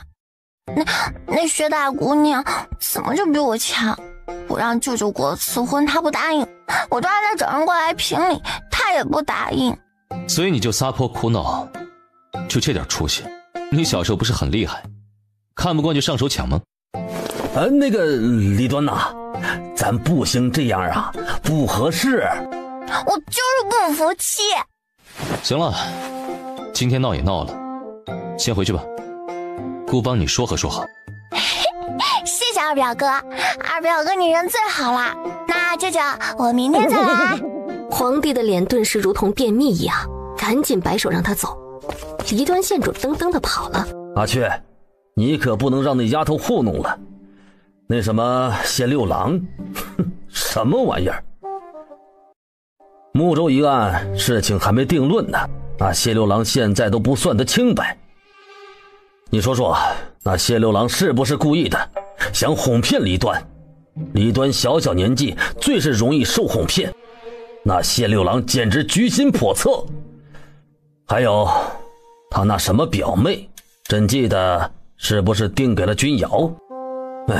李端那个臭脾气，犯起倔来少不得闹个天翻地覆的，毁了别人姻缘怎么办？阿雀，你可不能纵着李端这么闹。儿臣知道了，待会儿儿臣去问问怎么回事。君瑶这次回来，听说兰夫人病重，想让她提早完婚，不曾想能卷进这睦州的案子。薛家大姑娘又是在舅父家中长大，想来是感情深厚，因此闹出了一些传言跟误会。还有这等事？许是赶巧了。前些日子太医院院正去看过兰夫人的病，用了药以后已经有了好转。若是不急在这一时，回去儿臣跟君瑶说一说，不妨将婚事往后拖一拖，也省得这仓促之间再闹出什么节外生枝的事情。有道理。你且去安排安排，但也无妨。这祸不及出嫁女，何况只是外甥女。睦州一案，朕已经交代给老三，定要秉公处理。您说的是。儿啊，朕怎么听说你最近总是往别院那边跑，说是那盛家有个小姑娘针灸不错。好。既是如此，不妨召到东宫去，留在身边。你看……不必，父皇，儿臣还有事，先回去了。阿雀，朕不是那个意思。好，你说什么就是什么。怎么打扮成这样啊？我今儿打从吉祥街那儿过，一眼就看见那卖馒头的老婆婆在给她馒头吃的，我都傻眼了，还以为她真流落街头了。我分明已经扮得很像了，谁知道她眼睛怎么那么尖？眼睛？你的眼睛很漂亮，一眼就认出来了。对，就是，你那眼珠子黑亮黑亮的，一眼我就看出来了。他们这么说，陆泱泱倒是舒服了，看来不是他的手艺不行。殿下，我听颜月说，县主就是离端县主去宫里找陛下了，他不会有什么事吧？他跟陛下说什么了？您能不能去帮帮他？他可不用姑帮忙，别担心，他已经回去了。陆泱泱听到离端县主回去了，跟着松了口气。回去了就好，他还真担心他横冲直撞的被牵扯进去。你先出去。严公子，东宫新入了几件兵器，奴才带您去瞧瞧。好。离端去找父皇说，他要嫁给谢六郎，但是谢六郎拒绝了他，说他只钟情自己的表妹，吵着让父皇给他做主。什么？那这怎么办啊？陛下该不会真答应他吧？父皇不可能答应。睦州的案子还没有定论，谢家仍是戴罪之身，谢六郎也要受牵连。他这么一闹，父皇一定会格外关注这个案子，就算不严办，也会秉公处理。老三想暗中操作，怕是不可能了。他怎么么想到的？8成是姑母给他出的主意，但这事儿也只有离端这么闹才有用。父皇刚刚说让姑去协调一下，想让君瑶的婚事往后拖一拖，等睦州一案定论之后再说。殿下，谢谢你，多亏了你跟县主，若不然大哥这婚事还不知道会怎么样呢。你也别放心的太早啊。姑收到的消息，阿瑶出京是往睦州去的。睦州离京城可不近，若想来回这一趟，起码要几天几夜。阿瑶一向守信，若赶在婚礼那天，一切就还没有定数。除非阿瑶出面，否则其他人没法去向圣国公府提婚事延期的事，广平侯府也不会同意。什么？陆泱泱再次被惊住，大哥竟然去了睦州，那必然是为了薛婉宁去的。大哥这个时候还要亲自去一趟睦州，许是真的很在意薛婉宁。我该不会做错事了吧？我应该先去问过大哥的。你是为了阿瑶着想，那什么时候问都是来得及的。谢谢殿下。尝尝东宫的点心，新来的厨子。转眼就到了盛君瑶大婚这日，从头2天开始，盛国公府就开始准备了起来。姑娘，既然世子还没回来，那会不会有事情绊住了手脚，赶不回来了？那我们准备的人还有用吗？哼，当然有用，有没有人信不重要，只要薛婉宁今天让盛国公府丢了人，往后她的日子也别想好过。按照计划行事，迎亲的人到广平侯府之前，一定要把薛婉宁跟人私会的事情给我捅出去，最好捅到父亲面前去。国公，时辰已经到了，实在是不能再拖了。马上迎亲的队伍出门，宾客也要开始进门了。去，让二公子换上衣服，先替世子出门。泱泱，不好了！啊，怎么了？二哥，大伯让二哥穿上大哥的衣服，先去迎亲了。你快点把大哥找回来，不然可真赶不上了。陆泱泱瞪大了眼睛，他还真没想过这个操作。哎，泱泱，快，有消息了，跟我走。你在府里待着，要是大哥回来，你让他去吉祥街那个兵器铺找我，听到了吗？不是你怎么是姑娘？哎呀，说正事，你发现了什么？还是府里那老太太，今儿个突然发了疾病，原本以为是老毛病了，喂了药，结果从午时开始就慢慢不好了，说不得就熬不过今天了。现在那广平侯府啊，那是吵成一团，说什么都有。哎，有说薛大姑娘这亲切的不好，克老人，还有说什么一定要死捂住这个消息，千万不能传出去。无论如何，先把大姑娘嫁出去再说。哎呦，现在还关着门吵着呢。他们家老太太这病来的太蹊跷了。哎，但她本身就有疯病，说不得怎么突然就不行了呢。陆泱泱听到这个消息，只觉得脑子里轰隆一声，他一定是见过三殿下之后，弄清楚了彼此的筹码，不想嫁给大哥，所以才走了这步棋，对自己的亲祖母下手，要借着守孝来毁掉这门婚事。公子，不好了，出大事了！盛世子回来了，他直接去了广平侯府，离端县主也去了，说他要去抢婚。你说什么？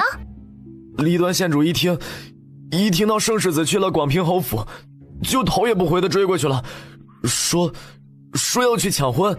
他可真是疯了，简直胡闹嘛！这世界上就没有比他更不靠谱的人了。哎呀，你别说了，快点追过去拦住他！我得去一趟广平侯府的内院，我去看一眼广平侯府的老夫人。你去，务必拉住李端县主，别让他闹出什么事。我知道了，那我们分头行动。抱歉，是我唐突了。世子这个时候来是什么意思？我去了一趟睦州，时间仓促，只拿到了一部分口供。你的舅父谢征年谢知府确实并未收受贿赂，也没有贪污修建堤坝的钱，但此事他知情。他明知道睦州大坝修建偷工减料，账目造假，却默不作声，甚至帮忙遮掩下了此事。这才导致睦州水灾，堤坝被冲毁，数万百姓遭难。所以睦州一案，他难辞其咎，当就罪论处。所以世子来就是来跟我说这个的，是吗？想借此来退婚，是这个意思吗？担心我舅舅会连累到你，是吗？我并非是来退婚的，我是来告诉你，抱歉，你舅父的案子没有转圜的余地。盛君瑶从得知这件事的时候开始，就想要如何处理，先把事情弄清楚，看谢知府牵连了多少，是否还有可以转圜的余地。如果谢知府是被冤枉、被牵连的，在可宽限的范围之内，他可以去想办法。但如果谢知府确实牵连其中，他也没有办法拿这个事情去以私废公。薛姑娘，你我的亲事是自幼定下的，我不会因为你舅父的案子就去动摇这桩婚事。我知你在为此事费心，也希望此事尚且还能有转圜的余地，但法不容情，睦州百姓也是无辜的。我舅舅就不无辜吗？是他想要同流合污的吗？他在睦州兢兢业业多年，没有功劳也有苦劳。你只看到他知情不报，那你让他如何去报？让他以一己之力对抗整个睦州的官僚吗？他跟你们不一样，他没有背景，没有后台，有谁会听他说话？他若是将此事爆出来，他根本活不到现在。他背后还有一大家子人，你让他拿着全家人去陪葬吗？你说的轻巧，不过是因为你没有在那个处境之中，你不知道地方官员的不易，不知道他们的辛酸和无奈。谁不想两袖清风，名留青史？但你知道要付出多大的代价吗？世子，我自幼丧母，在舅舅家中长大，舅父舅母与我就如同父母一样，我没有办法看着他们受苦受难还无动于衷。世子既然不愿意帮忙，就不要装得一副道貌岸然的模样，我不需要。这门婚事，世子若非真心，也就此作罢吧。婉宁高攀不起。薛婉宁，你少装模作样，你别以为我不知道你跟你表哥早就两情相悦，你不想成亲就直说嘛，你装什么装啊？什么叫不是真心高攀不起？你要真这么想，早干什么去了？我的事应该与县主无关吧？县主这么关心我的亲事，是别有图谋吗？听说县主这2日进宫，闹着要嫁给我表哥，莫不是醉翁之意不在酒？什么醉翁之意不在酒？我看你才是醉翁之意不在酒呢。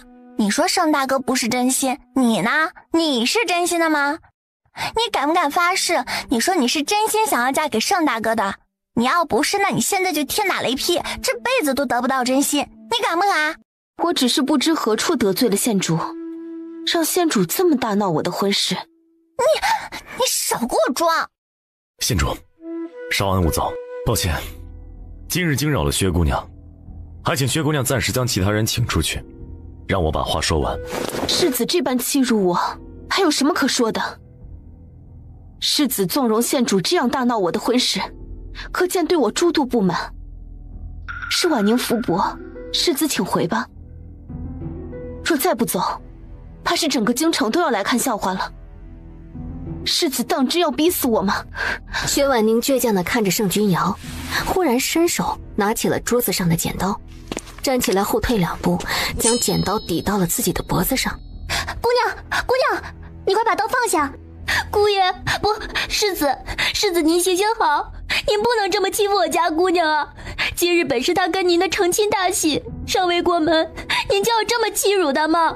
你胡说八道什么啊？谁欺负她了？我真是受够了你们这些装象的玩意儿！想玩自杀威胁我是吧？让我给你背锅，说是我闹的，你成不了亲是吧？行，薛婉宁，本县主告诉你啊，你胆敢把那剪刀插进去，我就昭告天下，你为了跟我争表哥，以此相标跟盛世子退婚，不就是胡扯八道吗？我们看啊，谁更丢人？本县主这名声反正是不好听，大不了我一辈子不嫁人，反正我娘会养我。薛婉宁攥紧了手中的剪刀，指骨都泛了白。她早听说离端县主是个混不吝的玩意儿，今日一见，当真是名不虚传。若被他这么闹下去，他就算顺利退婚，也要惹得一身骚。薛婉宁垂眸看向自己的丫鬟，丫鬟对上他的眼神，一下子就明白过来，冲着门口的仆妇使了个眼色。大小姐，大小姐，不好了，老夫人她走了，我可怜的姑娘呀！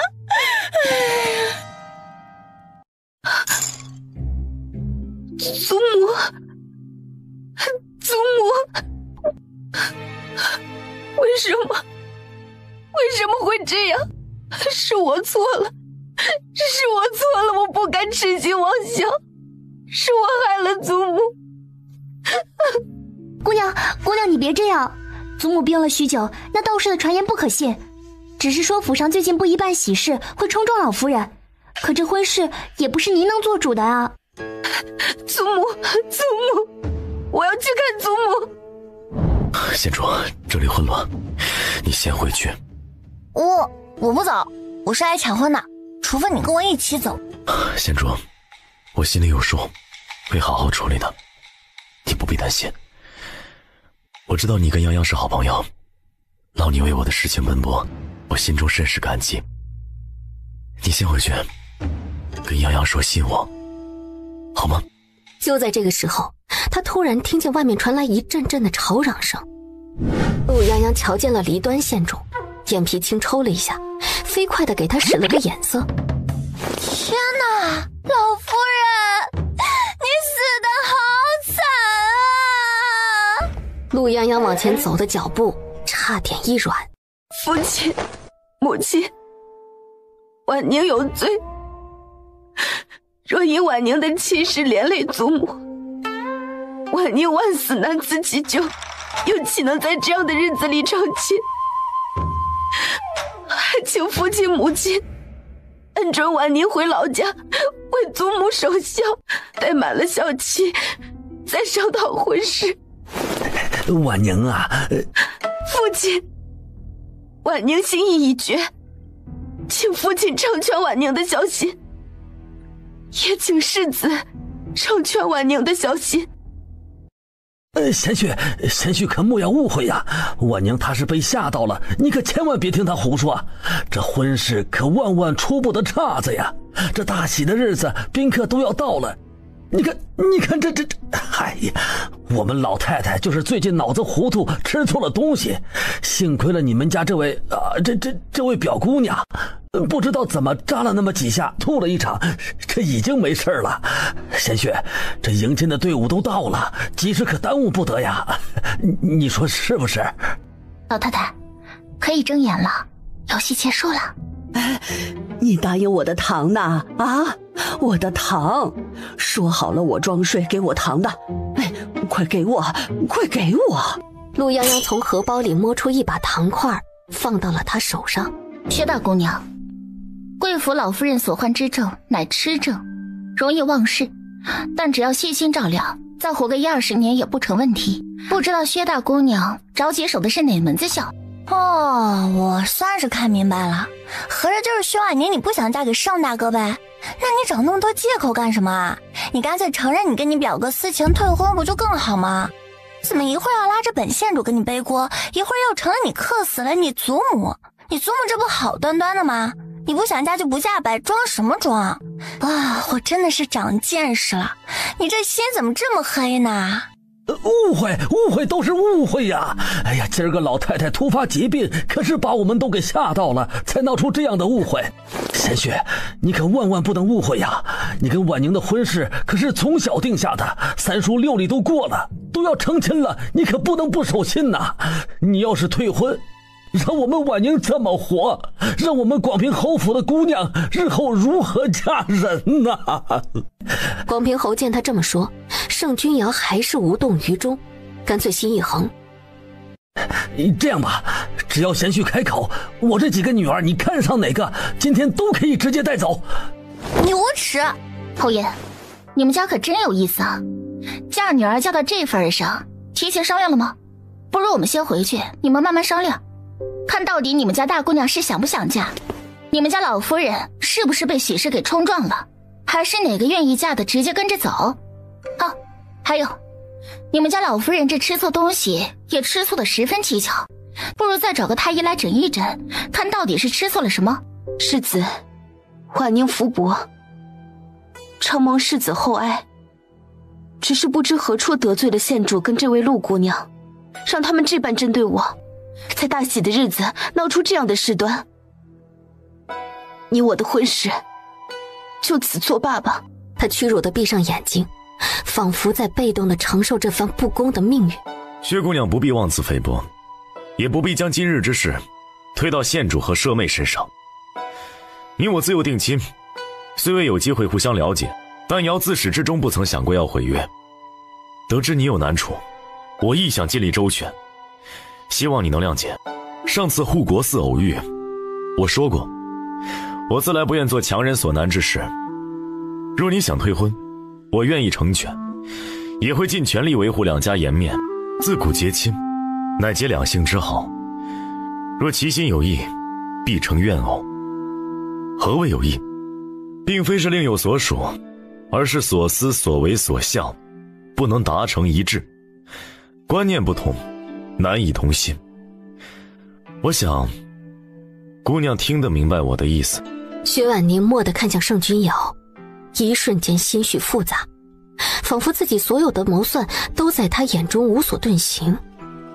他什么都知道，知道他求过三殿下，知道他想要以他为筹码搭上三殿下，更知道他今日各种发难指责以退为进，不过是想要趁机拖延这门婚事。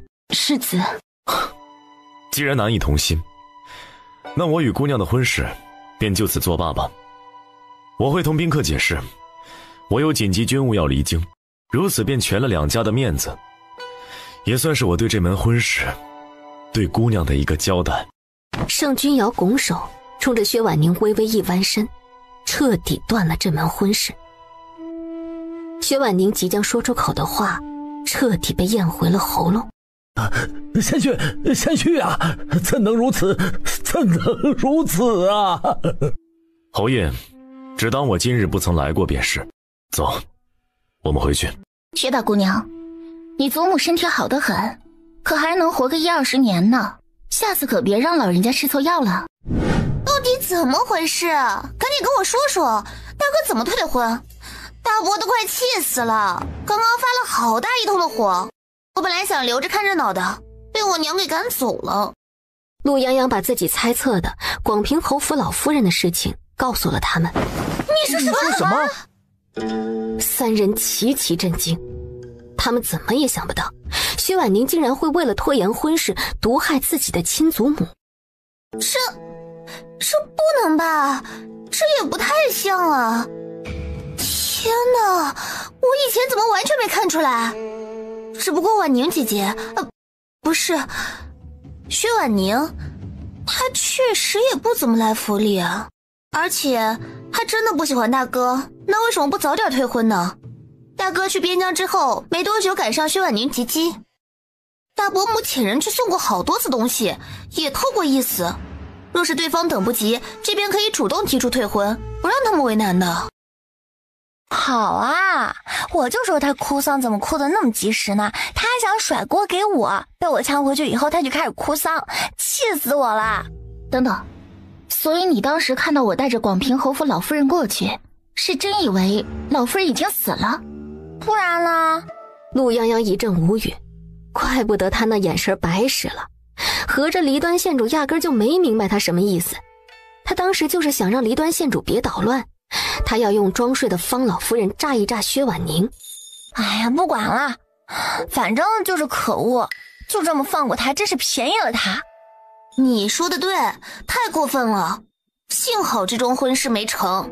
还有你，抢婚是怎么回事？你是怎么想到的？你们都看着我干嘛？是二表哥说的啊，看不惯就去抢嘛。我那天回去想了想也是，反正撒泼打滚都没用，那干脆就去抢好了。表哥原话肯定不是这么说的，况且有你这么单枪匹马去抢婚的吗？你傻呀！抢得到一个人就够了，抢不到千军万马也没用啊！哎呀，不管过程如何，反正目的达到了就是了。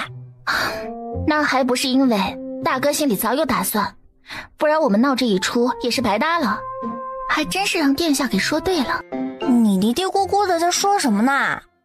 啊，没什么。时候也不早了，你们还不走吗？好呀，陆洋洋，有你这么过河拆桥的吗？我跑了一天，我都饿死了，你竟然还要赶我走，而且我还没见到过邵大哥呢，他该不会真的就这么走了吧？又要离开京城啊？他好不容易才回来一趟，要是就这么走了，那不是连着跟他道别的机会都没有吗？洋洋，不然你今天留我在这儿跟你睡吧，我们怎么说也是过命的交情，你说是不是啊？我们怎么过命的交情了？你救了我的命啊，怎么就不是过命的交情了？我头一次知道过命的交情还能这么用。那你就留我过夜嘛，我保证不打搅你。不行，洋洋！离端县主气恼地瞪了他一眼，又转头看向盛云娇。盛小厮，娇娇，你县主，不是我不留你，你也看到了，今天晚上整个盛国公府怕是都要彻夜难眠了，实在没办法留你，洋洋也不方便。好吧，那我明天来。说好啦。还有，要是盛大哥今晚就走的话，你们可不能不仗义啊，一定得要告诉我，知道吧？哎呀，知道了。颜月，你快送他回去。姑娘，表姑娘，不好了，国公爷传话各房，要你们去祠堂。祠堂？去祠堂干嘛？糟了，大伯肯定生气了，大哥要挨家法了。什么？逆子，你当婚姻大事是儿戏吗？你知不知道，今日盛国公府的里面都让你丢尽了。我同你说过无数次，那光平侯府早已没落，你想要什么样的闺女没有？早早退了亲事，选择一门对你有益的亲事，结果呢，你死活不肯，搬出你外祖父，搬出你舅舅，搬出什么信义规矩来加我，逼得我同意。如今倒好，我如了你的意，你在做什么？你在大婚当日退婚，你把盛国公府当什么？你把盛家的颜面当什么？你把你的父母亲朋置于何地？今日退婚是儿子之过，我甘愿受罚。逆子，你说为何退婚？我听说这几日陛下着令严查睦州一案，我记得那薛家大姑娘的舅父正好就是睦州知府。你退婚是不是跟此案有关？抽完那一下，盛国公心中的郁气散去了不少，也逐渐冷静，回过神来。他并不看好薛家，如果能因此退婚，另择贵女也是好事。儿子今日退婚，是因我与薛姑娘两心不和，难成佳偶，与旁人无关。父亲不必妄加猜测。你私自退婚，又伤盛国公府的颜面，违背家规，我若不罚你难以服众，但我可以给你一次机会。先前要将云珠从族谱除名之事，当时我答应你在你大婚之后办，如今你大婚既已取消，我看此事也就此作罢，你说呢？父亲看来是不明白，这是两件事儿。将云珠从族谱除名，亦是家规，而家规不可违，区区50遍，打吧。孽障，逆子！你干什么？你要干什么？你再打他一下，你就连我一并打死好了。退婚就退婚了，阿瑶一向信守承诺，若非这婚事当真成不得，他如何会在这个节骨眼退婚？你就是这么当父亲的吗？你有了解过自己的儿子吗？你究竟是他的父亲，还是他的上官？即便是他的上官，都没有这么不分青红皂白就动家法的。你要动家法是吧？我们和离，现在就和离，左右阿瑶婚事也没了，你不是在意脸面吗？我倒要看看你还有什么脸面。娘，阿娘，别急别急，我没事儿啊，我没事儿。圣君瑶低声的安抚着，急忙侧身扶住他，抬手轻轻的在他颈后按了一下。兰氏眼前一晃，晕了过去。送阿娘回去，给她喂些安神药，好好睡上一觉。明日我再去看她。圣君瑶低声交代。灰嬷嬷担忧地看了圣君瑶一眼，见圣君瑶冲着他点头，只得抱住了兰氏，招呼了一个仆妇过来，将兰氏给背了起来。圣君瑶，你身为国公府世子，未通知长辈私自退婚，肆意妄为，损害国公府颜面，我今日罚你，你可有不服？没有。父亲，退婚也不是大哥一个人的问题，至于用家法吗？无规矩不成方圆，来人，上家法。此时圣君瑶背后的衣服已经跟斑驳的血迹粘在了一起，圣君瑶挺直的脊背却没有动一下。你们在干什么？住手！这里不是你胡闹的地方，让开！我胡闹？圣国公要是当真公正严明，怕什么我胡闹？国公该不会是因为今天退婚的事情打人的吧？他违反家规，我动用家法，这是圣国公府的家事。我再说一遍，让开！圣国公可真是够闲的，一天天的把什么家法放在嘴边。你怎么不跟家法过去？立马给我滚！不然你们刚才打了多少下，我就10倍还给你们。陆泱泱，你放肆！给我换一根金条来！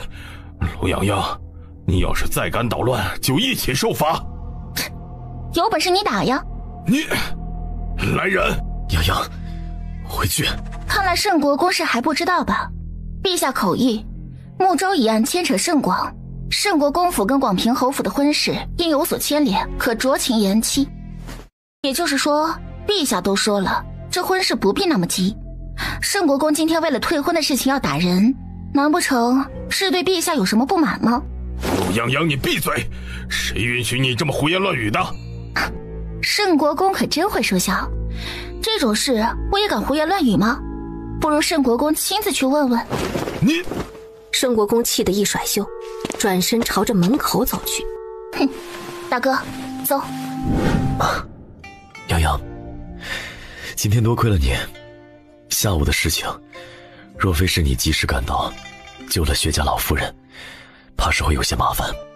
你是发现了什么不对吗？薛家老夫人的疾病，是不是跟薛大姑娘有关？大哥，你怎么猜到的呀？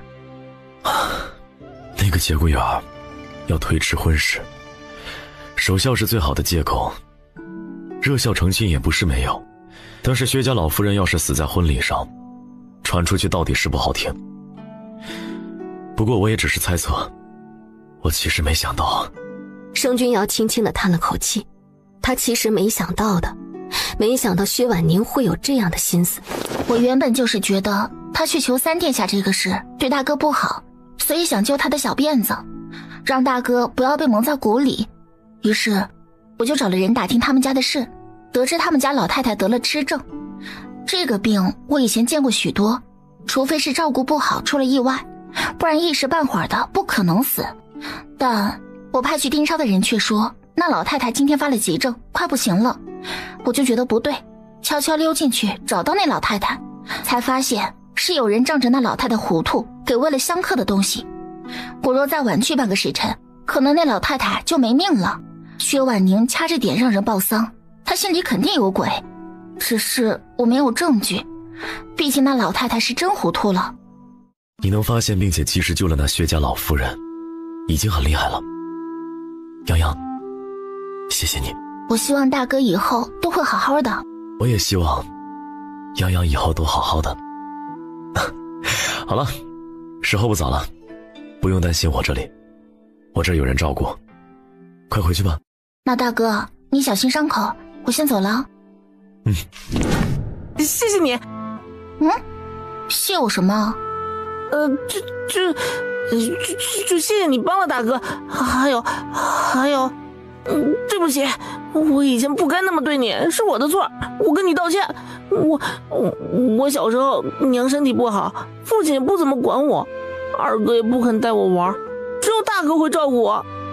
大哥离开京城以后，只有盛云珠会过来找我，我习惯了，所以一时接受不了。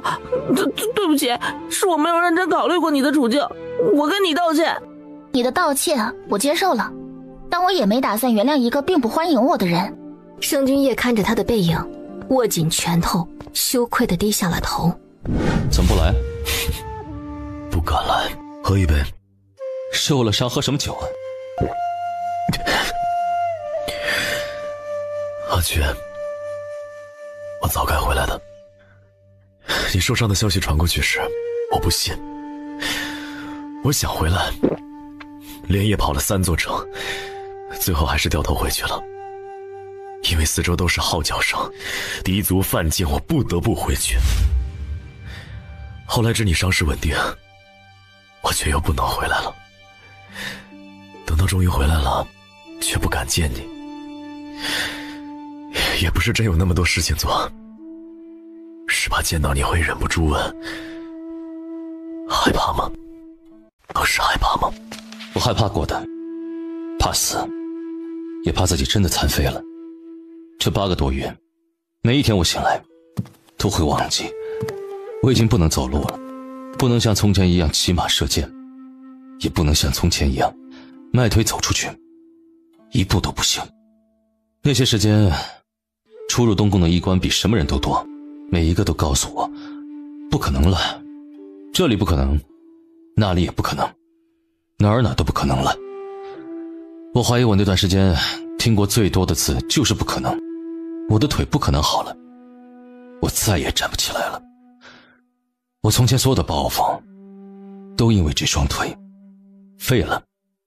有段时间我杀了很多人，东宫血气冲天，我的眼睛像是看不清颜色了，我却不敢闭上眼。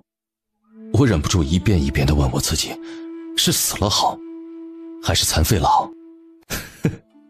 你看，明明都不好，我却得逼着自己去接受其中一种。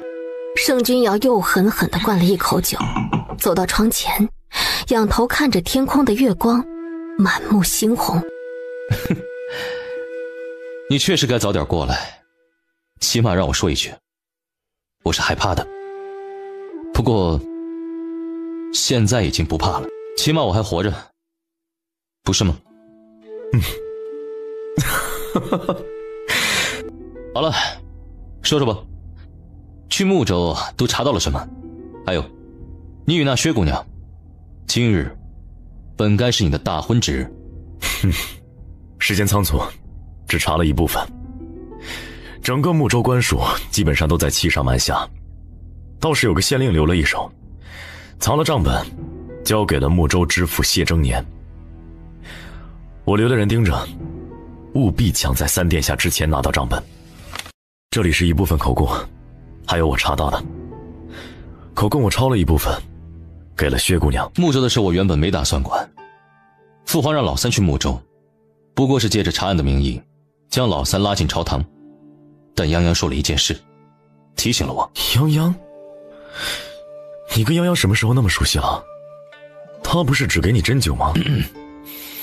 他帮我疗伤，我自然照顾他几分。我看他对你颇为亲近，他是……你不知道他的身份？他没跟你说？没有。那既然他没说，就是没必要说。你既是要照顾，往后我不在京城，你也多看顾几分吧。阿阳，泱泱提醒我的事，是怀疑老三会对你不利。我想过，他不可能在京城动手，那唯一能将痕迹完全抹除，就只有北京。北京的军中人员复杂，说是……你留在京城吧，我来想办法。殿下，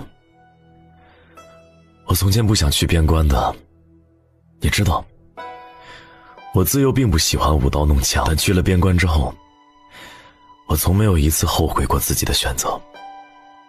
那不是我答应你的事儿，是我们曾经一遍遍的计算推演过我们可以做到的事情。我信你，所以我不会回来。就知道你会这么说，可是阿瑶，如今到底不比往日，我们的时间终究还是太短了。你若回了北京，我鞭长莫及。我会小心的。如今我已经收拢了北京一半的势力，再给我3年时间，整个北京我必将其收入囊中。如今正是紧要的时候，原本也没打算这个时候回来的，只是没想到母亲病重，我身为人子，终归是放心不下。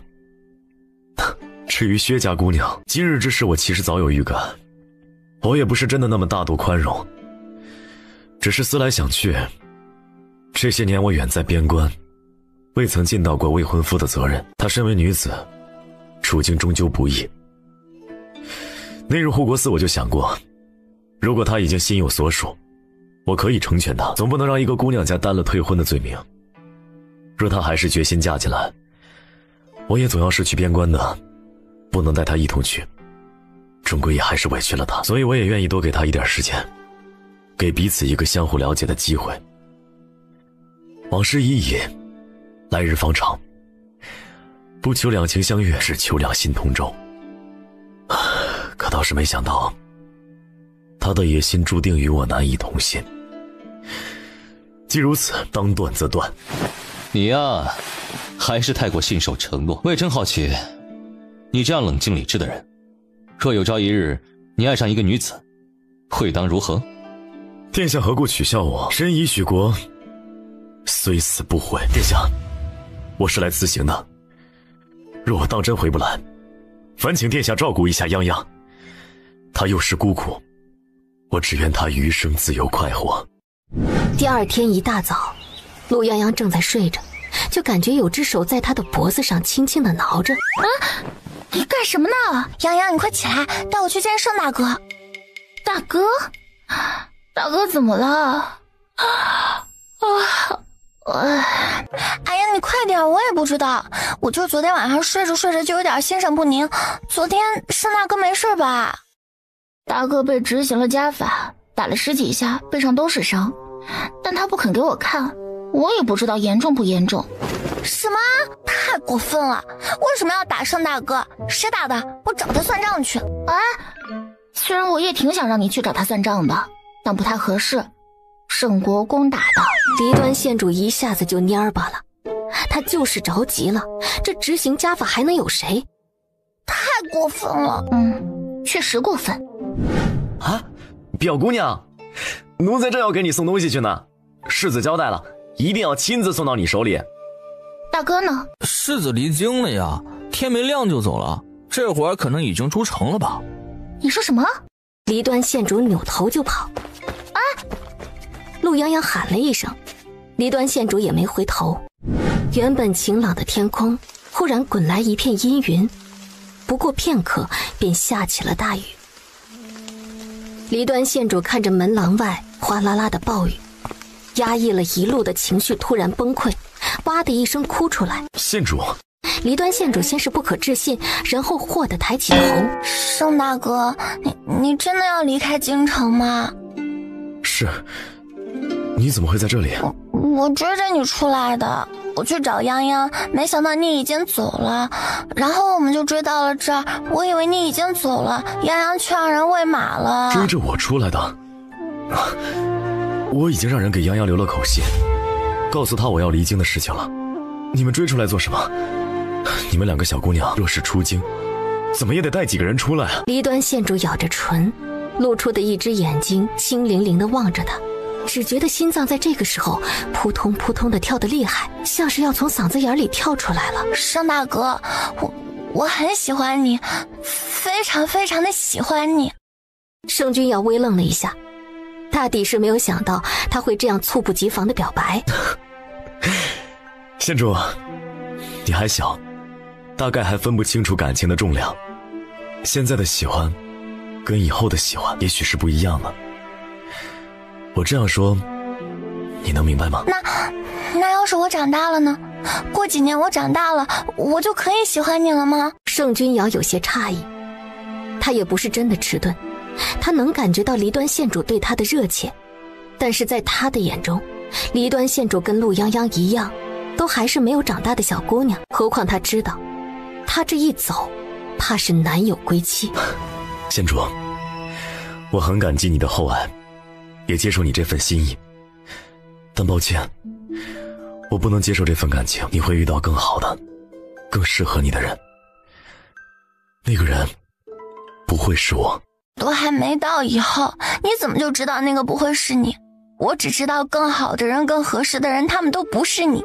我喜欢的是你，不是什么更好更合适的人。我就是告诉你，你现在不接受也没关系，我会等到你接受的那一天。县主，我……盛君瑶一时被他惊住，只是还不等他说什么，离端县主就跑开了。我不要听，我才不会认输。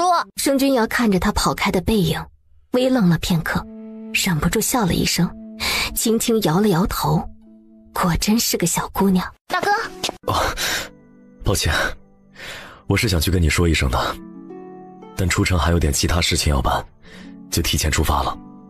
我让人给你留了口信呢。昨夜我去见过殿下，他问我要不要留在京城，这样即便三殿下有心要除掉我，也不可能在京城动手。我拒绝了。泱泱，我们相处的时间不多，之前我总想着亏欠你太多，总是忍不住把你当小孩子看，所以只希望你能快活的生活，不想跟你说那些复杂的事情。是我不好，我与殿下自幼一起长大，一起跟着外祖父读书，一起规划过我们的理想和抱负，规划过我们此生活在世上能够去实现，能够去为天下百姓做的事儿。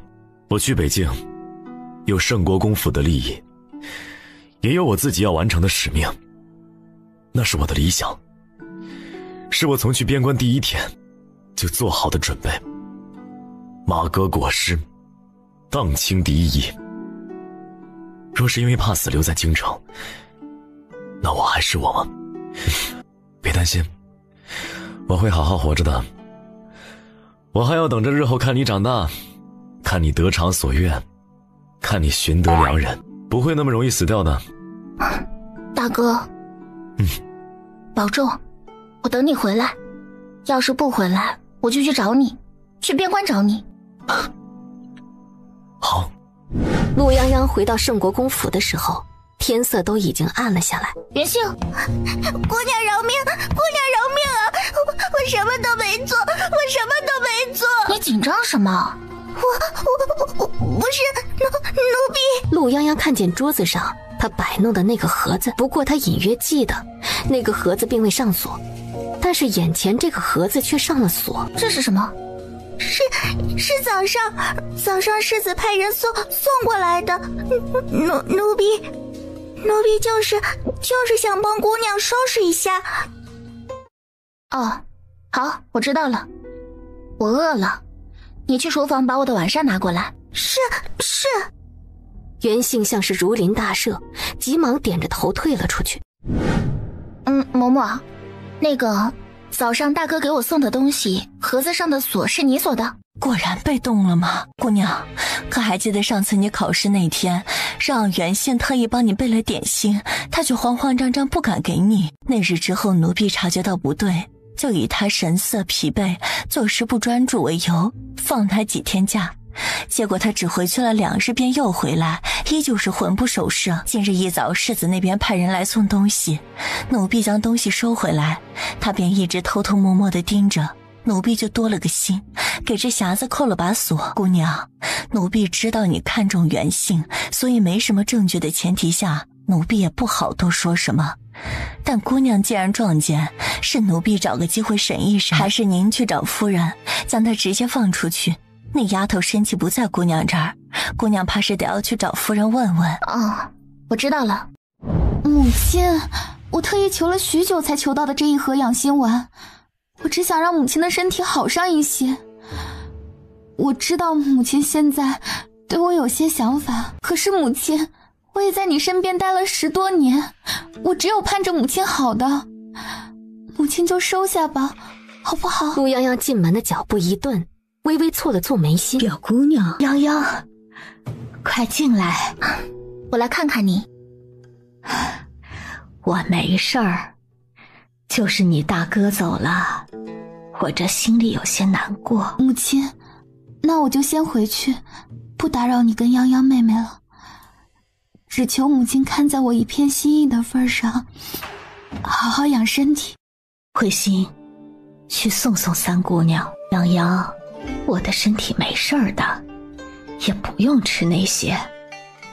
前日里慧心又去仁心堂给我拿了一盒养心丸，我吃那个就很好。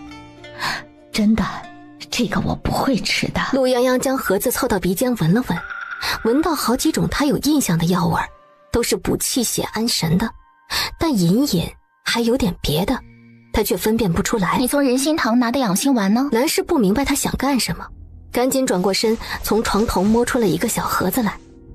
小盒子打开，里面是大半盒的养心丸，个头比青莲罐的养心丸要小上一些。她将药丸凑到鼻尖闻了闻，这个味道就寻常了许多。所以重点就是青莲罐的养心丸里加进去的神秘药引是什么呢？我拿走一个，可以吗？可以，可以，你都拿走吧，我真的不用的。陆泱泱觉得青莲罐这个养心丸有古怪，但是也有可能是他出于医者的习惯，想多了。我拿一个就可以了，剩下的你最好先不要吃。哎呀，我不吃，我不吃，真的。早上你大哥走之前来找过我，说给你重新办好了户籍，他已经找过族老，定下了8月15祭祖的时候，将云珠从族谱上划去。他说，无论你是否需要，这都是该给你的公正。陆泱泱没想到大哥还记得这个事情。他一直留在国公府，是想要找机会彻底的揭开盛云珠的真面目。他要让盛云珠亲口承认，当年是他故意将他们调换的。嬷嬷，袁姓的生气是在你这里吗？袁姓？你院子里那个丫头？奴婢隐约记得，那丫头是前2年进府的，是厨房一个婆子的亲戚。之前一直在厨房做事儿。这府中下人的生气，除了各院主子管着各自院子，其余的都在奴婢这里。按理说，当时将袁姓安排过去，那生气……桂嬷嬷突然止住。按理说，是当时盛云珠借机要走了几个人的生气，其中就有袁姓的。但是后来调到陆泱泱院子里伺候的只有袁姓，盛云珠却一个生气都没有给陆泱泱送过去，摆明了是在欺负陆泱泱不懂府里的规矩。姑娘，奴婢明日一早就去三姑娘那里，将袁姓的生气给姑娘取回来。不用了，只是沈嬷嬷提醒，我随口问一句，我先回去了。袁姓，你过来。袁姓愣了一下，慌张地看了陆泱泱一眼，急忙低下头，跟着陆泱泱进了屋内。陆泱泱盯着袁姓看了一会儿，看得袁姓紧张的冷汗津津，身体都止不住的有些发抖。姑娘，姑娘，对不起，求求你别赶我走，求求你了，别赶我走。不赶你走的话，让你留下继续监视我吗？说吧，你有什么把柄落在盛云珠手上？我……袁姓显而易见的慌了，他不敢去看陆泱泱的脸，急忙低下头去，脑子里想到的都是这些日子陆泱泱对他的好，除了娘，从来没有人对他这么好过。对不起，姑娘，你罚我吧，我真的从未想过要伤害姑娘，姑娘。我罚你能改变什么吗？我还没有蠢到你说你不会伤害我就继续留着你帮盛云珠传递消息的地步。你的身体没问题，说明盛云珠没有给你下什么要命的药，不是关乎性命，那就是你有亲人在他手里捏着。你若是想让我帮你，刚刚你就会开口，你不开口，说明你知道我帮不了你，也不会帮你。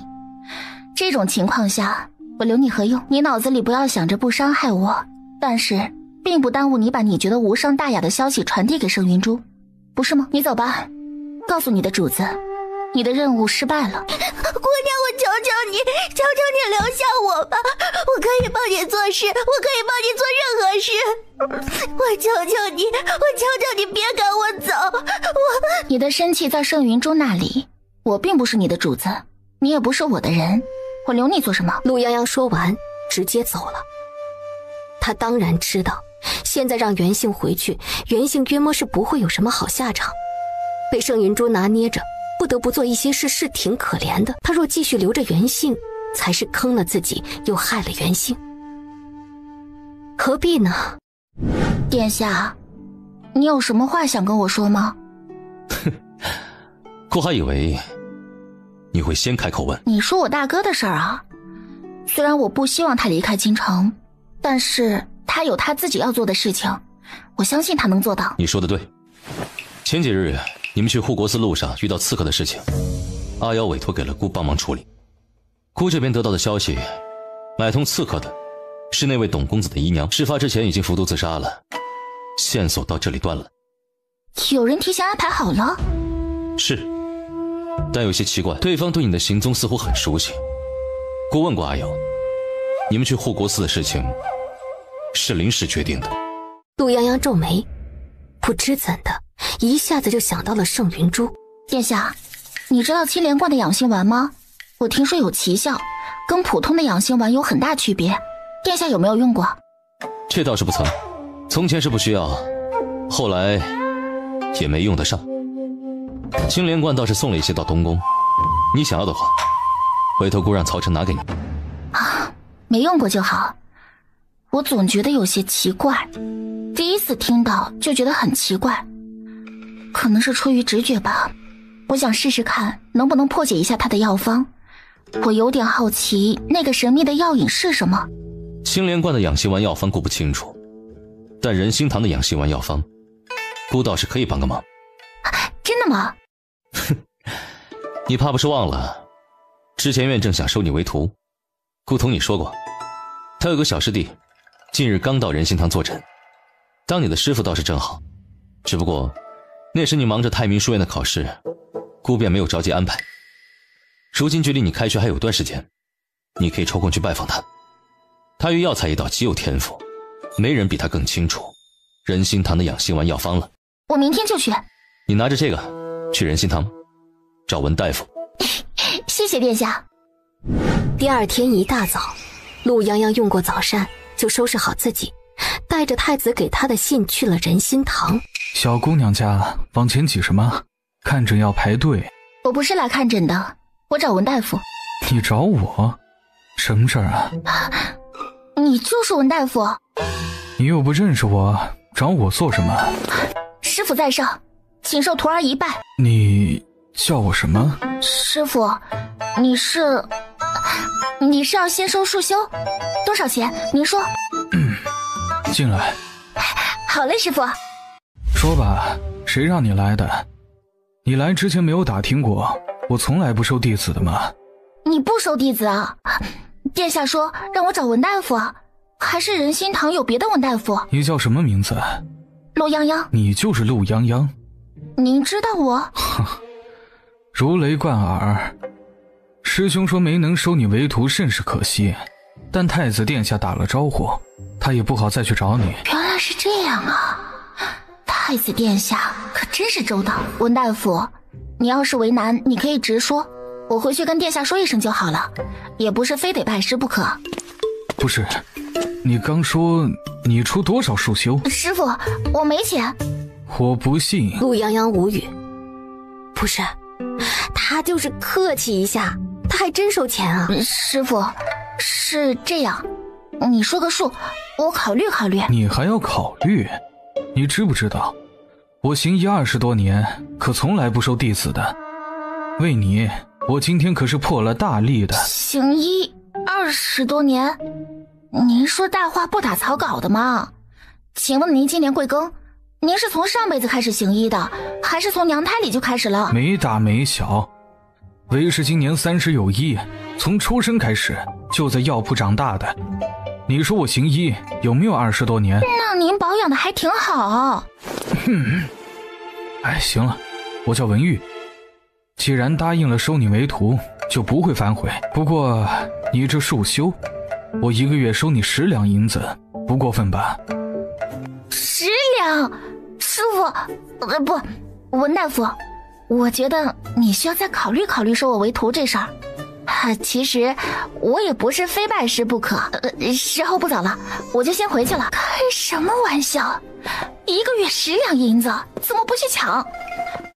太子殿下，这不是给我找了个师傅，是给我找了个活爹吧？亲爹我都想挖个坑给他就地埋了，别说这活爹了。10两，对不起，孝敬不起，再见。哎，别走啊，再商量商量。这样8两，你这丫头，你好歹也是太子殿下推荐来的，你1个月连10两银子都没有。太子殿下也没说拜师还得交钱啊，我以为你就意思意思。5两，真不能再少了。2两，不能再多了。陆泱泱啊，陆泱泱，你现在可真是飘了，你都敢交2两银子1个月的束修了。行。这银子您接了，您可不能反悔了。哎，赚钱不易呀。师傅，您好歹也是这京城第1大药堂的大夫，您就缺这点钱？你懂什么？研究医学都是需要花钱的，这是我最崇拜的人跟我说的。这话怎么听着有点耳熟啊？陆泱泱记得姑姑也说过类似的话，难不成这个师傅认识姑姑？师傅，我现在是你的徒弟了是吧？你是不是该教我真本事了？那你跟我说，这人心堂的养心丸都用了什么药材？这个是人心堂的，这个是青莲观的吧？师傅，您知道青莲观的养心丸啊？听说过，但是还没见过。我云游四方，刚回京城不久，青莲观的养心丸难得，我还没见过。这药丸有点腥啊。腥？带有腥味的药材有很多种，许多动物、昆虫也可以拿来入药，有腥味并不奇怪。但按照药理来说，养心丸的药方里没有这种药材，所以要么是我才疏学浅，要么是这多出来的2味药材并没有养心安神的作用。丫头，你叫泱泱是吧？泱泱，你且记住，入药贵在精，对症才是最重要的，切记画蛇添足。我明白了。师傅，你是说这青莲观的养心丸是在画蛇添足，对吧？这药丸给我研究一下，你去换身衣服，把你脸上这碍眼的面具给摘了，去前面药堂帮忙抓药。日常药材都认得吧？陆泱泱歪头看着他，怎么，有什么问题吗？倒是没什么问题，就是师傅，你看我这样，要是出去跑堂抓药，你确定不会先把客人给吓跑？去不掉，不过可以养一养。你不怕疼的吧？我怕的呀！然而已经晚了，文玉手上的小刷子已经落到了他的脸上，他就知道，当大夫问你怕不怕疼的时候，那绝对是非常非常的疼。你怎么回事啊？怎么几天不见一副无精打采的模样，就像是被抽空了一样？他这些日子跟人学医，每天早出晚归，忙得脚不沾地的，可能药味闻多了，给他冲晕了。这都能晕？好像确实是有股药味。你要带我们去哪儿啊？不是说开学再见的吗？去大佛寺啊。大佛寺的燃灯会1年1次，从8月13到15，总共是3天。我们今天晚上去，正好能赶上放孔明灯，这可是3年1次的哎。我也是刚收到消息，大佛寺前面有一片莲池，每年的燃灯会上，整片莲池上都是灯火，可好看了。真有孔明灯啊，我还以为是假的呢。县主，你可算是办了件好事。上小四你什么意思啊？你就说我够不够意思吧。够。哼！天色渐渐暗下来，人也越来越多。忽然，陆泱泱一回头，刚刚还跟在他身边的盛云娇不见了踪影。娇娇，怎么啦？盛小四呢？刚刚还在，我一转头他就不见了。刚刚在上一个摊子的时候他还在，是杂耍，对，是杂耍。看杂耍的时候我没有听到他的声音，还不到半刻钟的时间，他不会走远。你带着林峰，我们分头找，半个时辰后去大佛寺门口集合。好，可你自己能行吗？林峰带了护卫来的，不然我们先去找人，再让他们一起找。我没事，这样你带着林峰去喊人帮忙，我先找人。这里人多，他就算是被人带走也不会走远的。如果是挤散了，他看不见我们，会留在原地等的。我知道了，你自己小心。此时的杂耍摊还在继续，只不过已经换了人表演。刚刚他记得是2个人，现在是1个人在表演喷火的杂技。谁？陆泱泱猛地转过头，伸手就要按住来人。泱泱，是我。颜月，你怎么在这儿？哎，还真是你啊！我跟表哥一起来的，来大佛寺有事要办。我刚在外面帮忙巡逻呢，瞧见离端了，他说生死不见了，我就赶紧过来找你了。我们刚刚就在这里看杂耍，就一会儿的功夫他就不见了。我跟县主商量好了，分头去找，就是觉得有点不太对劲。我觉得这个杂耍摊子不太对劲，等下你配合我，我们想办法探一探他们。不然我叫人过来把他们抓了。哎呀，来不及了，你在这儿帮我拖住他们，我绕到后边去看看他们的箱子，看有没有问题。啊，那有问题你就喊一声啊，我去帮忙。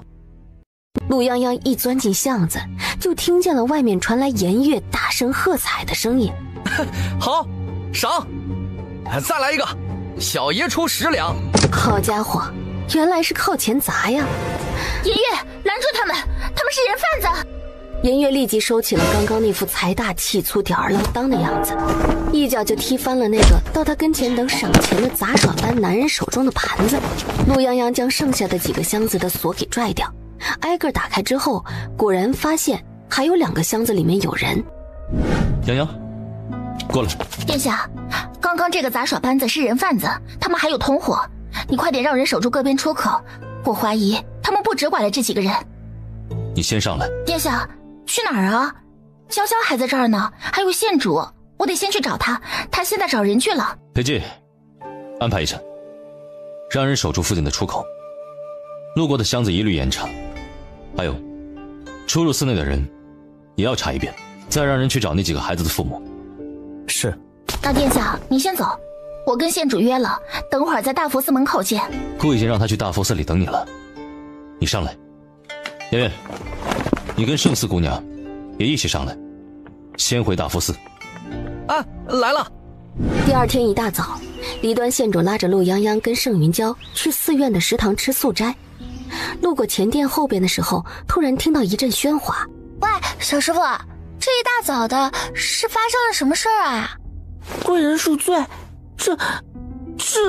这些是附近的村民，往日里也经常来这里上香的。这昨夜夜里不知道出了什么事，有好几家的丢了孩子，非说要我们给个说法，可我们确实不知道怎么回事啊！请贵人谅解，请贵人谅解。行了，报官了吗？一早就已经报官了，等官府的人还没来，多亏了这些侍卫大哥帮忙。这些该死的人贩子简直丧尽天良！昨晚的人贩子肯定不止那一拨人。姑娘，哎呀，姑娘啊，姑娘，你还记得我吗？啊，那天你去我们家，还给我们家三娘看过病呢，是我们家狗蛋给你带的路。那个，我们家狗蛋不见了呀，姑娘，求求你帮帮我们吧，姑娘。哎呀，姑娘啊，姑娘，我求求你帮帮我们吧！我们家三娘伤了身子，我就狗蛋这一个孙子了呀！我求求你啊，我求求你！大娘，你先别哭，你跟我说到底是怎么回事？狗蛋是什么时候走丢的？在哪里走丢的？昨天，大佛寺这边放花灯，这附近十里八村的都赶来凑热闹。狗蛋也想来，我呀寻思着不安全，不肯让他出来。最后是村里几个年长的小伙子说，保准带着他们好好的，全都给带回来，我才同意了呀。可我这一直在家等到半夜呀，才等到2家孩子回来说狗蛋跟大毛二毛都不见了，他们找了半夜也没找着人，还以为是他们先回来了，可这分明是没回来呀。我们就赶紧出来找了一整晚呢，哪儿还找得着啊？我们就听说这昨夜呀，大佛寺里来了贵人，指望着能帮帮我们。这狗蛋要是有个什么3长2短，我也没法活了呀。昨天晚上丢的，你们有人去报官了吗？早上有人过去了，可是还没到衙门开门的时候。姑娘啊，我们是真的没有办法了呀。洋洋，你说拐走这些孩子的会是昨晚那几个吗？不好说，我去找殿下问一问。殿下应该已经收到消息了。大娘，你们先在这儿等着官府的人来，跟他们说一下情况。昨天我们正好抓住了几个人贩子，现在我就去帮忙问一问，看看他们是不是一伙的，说不定还能来得及把人找回来。您去跟那些村民们说一声，千万别闹事，我们一定尽力帮你把孩子找回来。好，姑娘，我信你，你是个好人，拜托你了呀。殿下，能麻烦您帮忙问一问，昨晚抓到的那些人贩子有同伙吗？洋洋，昨晚那几个人不是冲着拐卖孩子来的，是冲着你来的。拐走盛云娇啊，原本是想引你入瓮，没想到你反应那么快。他们还没来得及把盛云娇这个诱饵抛出来，你就找到了他。其他几个孩子只是遮人耳目用的。所以那伙人是知道要直接拐走我有难度，所以先拐走娇娇，再趁着我去找娇娇落单的时候动手。没想到我会直接怀疑那个杂耍班，所以还没有来得及部署。而多出来的那几个孩子，就是以防万一被发现，干脆直接伪装成人贩子。陆洋洋脑子里飞快地复盘着昨晚的事情，对他有所了解，且手段如此迂回，陆洋洋第一个想到的就是盛云珠。他们有供出来是谁指使的他们吗？昨晚其他孩子失踪的事情跟他们有关系吗？指使他们的人是一个叫程叔的，日常帮着京城的青楼挑选人。这几个杂耍班是外地人士，惯来流窜作案，拐到孩子以后就通过渠道卖给青楼。他们领头的那个人跟程叔认识，原本过去找程叔是想趁着大佛寺的节日干一票，结果程叔给他们开了大价钱，要他们按照计策来把你拐走。顾昨夜拿到口供之后，就让人去捉那位程叔了。算算时间，应该快到了。至于其他孩子被拐的事情，暂时跟他们还没有更多的联系。顾已经吩咐人去官府，让他们抓紧时间盘查了。如果真有关系，等提审过那位梁叔之后，兴许能有线索。给青楼选人的，那不就是龟公吗？看来缺德事儿一点没少干。太子轻咳了一声，有些不太好意思跟陆洋洋说这些。殿下，昨天要不是你帮忙，肯定没有办法把这些人的真实目的给揪出来。若你没有及时把人抓住，顾也帮不上这个忙。你去告诉那些村民，顾会让官府尽力督办此案。如果人手不够，就从军营调拨人手过来帮忙，务必将那些被拐走的孩子找到。待会儿等他们将那个程叔带过来，顾让人审过之后，再告诉你。殿下，我觉得那些村民的孩子被拐的事情没有那么简单。我之前去找县主的时候，无意间去了村里一户人家，听说那附近经常有丢孩子的。当时我没太把这件事放在心上，但是现在想想就觉得有些不同寻常。我有点怀疑，那些之前丢的孩子跟昨晚丢的可能有关联，很可能就是同一拨人干的。不过我只是猜测，我就觉得有些不同寻常。我从前去乡下待着的时候也有这样的事情发生，但是村里人少，警惕心也重，一般有这种事情发生以后都会格外注意外来人口，没那么容易动手的。但是村里的孩子还是在陆续丢失，而且至今没有破案，会不会是他们背后有一个什么完整的团伙之类的？拐卖之事虽常有发生，但若照你所说，这就不是小案子。轻击重地，竟有人如此猖狂，这附近的县令是怎么做事的？裴进，让人将县令带过来。等一下，让他将最近几年的失踪案的卷宗一并带过来。是，殿下，那个程书带到了，带下去审。殿下，我能一起去看审讯吗？那便一起去吧。你们到底是什么人？我可告诉你们啊，我可是良民，你们这样是犯法的。犯法？看清楚了，那几个人认识吧？昨夜你指使他们拐卖圣国公府嫡女，这个罪名我现在就能把你交到大理寺，按罪论处。我不认识。认识。程叔疼得面部扭曲，身体本能的想要挣扎，但是被人死死的摁着，完全没有挣扎的可能。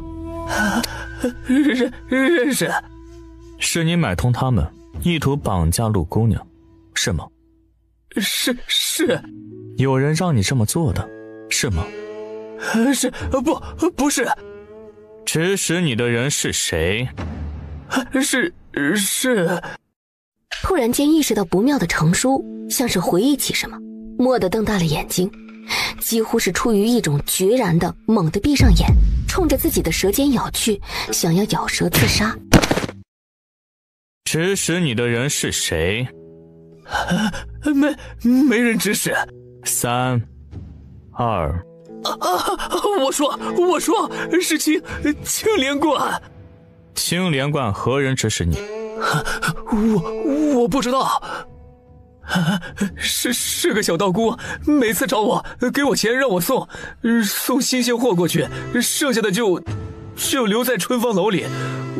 我寻常都在外边找人，像这个杂耍班这种四处带一些过来，但有时候那边催得紧，就从附近村里拐一件。说，你们是不是在附近的村镇上拐走了很多孩子？从多久之前开始的？一共拐走多少人？从3年前开始，一共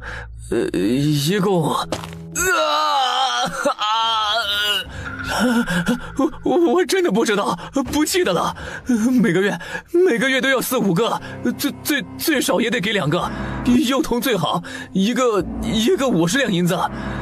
最近越来越不好弄人了。好在听说睦州那边水灾，我使了人过去，那些灾民都不要钱，随便给几个饼子都能换一个。畜生！说，青莲观跟你接头给你钱的那个小道姑是谁？他要幼童做什么？昨天晚上大佛寺灯饰上丢的那些孩子，是不是你们拐走的？人在哪里？你要是不说，我今天就把你全身的骨头一块一块都给你捏碎了。我不知道，真的不知道。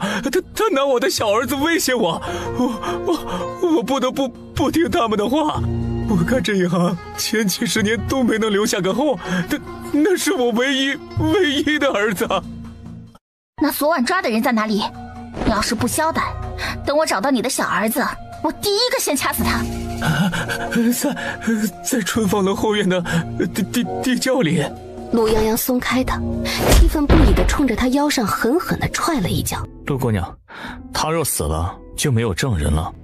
殿下，你帮忙。青莲观的人我惹不起，但是他们这样做实在是太猖狂了。裴进，传令下去，派兵围了青莲观，没有顾的命令，一个人都不许离开，奉谁的命都不行。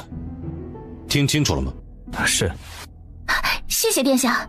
天子脚下发生这样的事情，孤比你更想知道是谁给他们的胆子。那殿下，我想先去春芳楼找人，我答应了那个大娘帮她找孙子的，他们都还在外面等着我给他们回信。我怕去晚了，他们会把那些孩子给转移走，能够光明正大的利用春芳楼的后院做事，那个春芳楼也不干净。去吧，喊上颜月，让他带上人。知道了，谢谢殿下。简直岂有此理，这太过分了，这些畜生！先救人。狗蛋，你还记得我吗？我去过你们村子，你带我去你家喝水。是你啊！我这是在哪里？我不是在都会吗？你被人给拐了，还说了不能相信陌生人，不能乱跑，你奶奶都要急死了。洋洋，他们这样子怎么办呢？要收拾一下吗？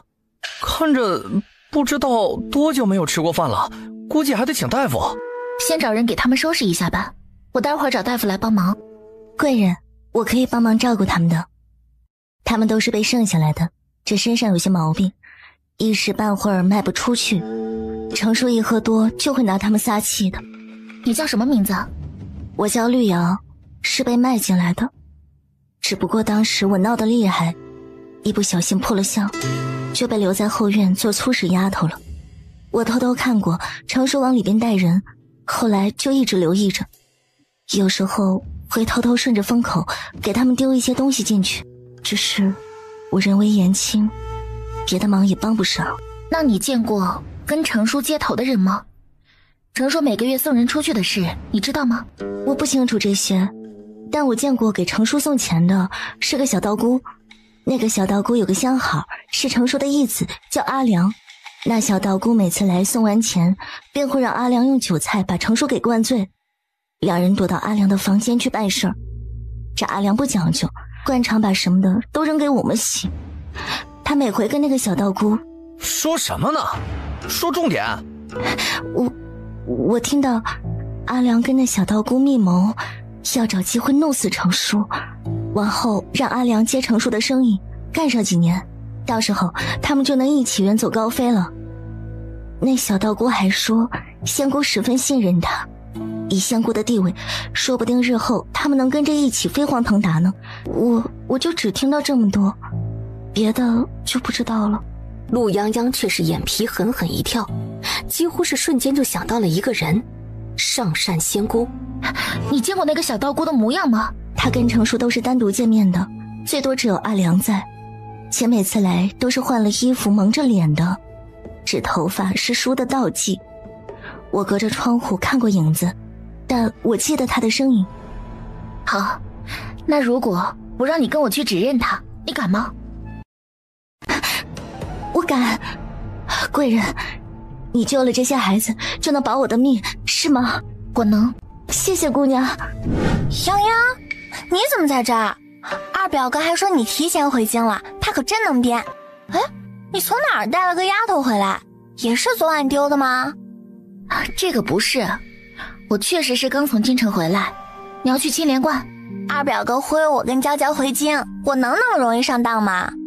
我一看二表哥那阵仗就知道出大事儿，这能错过吗？况且我娘还在青莲观呢，我立马就喊上林峰，马不停蹄的就来了。啊，还有我洋洋，到底是出了什么事情了？说你跟颜月去找人了，找着了吗？找着了，不过拐卖这事儿已经由大理寺接手了，颜月在跟他们对接，我就先来青莲观了。县主，你不是要去青莲观吗？快点儿，带我们进去。没问题，走。阿雀，现在整个青莲观的人都在这里了，你这么大的阵仗，到底是想干什么？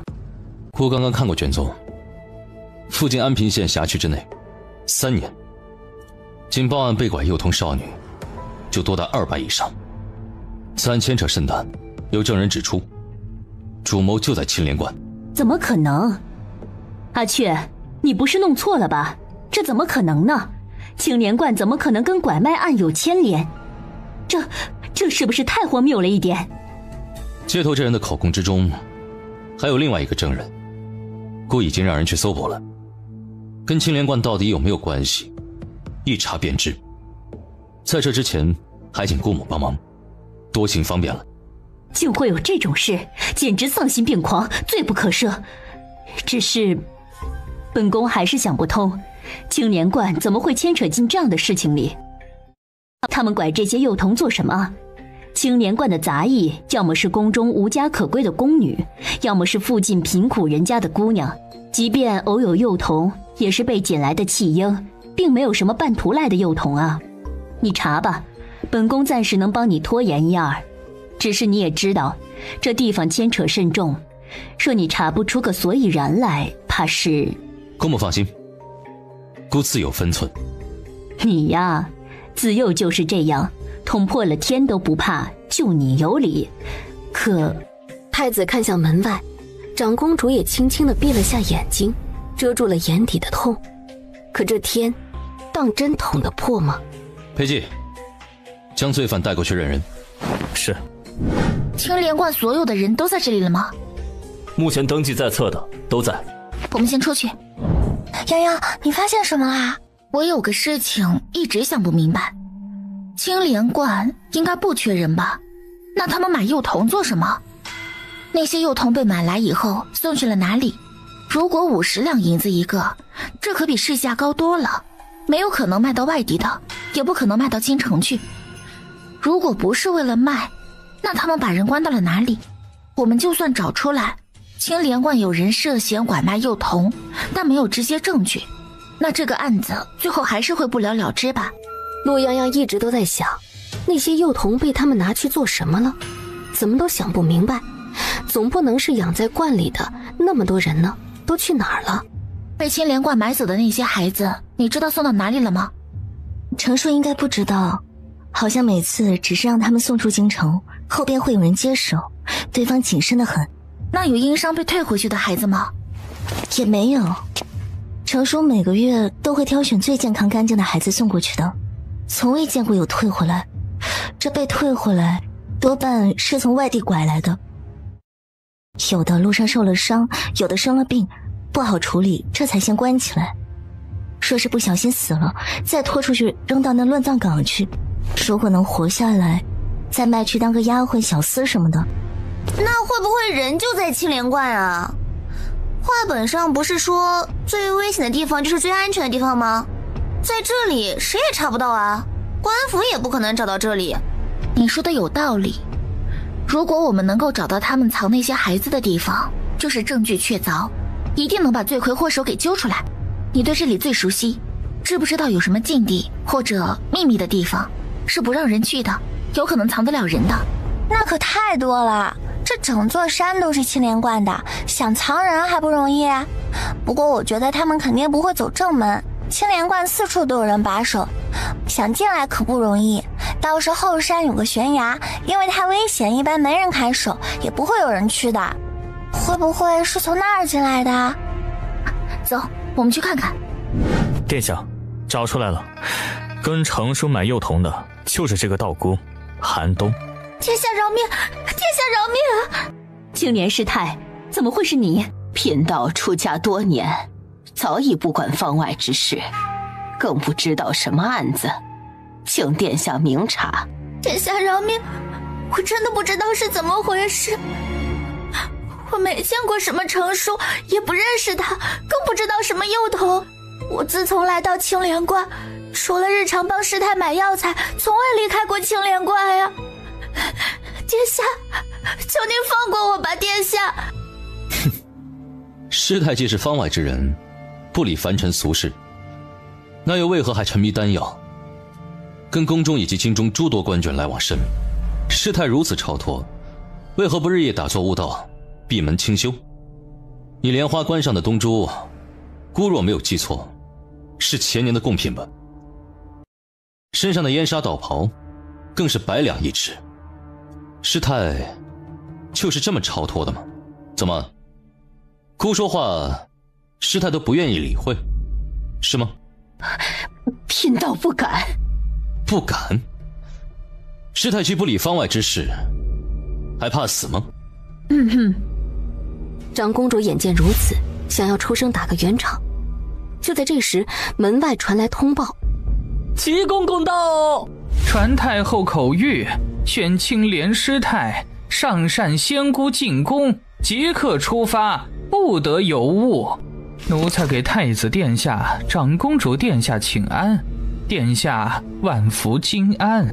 太子殿下，您看这太后娘娘她老人家催得紧，奴才听说您在此办案，奴才也不好打搅，就先带2位道长进宫，殿下觉得如何？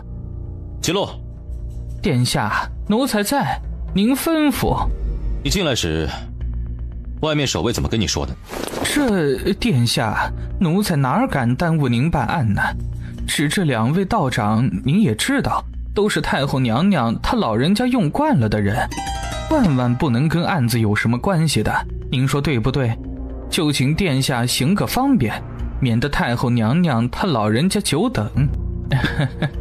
长公主殿下，您最是知道2位道长的，太后娘娘可离不得他们。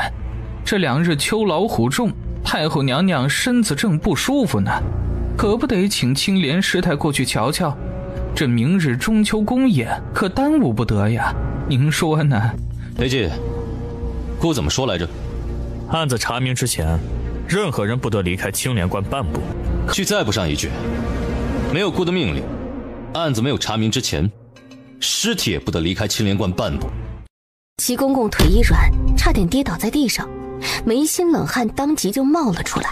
齐公公，姑在这儿查案，你要带谁走啊？哎，奴才等的，奴才等的，哪能耽误殿下的大事儿啊？裴记，什么？殿下，我真的不知道，我真的不知道。殿下，我没有。太子连眼皮都没有抬一下。裴寂直接抽出了长剑，刚落到韩东手上，韩东就彻底慌了。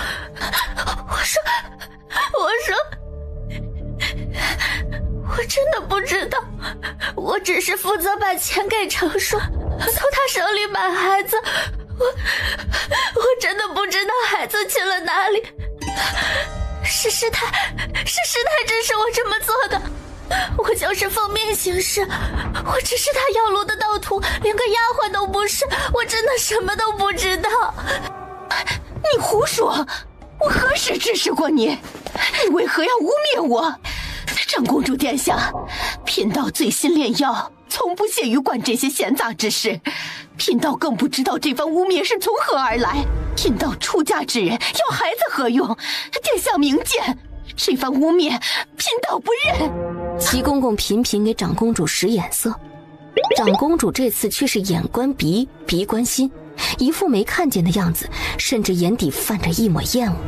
我说的都是真的，是他脾气不好，对我们这些盗徒动辄打骂，我真的只是奉命行事，其他的我真的不知道。殿下，我说的都是真的。无耻！贫道从未让人买过什么幼童，贫道日夜都待在炼丹房里，要那些幼童有什么用？你说贫道叫你买那些幼童，那人呢？那些幼童何在？我怎么会知道？既找不到人，光凭你一张嘴说，就要污蔑陷害贫道吗？太子殿下，没有证据就要污蔑贫道，屈打成招吗？屈打成招？师太若是真想挨这顿打，姑成全了你也无妨。裴寂拎着剑走到青莲师太跟前，微微往前倾身，伸手在他脸上甩了一巴掌。青莲师太此时此刻终于意识到，太子果然如同传说中那样言出必行，不会看任何人的面子。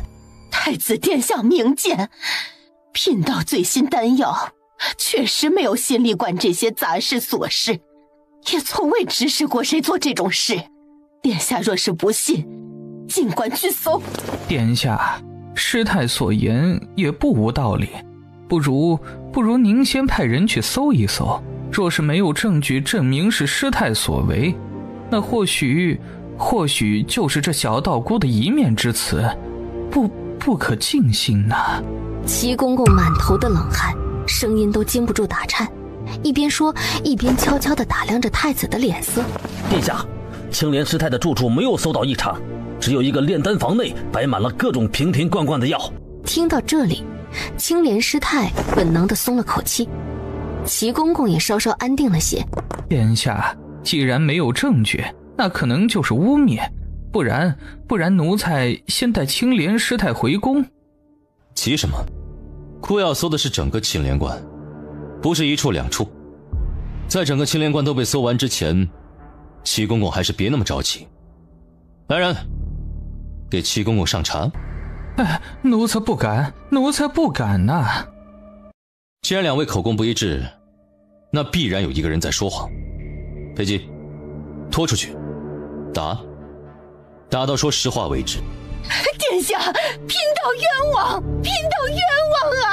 殿下饶命，殿下饶命呀！太子殿下，你身为一国之储君，就是这样屈打成招、草菅人命的吗？你没有证据，这是污蔑，这是污蔑！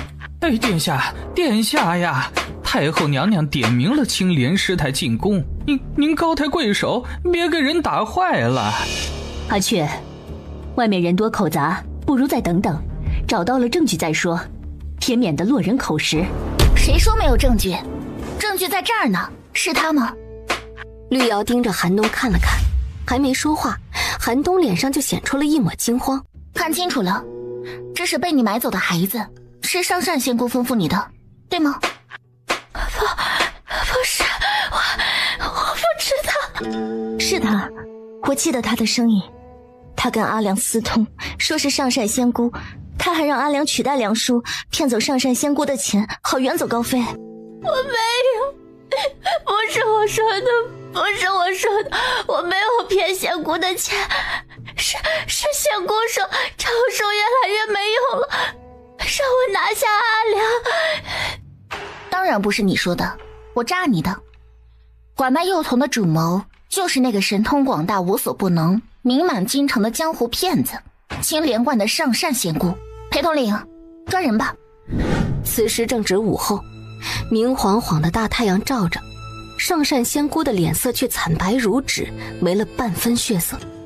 殿下，我跟县主发现了他们藏孩子的地方，还在那儿抓到一个人，就是那个阿良。他是上善仙姑安排到程叔身边去的。上善仙姑利用程叔拐卖幼童，但并没有那么信任他，所以安排了阿良在他身边监视，又暗示帮他做事的寒冬出面勾引阿良，他在背后操控。实际上，每次帮忙转运孩子到青莲观的人都是阿良。为了防止他自杀，我已经将他交给殿下的人守着了。我旁边的这个春芳楼的丫头可以作证，那个人就是程叔的义子阿良。他们很多次交易都有阿良在场，阿良背后的人就是这位上善仙姑，她本来的名字叫黄三姑，弟弟黄阿良。他们原本只不过是松州府一个跳大神的，偶然从道观得了一个养心丸的方子，就借此开始招摇撞骗。他们之所以想方设法拐卖幼童，是因为他们所炼制的养心丸，其中一味药引是幼童的脑髓。灵枢经脉有言，人始生先成精，精成而脑髓生。而这个畜生为了炼制所谓的养心丸，生生将那些幼童的脑袋砸碎，将脑髓取出炼化入药。陆泱泱此话一出，上善仙姑一瞬间面如死灰。饶是太子那么淡定的人，都禁不住攥紧了拳头，目光如利剑刺向面色灰败的上善仙姑。没有，我没有。污蔑，你这是污蔑，你这是在污蔑，你在陷害我，因为我之前说你是灾星，你就记恨在心，你污蔑我。拿下！长公主，你要相信我呀！你相信我，我没有，我真的没有啊！我不知道什么孩子的事情，他就是在污蔑我。齐公公，我就是有天大的胆子，我也不敢欺瞒太后啊！你带我去见太后，我同太后说。陆泱泱看着上善仙姑那死不悔改的嘴脸，气地放下了孩子，走上前直接啪啪甩了他2巴掌。我不杀你，你应当被当着所有人的面千刀万剐。你的那个秘密山洞是直接通到你院子的后院的，你当真以为你做的天衣无缝无人知晓吗？还不死心是吧？等着，那山洞里异香香的白骨都看着你呢。殿下，殿下，你们查到了，不是我，我什么都不知道，跟我没有关系，的。殿下，我也只是被逼着给钱，我什么都没做，我什么都不知道，我真的什么都不知道呀。原来你就是那位青莲师太啊！你知道我进到那个山洞里的时候看到了什么吗？我看到一个个敞口的陶罐，用冰块镇着，里面是一颗新鲜开好的小脑袋，半边山壁都被染红了。你知道那是什么吗？是放干的血。因为夏天，他们担心尸体腐烂太快会被人闻到，所以就捕捉了野猫养在山洞里，将那些尸体全都啃食干净，然后再将野猫扔下山崖给摔死。山崖下没有孩童的尸骨，只有数不清的野猫。陆泱泱一字一句清亮犀利，平稳地控诉着这些作恶者罄竹难书的罪行。但只有他自己知道，他的心底究竟为此颤抖到了什么程度。你说你不知道，跟你没关系。药丸都是你炼制的，你敢说你不知道？你敢将你没有试过的东西贡献给当今太后吗？你敢吗？你不敢，所以你一定亲自试过。你亲自吞噬着那些孩子的命，把他们当作你谋取利益的工具。你不是不知道，你只是掩耳盗铃，不断地跟自己说药丸不是你要的，人也不是你拐来的，所以你才心安理得恬不知耻地说出这种话。你半夜醒来就不会做噩梦吗？陆泱泱最后一句话几乎是吼出来的，是对青莲师太吼的，也是对上善仙姑吼的。谁能想到呀，这样庄严肃穆满面慈悲的皇家道观，竟然藏着如此肮脏残酷的罪恶。殿下，暗室之中的证物已经全部搜集完毕，如何安置？抬到外面去。不可以！殿下，贫道有罪，但贫道真的是为了太后娘娘好。贫道这些年尽心尽力的为太后娘娘调理身体，没有功劳也有苦劳啊，殿下。贫道甘愿认罪，但是若是将世人知道太后所用之药残食有应，世人如何看待此事？不只是太后，京中权贵购买养心丸之人比比皆是。殿下若将此事公之于众，届时殿下会遭遇什么？殿下想过吗？贫道求您开恩，此事万万不可公开啊！青莲师太声泪俱下，苦苦哀求。而他此言一出，恶心的不行的齐公公也突然反应过来，这样的事情若叫太后娘娘知晓，怕是殿下，太后娘娘年事已高，受不得这样的打击啊！殿下，求殿下私下处理此事儿，绝不可将此事公开呀！青莲观的养心丸之所以风靡权贵之中，皆因太后而起，甚至就连陛下都曾经服用过此药，所以此事万万不可，万万不能传出去。传出去，后果不堪设想。太子这个揭秘者必将成为罪人，他们这些知情者也必死无疑。青莲观的养心丸价值1000金，且有价无市。除了每月上贡宫中给太后的那2粒，私底下你们高价贩卖给权贵高官，借此牟利，然后拿着区50两去买人命。你们手下的人在层层盘剥，用所谓的5两、10两去使人拐卖幼童，人命在你们眼里究竟算什么？我大昭子民的命，在你们眼里算什么？把那些幼童的骸骨抬上来，抬到外面的人群中去，抬到太阳底下去。他们没有做错任何事，没有对不起任何人，为何见不得光？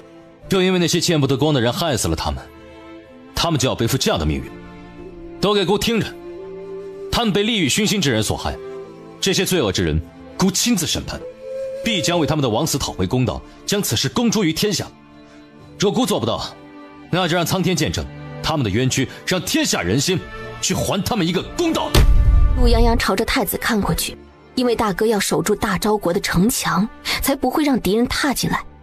而太子，他要守住大昭子民的公正，要让所有人都能堂堂正正地活在阳光之下。长公主殿下，您想想办法，想想办法呀！此事若是公开，宫中如何交代呀？你还有脸求情？那些人渣犯下的罪都足够下18层地狱了，你什么意思啊？什么不能让外祖母知道？你是在说外祖母不明事理吗？外祖母要是知道这些罪人如此欺瞒她、利用她，肯定会下令严查的。我告诉你，你再敢污蔑外祖母，我这就去外祖母面前告状去。奴才不敢，奴才不敢。长公主殿下，您三思，劝劝太子殿下吧。齐公公，此事牵扯甚大，已非本宫所能左右。本宫知你一心为太后着想，但太后自来明事理，又岂能纵容这些罪恶之行？你说是吗？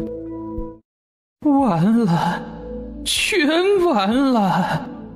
你们几个小丫头啊，可是真挺能折腾的。长公主殿下，县主都是跟着我才到处跑的，不过很多事情都还多亏了他帮忙。哎，洋洋，我们都这么熟了，你就直接叫我名字就好。今天我们可真的是太厉害了，娘，你说是不是啊？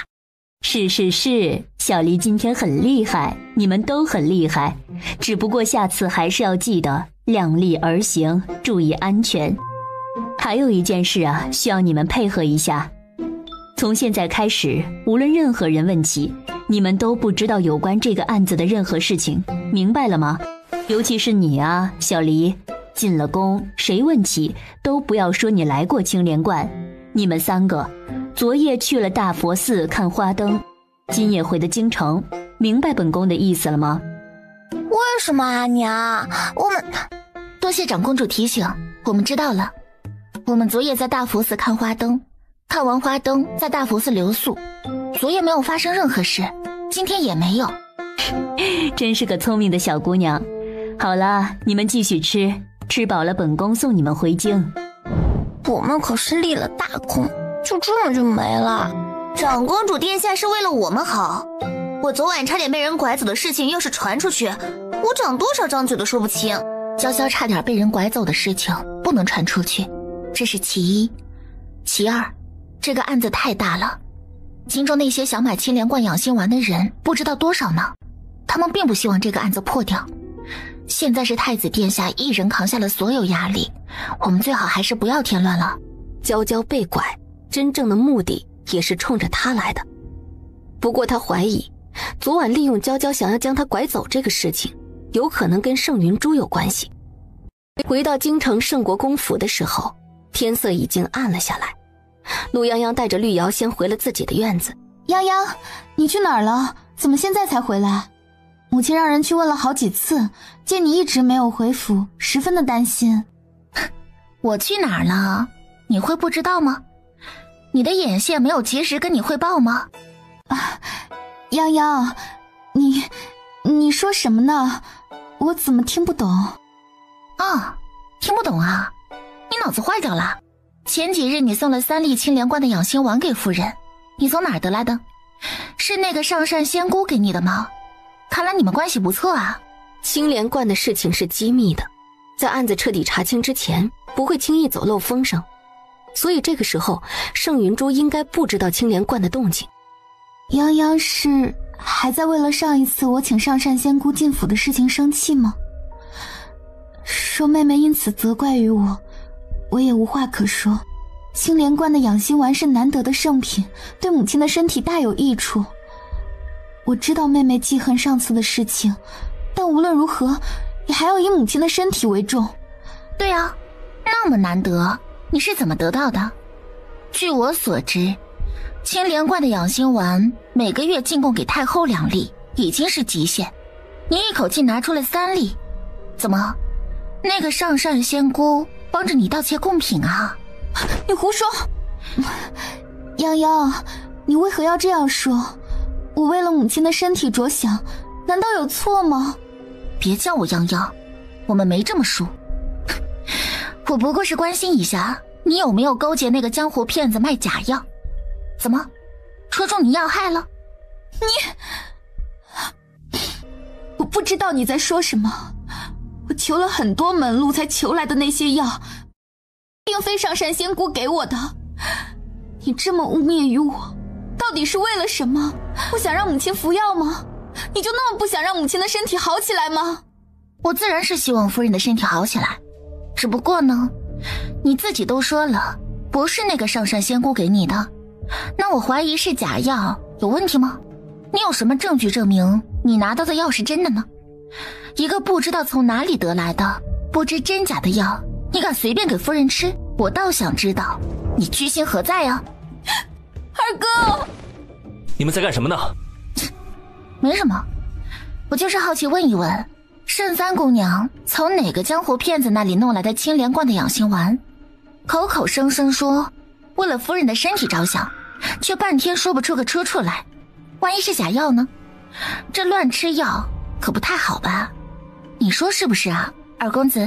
猪猪，青莲观的养心丸，你从哪里得来的？盛云珠似乎是有些不可置信地看了盛军一眼，不敢相信他竟然会问自己这样的问题。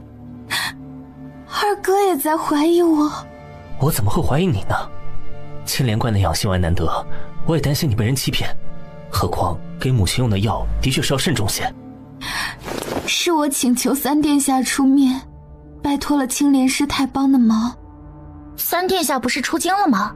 是我之前求了三殿下，他帮忙从中周旋，我以他的名义去找的青莲师太。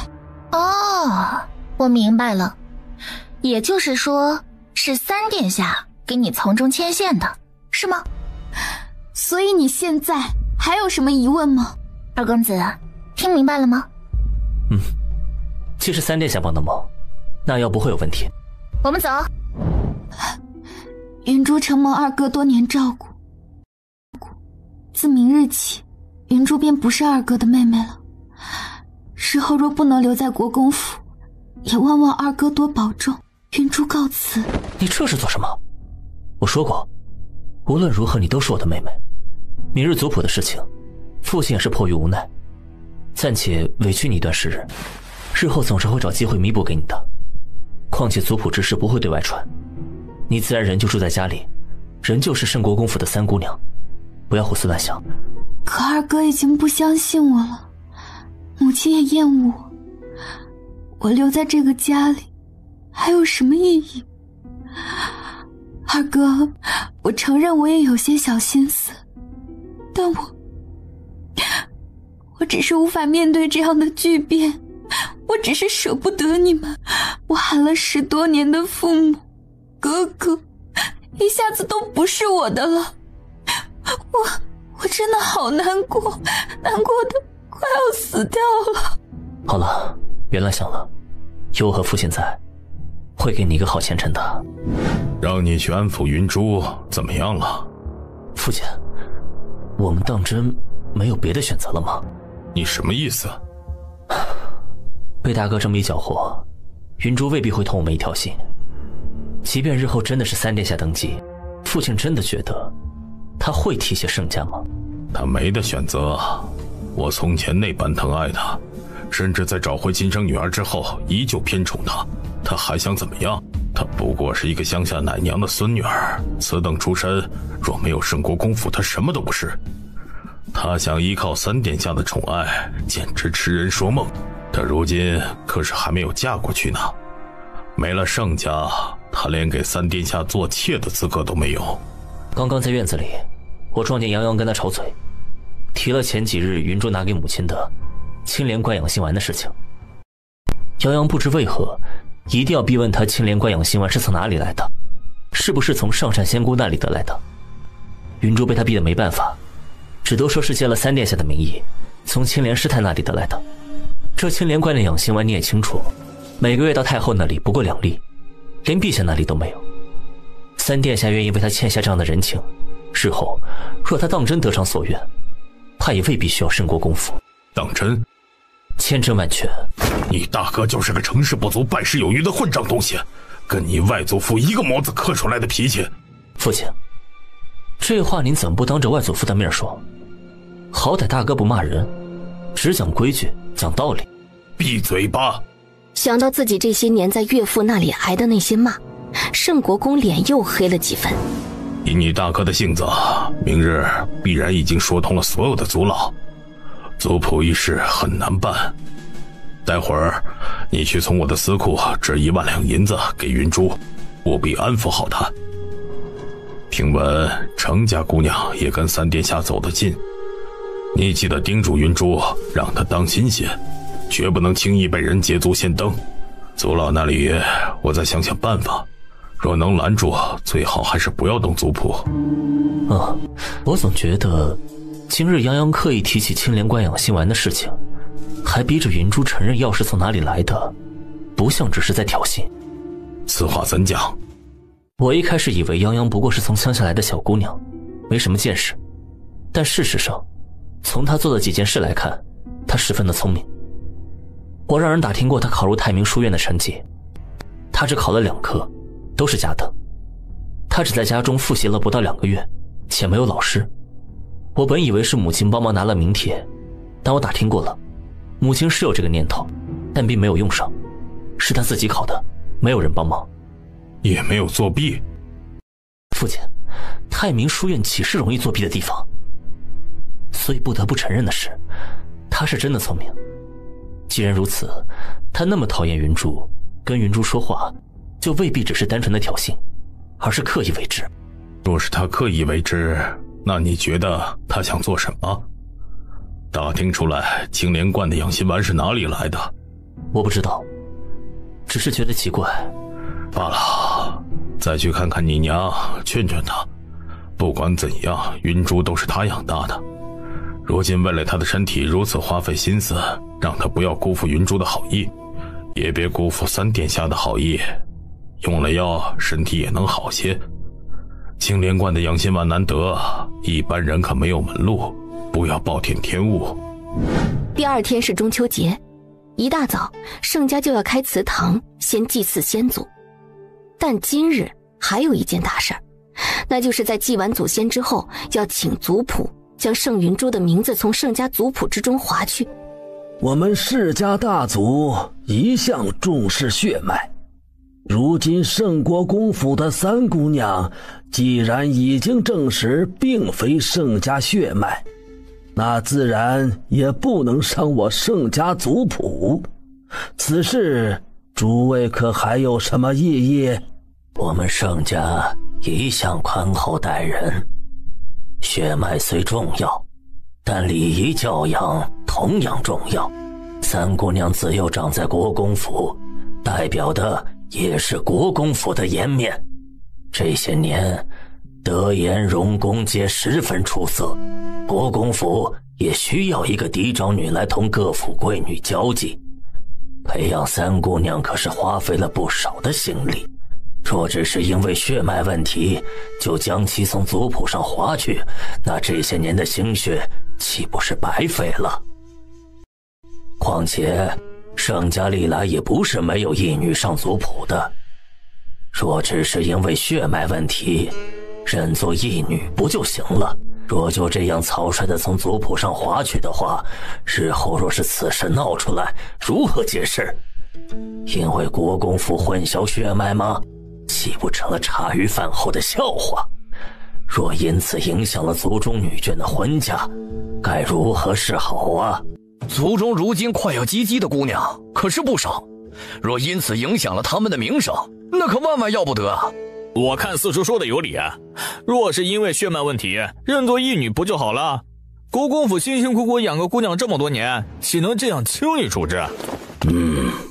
老四提出的这个问题也的确有先例，血脉固然重要，但是国公府的教养同样重要。既然如此，不如认作义女，日后依旧代表国公府。二叔公，认作义女可是需要双方父母认可的。如今我不同意，二叔公是要强逼我认女儿吗？国公，如今圣国公府是你当家，此事你如何说？族长，二叔公，云珠虽并非我亲生，但这些年在国公府长大，承欢膝下，我岂能因为血脉问题就将她舍弃？请族长和二叔公体恤我一番慈父之心，我愿意将云珠认作义女，入圣家族谱，望族长成全。我不同意。父亲，云珠感恩父亲厚爱，万万不能让父亲为了云珠为难。云珠更不忍母亲为此生气伤身，万般过错皆是云珠的过错。云珠只希望父亲母亲保重身体，云珠别无所求。父亲，不要为了云珠惹母亲伤心了。母亲与泱泱妹妹分离多年，憎恶我也实属人之常情。云珠明白母亲心意，亦不忍母亲为难。是云珠福薄，不能继续承欢膝下，孝敬父亲母亲。嗨，不过是个小姑娘而已，何至于此啊？哎呀，命运弄人呐！果然亲生的一回来，这亲手养大的也成了草。他可真是够白莲花的，这到底是谁出的馊主意？要认什么义女？可恶！这不是明摆着在逼族长同意认义女的事情吗？不然就成了欺负小姑娘。还有，这到什么影响其他姑娘婚嫁，简直是胡扯八道！泱泱，你怎么不着急啊？好不容易就能把盛云珠这个搅事精给撵出去了，眼下这岂不是功亏一篑了？他们之所以会犹豫，会被说动，无非就是得知盛云珠背后有三殿下，他们在观望。你等着吧，盛云珠肯定有后招。我要是猜得不错的话，马上就要来人了。不是吧？谁能来给盛云珠撑腰？真要撑腰，岂不是盛云珠的身世就要暴露了？正说着，门外果然传来了动静。只见六公主带着人浩浩荡荡地走了进来，前面跟着带路的盛君逸。泱泱，你是会算命吗？我不会算命，但盛云珠现在最大的依仗就是三殿下，你等着吧。你们这是在做什么？本公主奉母妃之命来接你们家三姑娘进宫叙话，在前厅等了半天都不见人。怎么，是本公主请不动你们家三姑娘，还是我母妃请不动三姑娘？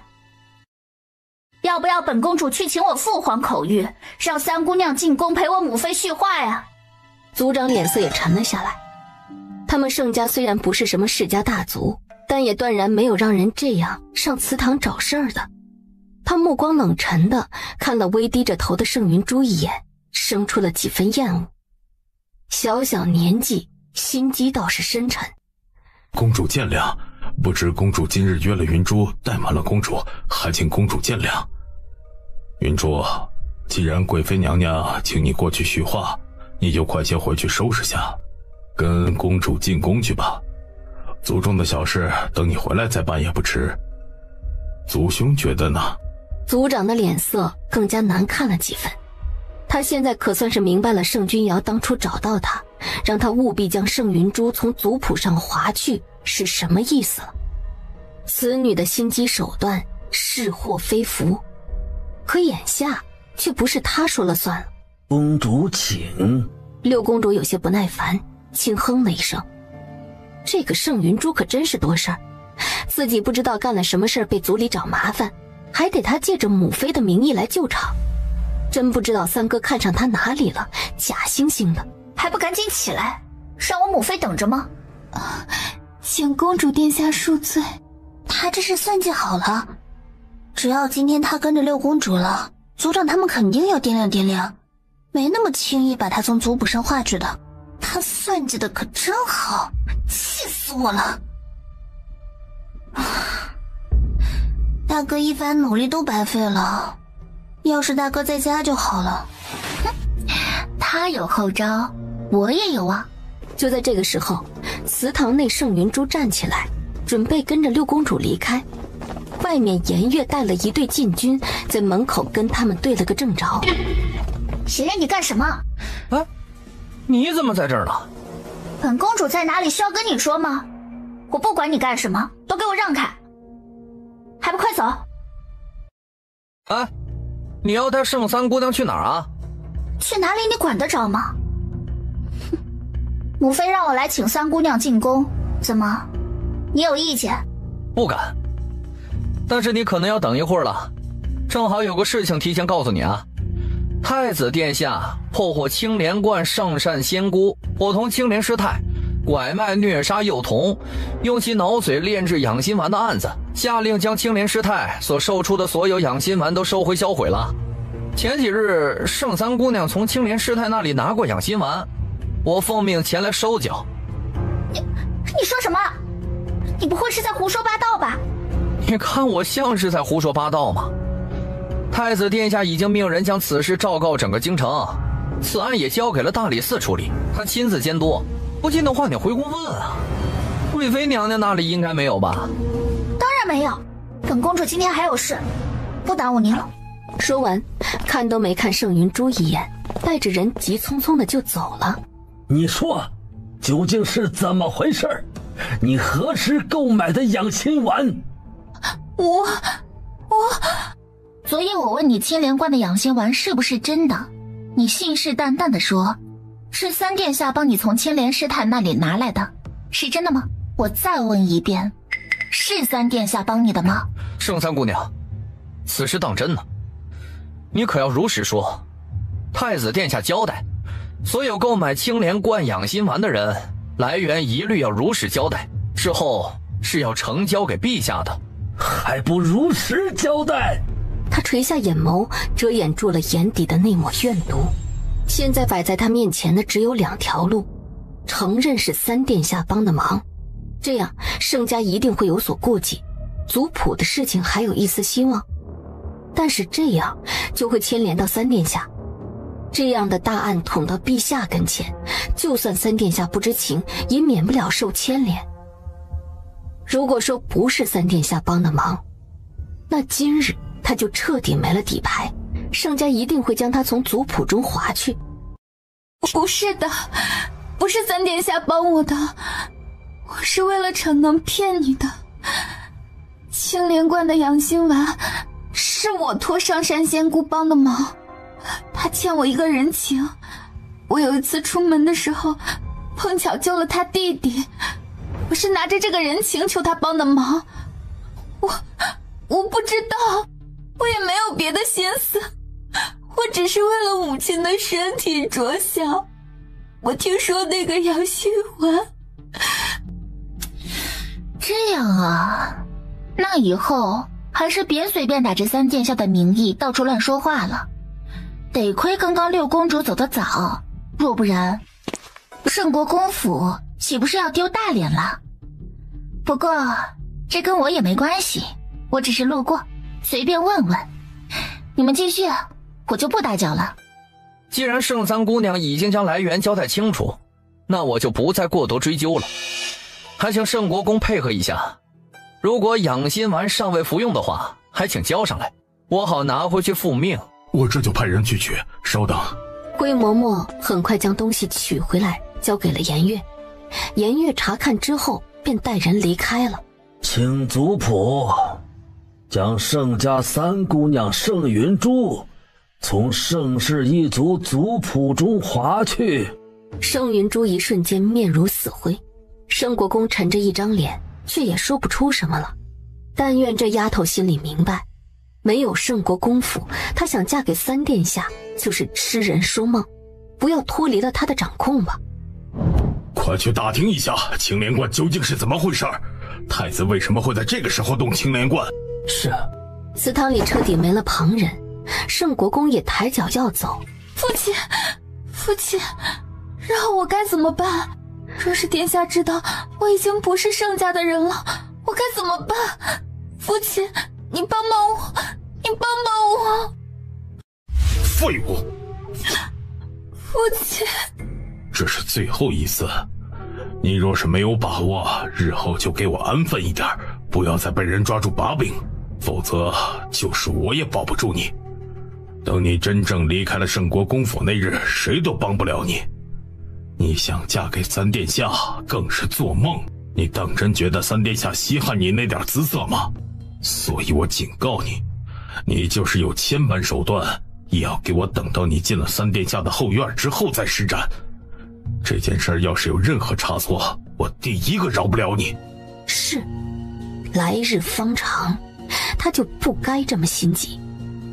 等圣君瑶死了，等太子死了，他会让这些所有得罪过他的人都付出代价，一个都不会放过。我知道了，我知道是什么了。是明星曼陀罗，青莲观的养心丸里真正起作用的就是它。我试过很多种配比，都差了点意思，直到我找到了明星曼陀罗，终于对上了。终于对上了。我正要来问你呢，不过迷星曼陀罗是什么东西啊？我怎么没有听你提起过？迷星曼陀罗也是曼陀罗花的一种。曼陀罗这种花可以入药，也可以杀人，蒙汗药里就有这味药，但是不同的品类之间也有一些不同的作用。迷星曼陀罗的特殊作用就是可以在短时间内慢慢的激发身体的潜能，让身体回到最好的状态。打个比方，相当于提前消耗生命来维持最佳的状态。加上曼陀罗自身入药就有安眠镇痛的作用，服用之后能够缓解许多身体上的疼痛，只要巧妙地控制用量，就能达到一个诡异的效果，既不致死，又会呈现出非常好的效果。任何提前消耗生命的药都有副作用，那时间长了岂不是？没错，这个药无论控制到多么精准，都会有副作用，所以时间长了就会产生依赖性。因为没有人能够接受自己的状态变得越来越差，一旦停了药，短时间内不显，但只要过上几个月，后果一定会迅速显现出来，快速衰老，头部的经络也会受到影响，出现紊乱的状态，轻则头痛难忍，重则疯癫致死。所以他们该不会是觉得吃什么补什么，所以才在原本的方子之外加了幼童的脑髓，认为那是最纯粹的精华。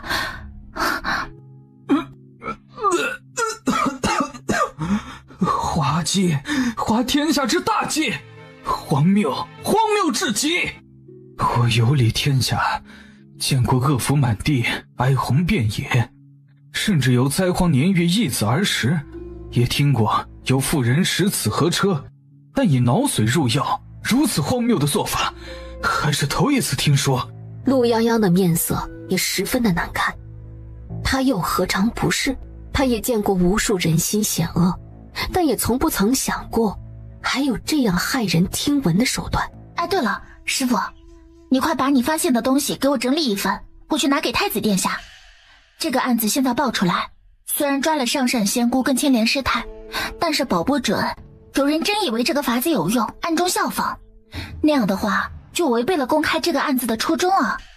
你这小丫头年纪不大，想的倒是挺周全。不用你交代，太子殿下昨日就派人来找过我，叫我务必找出这药的危害之处，还提点我说怀疑这药之中含有禁药。我这才想到去找相似的品种，总算是叫我找着了。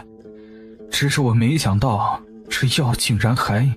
陆泱泱一拍脑袋，只顾着着急了，怎么忘了太子殿下行事一向周全，怎么会错过这么重要的问题呢？跟太子殿下比起来，他还是太稚嫩了。儿啊，你跟爹说说，你到底是怎么想的？你查出来这个案子是大案，你要办案，爹支持你。但是这件事关系到太后，你嫡亲的祖母，如今闹成这样，如何收场？你也为爹想想啊，爹今天在老母亲面前可是头都抬不起来呀。咱们商量商量，换个法子行不行？好歹给你祖母留些脸面。你是不知道，今天下午一哭二闹三上吊，还是骂我心思歹毒、冷心冷肺，是故意报复他，为了当年母后的事情故意报复他，让他不好过，还有什么？阿雀呀，你祖母她年纪大了，你别跟她一般见识。就是这事儿，咱能不能再商量商量？阿雀，爹也是为了你好，这次的事情，烦你去告诉皇祖母，青莲观里几箱白骨，现在还放在大理寺。他若再闹，姑就给他送过去，让他日夜看着这案，姑该不该办？哎呀，该，这又没说不该嘛。你别急呀，急什么？今儿个中秋节，一会儿就要开宴了，这1年1次，咱爷俩也喝2杯，成不？太子转眸平静地看着皇帝，皇帝表情蓦地僵住，讪讪地描补：朕是说咱们爷俩，不带别人。这是此次涉案购买青莲观养心丸的名单，我能做的让步，就是这份名单留着。皇祖母那里，他愿意折腾就继续折腾吧。青莲观的养心丸起作用的是一味叫迷心曼陀罗的花，此花有毒，日积月累会影响神智，无药可解。什么？若人吃人也能长寿，不过又一群豺狼虎豹。冯公公，送姑出去。我今天打听到，那个上善仙姑的弟弟阿良，据说他每个月都会去城南的一栋宅子，在南七巷那边，主人神神秘秘的。您知道那是谁的宅子吗？南七巷是大皇兄的宅子，大皇兄鲜少露面，也不在名单之上。名单是购买青莲观养心丸的名单吗？不过买了养心丸的人未必是自己服用的，再加上3年的时间，这份名单的真实性也要打个折扣。也是，说不定大多数都是代买，谁也不知道这些养心丸究竟转来几手，流到了何处。最重要的还是揭开养心丸的真相，震慑他们，避免同样的事情再发生。你说的没错，所以姑打算3日之后，在午门外将涉案人员当众行刑，以此震慑此案相关的所有人。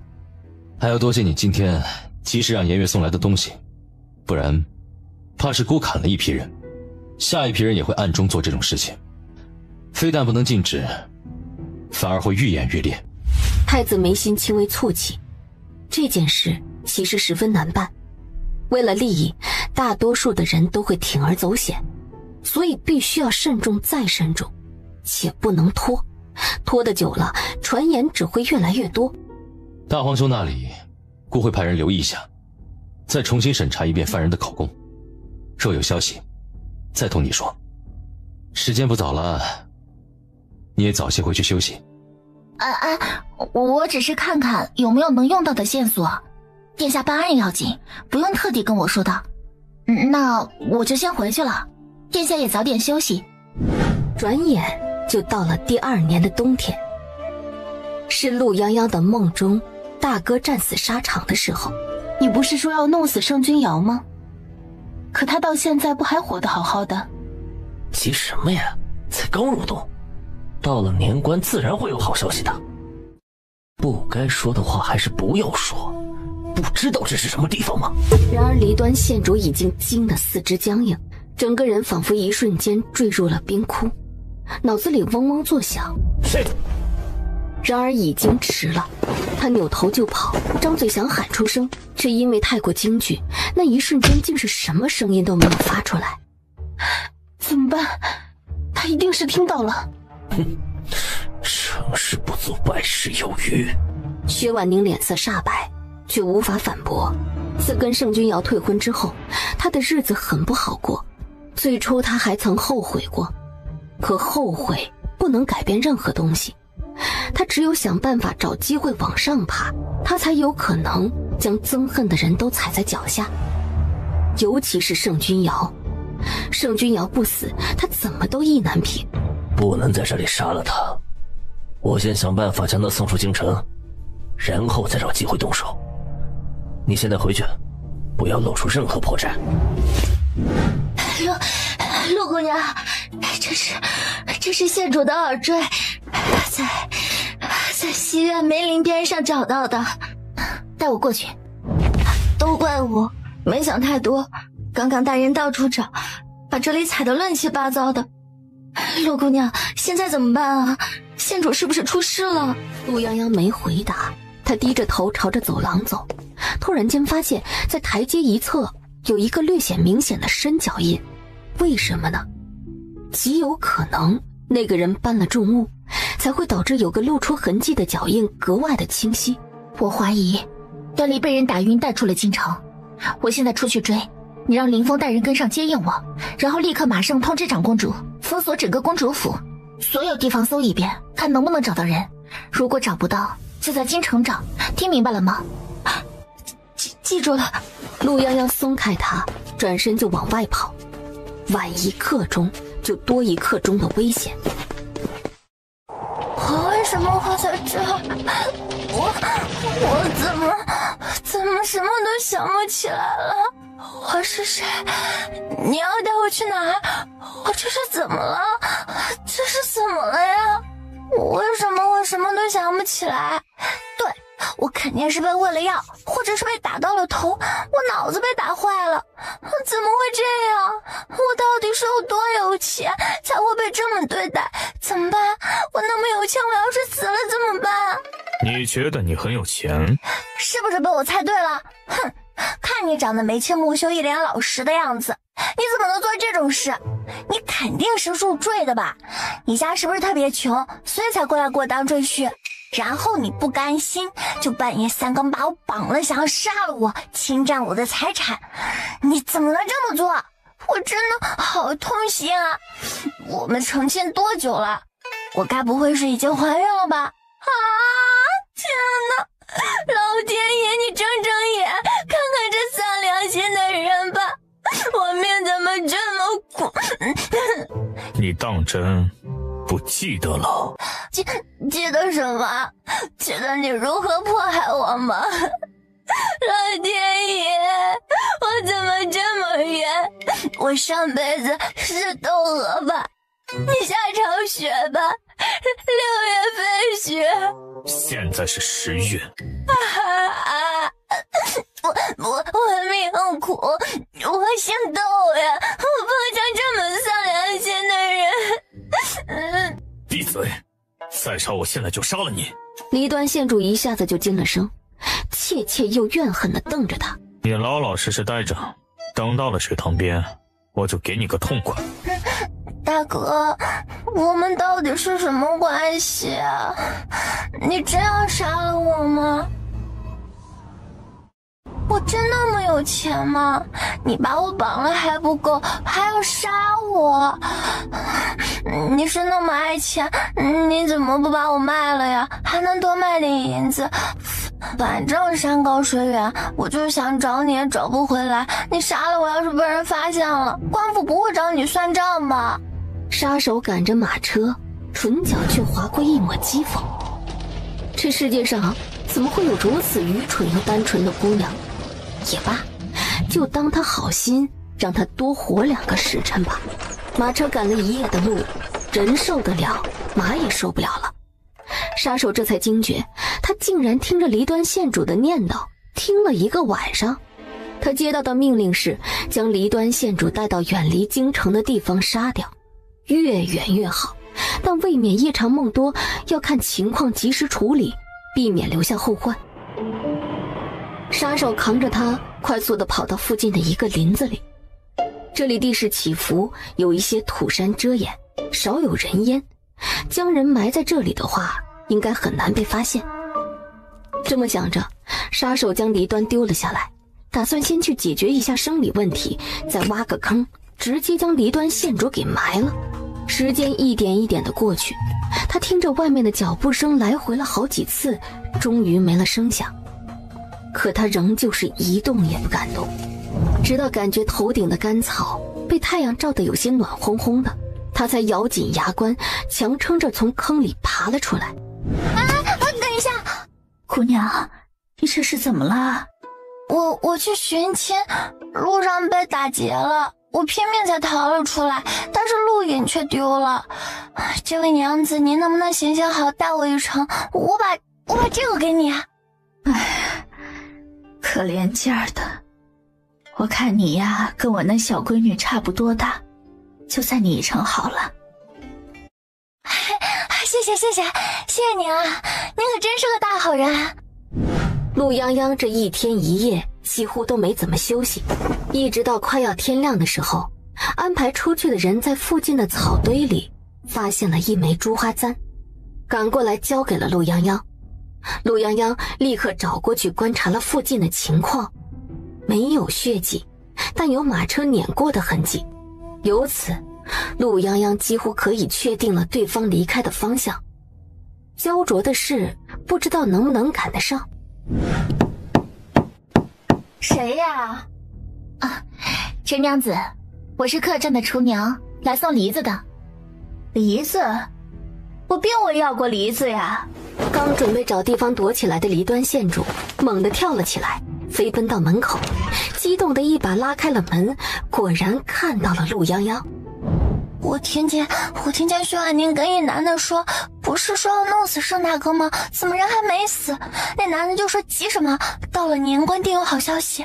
我当时吓坏了，我转身就想跑，但那地方根本就没地方躲，我都没跑2步就被人给打晕了。泱泱怎么办？薛婉宁那个臭女人，她为什么要害盛大哥？跟他密谋的那个男人，我只看到了背影，有些眼熟，应该是当天的那个宾客，但是想不起来是谁，声音也没听过，刻意压低了，我听不出来。你差点就没命了。他当时就想到，可能是离端无意中听到了什么，被人撞见了，才会想被灭口，却没有想到是有关大哥的事情。你别生气了，我也不是故意的，我根本就没想到那么凶险，我这一路过得可惊心动魄了，有2次都差点没命，多亏是我福大命大才逃过一劫。我都要被你吓死了。还有长公主殿下，你要是有个3长2短，你想过殿下吗？还有大哥，若知道是因为他你出了什么意外，他肯定要愧疚一辈子了。那分明是那些人心术不正，跟盛大哥又没关系。不过我娘肯定是要难过了，我还是舍不得她难过的。那现在怎么办啊？我好不容易逃出升天，本来是要找机会回去的，可我不敢。我是在进城之前偷跑的，他肯定会在城里守株待兔等我出现。我怕我还没出城就没命了，就只好出了钱继续跟着陈大娘出城了。那杀手应该想不到我能越走越远。还有薛婉宁那个臭女人，她肯定怕我回去拆穿她。要知道我没死，指不定怎么在京城找人埋伏着杀我呢。当然最重要的是，我们得想办法赶紧给盛大哥报信。唉，都怪我暴露的太快，不然说不定还能多偷听2句。你偷听这一次就差点要命，你还想听啊？你说的没错，想杀你的人肯定知道了你现在没死，从平阳县城到京城的一路上估计都埋伏着杀手，只等你出现就立刻杀了你。我带来找你的人也多半会被盯上，我们现在掉头回去只会更危险。那我们不如去找盛大哥吧，那些人肯定猜不到我们去找盛大哥，就算是猜到了，我们也走远了，早就把他们给甩下了。怎么样，我这个主意是不是特别的棒？陆泱泱略有些惊讶地看着他，其实他也是这么想的，只不过他想的是自己一个人去。你该不会是想把我给丢下你自己去吧？陆泱泱略有些不自在地轻咳了2声，不言而喻。我不管，我才不走，你要是敢不带我，我就偷偷去，你休想甩掉我。好吧，那你还是跟我在一起吧。泱泱，县主，你们盛大哥，先别过来。大哥，这里不是说话的地方，我们换个地方吧。泱泱，县主，很抱歉，现在恐怕不太方便让你们进城。大哥，是不是出了什么事情？是有传染的疾病吗？你瞧我都忘了你是个大夫，怎么可能瞒得过你？前段日子有路过的行商发了高热，没几日，他所住的客栈，多半的人都跟着发了高热。原本以为只是普通的疫病，但是大夫诊断之后，说有可能是天花。天花！陆泱泱也被镇住，那么一瞬间，他好像突然就明白了梦中为何大哥会战死沙场。明明没有特别大的战事，也没有听说有什么异常，但最终大哥的尸骨都没能送回到京城。原来是这样。那沈大哥你怎么办啊？有人要杀你，他们要杀你，难道……他突然就说不下去了。他再怎么天真无邪，在得知有人要暗害盛君瑶之后，他们赶到阳关城，就发现了这里有可能有天花这种致命的疫病。他也不可能欺骗自己，这只是一种巧合。抱歉，让你们受惊了。我在城中疫病区待过，不能久留。我让人送你们离开。泱泱，你是大夫，记得回去煮些汤药预防一下。如若没有药方，我让人去取了给你带上。别停留，快些走。陆泱泱看了大哥一眼，然后抬手搭在黎端的背后。黎端还没有反应过来，陆泱泱直接一个手刀在他后颈，直接将他给劈晕了过去。泱泱，盛君瑶惊讶地看着陆泱泱的动作，还没张口问，就已经明白了他的意思。泱泱，别的任何事情我都能依你，但唯独这个不行。你一起走，我这就去安排，必须走。大哥，我是个大夫，你与其相信什么天命，赌什么运气，不如相信我。不行。大哥，我没有十分的把握，但是也不是完全没有把握。如果我留下来，或许就能救更多的人。如果我走了，你还有别的办法吗？我知道你不惧死，但是其他人呢？他们也是无辜的，你真的忍心吗？盛君瑶攥紧拳头，艰难地别过头去。他眼眶微红，他当然不忍心。如果泱泱真的有办法，那不只是救了他，而是救了整个阳关城的百姓和将士。作为兄长，他已经亏欠泱泱良多，此时哪怕有希望，也多半是死路一条。对百姓他不忍心，那对妹妹他又何尝忍心呢？大哥，这不是你的决定，这是我的决定。我虽身无长物，也想尽绵薄之力。我既然决定留下来，你是没办法赶我走的。就算你强行把我送走，我也会再跑回来。只要你一眼看不住，我就会想办法进城。我说到做到。大哥，你相信我，我肯定可以的。我相信你。你早答应不就好了？我一直想办法说服你，可真是太难了。我刚刚在想，要是我直接转身就走，当作没见过你，你会如何？会不会生气失望的直接扭头走掉？在大哥眼里，我有那么蠢吗？所以我想了想，是我那个想法蠢透了。我让人连夜送县主离开，脚程快一点，还能在落雪前赶到驿站。大哥都知道我会跑回来，那小黎怎么可能会愿意离开啊？他只会比我跑得更千奇百怪。你都不知道我们是怎么来这里的。先找个安全的地方把他关着，能关几天算几天，别让他偷跑了就行。等我找出治疗疫病的办法，再把他放出来。盛君瑶微愣了下，显然也想到了什么，略有些不自然地轻咳了一声。阳关城有牛市吗？附近村镇的耕牛多不多？西北有很多游牧部落，最不缺的就是牛羊，还有战马。开通边贸之后，除了前来交易的部落，还有游走各地的行商也会聚集到阳关城。在封城之前，还在交易中的牛市有2个，约莫应该还有200多头牛停在市场中。陆泱泱的眼睛立即亮了起来，这可是老天爷都看不过眼在帮忙了。如果姑姑跟他说的那个办法确实行之有效的话，那最多1个月，他就能将这场瘟疫完全控制住。大哥，你先带我去见大夫，我要看一下药方，跟他们商量一下如何防治。然后明天一早你帮我安排一下，我要去一趟牛市。洋洋，这太危险了。我已经想到办法了，不信的话，你明天跟我一起去。姑娘，你是怎么进来的？可是发热了。我不是病患，我也是大夫，我来看看情况，能给我看看药方吗？我是你们将军送过来的，他就在门口。这是我们斟酌过的药方，目前这里有10几个病人，昨夜已经，去了3个，还有2个怕是熬不过今晚了。陆泱泱没说话，先看了一眼药方，然后又去查看了一下病患的情况，根据程度将药方里的药根据病人的情况同大夫商量了更换2味药。没想到姑娘小小年纪用针的手法竟然如此老练，不知师从何人？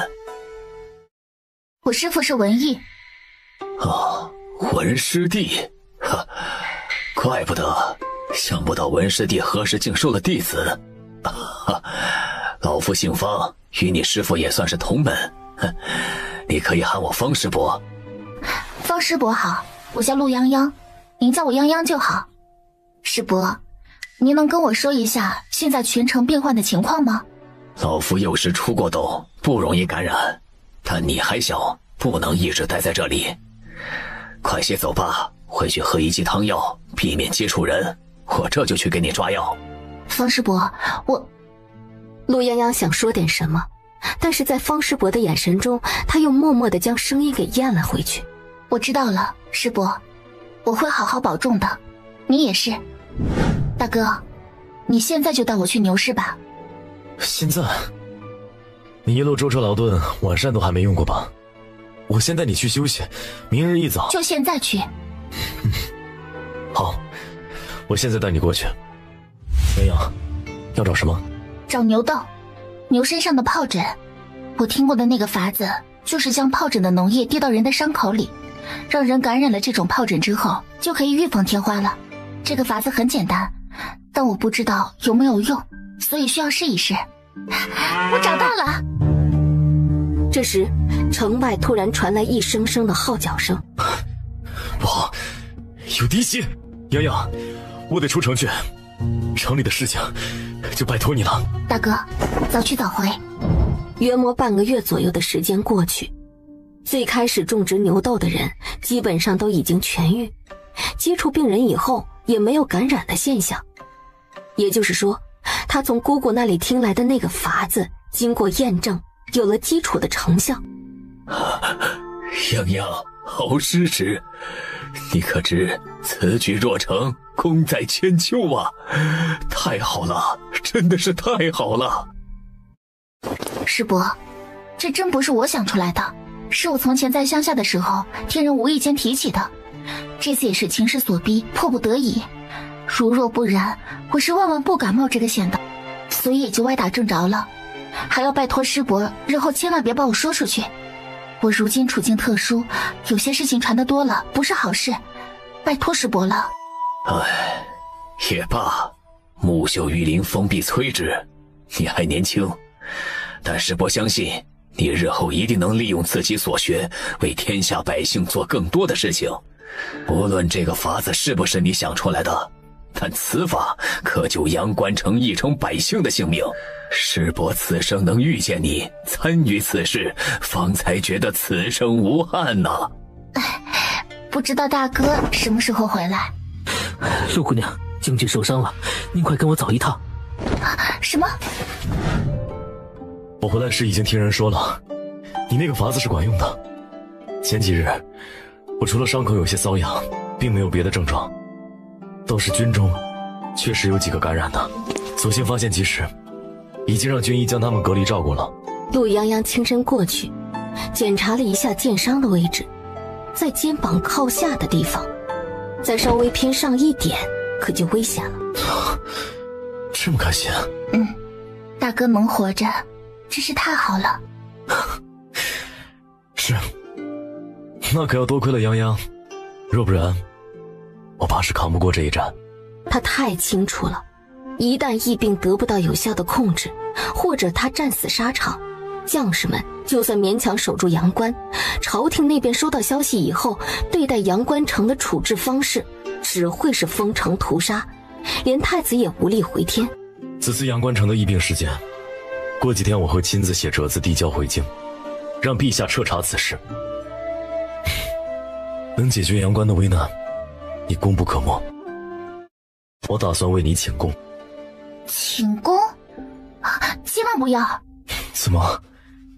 是担心功劳太大会遭人眼红吗？你且放心，你此举之功，不止在眼下，无论怎样的封赏，都是你应得的。大哥，我不是不想要封赏，其一，这并不是我想出来的法子，若是占了这个功德，我于心有愧。其二，我不想被人盯上，小打小闹可以，一旦做了什么大事，肯定有人要怀疑我了。你能明白我的意思吗？大哥知道了，我会想办法替你遮掩过去的。但你做了那么多，阳关城的百姓跟将士都会记得。陆泱泱才不管有没有人记得呢，他最开心的是他做到了这件事，能让大哥活着，能让那些无辜的百姓们活着，这就是最好的事情了。顾母寿宴那日，李端究竟看到了什么？陆泱泱这才想起来，他正是要来跟太子说这个事情的，便急忙把当时黎端被人掳走的经过给说了一遍。小黎说只看到那男子的背影略微有些眼熟，但是声音听不清，对方压低了声音，他并不熟悉，想来不是经常见的人，若不然也不会分辨不出来。啊，对了，大哥说把疫病带进阳关城的是行商，但那行商很快就死了，他让人将相关的人都关了起来，但因为死了大半，也没有得到什么有用的线索。他还在查那些行商的来处，他们那么笃定大哥会死，笃定这就是一个死局，那天花疫病的事情绝对跟他们脱不了关系。郭介吉查过顾母生辰那日的事情，你所说同薛大姑娘一起的那人不是老三啊？不是三殿下？老三有不在场的证明，他那日还没开宴就被程大姑娘给约出去了，门房亲眼看到他离开的。事发之时他刚跟程大姑娘碰上面，也有人看见，时间对不上。郭让人仔细调查过后来追踪黎端的人，跟去年刺杀你的多半是听命于同一个人。那伙人后来不是销声匿迹了吗？人手可以换，但行事风格总能抓到蛛丝马迹。掳走黎端那个杀手在被抓住之前就已经自杀了，郭让人验了尸，在他身上发现了跟去年刺杀你的杀手一样的毒药。换养暗卫也好，杀手也好，多半会有固定的控制手段，用毒就是其中一种。更巧的是，这种毒跟去年青莲观养心丸发现的那种迷心曼陀罗有几分相似。那殿下查出来这味药出自何处了吗？出自西南一带，西南密林瘴气丛生，有许多古老的部族，比如善用蛊的苗疆，还有善毒的，许多禁药便是出自西南密林，很难追究其真正的出处，但跟西南有所关联的人却有一个。谁？郭的大皇兄宗克。大殿下，难道那天在花园里跟薛婉宁说话的人是大殿下？小黎说过他也很少见到大殿下，所以也不是很熟悉，如果认不出来也在情理中。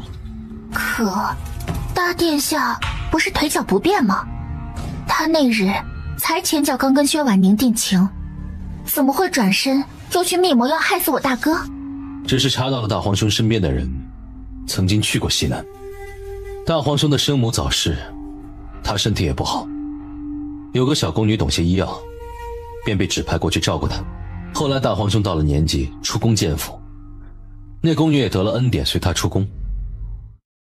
郭让人查过那宫女的籍贯，正好在西南一带，且前几年他曾经回过家乡一趟，那宫女一直身居府中，极少出现，暂时还查不到更多的消息。大皇兄腿脚不便，自幼便对此十分忌讳，在人前也极少走动，跟薛大姑娘密谋的人未必是她，只是有些事情恰好巧合了。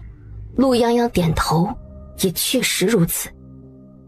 甭管那人是不是大殿下，其他事情或多或少都有一点大殿下的影子，或者是跟那味药有关的，确实是挺巧合的。别担心，顾已经在想办法安插人手进大皇上的府上查那位宫女了，也已经派人去了西南找有关那味药的线索。只要找到那味药有关的线索，就能顺藤摸瓜找到隐藏在背后的人。没有找到那个人，就没有办法给薛婉宁定罪。那小黎现在在京城会有危险吗？姑母会安排人保护她的。至于薛大姑娘，有的事情也不是非要证据不可。现在最重要的是整理好阳关城疫病的证据，此事绝不可轻轻接过。那殿下，我能做点什么吗？你救了阳关城一城的百姓和将士，你已经做了最重要的事，剩下的事姑来办。殿下，你等我一会儿，我去把针取来给你针灸。好。陆泱泱第二日就知道太子所说的有些事情也不是非要证据不可是什么意思了。长公主直接带着黎端跑去了京兆尹的衙门击鼓鸣冤，状告广平侯之女薛婉宁谋害她的女儿黎端县主，害得黎端县主中毒，在别院养了2个月才恢复。薛大姑娘，黎端县主指认你在长公主生辰宴那日谋害于她，此事你可认？回大人，民女不认，民女从未加害过县主。那日去长公主府，只是去参加宴会，不曾对县主有任何不敬。民女不知县主为何要污蔑民女。县主，薛大姑娘所言可属实。你说薛大姑娘意图谋害你，可有证据？本县主亲眼所见，这还不算是证据吗？那日午时，她在花园中跟一男子幽会，被我撞见，就让人把我绑了送出城，想要杀我灭口。哼，本县主眼睛又不瞎，看的是清清楚楚，结果还没开口说话就被打晕。不是他，那还能是谁啊？定是他跟那狗男人联手害我。前脚我母亲生辰宴上，大殿下才同淑妃娘娘跟我母亲请示要娶她为妻，后脚他就被我撞见了跟人幽会。若不是他让人绑了我，本县主能在自己家后花园走丢吗？本县主那日最后见的一个人就是他，要不是他做的，那他敢当着所有人的面说出来那个男人是谁吗？欲加之罪，何患无辞？民女不知何处得罪了县主，使得县主如此费尽心思的要污蔑我。我一个弱女子，如何从偌大的长公主府中绑走县主？县主撒谎都不打草稿的吗？还是县主仗着自己宗室的身份就可以为所欲为，随意冤枉污蔑民女的清白？婉宁，休得放肆！殿下，小女无状，一时口不择言，冲撞了县主，还请殿下千万不要同小女计较啊！本宫听侯爷这意思是在说本宫仗势欺人了。我宗室皇族不分青红皂白，仗势欺人了。殿下恕罪，臣万万不敢。侯爷贵什么？这是京兆府衙门，衙门的职责就是给百姓，给我大昭子民主持公道。本宫不过是带着女儿来申冤罢了。本宫身为宗室，难道就是大昭子民了？敢问府医大人，本宫今日之举可有不当之处，值得广平侯你跪地逼着本宫认了宗室仗势欺人之罪吗？殿下言重了，下官身为府官，理当为大昭百姓分忧解难。今日无论是谁有冤屈，下官都一定会遵循律例，秉公办案，还县主一个公道。广平侯听清楚了？是，臣听清楚了，是臣之过。可以继续办案了吗？殿下请放心。薛婉宁刚刚一腔义正言辞的祸水东引，被长公主这么3两句就给化解了。原本方才她说完之时，外面还有声音窃窃私语，这会儿竟是一个声音都没有了。安静的薛婉宁头皮发麻，显然再想用身份说事已经是不可能了。敢问县主，你说那日你撞见薛姑娘与人幽会，可还记得具体是什么时辰？开宴用午膳的时辰大概是午时末到未时初。那天呢，开宴之前耽搁了一会儿，我没有心情用膳，就一个人去花园里去闲逛。结果就在花园边缘的走廊里撞见了薛婉宁跟一个男人靠得很近在说话。我没有听清他们说了什么，但我也不好打搅他们的好事，就转身要走。结果刚走了2步，人就被打晕了过去。等我醒来的时候，我已经在京城外了。一个穿着黑衣的杀手给我喂了毒药，把我扔进了近郊的河里要毁尸灭迹。要不是我命大，我这会尸体都烂透了。我并未去过花园，也没有见过什么男人，县主不要血口喷人。薛姑娘，既然你这么说，那本官问你，县主所说的这个时辰，你在何处，在做什么？可有人证？那日民女胃口不佳，本想提前离去，因身体不舒服，在院子外的亭子里坐了一会儿，没有人陪同。后来听说县主不见了，民女被留在府中问话，其他事情民女并不知情。那也就是说，并没有人能替你证明你那个时间没见过县主，县主却说亲眼见过你。薛姑娘，你当如何自证？民女冤枉，民女当真不知当日发生了何事，也没有人证。但县主说看见了民女，那民女也问县主可有人证。本县主亲眼看见，这还不算是人证？好啊，薛婉宁，你就是不见棺材不落泪是吧？你当本县主一点证据都没有啊？你都不想想你少了什么东西吗？我劝你啊，还是老实交代，那男人究竟是谁？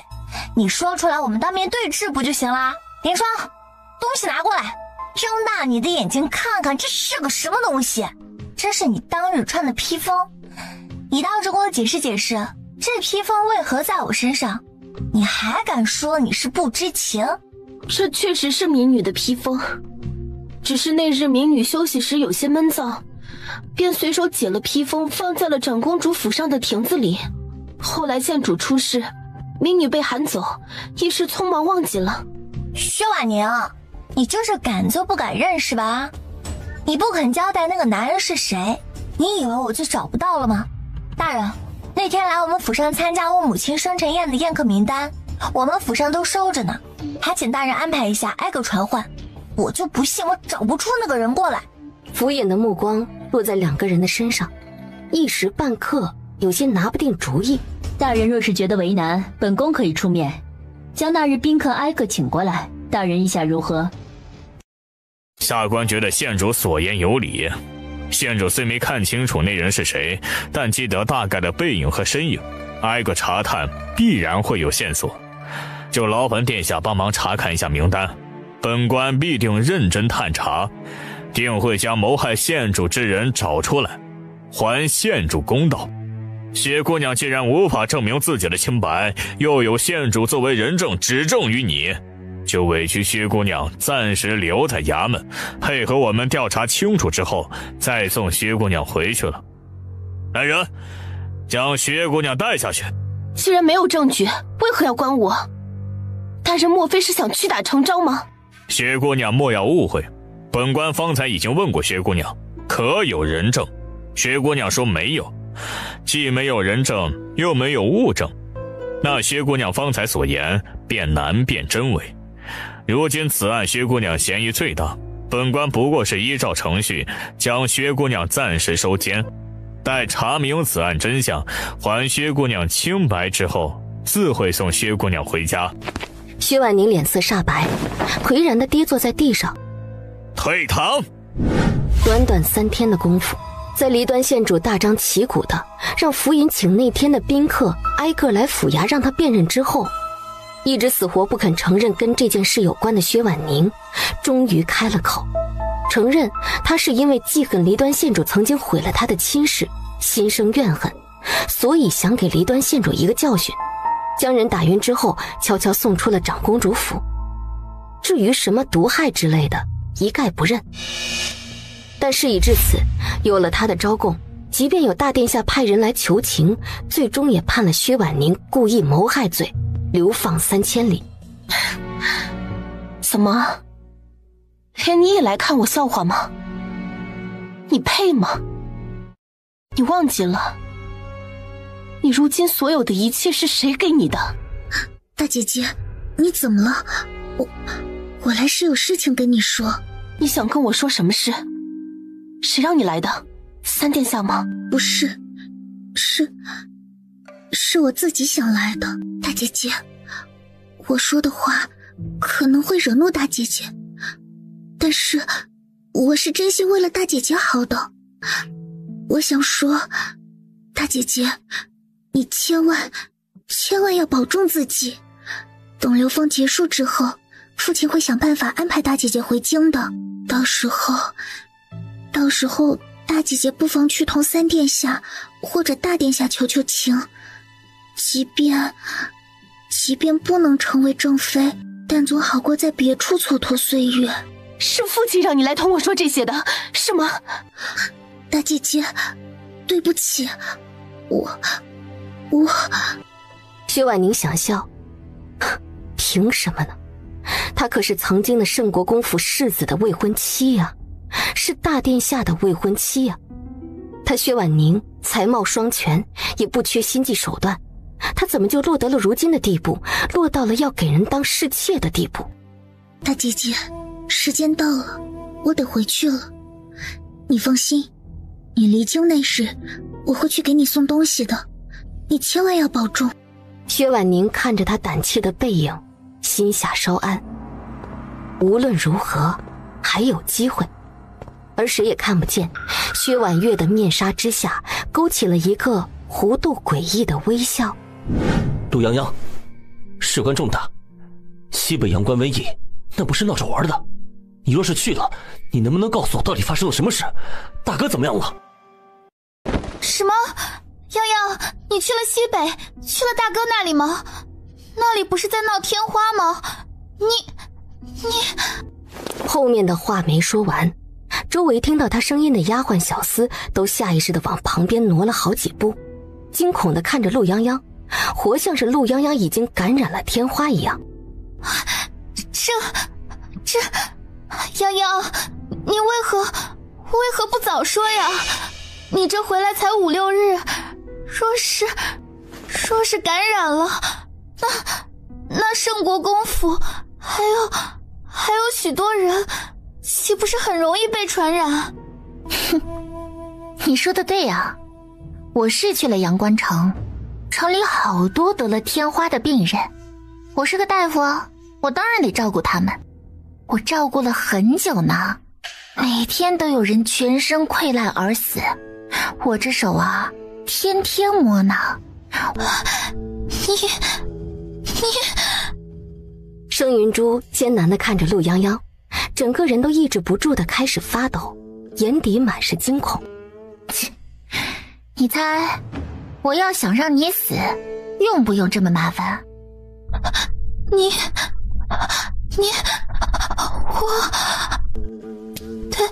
对不起，我只是一时着急，我误会了你，对不起，泱泱，你别怪我不是有意的。盛云珠不过顷刻间就认了怂，磕磕巴巴地道了歉，但是那些围观的下人们却战战兢兢的。都闲着没事做了吗？滚！还有，别让我听到刚刚的事情传出去1个字，否则一律发卖。我们换个地方说好不好？怎么，这会儿突然不怕我了？不怕跟我挨得太近，被感染疫病了吗？泱泱，对不起，我真的不是有意的，你原谅我的无心之失，好不好？盛君逸淡淡地朝着盛云珠看了一眼，唇角勾起一抹讥诮。你是不是早就知道？二哥，麻烦二哥稍微回避一下可以吗？我同泱泱有话要说。盛君逸淡淡的看他，没说什么，走远了几步。怎么，你重生一次的事情这么见不得人吗？我不知道你在说什么。你早就知道大哥会死，是不是？甚至知道他为什么会死。瘟疫、天花、战乱这些你都知道，但是你一个字都没有说。沈云珠，你是不是觉得只要大哥死了，这个府里就没有人能够威胁到你的地位了，你就能达成所愿，对吗？我真的不知道，我不知道你在说什么，救命！洋洋，放下他！滚！洋洋也是你叫的吗？给我闭嘴！但是让你失望了，大哥没死，他还活得好好的。你说有朝一日他会不会知道你背地里那些暗戳戳的小心思呢？哼！说完他冷笑一声，丢开盛云珠，也没理会盛君逸，扭头就走了。二哥，你既然那么怕他拆穿你，为何每次都要主动去招惹他呢？二哥，你在说什么？云珠，你我在一起生活了10多年，你当真觉得我看不明白你是个什么样的人吗？但你也知道，那些对我来说不重要，因为我们的目的才是一致的。我可以纵容你任何的小动作，我觉得玩物总要有点自知之明。你的血脉不重要，但你得明白，圣国公府的底线是什么？是谁容许你敢对圣国公府世子心存恶意的？二哥，我没有，你怎么会这么想我？二哥，我会听你的话的，只有我能帮你，你信我。是吗？但我可不是非你不可。盛云珠惊恐地看着盛君逸，盛君逸的眼珠子黑漆漆的，透着一股深不见底的邪气。盛家人的眼珠明明是偏浅一些，唯独他是个特例。云珠，我早同你说过，你可以不聪明，但是别耍那些小聪明。如果你先把自己给玩死了，没有用的人就只有一个下场。我不介意亲手解决你。早点想办法把自己嫁了吧，不然我怕我什么时候就忍不住动手。盛君逸说完转身离去。盛云珠看着盛君逸的背影，指尖抖得不像话，甚至忍不住想要干呕。他很少怕过谁，但他其实是有点怕盛君逸的。上一辈子是，这一辈子还是。陆泱泱，有事啊？你来参加王府的宴会，有帖子吗？该不会是跟着别人蹭进来的吧？哼，也是，你一个从乡下来的野丫头，怕是连王府的门朝哪边开都不知道吧？陆泱泱这1年多靠着医术，在京城中也小有名气，但是确实没什么身份，只听说是兰家的远亲。程儿，你是掉粪坑了吧？躲家里1年，不光给自己捂得跟狗屎一样黑，这嘴也跟吃了狗屎一样臭。听说你今年忙着说亲啊，那谁娶了你，谁可真是有福气，耕地都不用施肥了，让你去滚1圈就成。我说他呢，你插什么嘴？你眼光倒是好，被这么一个乡下来的野丫头灌的什么迷魂汤？她一个打秋风的无父无母的孤女，也知道你这样？是因为你也出身不明，没有爹吗？程淑锦这么一喊，就连一向跟离端不对付的6公主都瞪大了眼睛，抬起了头，眼皮狠狠地跳了一下。陆泱泱，你给我等着！你给我等着！你这个死了全家的绝户女，你不得好死！住嘴！陈二姑娘真是好教养啊，张嘴闭嘴就是绝户死全家。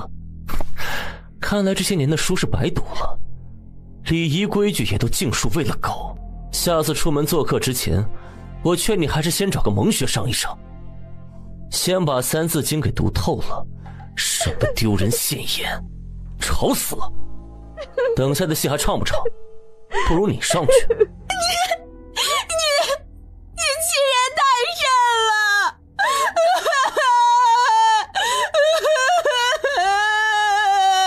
你们干什么？欺负我妹妹是吗？三哥，他们都欺负我！盛君逸，你欺负……这是在做什么？小三，你又在外面惹事了。还有小二，你这一头花里胡哨的是什么东西啊？出门是忘记照镜子了？都堵在这干什么呢？若雪来了，刚刚怎么没见你啊？哼，这戏马上就要开场了，不如我们去另外一边。听说仙音阁排出的这出新戏很有意思，好像是说什么真假千金的。若雪听说了吗？好呀，那殿下稍等若雪片刻，容若雪收拾下弟弟妹妹，马上便来。我没惹事儿，是他们欺负我妹妹。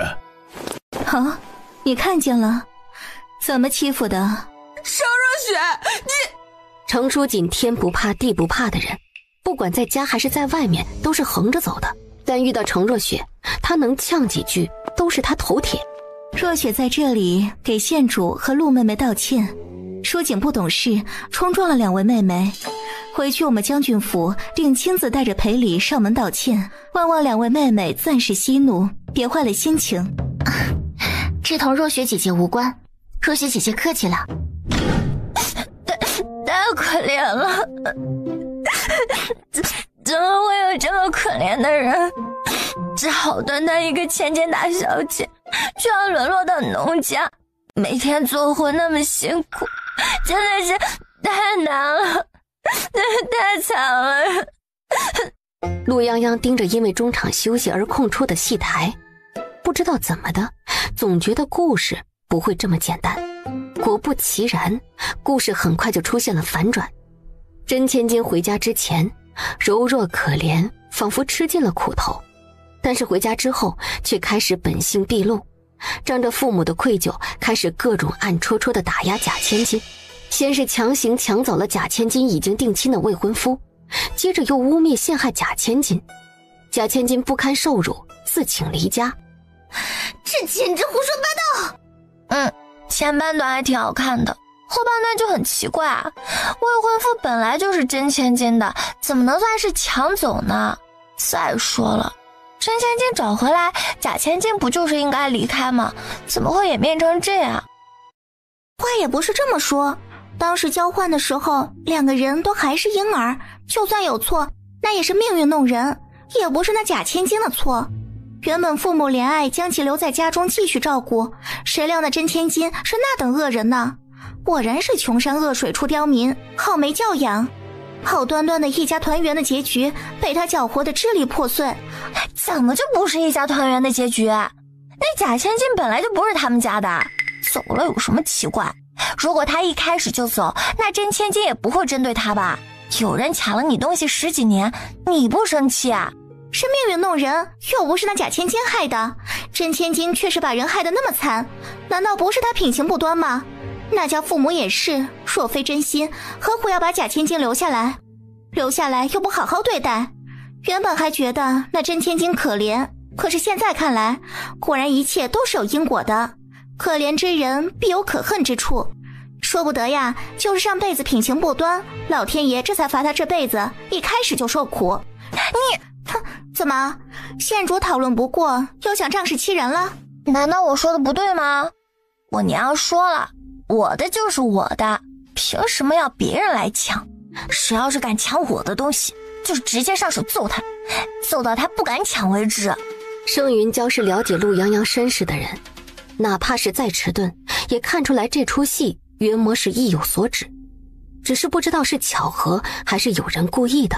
泱泱，你觉得呢？我觉得你说的对，对喜欢抢东西的人，就要揍到他不敢抢为止。圣三姑娘，觉得我说的对吗？泱泱妹妹，母亲自幼便教导我，为人要谦和大度，不可与人交恶。身为女子，更是不可与人动手。妹妹所言自是有妹妹的道理，只是我觉得还是要心存善意，以和为贵。盛云珠，你还要不要？盛云娇听到盛云珠的话，气得要命。他这也太过分了，分明是他抢了泱泱的身份，到头来他还要拿着大伯母来骂泱泱没教养，他就没见过这么不要脸的人。我明白了，盛三姑娘的意思是，别人抢了你的东西，你要大度一点让给他，千万不要心存不满，不然就是不善良。我幼时倒是没学过这些，今日真是受教了。盛三姑娘不愧是京中贵女的道德典范，让人敬佩呀。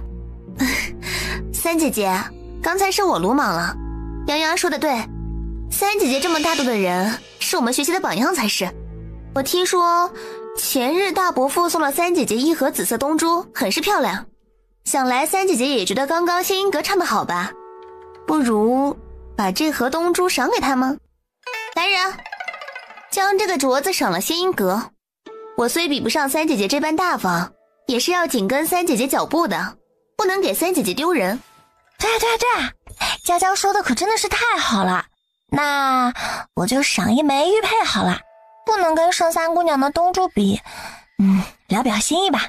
两人这么一唱一和，立即便将盛云珠给架到了火上。盛云珠万万没想到，盛云娇竟然敢在这里坑他。那盒紫色的东珠极其罕见，是父亲送给他的吉吉礼，也算是补偿。那盒东珠在家中不曾带着，回头我叫人送去仙音阁。盛云珠，你该不会是不舍得给吧？怎么会呢？不过是一盒东珠罢了，算不得什么。既然如此，那你现在就叫人去取不就好啦？左右我们也不着急着走，等着好好见识见识这紫色的东珠。听说这可是极为难得，我都没有呢。盛国公府三姑娘赏赐仙音阁紫色东珠一盒，稍后送到。几位不妨稍微等上一等。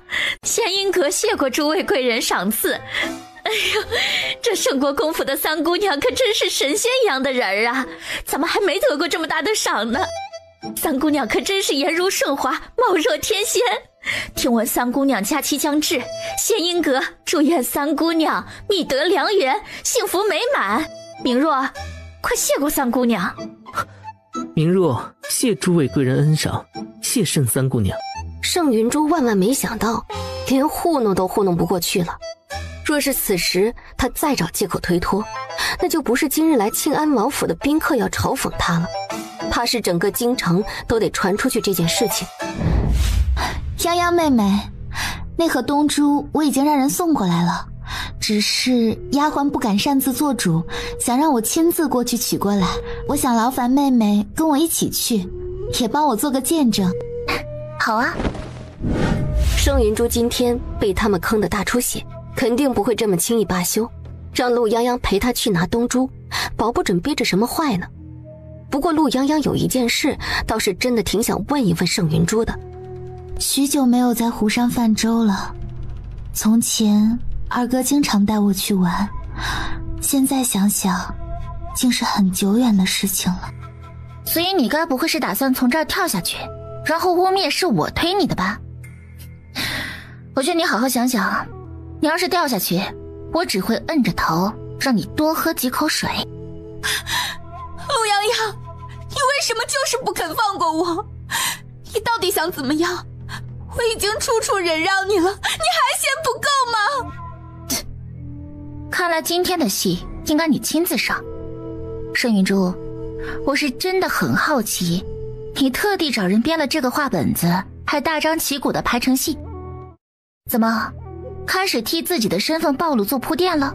我不知道你在说什么，我只是想求求你，求求你放过我行吗？我真的不知道你为什么对我如此大的恨意，我从来没想要夺走你的任何东西，如今母亲眼里只有你，你也如愿以偿了，为什么还是不肯放过我呢？只见这时盛云珠的身子猛地往后一仰，就这么跌进了湖里。果然不愧是重活一次的人，够豁得出去的。陆泱泱冷眼看着在水中挣扎的盛云珠，还真想过去摁着他的头，让他多喝几口水，也不枉盛云珠这么辛苦的唱戏。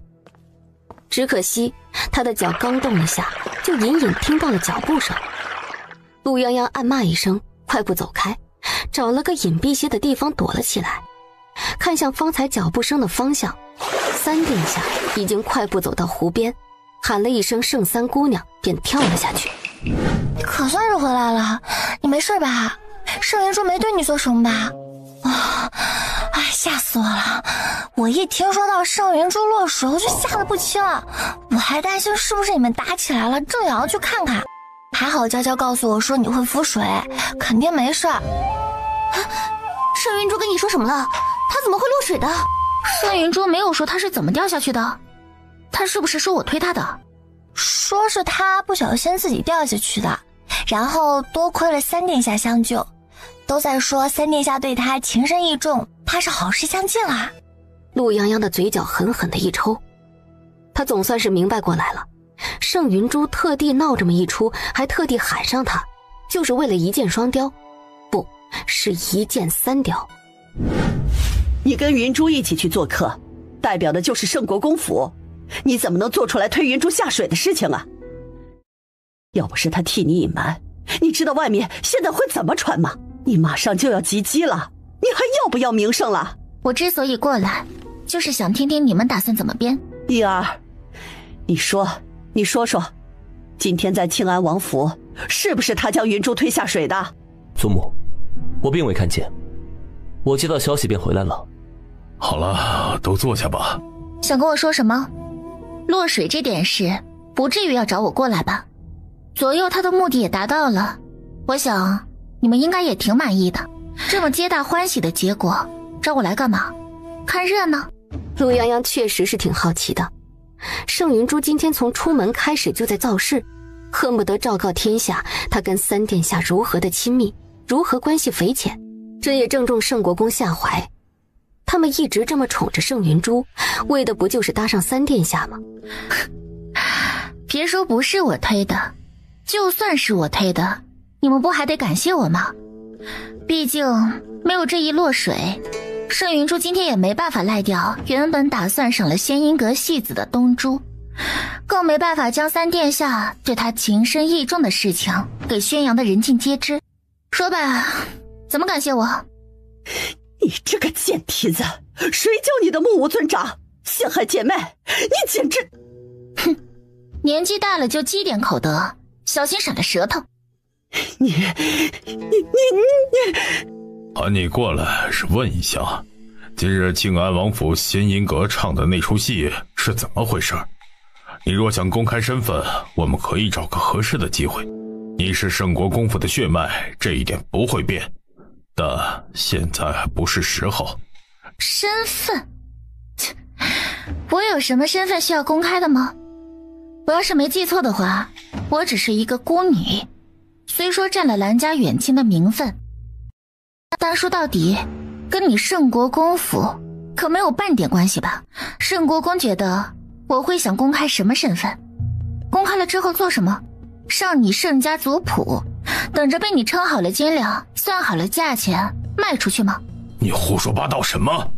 哼，我说了，我陆泱泱这辈子行不更名，坐不改姓，我对你盛国公府没兴趣。你要真觉得那什么真假千金的戏是我找人做的，也行，我现在就去仙音阁，再给他们编一个话本子，告诉他们盛国公当年怎么丢的孩子，在我回府之后又是如何为了仇人之女为难我的，保准比今天那出戏精彩多了。陆泱泱起身就要往外走，他可不能白背这个锅，管他们什么目的，谁让他不高兴，他就让他们都不高兴。你给我站住，拦住他！我没有说是你做的，是我误会了，这只是个巧合，叫你来只是想问问你怎么看。既然跟你无关，我就不再多问了。如此你可满意了？我当然不满意，所以我劝你们少来招惹我。哦，对了，还有个事，麻烦告诉盛云珠，把那盒东珠拿出来。这答应了要赏赐出去的东西，竟然还有媚下的吗？他也不嫌丢人呐。他这么小气，三殿下知道吗？还是说这个时候你们圣国公府的名声就不是名声了？将那盒东珠取来。只要陆泱泱不出去乱说，不过一盒东珠罢了，给就给了。这珠子不错。圣国公府三姑娘大度，向来喜欢慷他人之慨。今儿个仙音阁那出戏唱的可是让三姑娘十分满意，这赏赐自然是头一分。放心，我一颗都不会贪墨，尽数送到仙音阁去。我定转达三姑娘对仙音阁的赏。哎呦喂，哎呀，作孽呀！这一个个都是什么败家子儿啊！那么名贵的东珠，你就给个丫头片子呀？还要赏给戏子？这日子是不过了吗？儿啊，娘操持国公府半辈子，你不曾见过这么大的东珠呢，你就让人拿着出去糟蹋了呀！哎呦，我的心呐！哎呦，父亲，祖母，云珠福薄，又名不正言不顺，如今已然成年，这些年多亏了父亲和祖母的照顾，云珠感激不尽。云珠蒲柳之姿，亦配不上三殿下，亦不敢再有奢望，求父亲将云珠送走吧，送到庙里清修也好，送回相次也罢，云珠都绝无怨言，只愿用余生祈求父亲和祖母平安健康，无病无灾，长命百岁。你的结界礼，国公府会好好办，你不要多想。从前跟你说你是国公府的姑娘，就一直是。安心养病，谁也越不过你去。父亲，祖母，我先回去了。等一下，云珠结界礼的事情你上点心。今日她受了委屈，你同她关系好，你去宽慰宽慰她，安一安她的心。抱歉，我没空。说完，也不管圣国公脸色有多难看，直接扭头走了。混账！时间转眼便到了圣云珠办结机礼的日子。姑娘，国公爷最是看重您的，刚刚又叫人送了不少东西过来，都是给姑娘的。什么时辰了？回姑娘，已经快40了。兰家人还没来吗？许是有事情耽搁了呢。都欺负我是吗？我等这一天等了那么久，我只想要安稳的度过今天而已，为什么都要欺负我？为什么都要这么对我？姑娘你冷静，你的好日子还在后边，不珍惜你的人一定会后悔的。后悔？哼，你说的没错，今天过后，他们所有人都会后悔，我会让他们都后悔的。好了，时候不早了，走吧。怎么不见兰氏？兰氏她身子不舒服啊，实在是下不来床，担心过了病气给大家，还望诸位见谅啊。身体要紧。这前2天还有人看见兰夫人去了云翠轩呢，怎么2天就病得下不来床了？嗨，你知道什么呀？没见兰家也没来人嘛。这要说那可是亲外祖家呢，一个人都不来，你们都不觉得有问题吗？众人议论的热闹，忽然只见盛云珠抱着一套礼服，跌跌撞撞地跑进客厅，扑通一声跪了下来。云珠，这到底是怎么回事啊？你这礼服怎么会变成这个样子啊？究竟是何人所为？大胆，简直大胆！盛云珠只是跪在那里，眼泪一滴滴地往下落，眼眶通红，明明什么话都没说，却已经是委屈到了极致。云珠啊，这是怎么了？瞧瞧这大喜的日子，怎么眼睛都红了？不过是件衣服，你是圣国公府的嫡女，无论穿什么都改变不了你的身份，你说是不是？快起来，时辰就要到了，切莫误了吉时。盛云珠脸色苍白，盛世这话看似是安慰，实则是警告。坐在萧家老夫人旁边的六公主忍不住翻了个白眼儿，这个盛云珠可真是够小家子气的，不过是一件衣服而已，值当她这么丢人现眼吗？祖母，云珠说过，是云珠福薄，已经万万不敢再有所奢求，只是云珠真的不知道该怎么坚持下去了。他为何要如此为难我，连我的礼服都要破坏？我已经提前积极里给他让了日子，还想让我怎么样呢？祖母，若是盛家容不下云珠，那便将云珠赶走吧。云珠真的再没有什么东西可以让出来了。李老夫人眼前一黑，差点没当场晕过去，只觉得脑子里嗡嗡的。不行，千万不行，千万不能让盛云珠在这里当着这么多人的面将自己的身世给说出来，一定要让盛云珠顺利的嫁给三殿下才行。来人，把陆泱泱给我带过来，另外立刻让人去查，简直岂有此理！国公府好意收留他，他竟然敢行如此小人行径。云珠，你且安心啊，祖母一定替你做主，你才是我们圣国公府的嫡女，就算你母亲偏爱她，想收她做义女，她也万万不该存着心思想要越过你去。哎呀，就是这么回事儿啊，还真以为是什么真假千金呢。这兰夫人也是，放着亲生女儿不疼，怎么去疼一个外人？哪怕想要收做义女，也不该越过亲生女儿啊。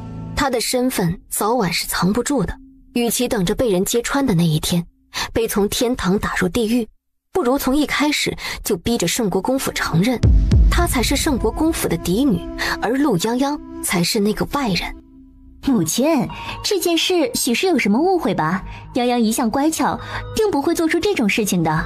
盛夫人，你觉得陆泱泱乖巧，是你眼神不好呢，还是你对陆泱泱有什么误会？本公主可没少见她欺负人呢，会做出把人礼服弄破这种事情，也不奇怪吧？盛世脸色一僵，怎么也没想到这六公主竟然对陆泱泱有这么大的敌意。看来三殿下是真的很中意盛云珠了。怎么回事？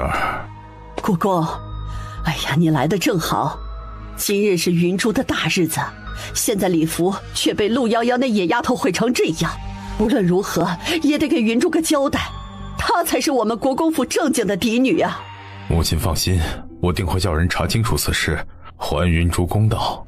去看好夫人，今日无论如何都不能让夫人出院门一步。今日之事，我必然给你一个交代，不可误了吉时。先去过礼。多谢父亲为云珠主持公道。你是不知道黎端那个见异思迁的，他口口声声说最喜欢大哥了，结果看了长得好看的男子，不还是走不动道？就这些天那个明公子的戏，他是场场不落。那明公子也挺奇怪的，似乎对黎端也很有好感，还总对他笑。你说奇怪不奇怪？那怕是不太可能。就小黎那个满脑子只有大哥的脑袋，见异思迁多半有些困难。估计是觉得明公子唱戏唱得好，恰好对了他的胃口。你说的也是，他倒是在此事上目标非常明确。姑娘出事儿了，三姑娘吉吉礼上穿的礼服不知道怎么被人给捡了，她抱着礼服跑去找老夫人做主，说是你做的，言之凿凿。国公已经派人去调查了，并且说叫人过来请姑娘你过去，人应该马上就到了。什么？他这简直是胡说八道！泱泱今天月门都没有吃过，怎么可能动他的裙子？大白天的，他做什么梦呢？太离谱了！他陷害人有这么陷害的吗？张口就来！今天都有什么人过来了？萧家老夫人跟六公主。哼，他不过就是拿捏住了。由这2个人来给他撑场子。只要圣国公不想得罪三殿下，还想跟三殿下结亲，别说他冤枉我毁了他礼服了，就算说我偷东西把黑的说成白的，圣国公也会替他做主，让我认罪。姑娘，不行，不能让他这么胡说八道。走，我们去跟他对峙，我来给你作证。我就不信了，还拿他没办法了。有什么好证明的？他说是我，那就是好了。我总不好让他白白冤枉一场。走，沈嬷嬷，你快点把我贵重的东西收一收，要是没处藏的话，你就喊一声，让隔壁侍卫帮个忙，先扔到隔壁院子里，千万别少了东西。沈嬷嬷愣住，一时间不太明白陆泱泱的意思。哟，今儿个什么大日子呀？我一来你就给我跪下了，怎么知道自己有够不要脸的？污蔑人的话张嘴就来，所以特地跪着给我道歉的吗？陆泱泱，你放肆！你们都还愣着做什么？先把他给拉走！没看到正在做什么吗？祖母，你这话就不对了。我也是国公府的姑娘，泱泱也是。您的意思是说，我跟泱泱都不能参加盛云珠的集祭礼吗？我们大赵国哪家有这种规矩吗？李老夫人气得心口疼，她分明针对的是陆泱泱。盛云娇这个倒霉孩子，她又跳出来捣什么乱？既然来了，就快入座坐好，别耽误了仪式。老身倒是头一次见到如此不懂规矩的姑娘。听闻陆姑娘出身乡野，但这也不重要。既来了京城，进了高门，就该遵守礼仪，不可任性妄为。圣国公府好意收留你，你就是如此报答吗？萧家老夫人是当今萧贵妃的母亲，三殿下的外祖母。随着这2年三殿下的位置水涨船高，萧家在京中也是首屈一指，人人巴结的对象。可不是啊，一点规矩都不懂，真不愧是乡下来的，一点教养都没有。看来上回陈二说的一点错都没有，这就是一个克父克母的绝户女。这位老夫人，敢问你同圣国公府有什么关系？是亲戚吗？还是说你跟这位盛家三姑娘有什么特别的关系？放肆！这位是萧家老夫人，是当今萧贵妃的母亲，三殿下的外祖母。哦，三殿下的外祖母啊！知道还不快些道歉？那就更奇怪了，三殿下的外祖母跟圣国公府有什么关系吗？还是三殿下跟圣国公府有什么关系吗？你胡说什么？圣国公急忙出声要喝止他。如今三殿下还只是有意，但并未透露出来要结亲的话。要是此时传出去，岂非让人觉得他是故意攀附？若传到陛下的耳中，更是不堪设想。这么说，这位萧家老夫人跟圣国公府并没有什么关系喽？既然如此，我倒是很好奇，萧家老夫人这么贸然插手圣国公府的家事，又是什么规矩呢？老夫人，您那么懂规矩，不如同我讲讲。好一个牙尖嘴利的丫头！陆泱泱，你这个不懂尊卑贵贱的小贱人！你当京城是什么地方？是你那个穷乡僻壤吗？这里的人你一个都得罪不起。我劝你识相的话，就自己赶紧滚，不然怎么死的都不知道。陈儿，你有毛病吧？怎么哪儿都有你啊？哼，都说近朱者赤，近墨者黑。程四，你本来就够野的了，跟陆泱泱这个野丫头在一起混久了，更像个野丫头了。以后要是嫁不出去，有你哭的。近墨者黑，没有你黑。程二姑娘，你来我们府上做客，我们府上是很欢迎的，但是小姑娘家张嘴闭嘴的把婚事挂嘴上，可不太合适吧？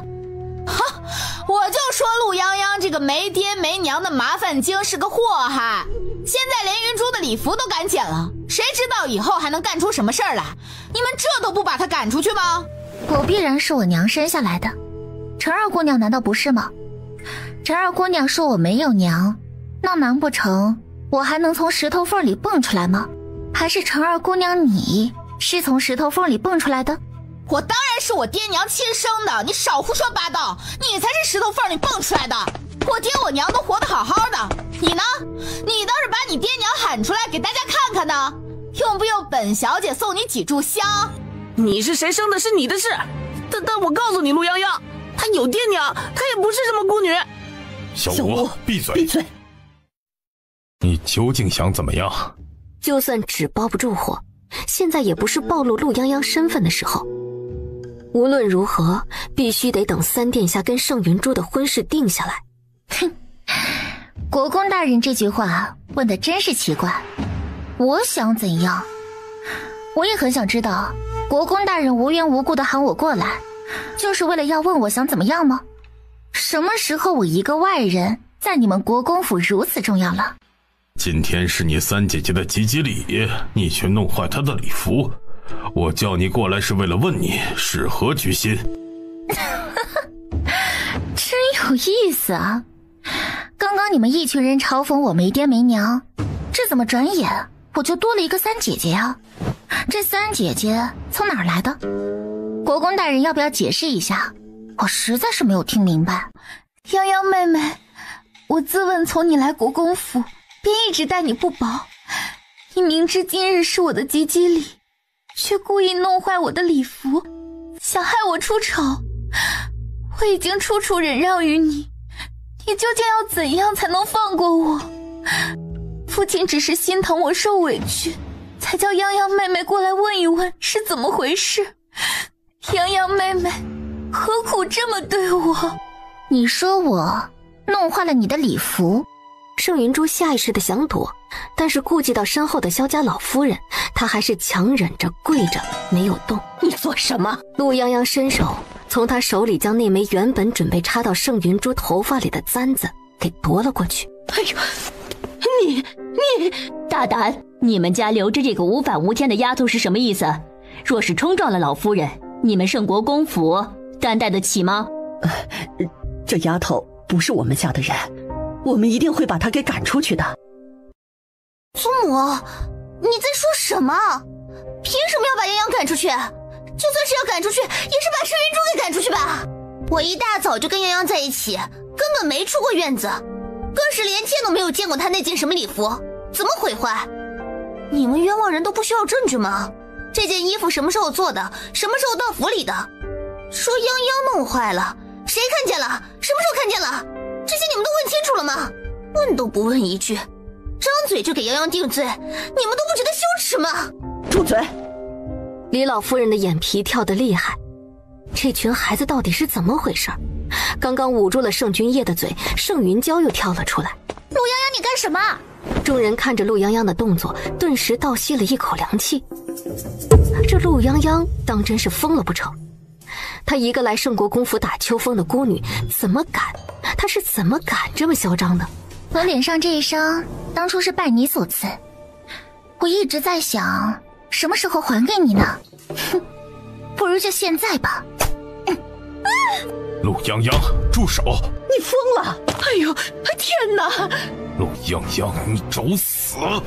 盛国公再次举起手，只是下一瞬，谁也没看清两人中间何时多了一个人。滚开！父亲，够了！你！盛国公怒不可遏，恨不得直接杀了陆泱泱，却又不得不忍下。假的，假的，不是真的，不是真的，这不是真的。他真疯了吧？他怎么敢的？他不会找我算账，也把我的脸给划了吧？有我在，他不敢。来人，去请太医，无论如何一定要把三姑娘的脸给治好了。我的脸怎么了？镜子，快给我镜子！我的脸怎么了？你的脸当然是要留疤了，还能怎么？我这人一向恩怨分明，当年烙铁烙在我身上的痕迹有多深，刚刚我簪子落在你身上的深度就有多深。你若不满意，改天我再找个烙铁来，让你好好感受一下。陆泱泱，你这个疯子，你这个疯子，你还不如干脆杀了我。好啊，杀了你也不是不行，但是我还得准备一下，比如找个深山老林，把你扔进满是尖刺的陷阱里，让你在里边熬上几天几夜，听着野兽在外面嘶吼，就跟当年你想杀了我时一样，一报还一报。你胡说！你胡说！我什么都不知道，我什么都不知道！你滚！救命！救命！父亲，父亲，你救救我！他就是个疯子，他就是个疯子！二哥，你救救我呀！陆泱泱，你究竟想干什么？哼，圣国公是耳朵不好是吗？我刚刚说的还不够清楚吗？一报还一报，我这才还了他一报而已，差远了呢。你不是说我毁坏了他的礼服吗？我当然要告诉他了。以我跟他之间的仇恨，毁他礼服才哪儿到哪儿。我若出手，起码扒了他这层皮才对。您说是吗？周围人俨然也没有想到事情能发展到这个地步，更是忍不住继续猜测起来。三殿下驾到，五殿下驾到。敢问圣国公，还是发生何事了？今日不是贵府三姑娘的吉祭礼吗？怎会弄成这样？圣国公一时间不知该如何回答。三姑娘，你还好吗？盛云珠看到眼前俊美温柔的男子，满腹的委屈涌上心头。她费尽心思筹谋了这么多年，就是为了有朝一日能够嫁给眼前人，成为他的妻子，成为高高在上的皇子妃，成为万人之上的皇后。可这一切都被陆泱泱给毁了。三哥，你可终于来了！你是不知道刚刚发生的事情，差点把外祖母都给惊扰了。外祖母，您没事吧？有没有哪里不舒服？我这就叫人送您回府。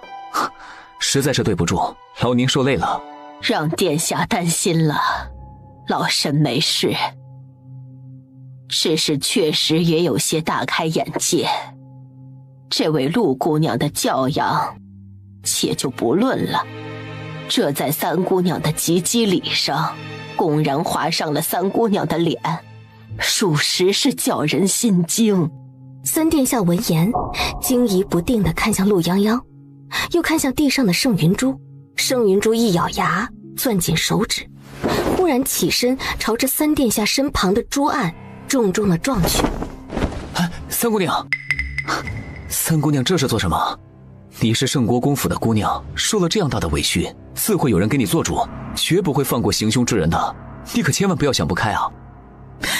云珠，多谢殿下垂怜，只是云珠实在不知道自己做错了什么，竟被人这样当众羞辱还不算，还毁了。云珠还有何勇气活在这世上？不如死了干净。殿下就成全云珠吧。圣国公大人，按理说这是你的家事，本殿下不该插手。只是本殿下同三姑娘也算朋友一场，实在是不忍心见她如此被欺辱。我大招律法，故意伤人者按罪论处。若是圣国公无法妥善处置，那本殿下只好报官请官府来处理了。请殿下放心，这位陆姑娘同我们圣国公府没有任何关系。今日她故意伤人，我一定从重处置，并将其赶出圣国公府。父亲，大伯父，你怎么能这样？大哥，这事儿要不要再商议一下？毕竟这是盛家的家事。哎呦，是不是跟大嫂说一声？哎，对，跟大嫂说一声吧。泱泱她也是大嫂的远亲。来人，将陆氏女拖下去，打50鞭，驱逐出京，永远不得返回京城。盛云珠听到盛国公对陆泱泱的处置，满心的不甘。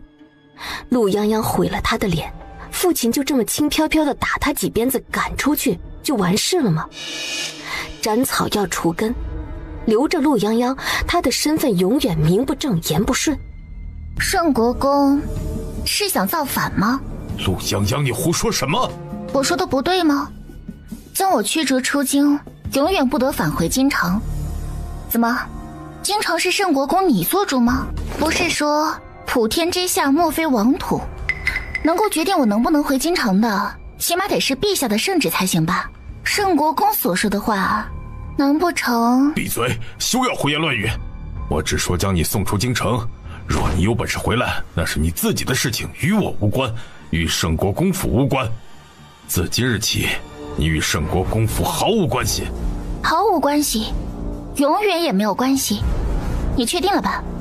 是，永远。看见了吧，我已经跟圣国公府恩断义绝了。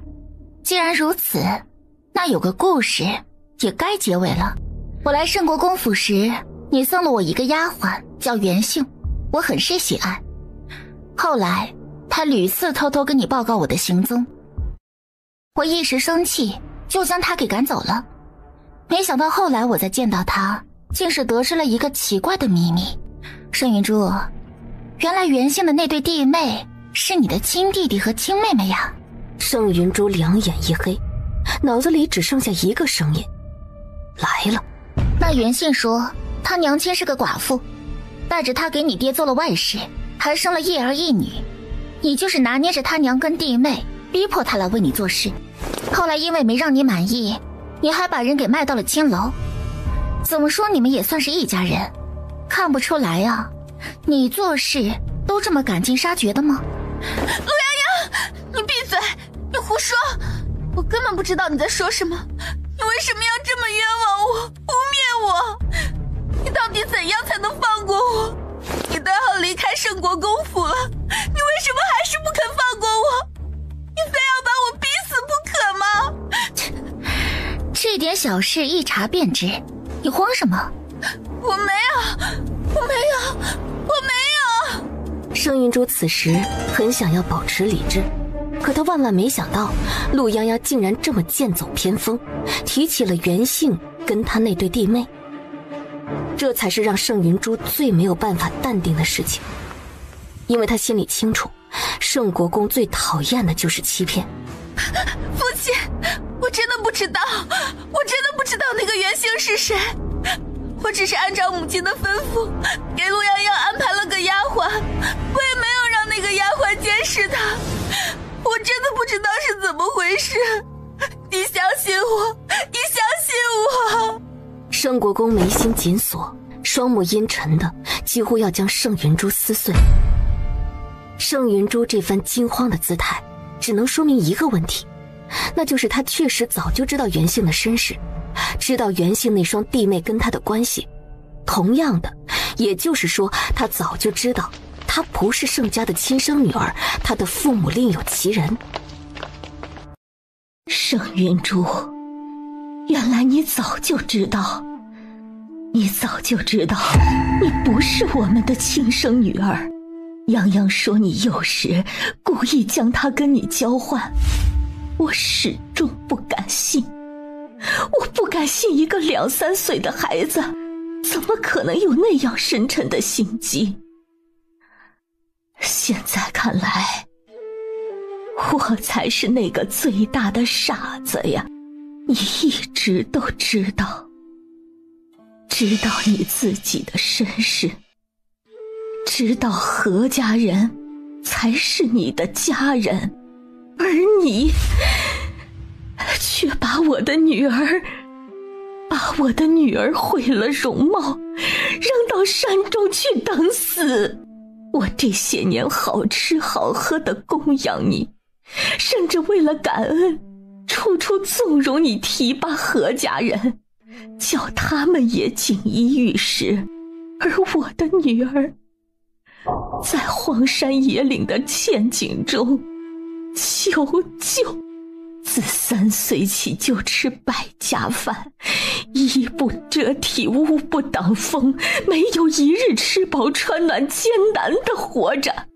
泱泱来家里时说你是仇人，我不信。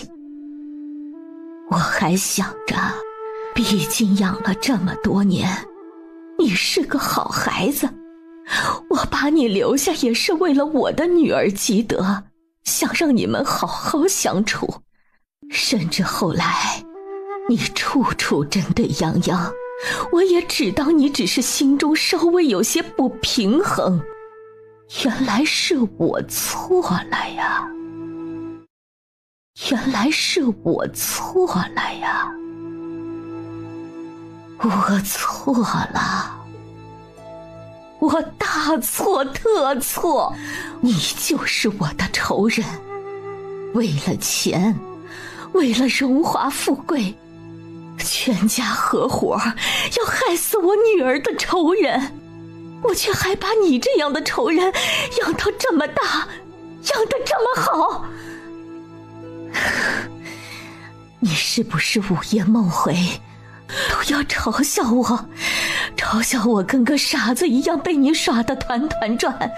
你的生父拿着我给你们的钱出去喝酒赌博养外室生儿育女，你们一家人过得逍遥快活，真可笑啊，真是太可笑了。我兰因此生眼瞎心盲，错信了你这个天生的毒血，害得自己的亲骨肉流离失所，受尽苦难，好不容易接回来，还要被你们所谓的什么善心，什么权势阴谋所裹挟。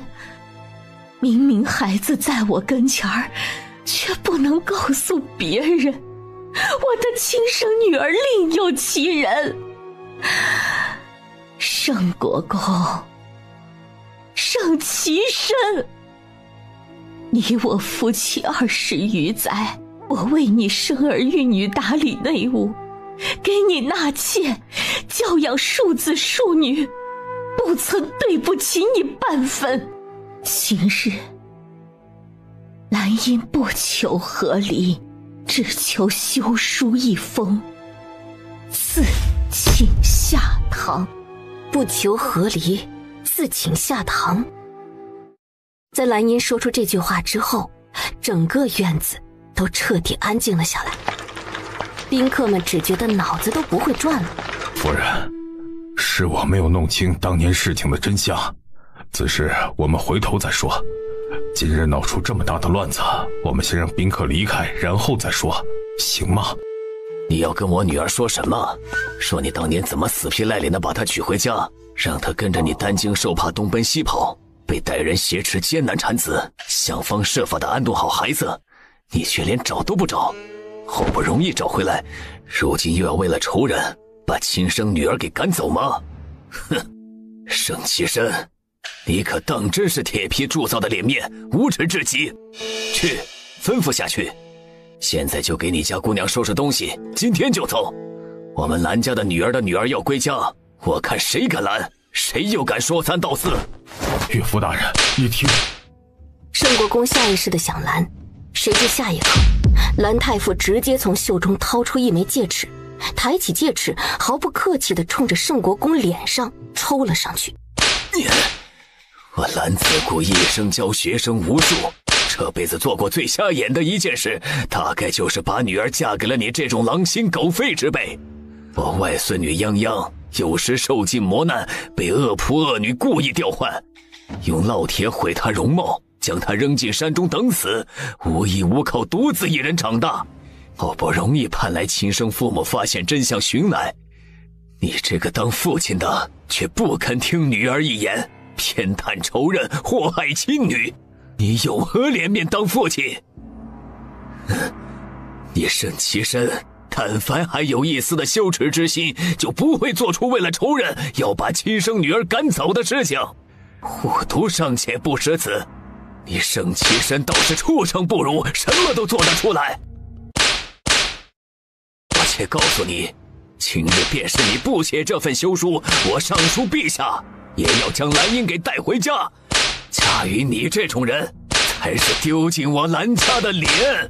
你住手！你快住手啊！你凭什么打我儿子？那陆泱泱乡野丫头一个，没有教养，不尊长辈，不友爱兄弟姐妹。将她认回来才是祸害我们国公府。我们好端端一家人，自她回来生出多少事端呐！我就说一开始就不要将她给接回来，也省得闹得一家子不安宁。当年出生时就该将她给溺死，也省得后来这么多的祸端。很好，所以你们沈国公府就承认了，你们就是为了一个仇人之女，半点不顾念骨肉亲情。方才我进门之时就听见了，你们要同泱泱断绝关系，此后永不来往。那我这个做外祖父的，就在这里替他把这个断绝关系给做实了。从今日起，陆泱泱与你们沈国公府恩断义绝，你们可有话说？没有，你们蓝家想要，就带着那小贱人立刻滚！蓝太傅讥讽地冷哼一声，看着盛国公满是不屑。盛国公被这样赤裸裸的眼神给刺激得满目猩红，他知道今日的场面已经彻底脱离了他的控制。哎呀，儿啊！哎呀，你没事吧？哎呀，天哪，天哪！来人呐！快来人呐！阿姨，阿姨，你快来，扶着你父亲，快去找大夫，找太医呀！哎呀，快点啊！这怎么办呢？盛君义站着没动，不知道是被惊到了还是怎样。我没事。都是你这个丧门星害的！你滚，赶紧滚！我倒要看看，离了盛国公府，你一个无依无靠的孤女能有什么前途？我有什么前途，就不劳老夫人你操心了。陆泱泱此刻心情畅快，唇角都是扬着的。宣圣旨，奉天承运皇帝诏曰，一女陆泱泱在阳关城天花疫病一案之中，发现天花防疫法，拯救阳关城数万百姓与将士，功在社稷，利在千秋，为当世医者典范。特赐郡主封号，赏赐郡主府一座，赐黄金1000两，良田100顷，奖10亿800。钦此。郡主，接旨吧。陆泱泱接过圣旨，震惊地看向了太子。陆泱泱怎么也没想到，太子会给他带来一封这样的圣旨。陆泱泱，你这个恶毒的小贱人，一定会遭报应的。好好看看，遭报应的是你呢。娘，外祖父，盛家姑娘的及笄礼应该不欢迎我，我们可以走了吗？一家人一起转身离开这个如闹剧一样的地方，连头都没有回一下。盛云珠期盼已久的及笄礼办成这样，他再也承受不住，彻底昏死过去。朕听说阿雀去找那个小姑娘了，齐身跟蓝夫人的女儿，这事儿倒是有意思。这新闻竟然还成真了，朕听说时都觉得不可思议啊。说到这个小姑娘，你还有没有印象？还在她母亲肚子里的时候，你娘说，若是蓝夫人生个姑娘，定要提前定给你，省得别人家抢走了这个天下第一的美人儿。阿雀呀，你过来跟爹说说，你这年纪如今也不小了，你是如何打算的？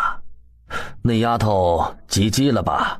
哎，不如爹去找蓝夫人提一提，将你们的婚事定下，你意下如何呀？蓝夫人虽然离开了盛国公府，但她是蓝家女，旧时同你娘也是闺中好友，她的女儿同你也算是有缘分。爹从前答应过你娘，你的婚事定要过问你的意见。朕这想来想去的，也不曾寻摸到合适的，倒是这小姑娘有点意思。齐北的事儿她立了大功，这2年替你针灸，效果也不错，日后也能照顾你几分。朕明儿个就叫青天剑算个好日子，把她给你娶回来，成不？这几年，自从他腿伤之后，各方心思浮动，有关盛云珠跟老三的事情传得沸沸扬扬。父皇也从未提起过旧时母后口头提起的婚事。如今真假千金的事情闹出来，兰夫人带着陆泱泱离开了盛家，这桩旧事倒是被提出来了。无非是如今陆泱泱身上无关权势，他的好父皇故作大度，想来成全一桩美意，多可笑。父皇，儿臣无意娶妻。这是为何？阿雀，你不是挺喜欢那小姑娘吗？你们这也算是缘分了，如今再相遇，正是天作之合。怎么？父皇，儿臣不行。朕问过太医，说并不影响。不影响娶妻是吗？儿臣这是心病，心病难医。太医应当同父皇讲过。莫说是他不行，其他任何人都不行。既如此，儿臣何故娶妻？若需要人照顾，这东宫这么多的宫女内侍，还不够用的吗？话虽如此，就没有一点可能吗？父皇，这轮椅我已经坐了3年了，父皇觉得还有可能吗？阿雀，爹不是这个意思，爹是看你挺喜欢那小姑娘，想着也合适你，不如娶回来。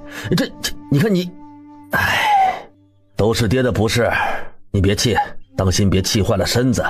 哎，好，爹不说了，你好生歇歇，爹就回去了。你看看，朕不过说他几句，还说不得。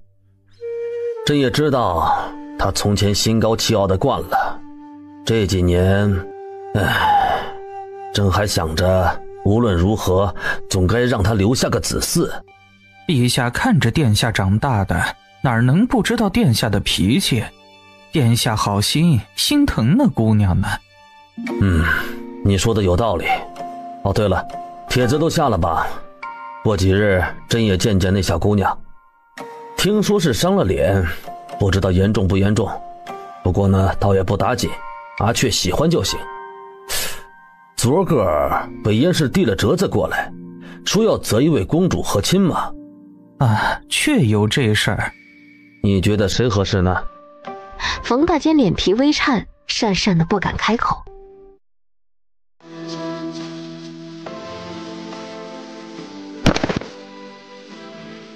小离不能去和亲，我不同意。你想让他去和亲，你先杀了我。离端不知道自己是怎么走回去的。明明艳阳高照，他却像是走在寒冬腊月里，比去年在西北的漫天雪地还要冷得多。他的舅舅跟他的娘亲在宫里，他的舅舅还想让他去和亲。宫宴不知道什么时候开始了，离端目光呆滞地望着中央的高台。他听见舅舅来了，也知道娘亲也过来了，他却没有勇气抬起头去看他们一眼。大昭皇帝陛下，这位是我们大燕皇帝的外甥女纳兰云烟。我们大燕皇帝没有爱女，就打算将他最宠爱的外甥女云烟郡主送来大昭和亲，以示我大燕与大昭和平友好的协议永存。云烟见过大昭皇帝陛下。大燕皇帝如此心意，朕又岂能辜负？云烟郡主花样年华，朕的几个儿子也恰好到了适龄婚配之时。这样吧，云烟郡主且安心住下，朕答应你，择一皇子与你成婚，如何？云烟谢过皇帝陛下。好，来人，快给云烟郡主赐座。不瞒皇帝陛下，本王还有一事相求。哦，翼王不妨说来听听。本王一向仰慕大昭文风鼎盛，十分向往，有心想要求取陛下的明珠，还望陛下应允。朕从前听过不少翼王的事迹，十分欣赏翼王，能得此佳婿，朕心甚慰。朕有一个外甥女刚到及笄之龄，与翼王也是郎才女貌，十分相配啊。朕便将她赐予翼王为妃，翼王意下如何？哦，不知是哪位姑娘，本王可否一见？李端，过来。黎端不知道自己是怎么走下去的。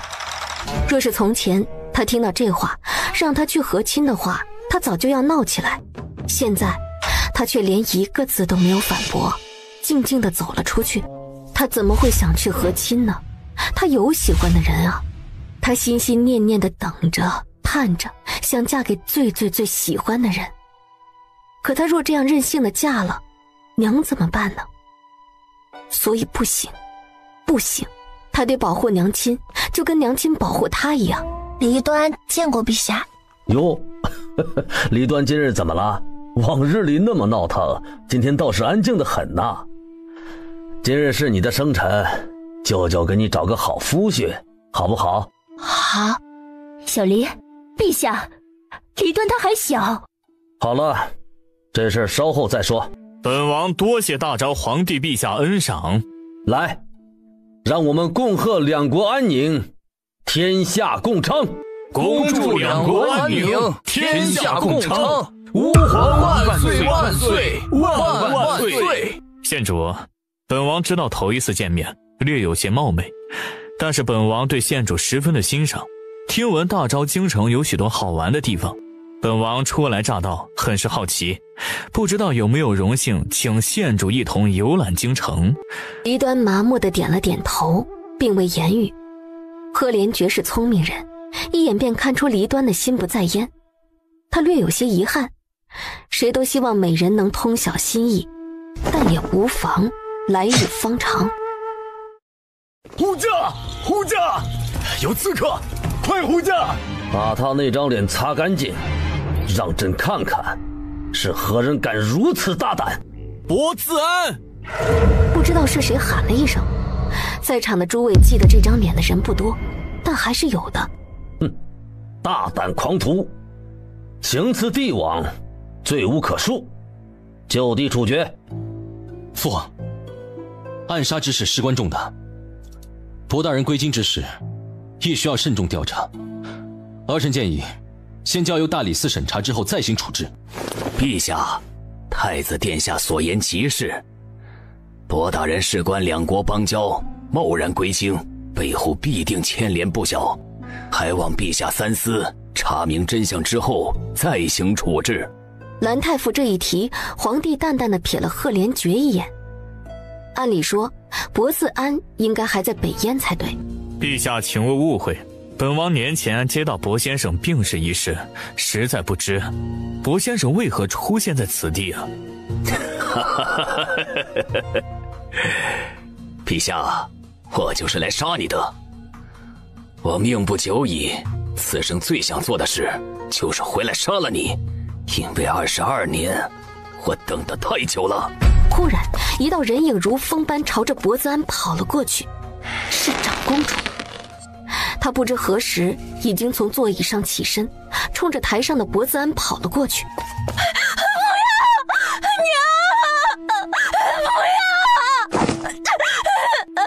父皇，此事与姑母无关。父皇，太子试图求情，可话都还未说完，皇帝手中的长剑就已经离了弦，没入那一身绚烂的红衣，刺穿了长公主的身体。是谁在花更冠冕，而我在看你。博自安，我来嫁你。娘，你醒醒啊！娘，你怎么了？你醒醒！娘，今天是我生辰，但我准备了材料，晚上回去给你做长寿面。娘，你不是说我做的长寿面最好吃了吗？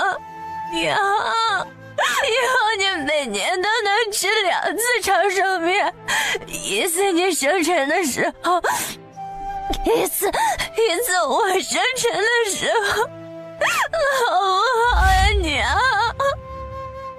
娘，你睁开眼睛看看我，你睁开眼睛看看我呀，娘！都是我不好，都是我的错，娘，你不要再为我那么辛苦，好不好？我没有关系的，我我去和亲，我可以的，娘，真的，我好好的，你醒来好不好？你醒来好不好？娘，你别走，你别走好不好？你走了，我该怎么办？我们不是说好了，说好你会陪着我出嫁，说好了等我成亲也会回来跟你一起住，我们永远都不要分开的，你答应我的，娘。你明明答应过我的，你说过我可以任性一点，因为有你在。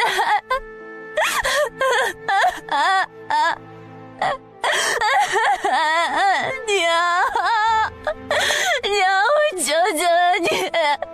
我求求你，别丢下我一个，我求求你别丢下我。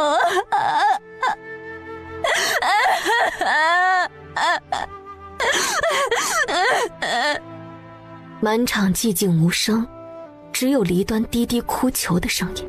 将县主带下去休息。陛下，我愿意和亲，去哪里嫁给谁都可以。你能不能把我娘还给我？我求求你，小丽求求你，你把我娘还给我，我用我的命去换，我用我这辈子，我用我下辈子，我用什么换都可以。我想要我娘，我求求你了，我求求你。胡闹！将他拉开！禁军上前，陆泱泱下意识地挡在离端跟前。陛下，沈国公世子回京复命，请见陛下。老三，你安排一下，让诸位使臣先去行管消息，过几日万寿节，朕再正式宴请。是，父皇。父皇，方才的事情还有疑点，请父皇恩准，由大理寺负责调查此案。准。盛君尧跟着领路的太监匆匆而来，路过表演台时，他脚步下意识地顿了一下，眼神一凛，拳头下意识地握紧。臣盛君尧奉命调查西北阳关城天花一案，前来复命。吾皇万岁万岁万万岁！起来吧，说说查到什么了？回禀陛下，往阳关城投入天花疫病之事，京臣联合陛下派往阳关城的钦差一起，经过多方查证，确定是人为。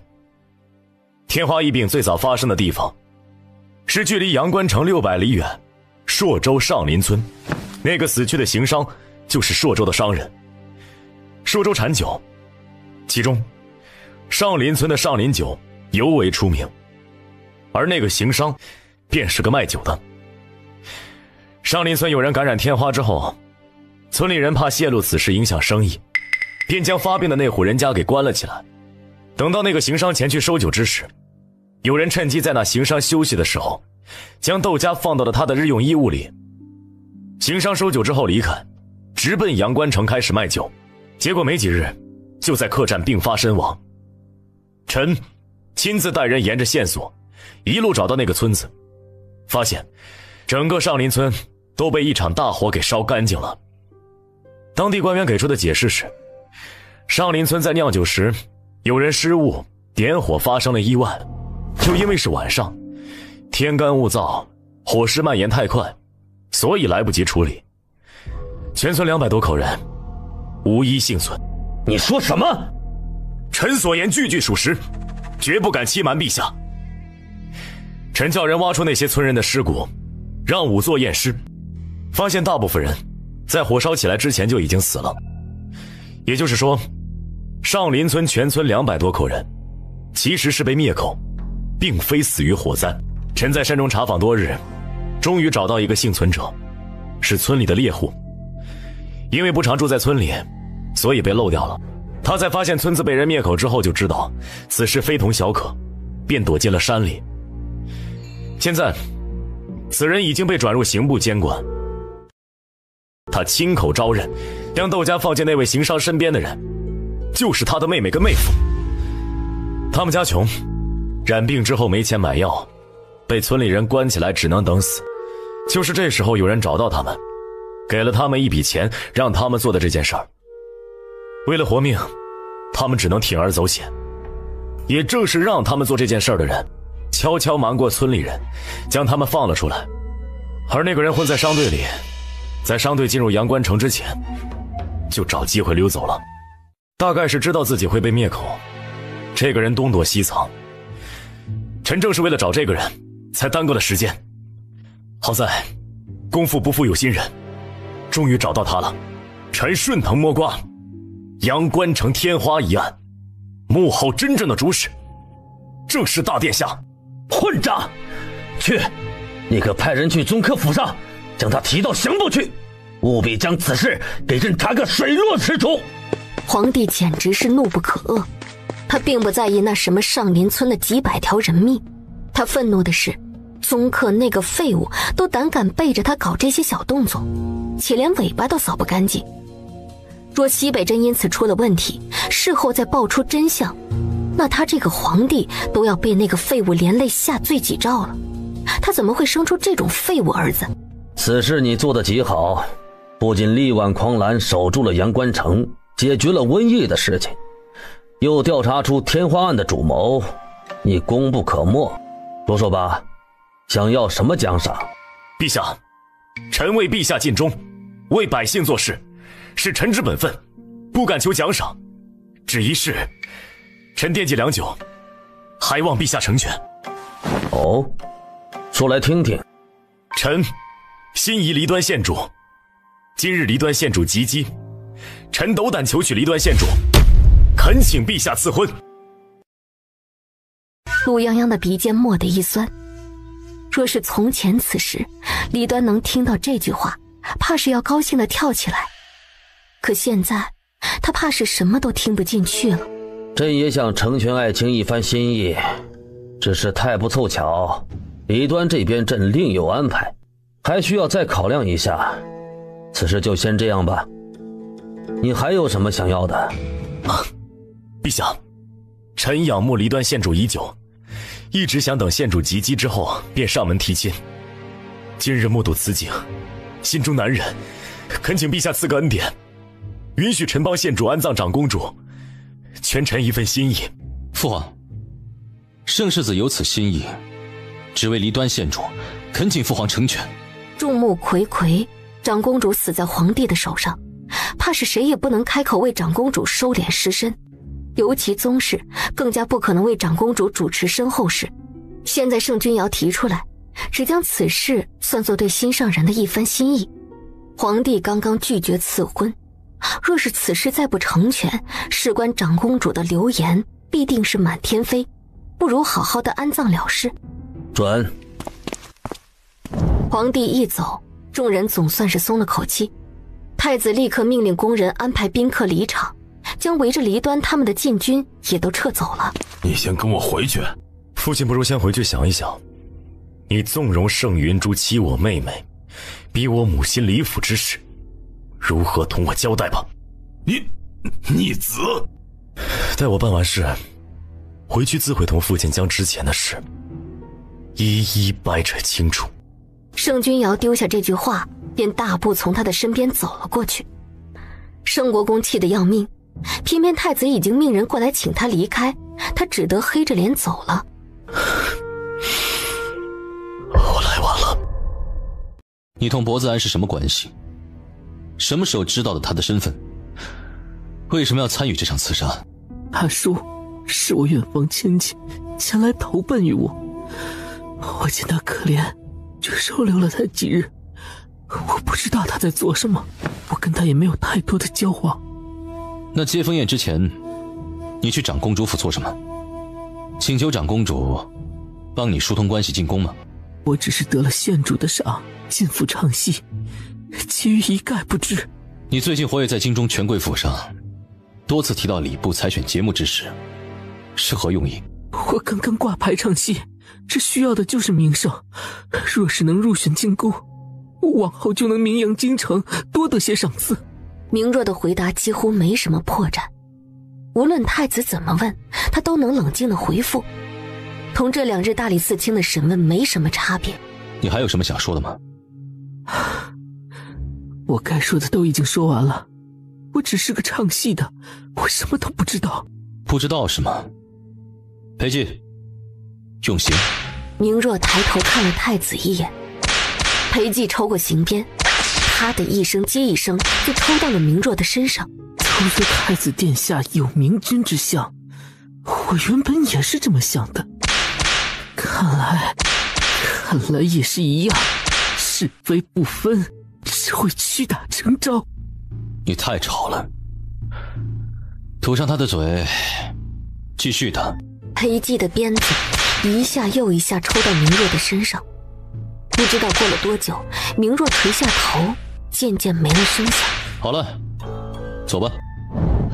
大人，那个人没气儿了。那个明公子重伤而亡，去抬走安置吧，可以结案了。明若，怎么会是他？他怎么在这儿？他假死。你先帮他治伤，他是姑母的长子，薄长义。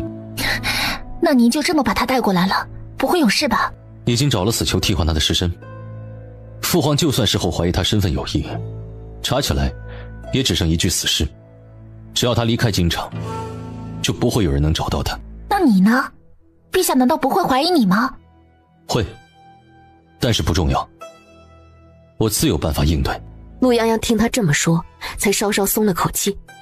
只是不知道为什么，他总觉得有点古怪，但是一时半会儿也想不出是哪里古怪。您早就知道他的身份吗？若早知道便好了。那天在表演台上，薄大人的身份一暴露，我便知道了是他。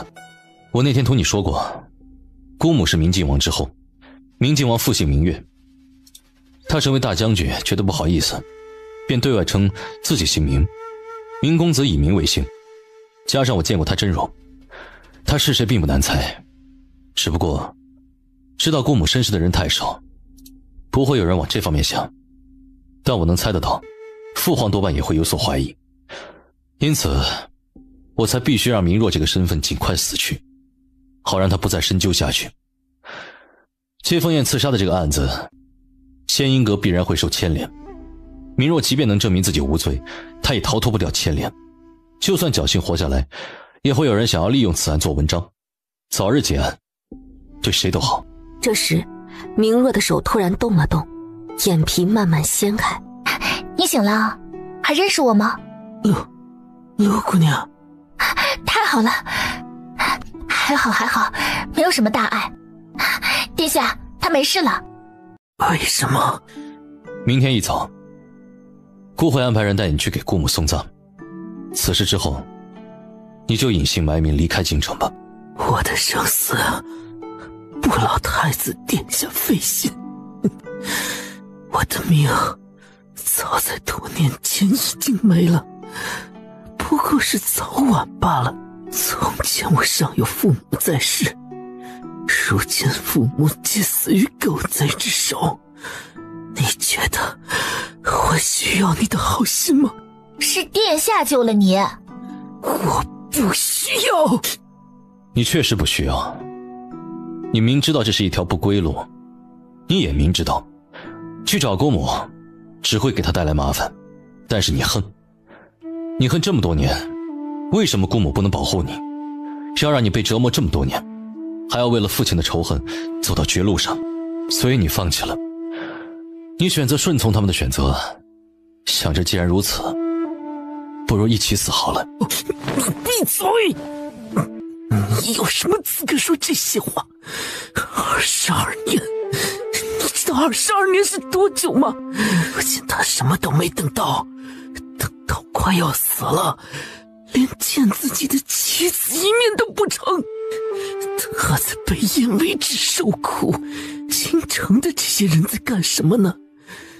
狗皇帝的儿子们忙着争皇位，母亲高高在上，当着她的长公主，她跟陌生男人的女儿享受着荣华富贵，整日吃喝玩乐。你来告诉我为什么他们可以有朝一日像过曾经为了大赵的安宁都以国为志的人吗？可以有一日高贵的太子殿下，我就想请问，你们这些人在享受盛世太平的时候，想过当年的太平是怎么来的吗？你又不是他们所有人，你又怎么知道他们都忘了？当年荣国公为了北上救人，损了10万将士，荣国公满门因此获罪。那10万将士的命不是命，荣国公满门老幼的命不是命吗？确实有人忘了，但是总有人记得，总有人在为此一年又一年，一代又一代的努力。重文太子北上是为了天下太平，那些边关将士抛头颅洒热血，也一样是为了天下太平。你凭什么说他们忘了？更何况，你知不知道长公主她……陆洋洋别过头，没有再说下去。长公主这一生，何尝不是被困在囚笼里？这世间上的公平本就不多，你要报仇也可以，想拖着你所恨的人都下地狱也可以，我也只救你这一次。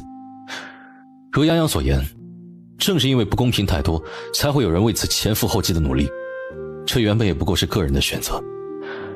命是你自己的，你且好自为之。姑母这些年照顾我良多，我只是为了这个救你，倒没有什么别的原因。太子说完，便从明若的身上收回目光，看向陆泱泱时，目光温和下来。我留了人在院子里，你天亮之前离开，他们会处理后续的事情，我先回去了。本王听闻大招规矩，要为过世的人送上奠仪，本王也想略表心意，望县主不要嫌弃。多谢义王。本王能进去坐坐吗？不方便。盛将军，本王一直想找机会同盛将军结交一番，如今在大昭京城偶遇，也算是一种缘分。不知盛将军可愿赏脸同本王一叙？抱歉，义王想来应该清楚，我身为边将，最忌讳私会外事，怕是要辜负义王厚爱了。府中尚在丧亲，不招待外客，义王请便。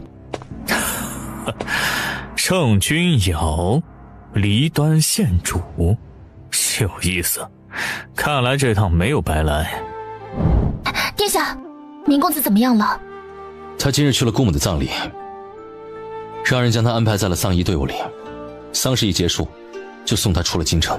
我的人会护着他一路南下，先找个安全的地方落脚，等日后安稳了，他可以回博大人的老家。殿下，小离和亲的事有办法吗？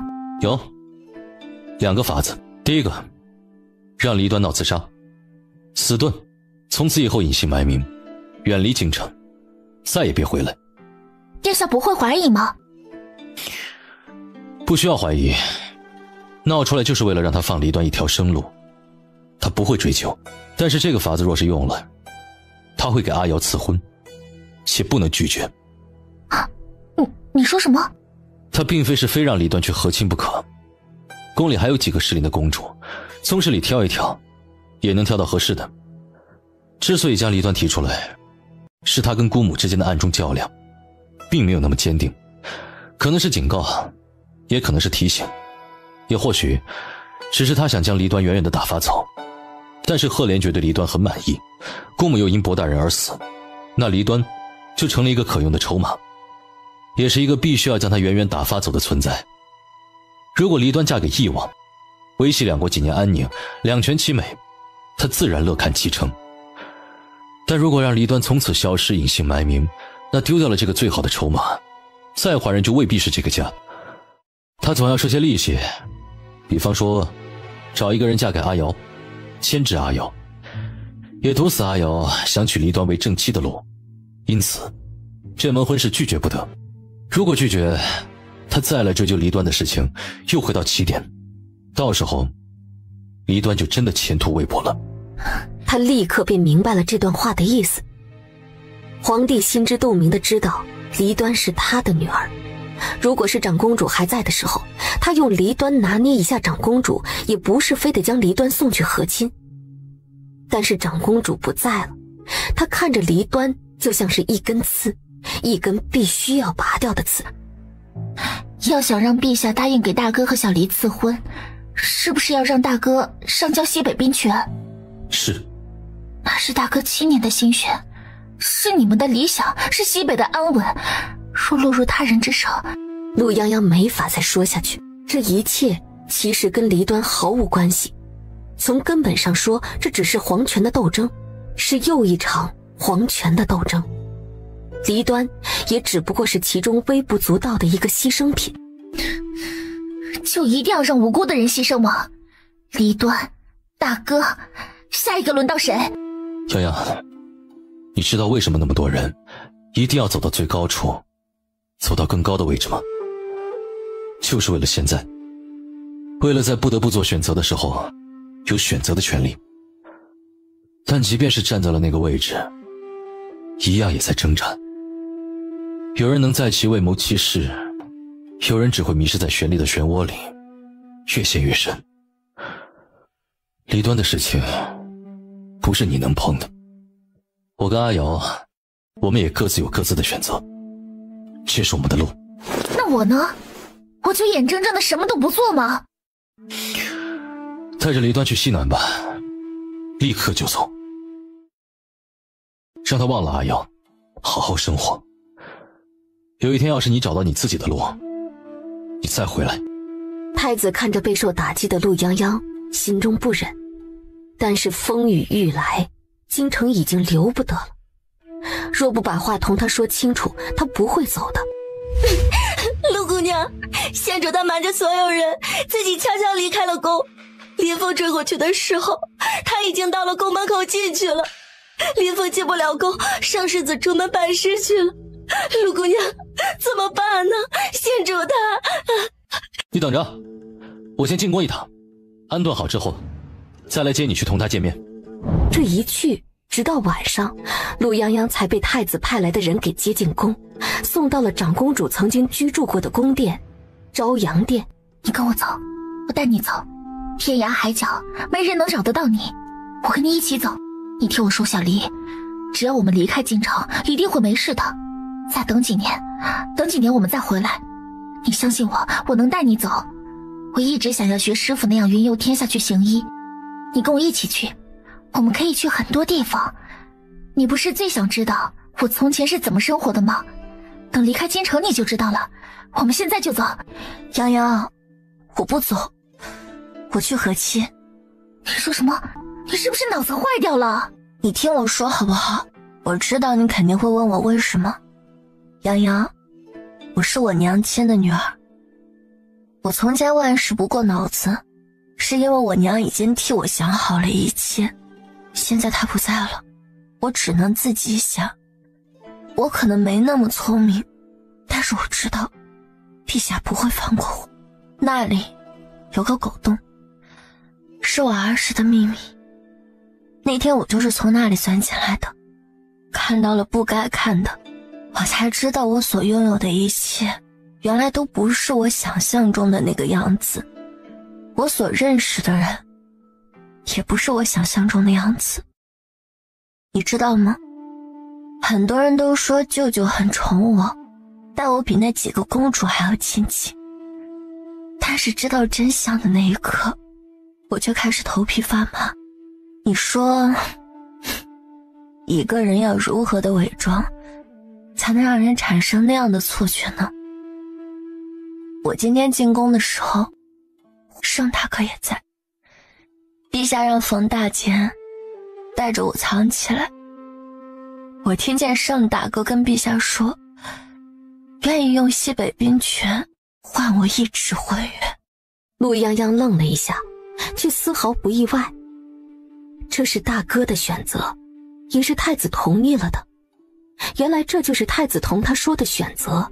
陛下他迟疑了，但是他并没有答应，只打发了盛大哥离开，说此事他会考虑，等到了万寿节再说。然后等盛大哥离开之后，陛下给了我一杯毒酒，他问我想不想活命。要是想活命，他答应这门亲事，但是这杯毒酒就是我跟盛大哥的和解酒，盛大哥死了我才能活，要么去和亲。陆泱泱只觉得浑身发冷，有那么一瞬血液逆流。他想明白了为何太子要让他带着离端走，还要让离端干脆忘了大哥，因为从来就没有什么选择，上交兵权换取婚约，换来的也只是一纸婚约。陛下收下了西北兵权，又怎会容忍大哥活下去？陛下连弯子都不屑于跟离端绕，直接让他选，是和亲还是让盛君瑶去死？我带你走。洋洋，没用的，连我娘的死都没能让他动容半分，我能逃到哪儿去呢？朝令夕改，他今日放我一马，明日又拿谁开刀呢？知道了能利用我拿捏盛大哥，你猜我前脚走了，他后脚会做什么？我没得选，盛大哥也没得选，他即便是留下我，我也未必有机会活下去。可是我想活着，我们都活着才能期待未来。洋洋，你会医术，你力气也大，我要是去和亲，将来你要是有机会去做个将军，你去把我接回来怎么样？我娘喜欢的那个人在异国他乡等了22年，都没能等到有人接他回到故乡。但我还有你，还有盛大哥，我应该不用等那么久吧？陆泱泱看着离端，突然间伸手在他脖子上摁了一下，离端直接倒在了他的怀里。晚间县主闹，太子殿下特地接了郡主进宫相伴，这会儿天色已晚，郡主不妨陪着县主歇在宫里，明日奴才亲自安排人送郡主出宫。冯大姐，我来京城多亏了长公主殿下照拂，心中视她为义母。她虽今日下葬，我却还是想替她守上7日灵堂，省得7日回魂，她找不到回来的路。小离也是为此难过的几度晕厥，求冯大姐通融通融，让我们回长公主府多守上几日，日后怕是再也没有机会了。你就成全小离一片孝心吧。唉，长公主殿下离去，咱家这心里也难过。既是回长公主府上，那咱家就去同陛下说一声，指个人送你们回去。郡主也替老奴给陛下上炷香。冯大监喊了个侍卫，叮嘱了2句，让他安排人跟着2人。陆泱泱见他放行，一边抽噎着，一边背着离端往外走。我的好殿下呀，人已经出宫去了，您就别再同陛下置气了，陛下可是晚膳都没用呢。裴进，将上次得来那盒金疮药送给冯太监，时候不早，过累了，回去吧。泱泱，我去接你，我有千军万马去接你，只有我一个人，我也去接你。离端抓住他的手，2人忽而相视一笑，仿佛有什么东西在这一瞬间崩塌破碎，却又生根发芽，破土而出。对不起，没能带你走，我不在乎什么贞洁，你好好活着，我去接你。离端仰头望着他，眼泪不受控制的一滴一滴的往下落。一开始我总觉得你还小，你的感情对我而言同男女之情无关，我有太多事要做，我可以对我未来的妻子担负责任，但我从未想过，若有一天我对一个女子动心会是怎样。我想你长大之后总会明白，喜欢一个人跟感恩、崇拜不是一回事。我想到了那个时候，你再去认真的思考你的感情。但是那天晚上，我奔赴战场之前，你喊住我的那一刻，我清晰地听见了一个声音，也听见了我的心跳声。那天我是抱着必死的决心去的，甚至有种模糊的感觉，若是差了一点点，我真的会死在那场大战之中。但我的心告诉我，我相信我妹妹泱泱的医术，而我在打算赴死之前见你，我还想回来见你。这个世界上有这样一个姑娘在等我回来，我一定要回来才行。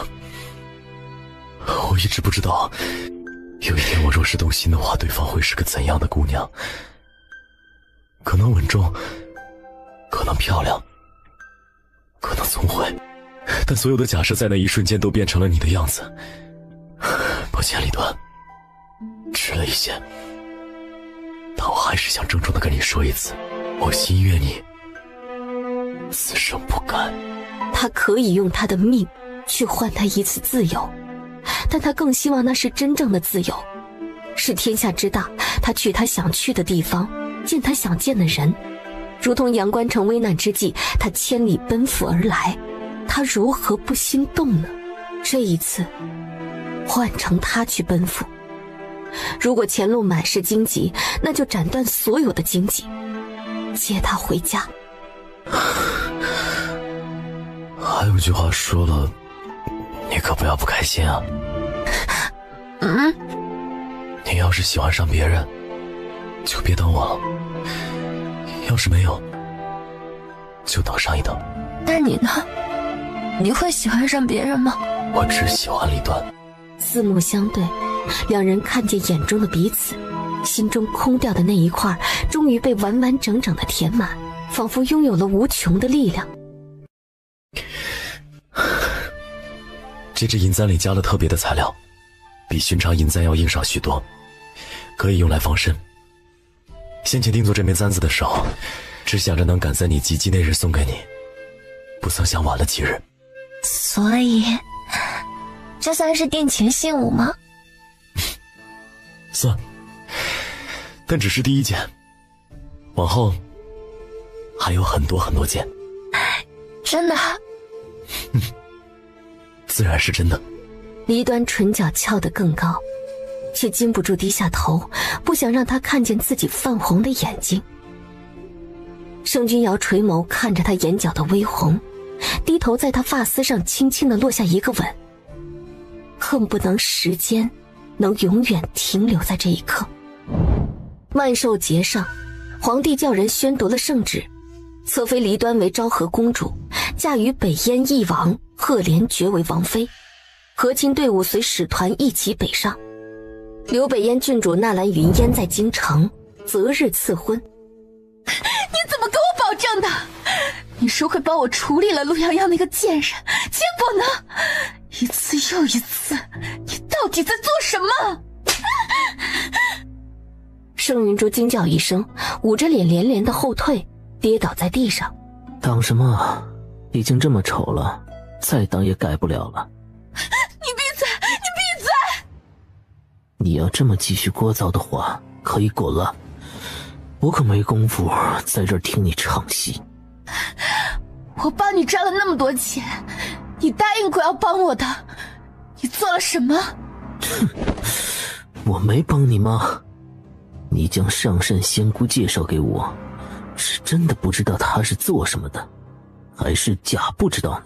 陆洋洋刚刚进京的时候，马球场是我安排人经了苏冯取的马。若非他医术高超，当真治好了苏冯曲，又有太子给他担保，他那时已经死了。你应该怪他确实有能力自救，而不是怪我没有做事。长安公府寿宴那一次，房间的姑娘是你跟老三做的吧？怎么，当我不知道吗？我还特地派了人帮你扫清了障碍，只是可惜陆泱泱十分警觉，又被他躲过了。你不该怪自己无用吗？啊，还有这次，是谁有意无意地跟我提过，朔州上林村瘟疫死了一村子的人？哼，真是可怜啊！本殿下找人过去的时候，可没见了死了一村子的人，只不过是有一家人感染了天花，没钱买药，只能被关着等死，确实可怜。所以你杀了他们？不都是要死吗？我好心送他们一程罢了。你跟老三将这个消息拐弯抹角地透露给我，不就是想利用我除掉盛君瑶吗？盛云珠啊，盛云珠，你都不愧是3岁就能做出杀人灭口事情的人，现在在我面前装什么呢？我没有。哼，不重要。本殿下并不在意你是个什么东西，你唯一的用处呢，是你确实有点邪门在身上。让我猜猜，你所知道的那些事是怎么来的呢？难道是已经发生过的？瞧你这么胆小呢，你说老三知不知道呢？你们利用我这么多次，他应该是知道的吧？知道你大概是个什么孤魂野鬼，确实是有几分奇异。你既然知道三殿下利用你，为什么还要被利用？还能为什么呢？好玩啊！你想啊，老三那么道貌岸然的人，做点脏事总是那么不干脆，总想着怎么拐弯抹角，多累呀！本殿下当然要帮他一把了，不然他怎么跟太子斗呢？他们要是斗不起来，这无聊的京城该多么的没意思呀！你说是不是？盛云珠只觉得浑身胆寒，浑身的汗毛都竖了起来。他就知道这个大殿下一直都不正常。你今天找我是想做什么？倒也不做什么，买个消息。大殿下唇角含笑，望着盛云珠。知道小医仙吗？他人在哪里？告诉我。你能给我什么？这么急着问我要东西，哼，你果然是个贪心的。这样吧，2选1，一样呢能治好你的脸，另外一样是个好东西，无色无味的情花伞。比起上次承恩公府你找的那个废物用的那种有用的多。这陆泱泱有个狗鼻子也闻不出来，验不出来，只要给他用了，你想让他被谁毁了就被谁毁了。怎样，本殿下是不是很有诚意？选吧。我再卖你一个消息，两个我都要。大殿下被软禁之后，西北天花一案也告一段落，盛君瑶再次启程离京。转眼便到了端午，京城仿佛一下子便热闹了起来。你确定刚刚那酒给那个陆泱泱送过去了吗？确定，我看见他喝了，我已经把他送到西边那个房间去了。你放心，保管能成事儿。那就好，赶紧回去，别叫人看出端倪，事后少不了你的好处。我知道，二小姐吩咐的事儿，我肯定好好办。平儿姐姐，那我见二小姐伺候的事儿，你可要帮我多美言几句。知道了，快去吧。有人给泱泱下药。二小姐，这里是程大将军府，那就是陈淑锦。盛云娇来不及多想，急忙朝着曲水阁那边走了过去。正找着，忽然在一个房间门口闻到了一股甜腻的香味儿。他忍不住蹙眉，刚要推开门看看怎么回事，门突然被打开，他也被一股大力给拽了进去。救命！泱泱，你有没有见到娇娇啊？她说来找你，可我找了一圈也没见着她呀。我这里七上八下的，不会出什么事儿吧？潇潇并没有来找过我，他离开多久了？有半个多时辰了。我陪你去找。夫人，不好了，厢房那边出事儿了！哎呦，天哪，这不是盛家四小姐跟郑国公府的二公子吗？他们这是光天化日之下，简直不知羞耻！娇娇，盛子谦，你还是不是人呐？你怎么能这么做？二嫂，你这是做什么？盛一飞，你给我滚！你养出来的畜生，敢这么欺负我女儿！我今天就是打杀了他，也是他活该！二嫂，你看这话说的，娇娇跟子谦也是嫡亲的表兄妹，事情既然已经发生了，无论怎么回事儿，我这个当姑母的肯定不会亏待了娇娇的，你放心，我这就回府让人上门提亲，保准把婚礼办得风风光光的。我呸！谁稀罕呢？我告诉你，我今天非要这个畜生偿命不可！我们家娇娇凭什么受这种委屈？嫁到你们家，你做什么梦呢？也不撒泡尿看看你儿子配不配？二嫂，你这话可就过分了。我们家子谦长得也是一表人才，年纪轻轻也考过了秀才，读书也不错，将来大有前途，又是郑国公府唯一的嫡孙，怎么就配不得娇娇了？事已至此，还是好好商量商量这婚事。女儿家的名声是很重要的。可不是嘛，郑家那孩子呀，长得也不错，清清秀秀的，一表人才。不光是公府嫡孙，自己也争气呀。这表哥表妹的都是自己人嘛，日后日子过好了，比什么都重要。依我看啊，许是这俩年轻人早就有意思。这宴席上喝多了酒，一时忍不住也是有的。你给我闭嘴！胡说八道什么呢？我们家娇娇根本就没喝酒。二夫人都要气糊涂了，她是很着急女儿的婚事，但是她就这么一个女儿，也知道女儿的性格脾气，单纯没什么心机，所以在挑选夫婿的事情上，她就格外的慎重，不求对方家世有多高，主要是看家庭，看人品。他压根儿就看不上郑国公府，都是亲戚，谁不知道郑国公府是个什么样子？那郑国公一把年纪，还府里一堆一堆的妾室，郑世子更是不遑多让，香的臭的都往家里扒了，庶子庶女一大堆不说，外面还不知道多少野生的。二夫人，帮我扶着娇娇。洋洋，娇娇她到底怎么了？她被灌了药，我现在要将药给她逼出来，不然会有生命危险。陆洋洋一进来，看到盛云娇就觉得不对。他在文玉那里研究过几种青楼常见的情药，但通常并不致命。可这个药的药性极强，如果不及时疏解，血液逆流，再多撑一会儿，一定会溺血而亡。这怎么会流这么多血呀？洋洋啊，娇娇不会有事吧？娘，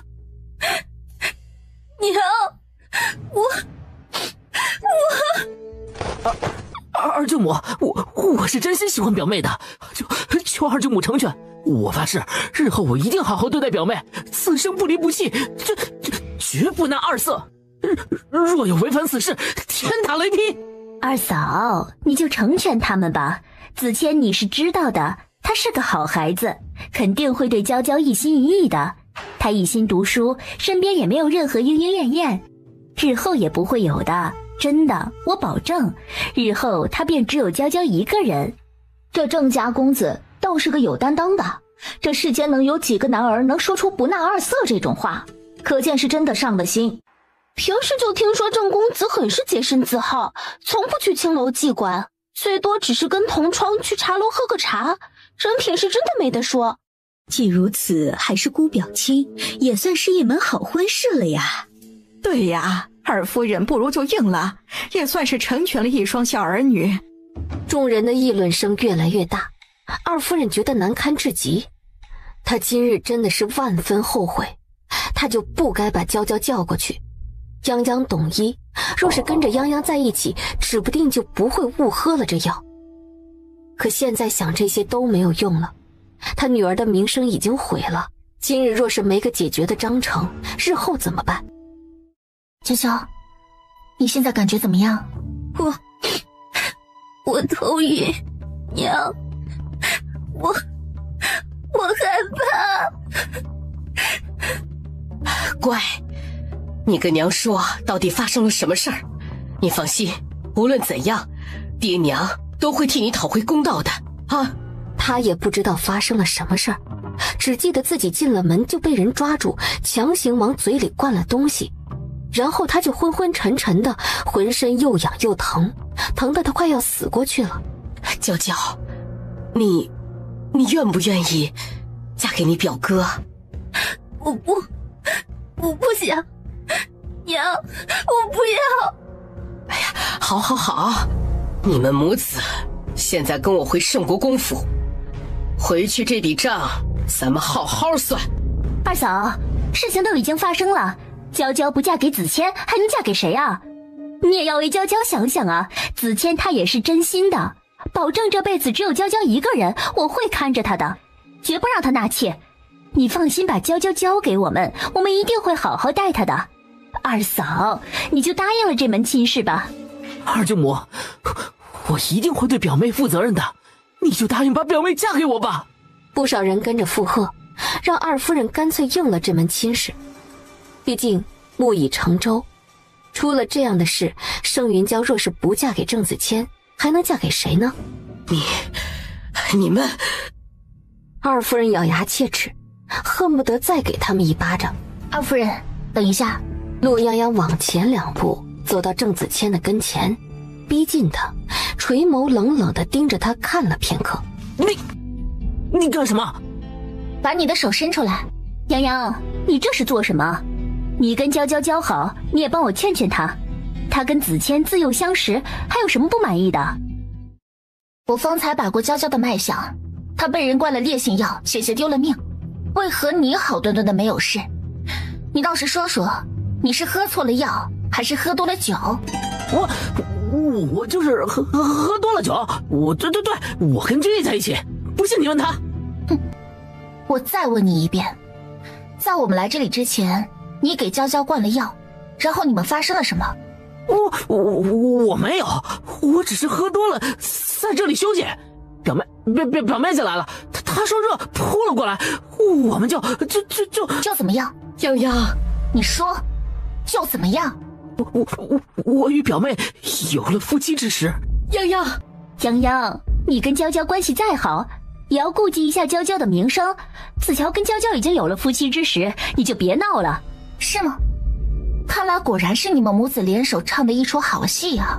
我就想知道，郑子谦一个天烟，他拿什么跟娇娇有夫妻之实？你们母子为了骗婚设局，不敢把主意打到外人身上，只敢找自家人，是吗？我要是没猜错的话，你原本打主意的人是我吧？因为我没有认祖归宗，你权衡之下，又把主意打到了娇娇身上，你们可真无耻！你胡说什么？陆泱泱目光扫过门口，一群围着说风凉话看热闹的人。你们喜欢看热闹是吧？行，都睁大眼睛，好好看看。不要！伴随着陆泱泱的动作，盛世隐瞒多年最大的秘密被揭开了。他那一瞬间只觉得天旋地转，想要去阻止陆泱泱，但是腿上一软，直接歪倒在地上。完了，全完了。这郡主啊，不然还是先收拾，先挡挡吧。报应，真的是报应啊！亏你还是个读书人，简直是丢尽了读书人的脸，连这种设计毁坏女子名声骗婚的事情你都能做得出来，活该你断子绝孙呢！还读什么书啊？早些进宫去，都不必挨那一刀，不然就去兔爷馆挂个牌，也挣上几两银子，补贴你那个好娘亲。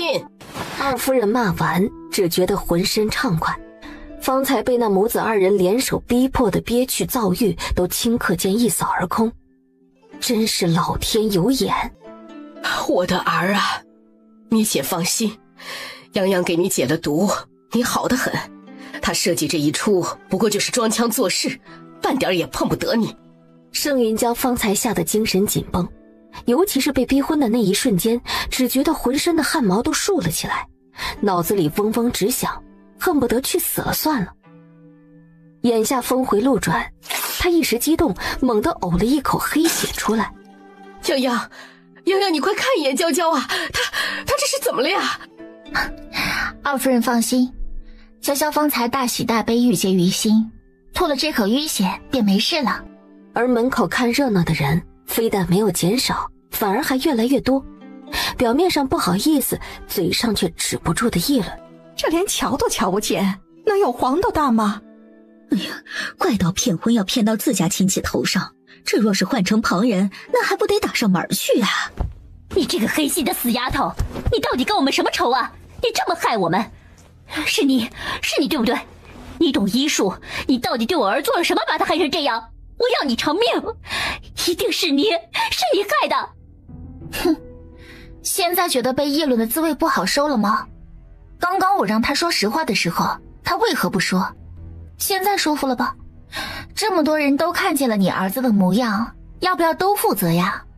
去啊，挨个认一认，问一问，不是想负责吗？去啊，找媒人一家一家说清去啊！左右我们今天在场的人都把你儿子给看光了，也没有什么好名声了。你挨个问问，看哪家愿意负责的，你早日打包，把你嘴里这会疼人会读书此生不纳二色的好儿子给嫁出去。我确实懂医术，别的不说，补肾壮阳的药方我还是会几样的。我虽不是盛家人，血缘上还是有几分亲戚，我也不能否认。但你把儿子嫁出去，我多送几副药随份子，满意了吧？你闭嘴，臭丫头，你闭嘴！我杀了你！我杀了你！你倒是不用对我喊打喊杀。今天你们母子为了骗婚，联合给人下药，差点害了娇娇性命，此乃谋杀；散播谣言，意图毁人名声，此乃口舌之罪。还有，今儿个有个丫鬟给我倒酒，不小心洒了我一身，我当时没有觉得奇怪，现在想想也有些古怪。那衣服我还留着，我待会儿就让人去验一验，若那酒有问题，便是你连我的命也要谋害。我虽不才，也是当今陛下亲封的郡主，你意图谋害我性命，我现在就去衙门告你们。不行，不能报官，绝对不能报官。盛世一下子清醒过来，洋洋，我错了，姑母错了，姑母真的不是故意的，我是真的喜欢你，你忘记了吗？你刚回府的时候，我就给了你见面礼，每次你祖母为难你，我都有替你说话的，我是真的把你当亲侄女看待。你想想，你好好想想，我一直都对你很好的，我一时鬼迷心窍，你放过我，放过你表哥吧，好不好？我求你了，我真的不是有意的，你放过我吧。所以你承认了，你从第一眼见到我，看到我从乡下来，就觉得我好骗，就打算算计我嫁到你们家去。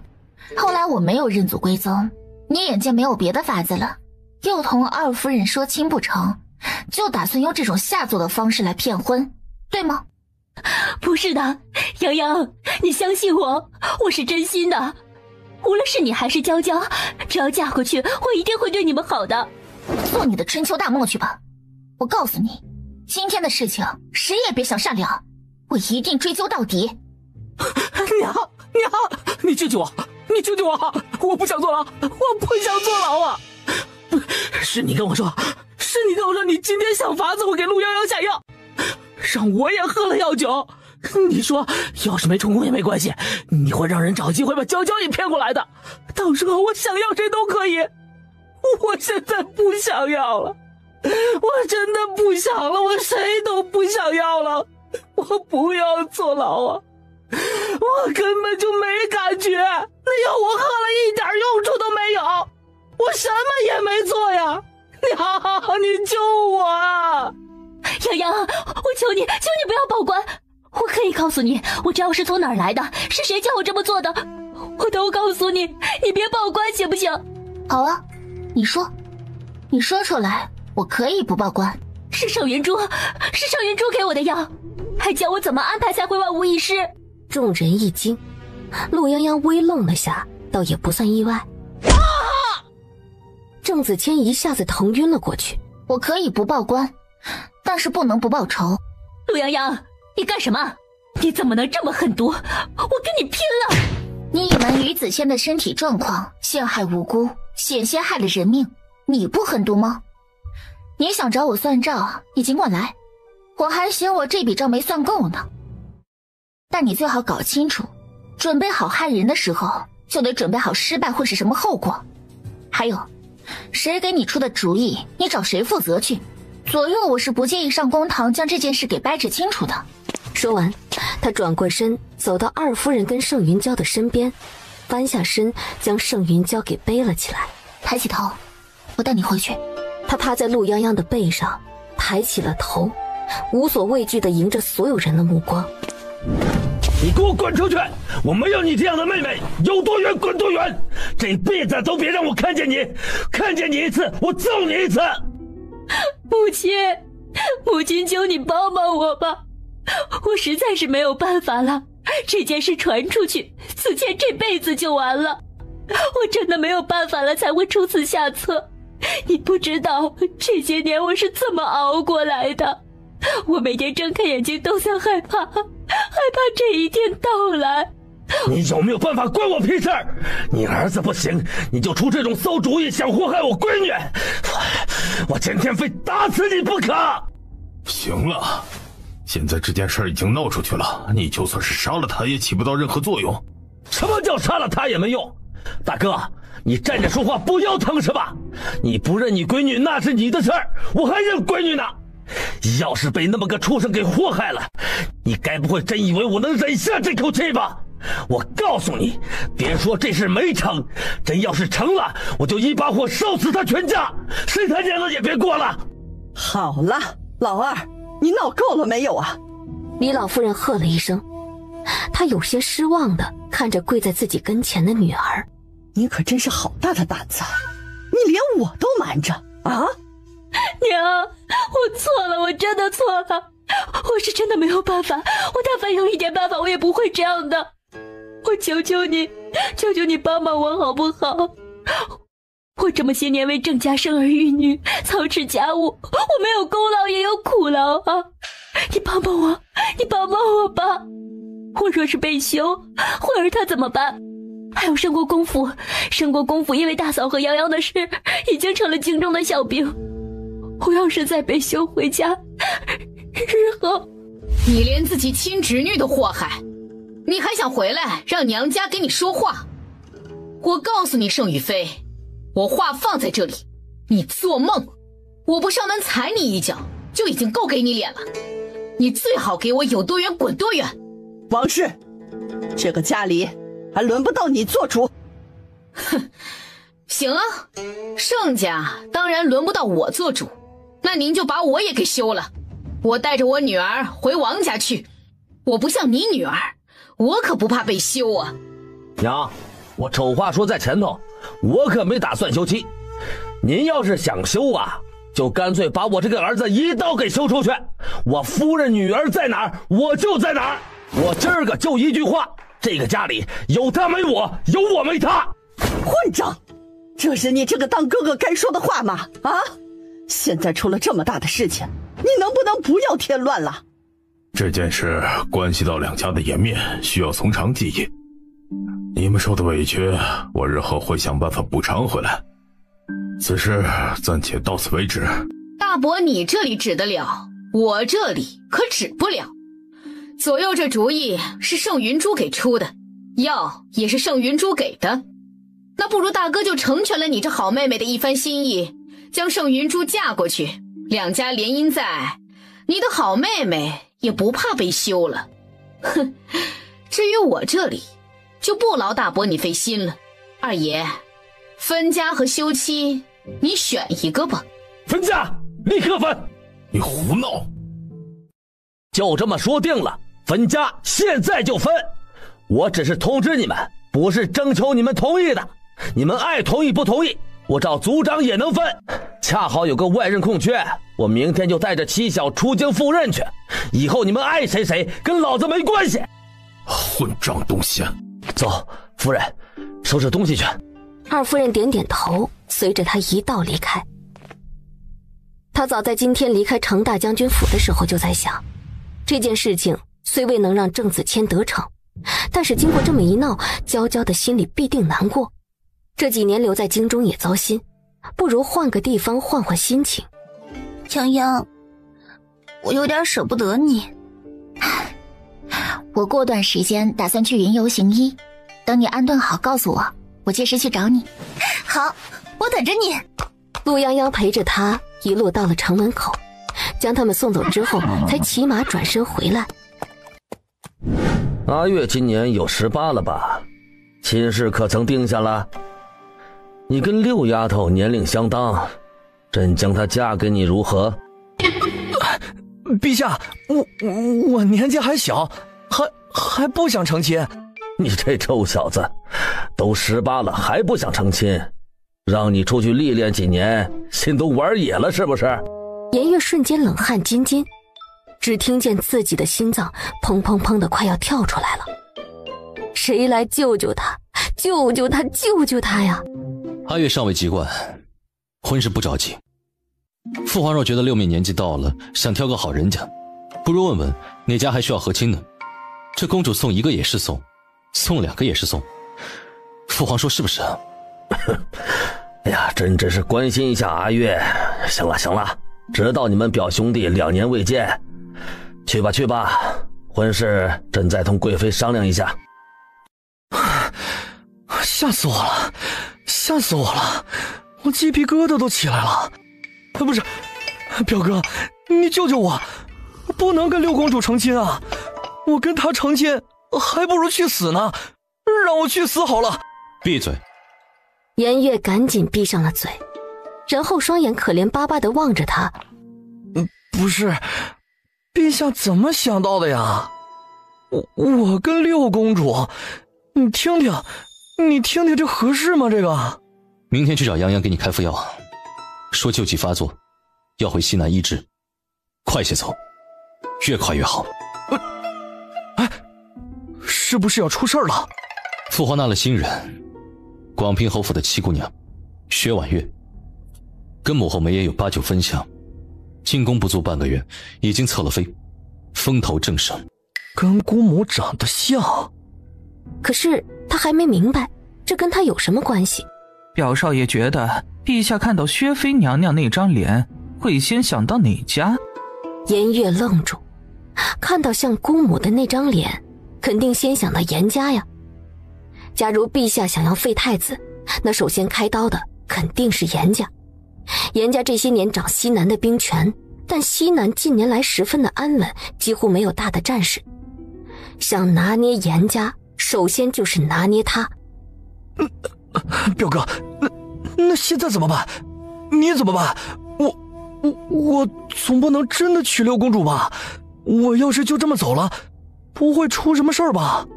你先走，平安离开以后，他必然会下旨让你成亲。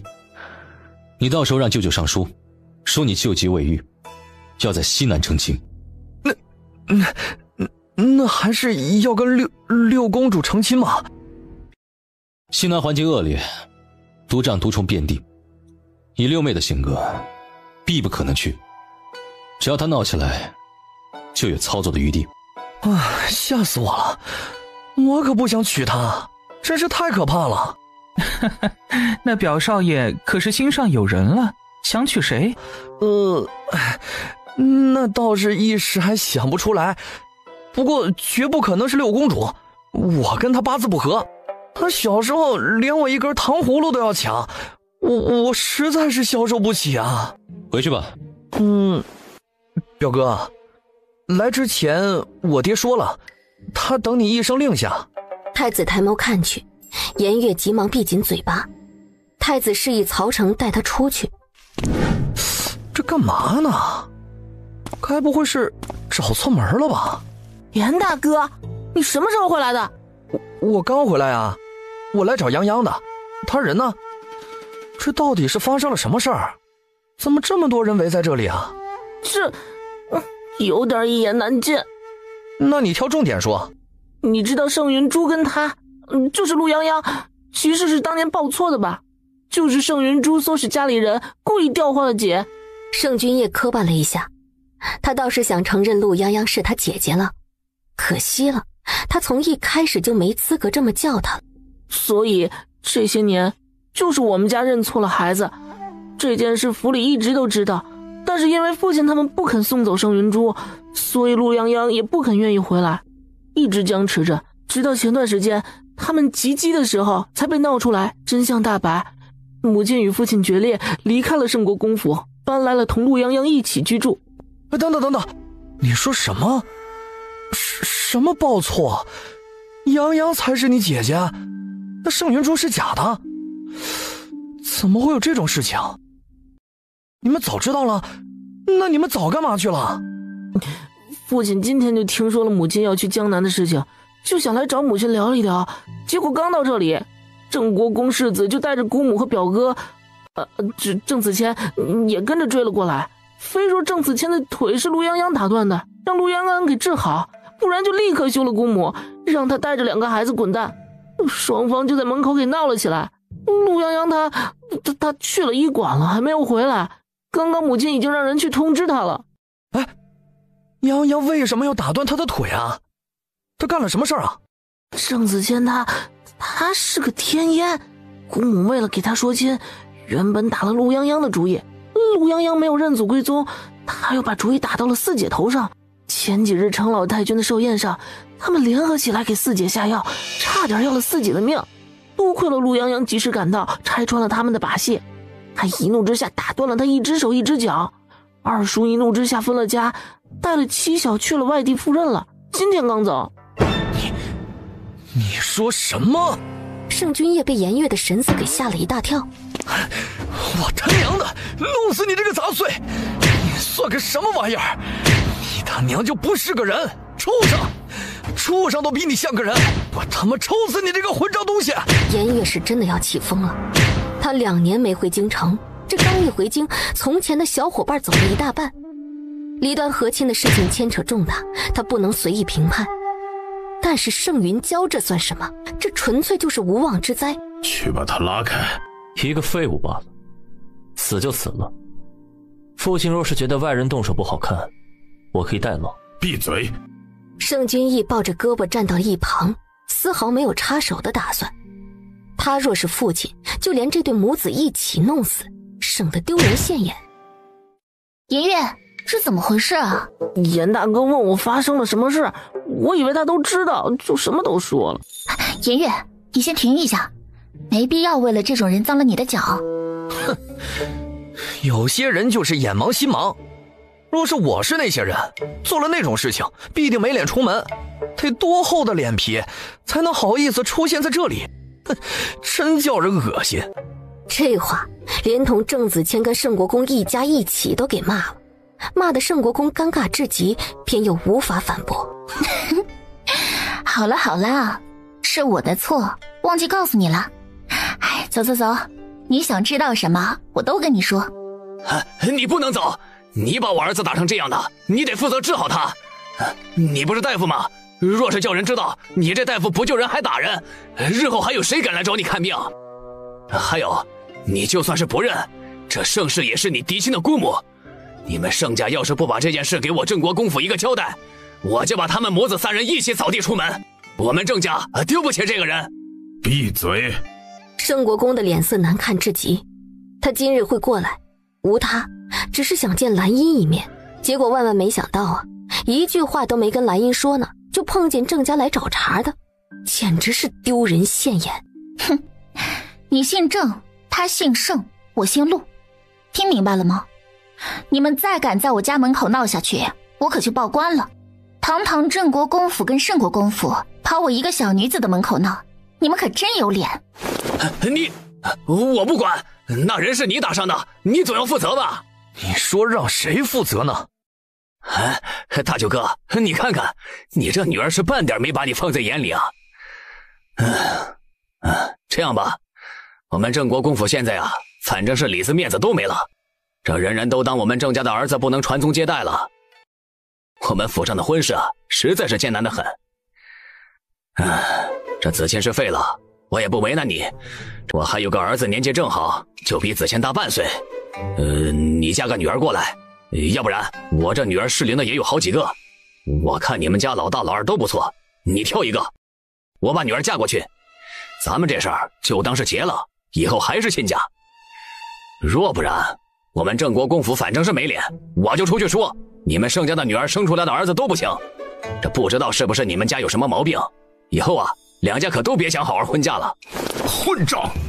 盛国公气得唇角抖动，这些日子发生的事情太多了，他眉心的沟壑都跟着深了几分，鬓角也浮出了白发。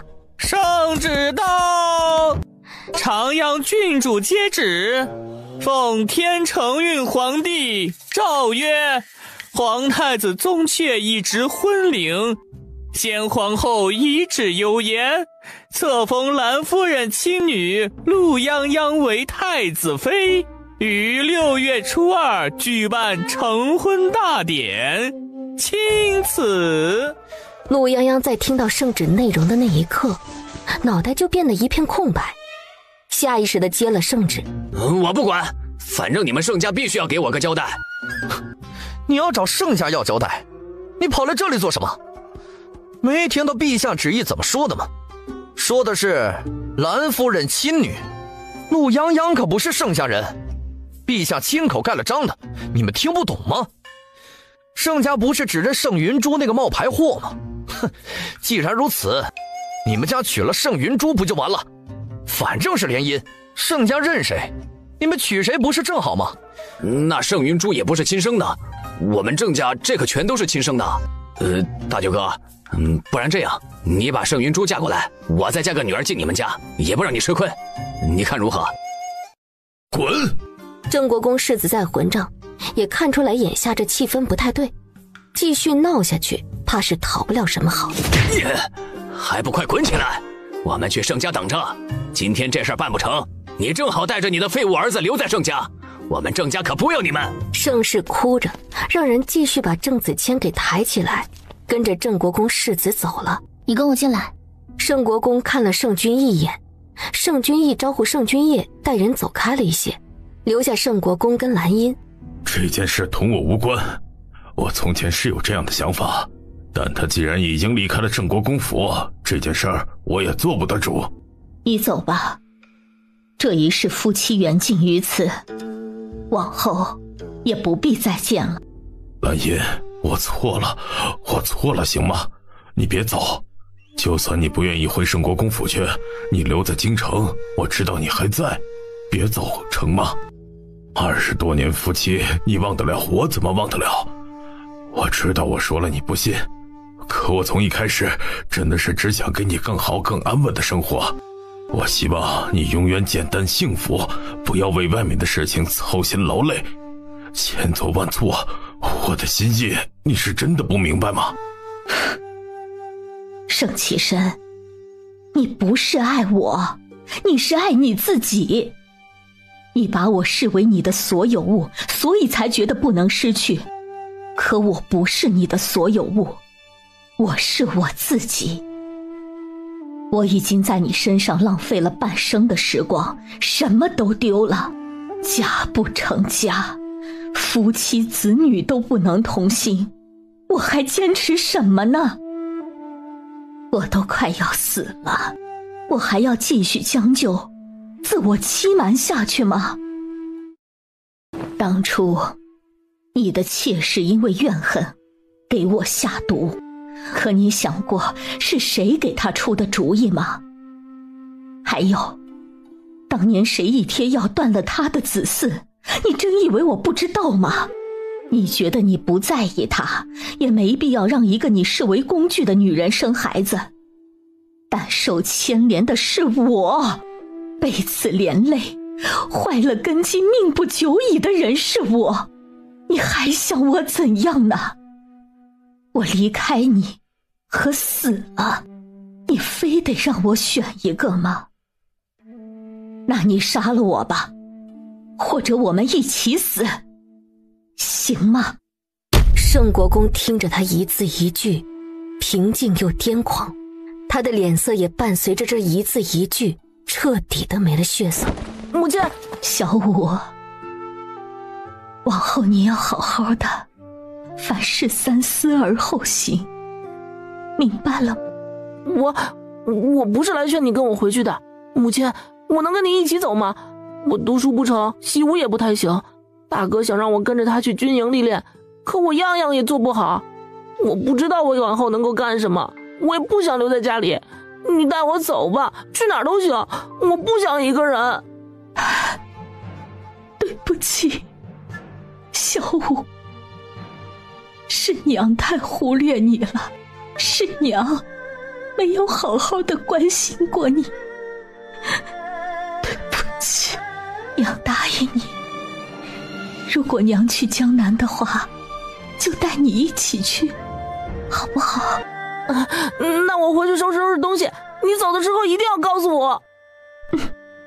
盛君夜开心的转身跑了，跑出去很远，还忍不住的回头看了一眼，唇角翘起来。殿下这是何苦呢？您待郡主的心意旁人不知，您自己还不知吗？这些年送到郡主手上的面具、集集的簪子，皆是您亲手所做，这般心意，您难道就不盼着成婚那日吗？成婚？哼，归一个废人，拿什么成亲呢？这些年，他查遍医书典籍，为了给我治腿，不惜拿自己来扎针做实验。他待姑处处真诚，没有半分虚假。可这桩婚事，究竟是什么呢？唉，殿下也太心急了些。他只是猜到了，姑不会让颜月娶六妹，所以在逼姑做选择。这个时机拿捏得刚刚好。姑若是不顺了他的意，他便会叫人直接废了颜月，来警告姑。哼，父子情深，这么多年，他还是没眼够。既然如此，姑也送他一份大礼好了。第二日一早，颜月便进宫找了太医。与此同时，整个京城的大街小巷很快就知道颜月身染恶疾的事情。哥哥，你真的要让我嫁给颜月吗？颜家跟我们是正敌，是死对头，嫁给颜月他肯定不会放过我的，我不想死。哥哥，我求求你，你救救我吧，我真的不想死。哥哥，我可以为你做任何事，真的。为我做任何事？哼，你连颜月都不肯嫁，说什么做任何事啊？哼，六妹妹，你说这话你自己信吗？不，哥哥不一样，我知道，自从我出生起，自我来到钟粹宫开始，我便是哥哥的人，即便是为了哥哥去死，我也是愿意的。可我不想离开京城，不想离开哥哥。哥哥，你让我留下来吧，好不好？好了，害怕吃苦就害怕吃苦，直说就是了。你当真以为父皇会将你嫁给颜月吗？你知道二哥那么聪明的人最大的软肋是什么吗？六公主茫然的摇头。他最大的软肋就是心里坚持的东西太多，在意的太多了。所以父皇想要拿捏他，用颜月可以，用陆泱泱也可以。哼，你不过是父皇抛出来的一枚棋子，还是一枚用来试探的棋子。你还真以为自己很有用啊？我便是把你送到西南去，你能为我带来什么？是能帮我策反颜家呢，还是能帮我杀了颜月跟颜侯呢？啊，六妹啊，别把自己看得那么重要，为了一点事情就哭哭啼啼，真的太蠢了。不，哥哥，我有用的，我可以为你做别的事情，你别抛弃我，只要你别抛弃我，我做什么都可以，真的。他从一开始就知道，他所拥有的只是母妃随手赏赐的。离开了母妃，他在后宫中的地位可能连个普通的宫女都不如，父皇更不可能看他一眼。我错了，哥哥，我真的错了，我可以去西南，我可以嫁给颜月，我嫁给谁都可以，我求求你别抛弃我，别抛弃我！早这样不就好了？不要闹多了，就觉得可以随便闹，惊扰了母妃的清静。父皇给二哥赐了婚，就不会再逼着你嫁给颜月了。你既然想闹，就顺势闹一场，但要明白分寸，不然惹了父皇不喜，你可就只有2个下场。六公主脸色苍白，颓然地瘫坐在地上。父皇，儿臣不要嫁到西南去，求父皇成全儿臣吧。儿臣舍不得父皇，只想常伴父皇左右。陛下，臣妾也舍不得六丫头远嫁，您就成全了臣妾的一番心意吧。胡闹！朕亲口许下的婚事，哪有说不嫁就不嫁的？这叫外人如何看待朕？六公主脸色一白，一时间不知该如何接话。对于六公主嫁给谁这件事儿，只要不触及到三殿下的利益，她也就随口附和一下，当然不可能真的为了六公主而触怒陛下。陛下，既然六公主不想嫁，那您为何不换一位公主嫁呢？臣妾看七公主跟九公主年龄也合适啊。对，父皇可以让小九去啊。七妹妹从小身子不好，难以远行，但是小九可以去啊。父皇，您让小九去吧。皇帝没有说话，目光沉沉地盯着六公主。六公主恍然未觉，甚至还觉得自己提议是对的。父皇，小九也及笄了，儿臣还想多陪陪父皇和母妃呢。小九前些日子还说自己想嫁人呢，您不妨成全了她。你再说一遍。六公主这才察觉到不对，有些茫然地看向皇帝。难得六妹还记得九妹妹已经及笄了，15年了。父皇，儿臣有一事想请父皇恩准。儿臣翻阅旧时卷宗，发现当年荣国公通敌叛国一案尚有疑点。荣国公满门男儿连同麾下10万将士皆埋过陈州，陈州城被困，满城百姓被屠，至今仍旧是一座荒城。所有行军书信皆被烧毁，最后仅凭几个逃兵证言以及几封书信，便判了荣国公满门抄斩。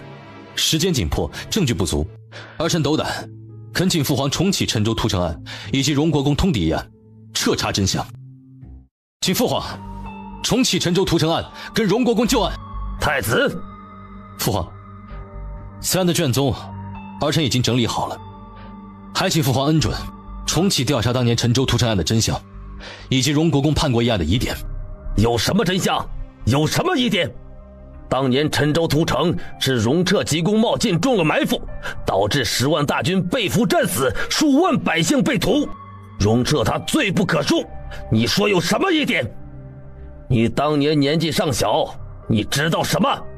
仅凭几张旧卷宗就要重启旧案，你是无事可做了吗？既然这样，你就回东宫去待着，好好想想什么该做，什么不该做。来人，太子身体不适，送他回去。侍卫立即便将太子给围了起来，想要上前去推太子的轮椅。太子抬了下手，侍卫犹豫着不敢上前。当年从荣国公府上被查抄出来的书信上说，荣国公勾结大燕左贤王贺连瑞，里应外合，导致陈州战败，证据确凿。现在父皇又说是荣国公贪功冒进导致战败，那荣国公又为何会在陈州被困之后派人突破重围，前去晋州求援？陈州被困10天10夜，晋州到陈州不过3-5日路程，援军为何迟迟未到？当年的晋州刺史，如今的萧国公，当时在做什么？一派胡言！谁告诉你有求援之事？简直一派胡言！你们还愣着做什么？送太子回去！儿臣已经找到了当年荣家军的旧人，击鼓鸣冤，状告当年陈州一案。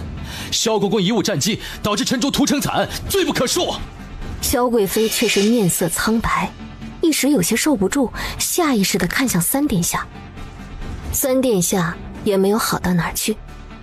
原本以为太子提起这件旧事，只不过是在给他自己挖坑，惹皇帝厌烦，万万没想到太子另辟捷径，竟然将萧家牵扯其中。见过三殿下。本殿下现在是不是应该叫你一声母妃了？婉月不敢。不敢？本殿下倒是觉得你敢得很呐。说说，是谁指使你提起九公主的？我从前有没有跟你说过，进宫之后要记得自己的身份，也要记得什么话该说，什么话不该说。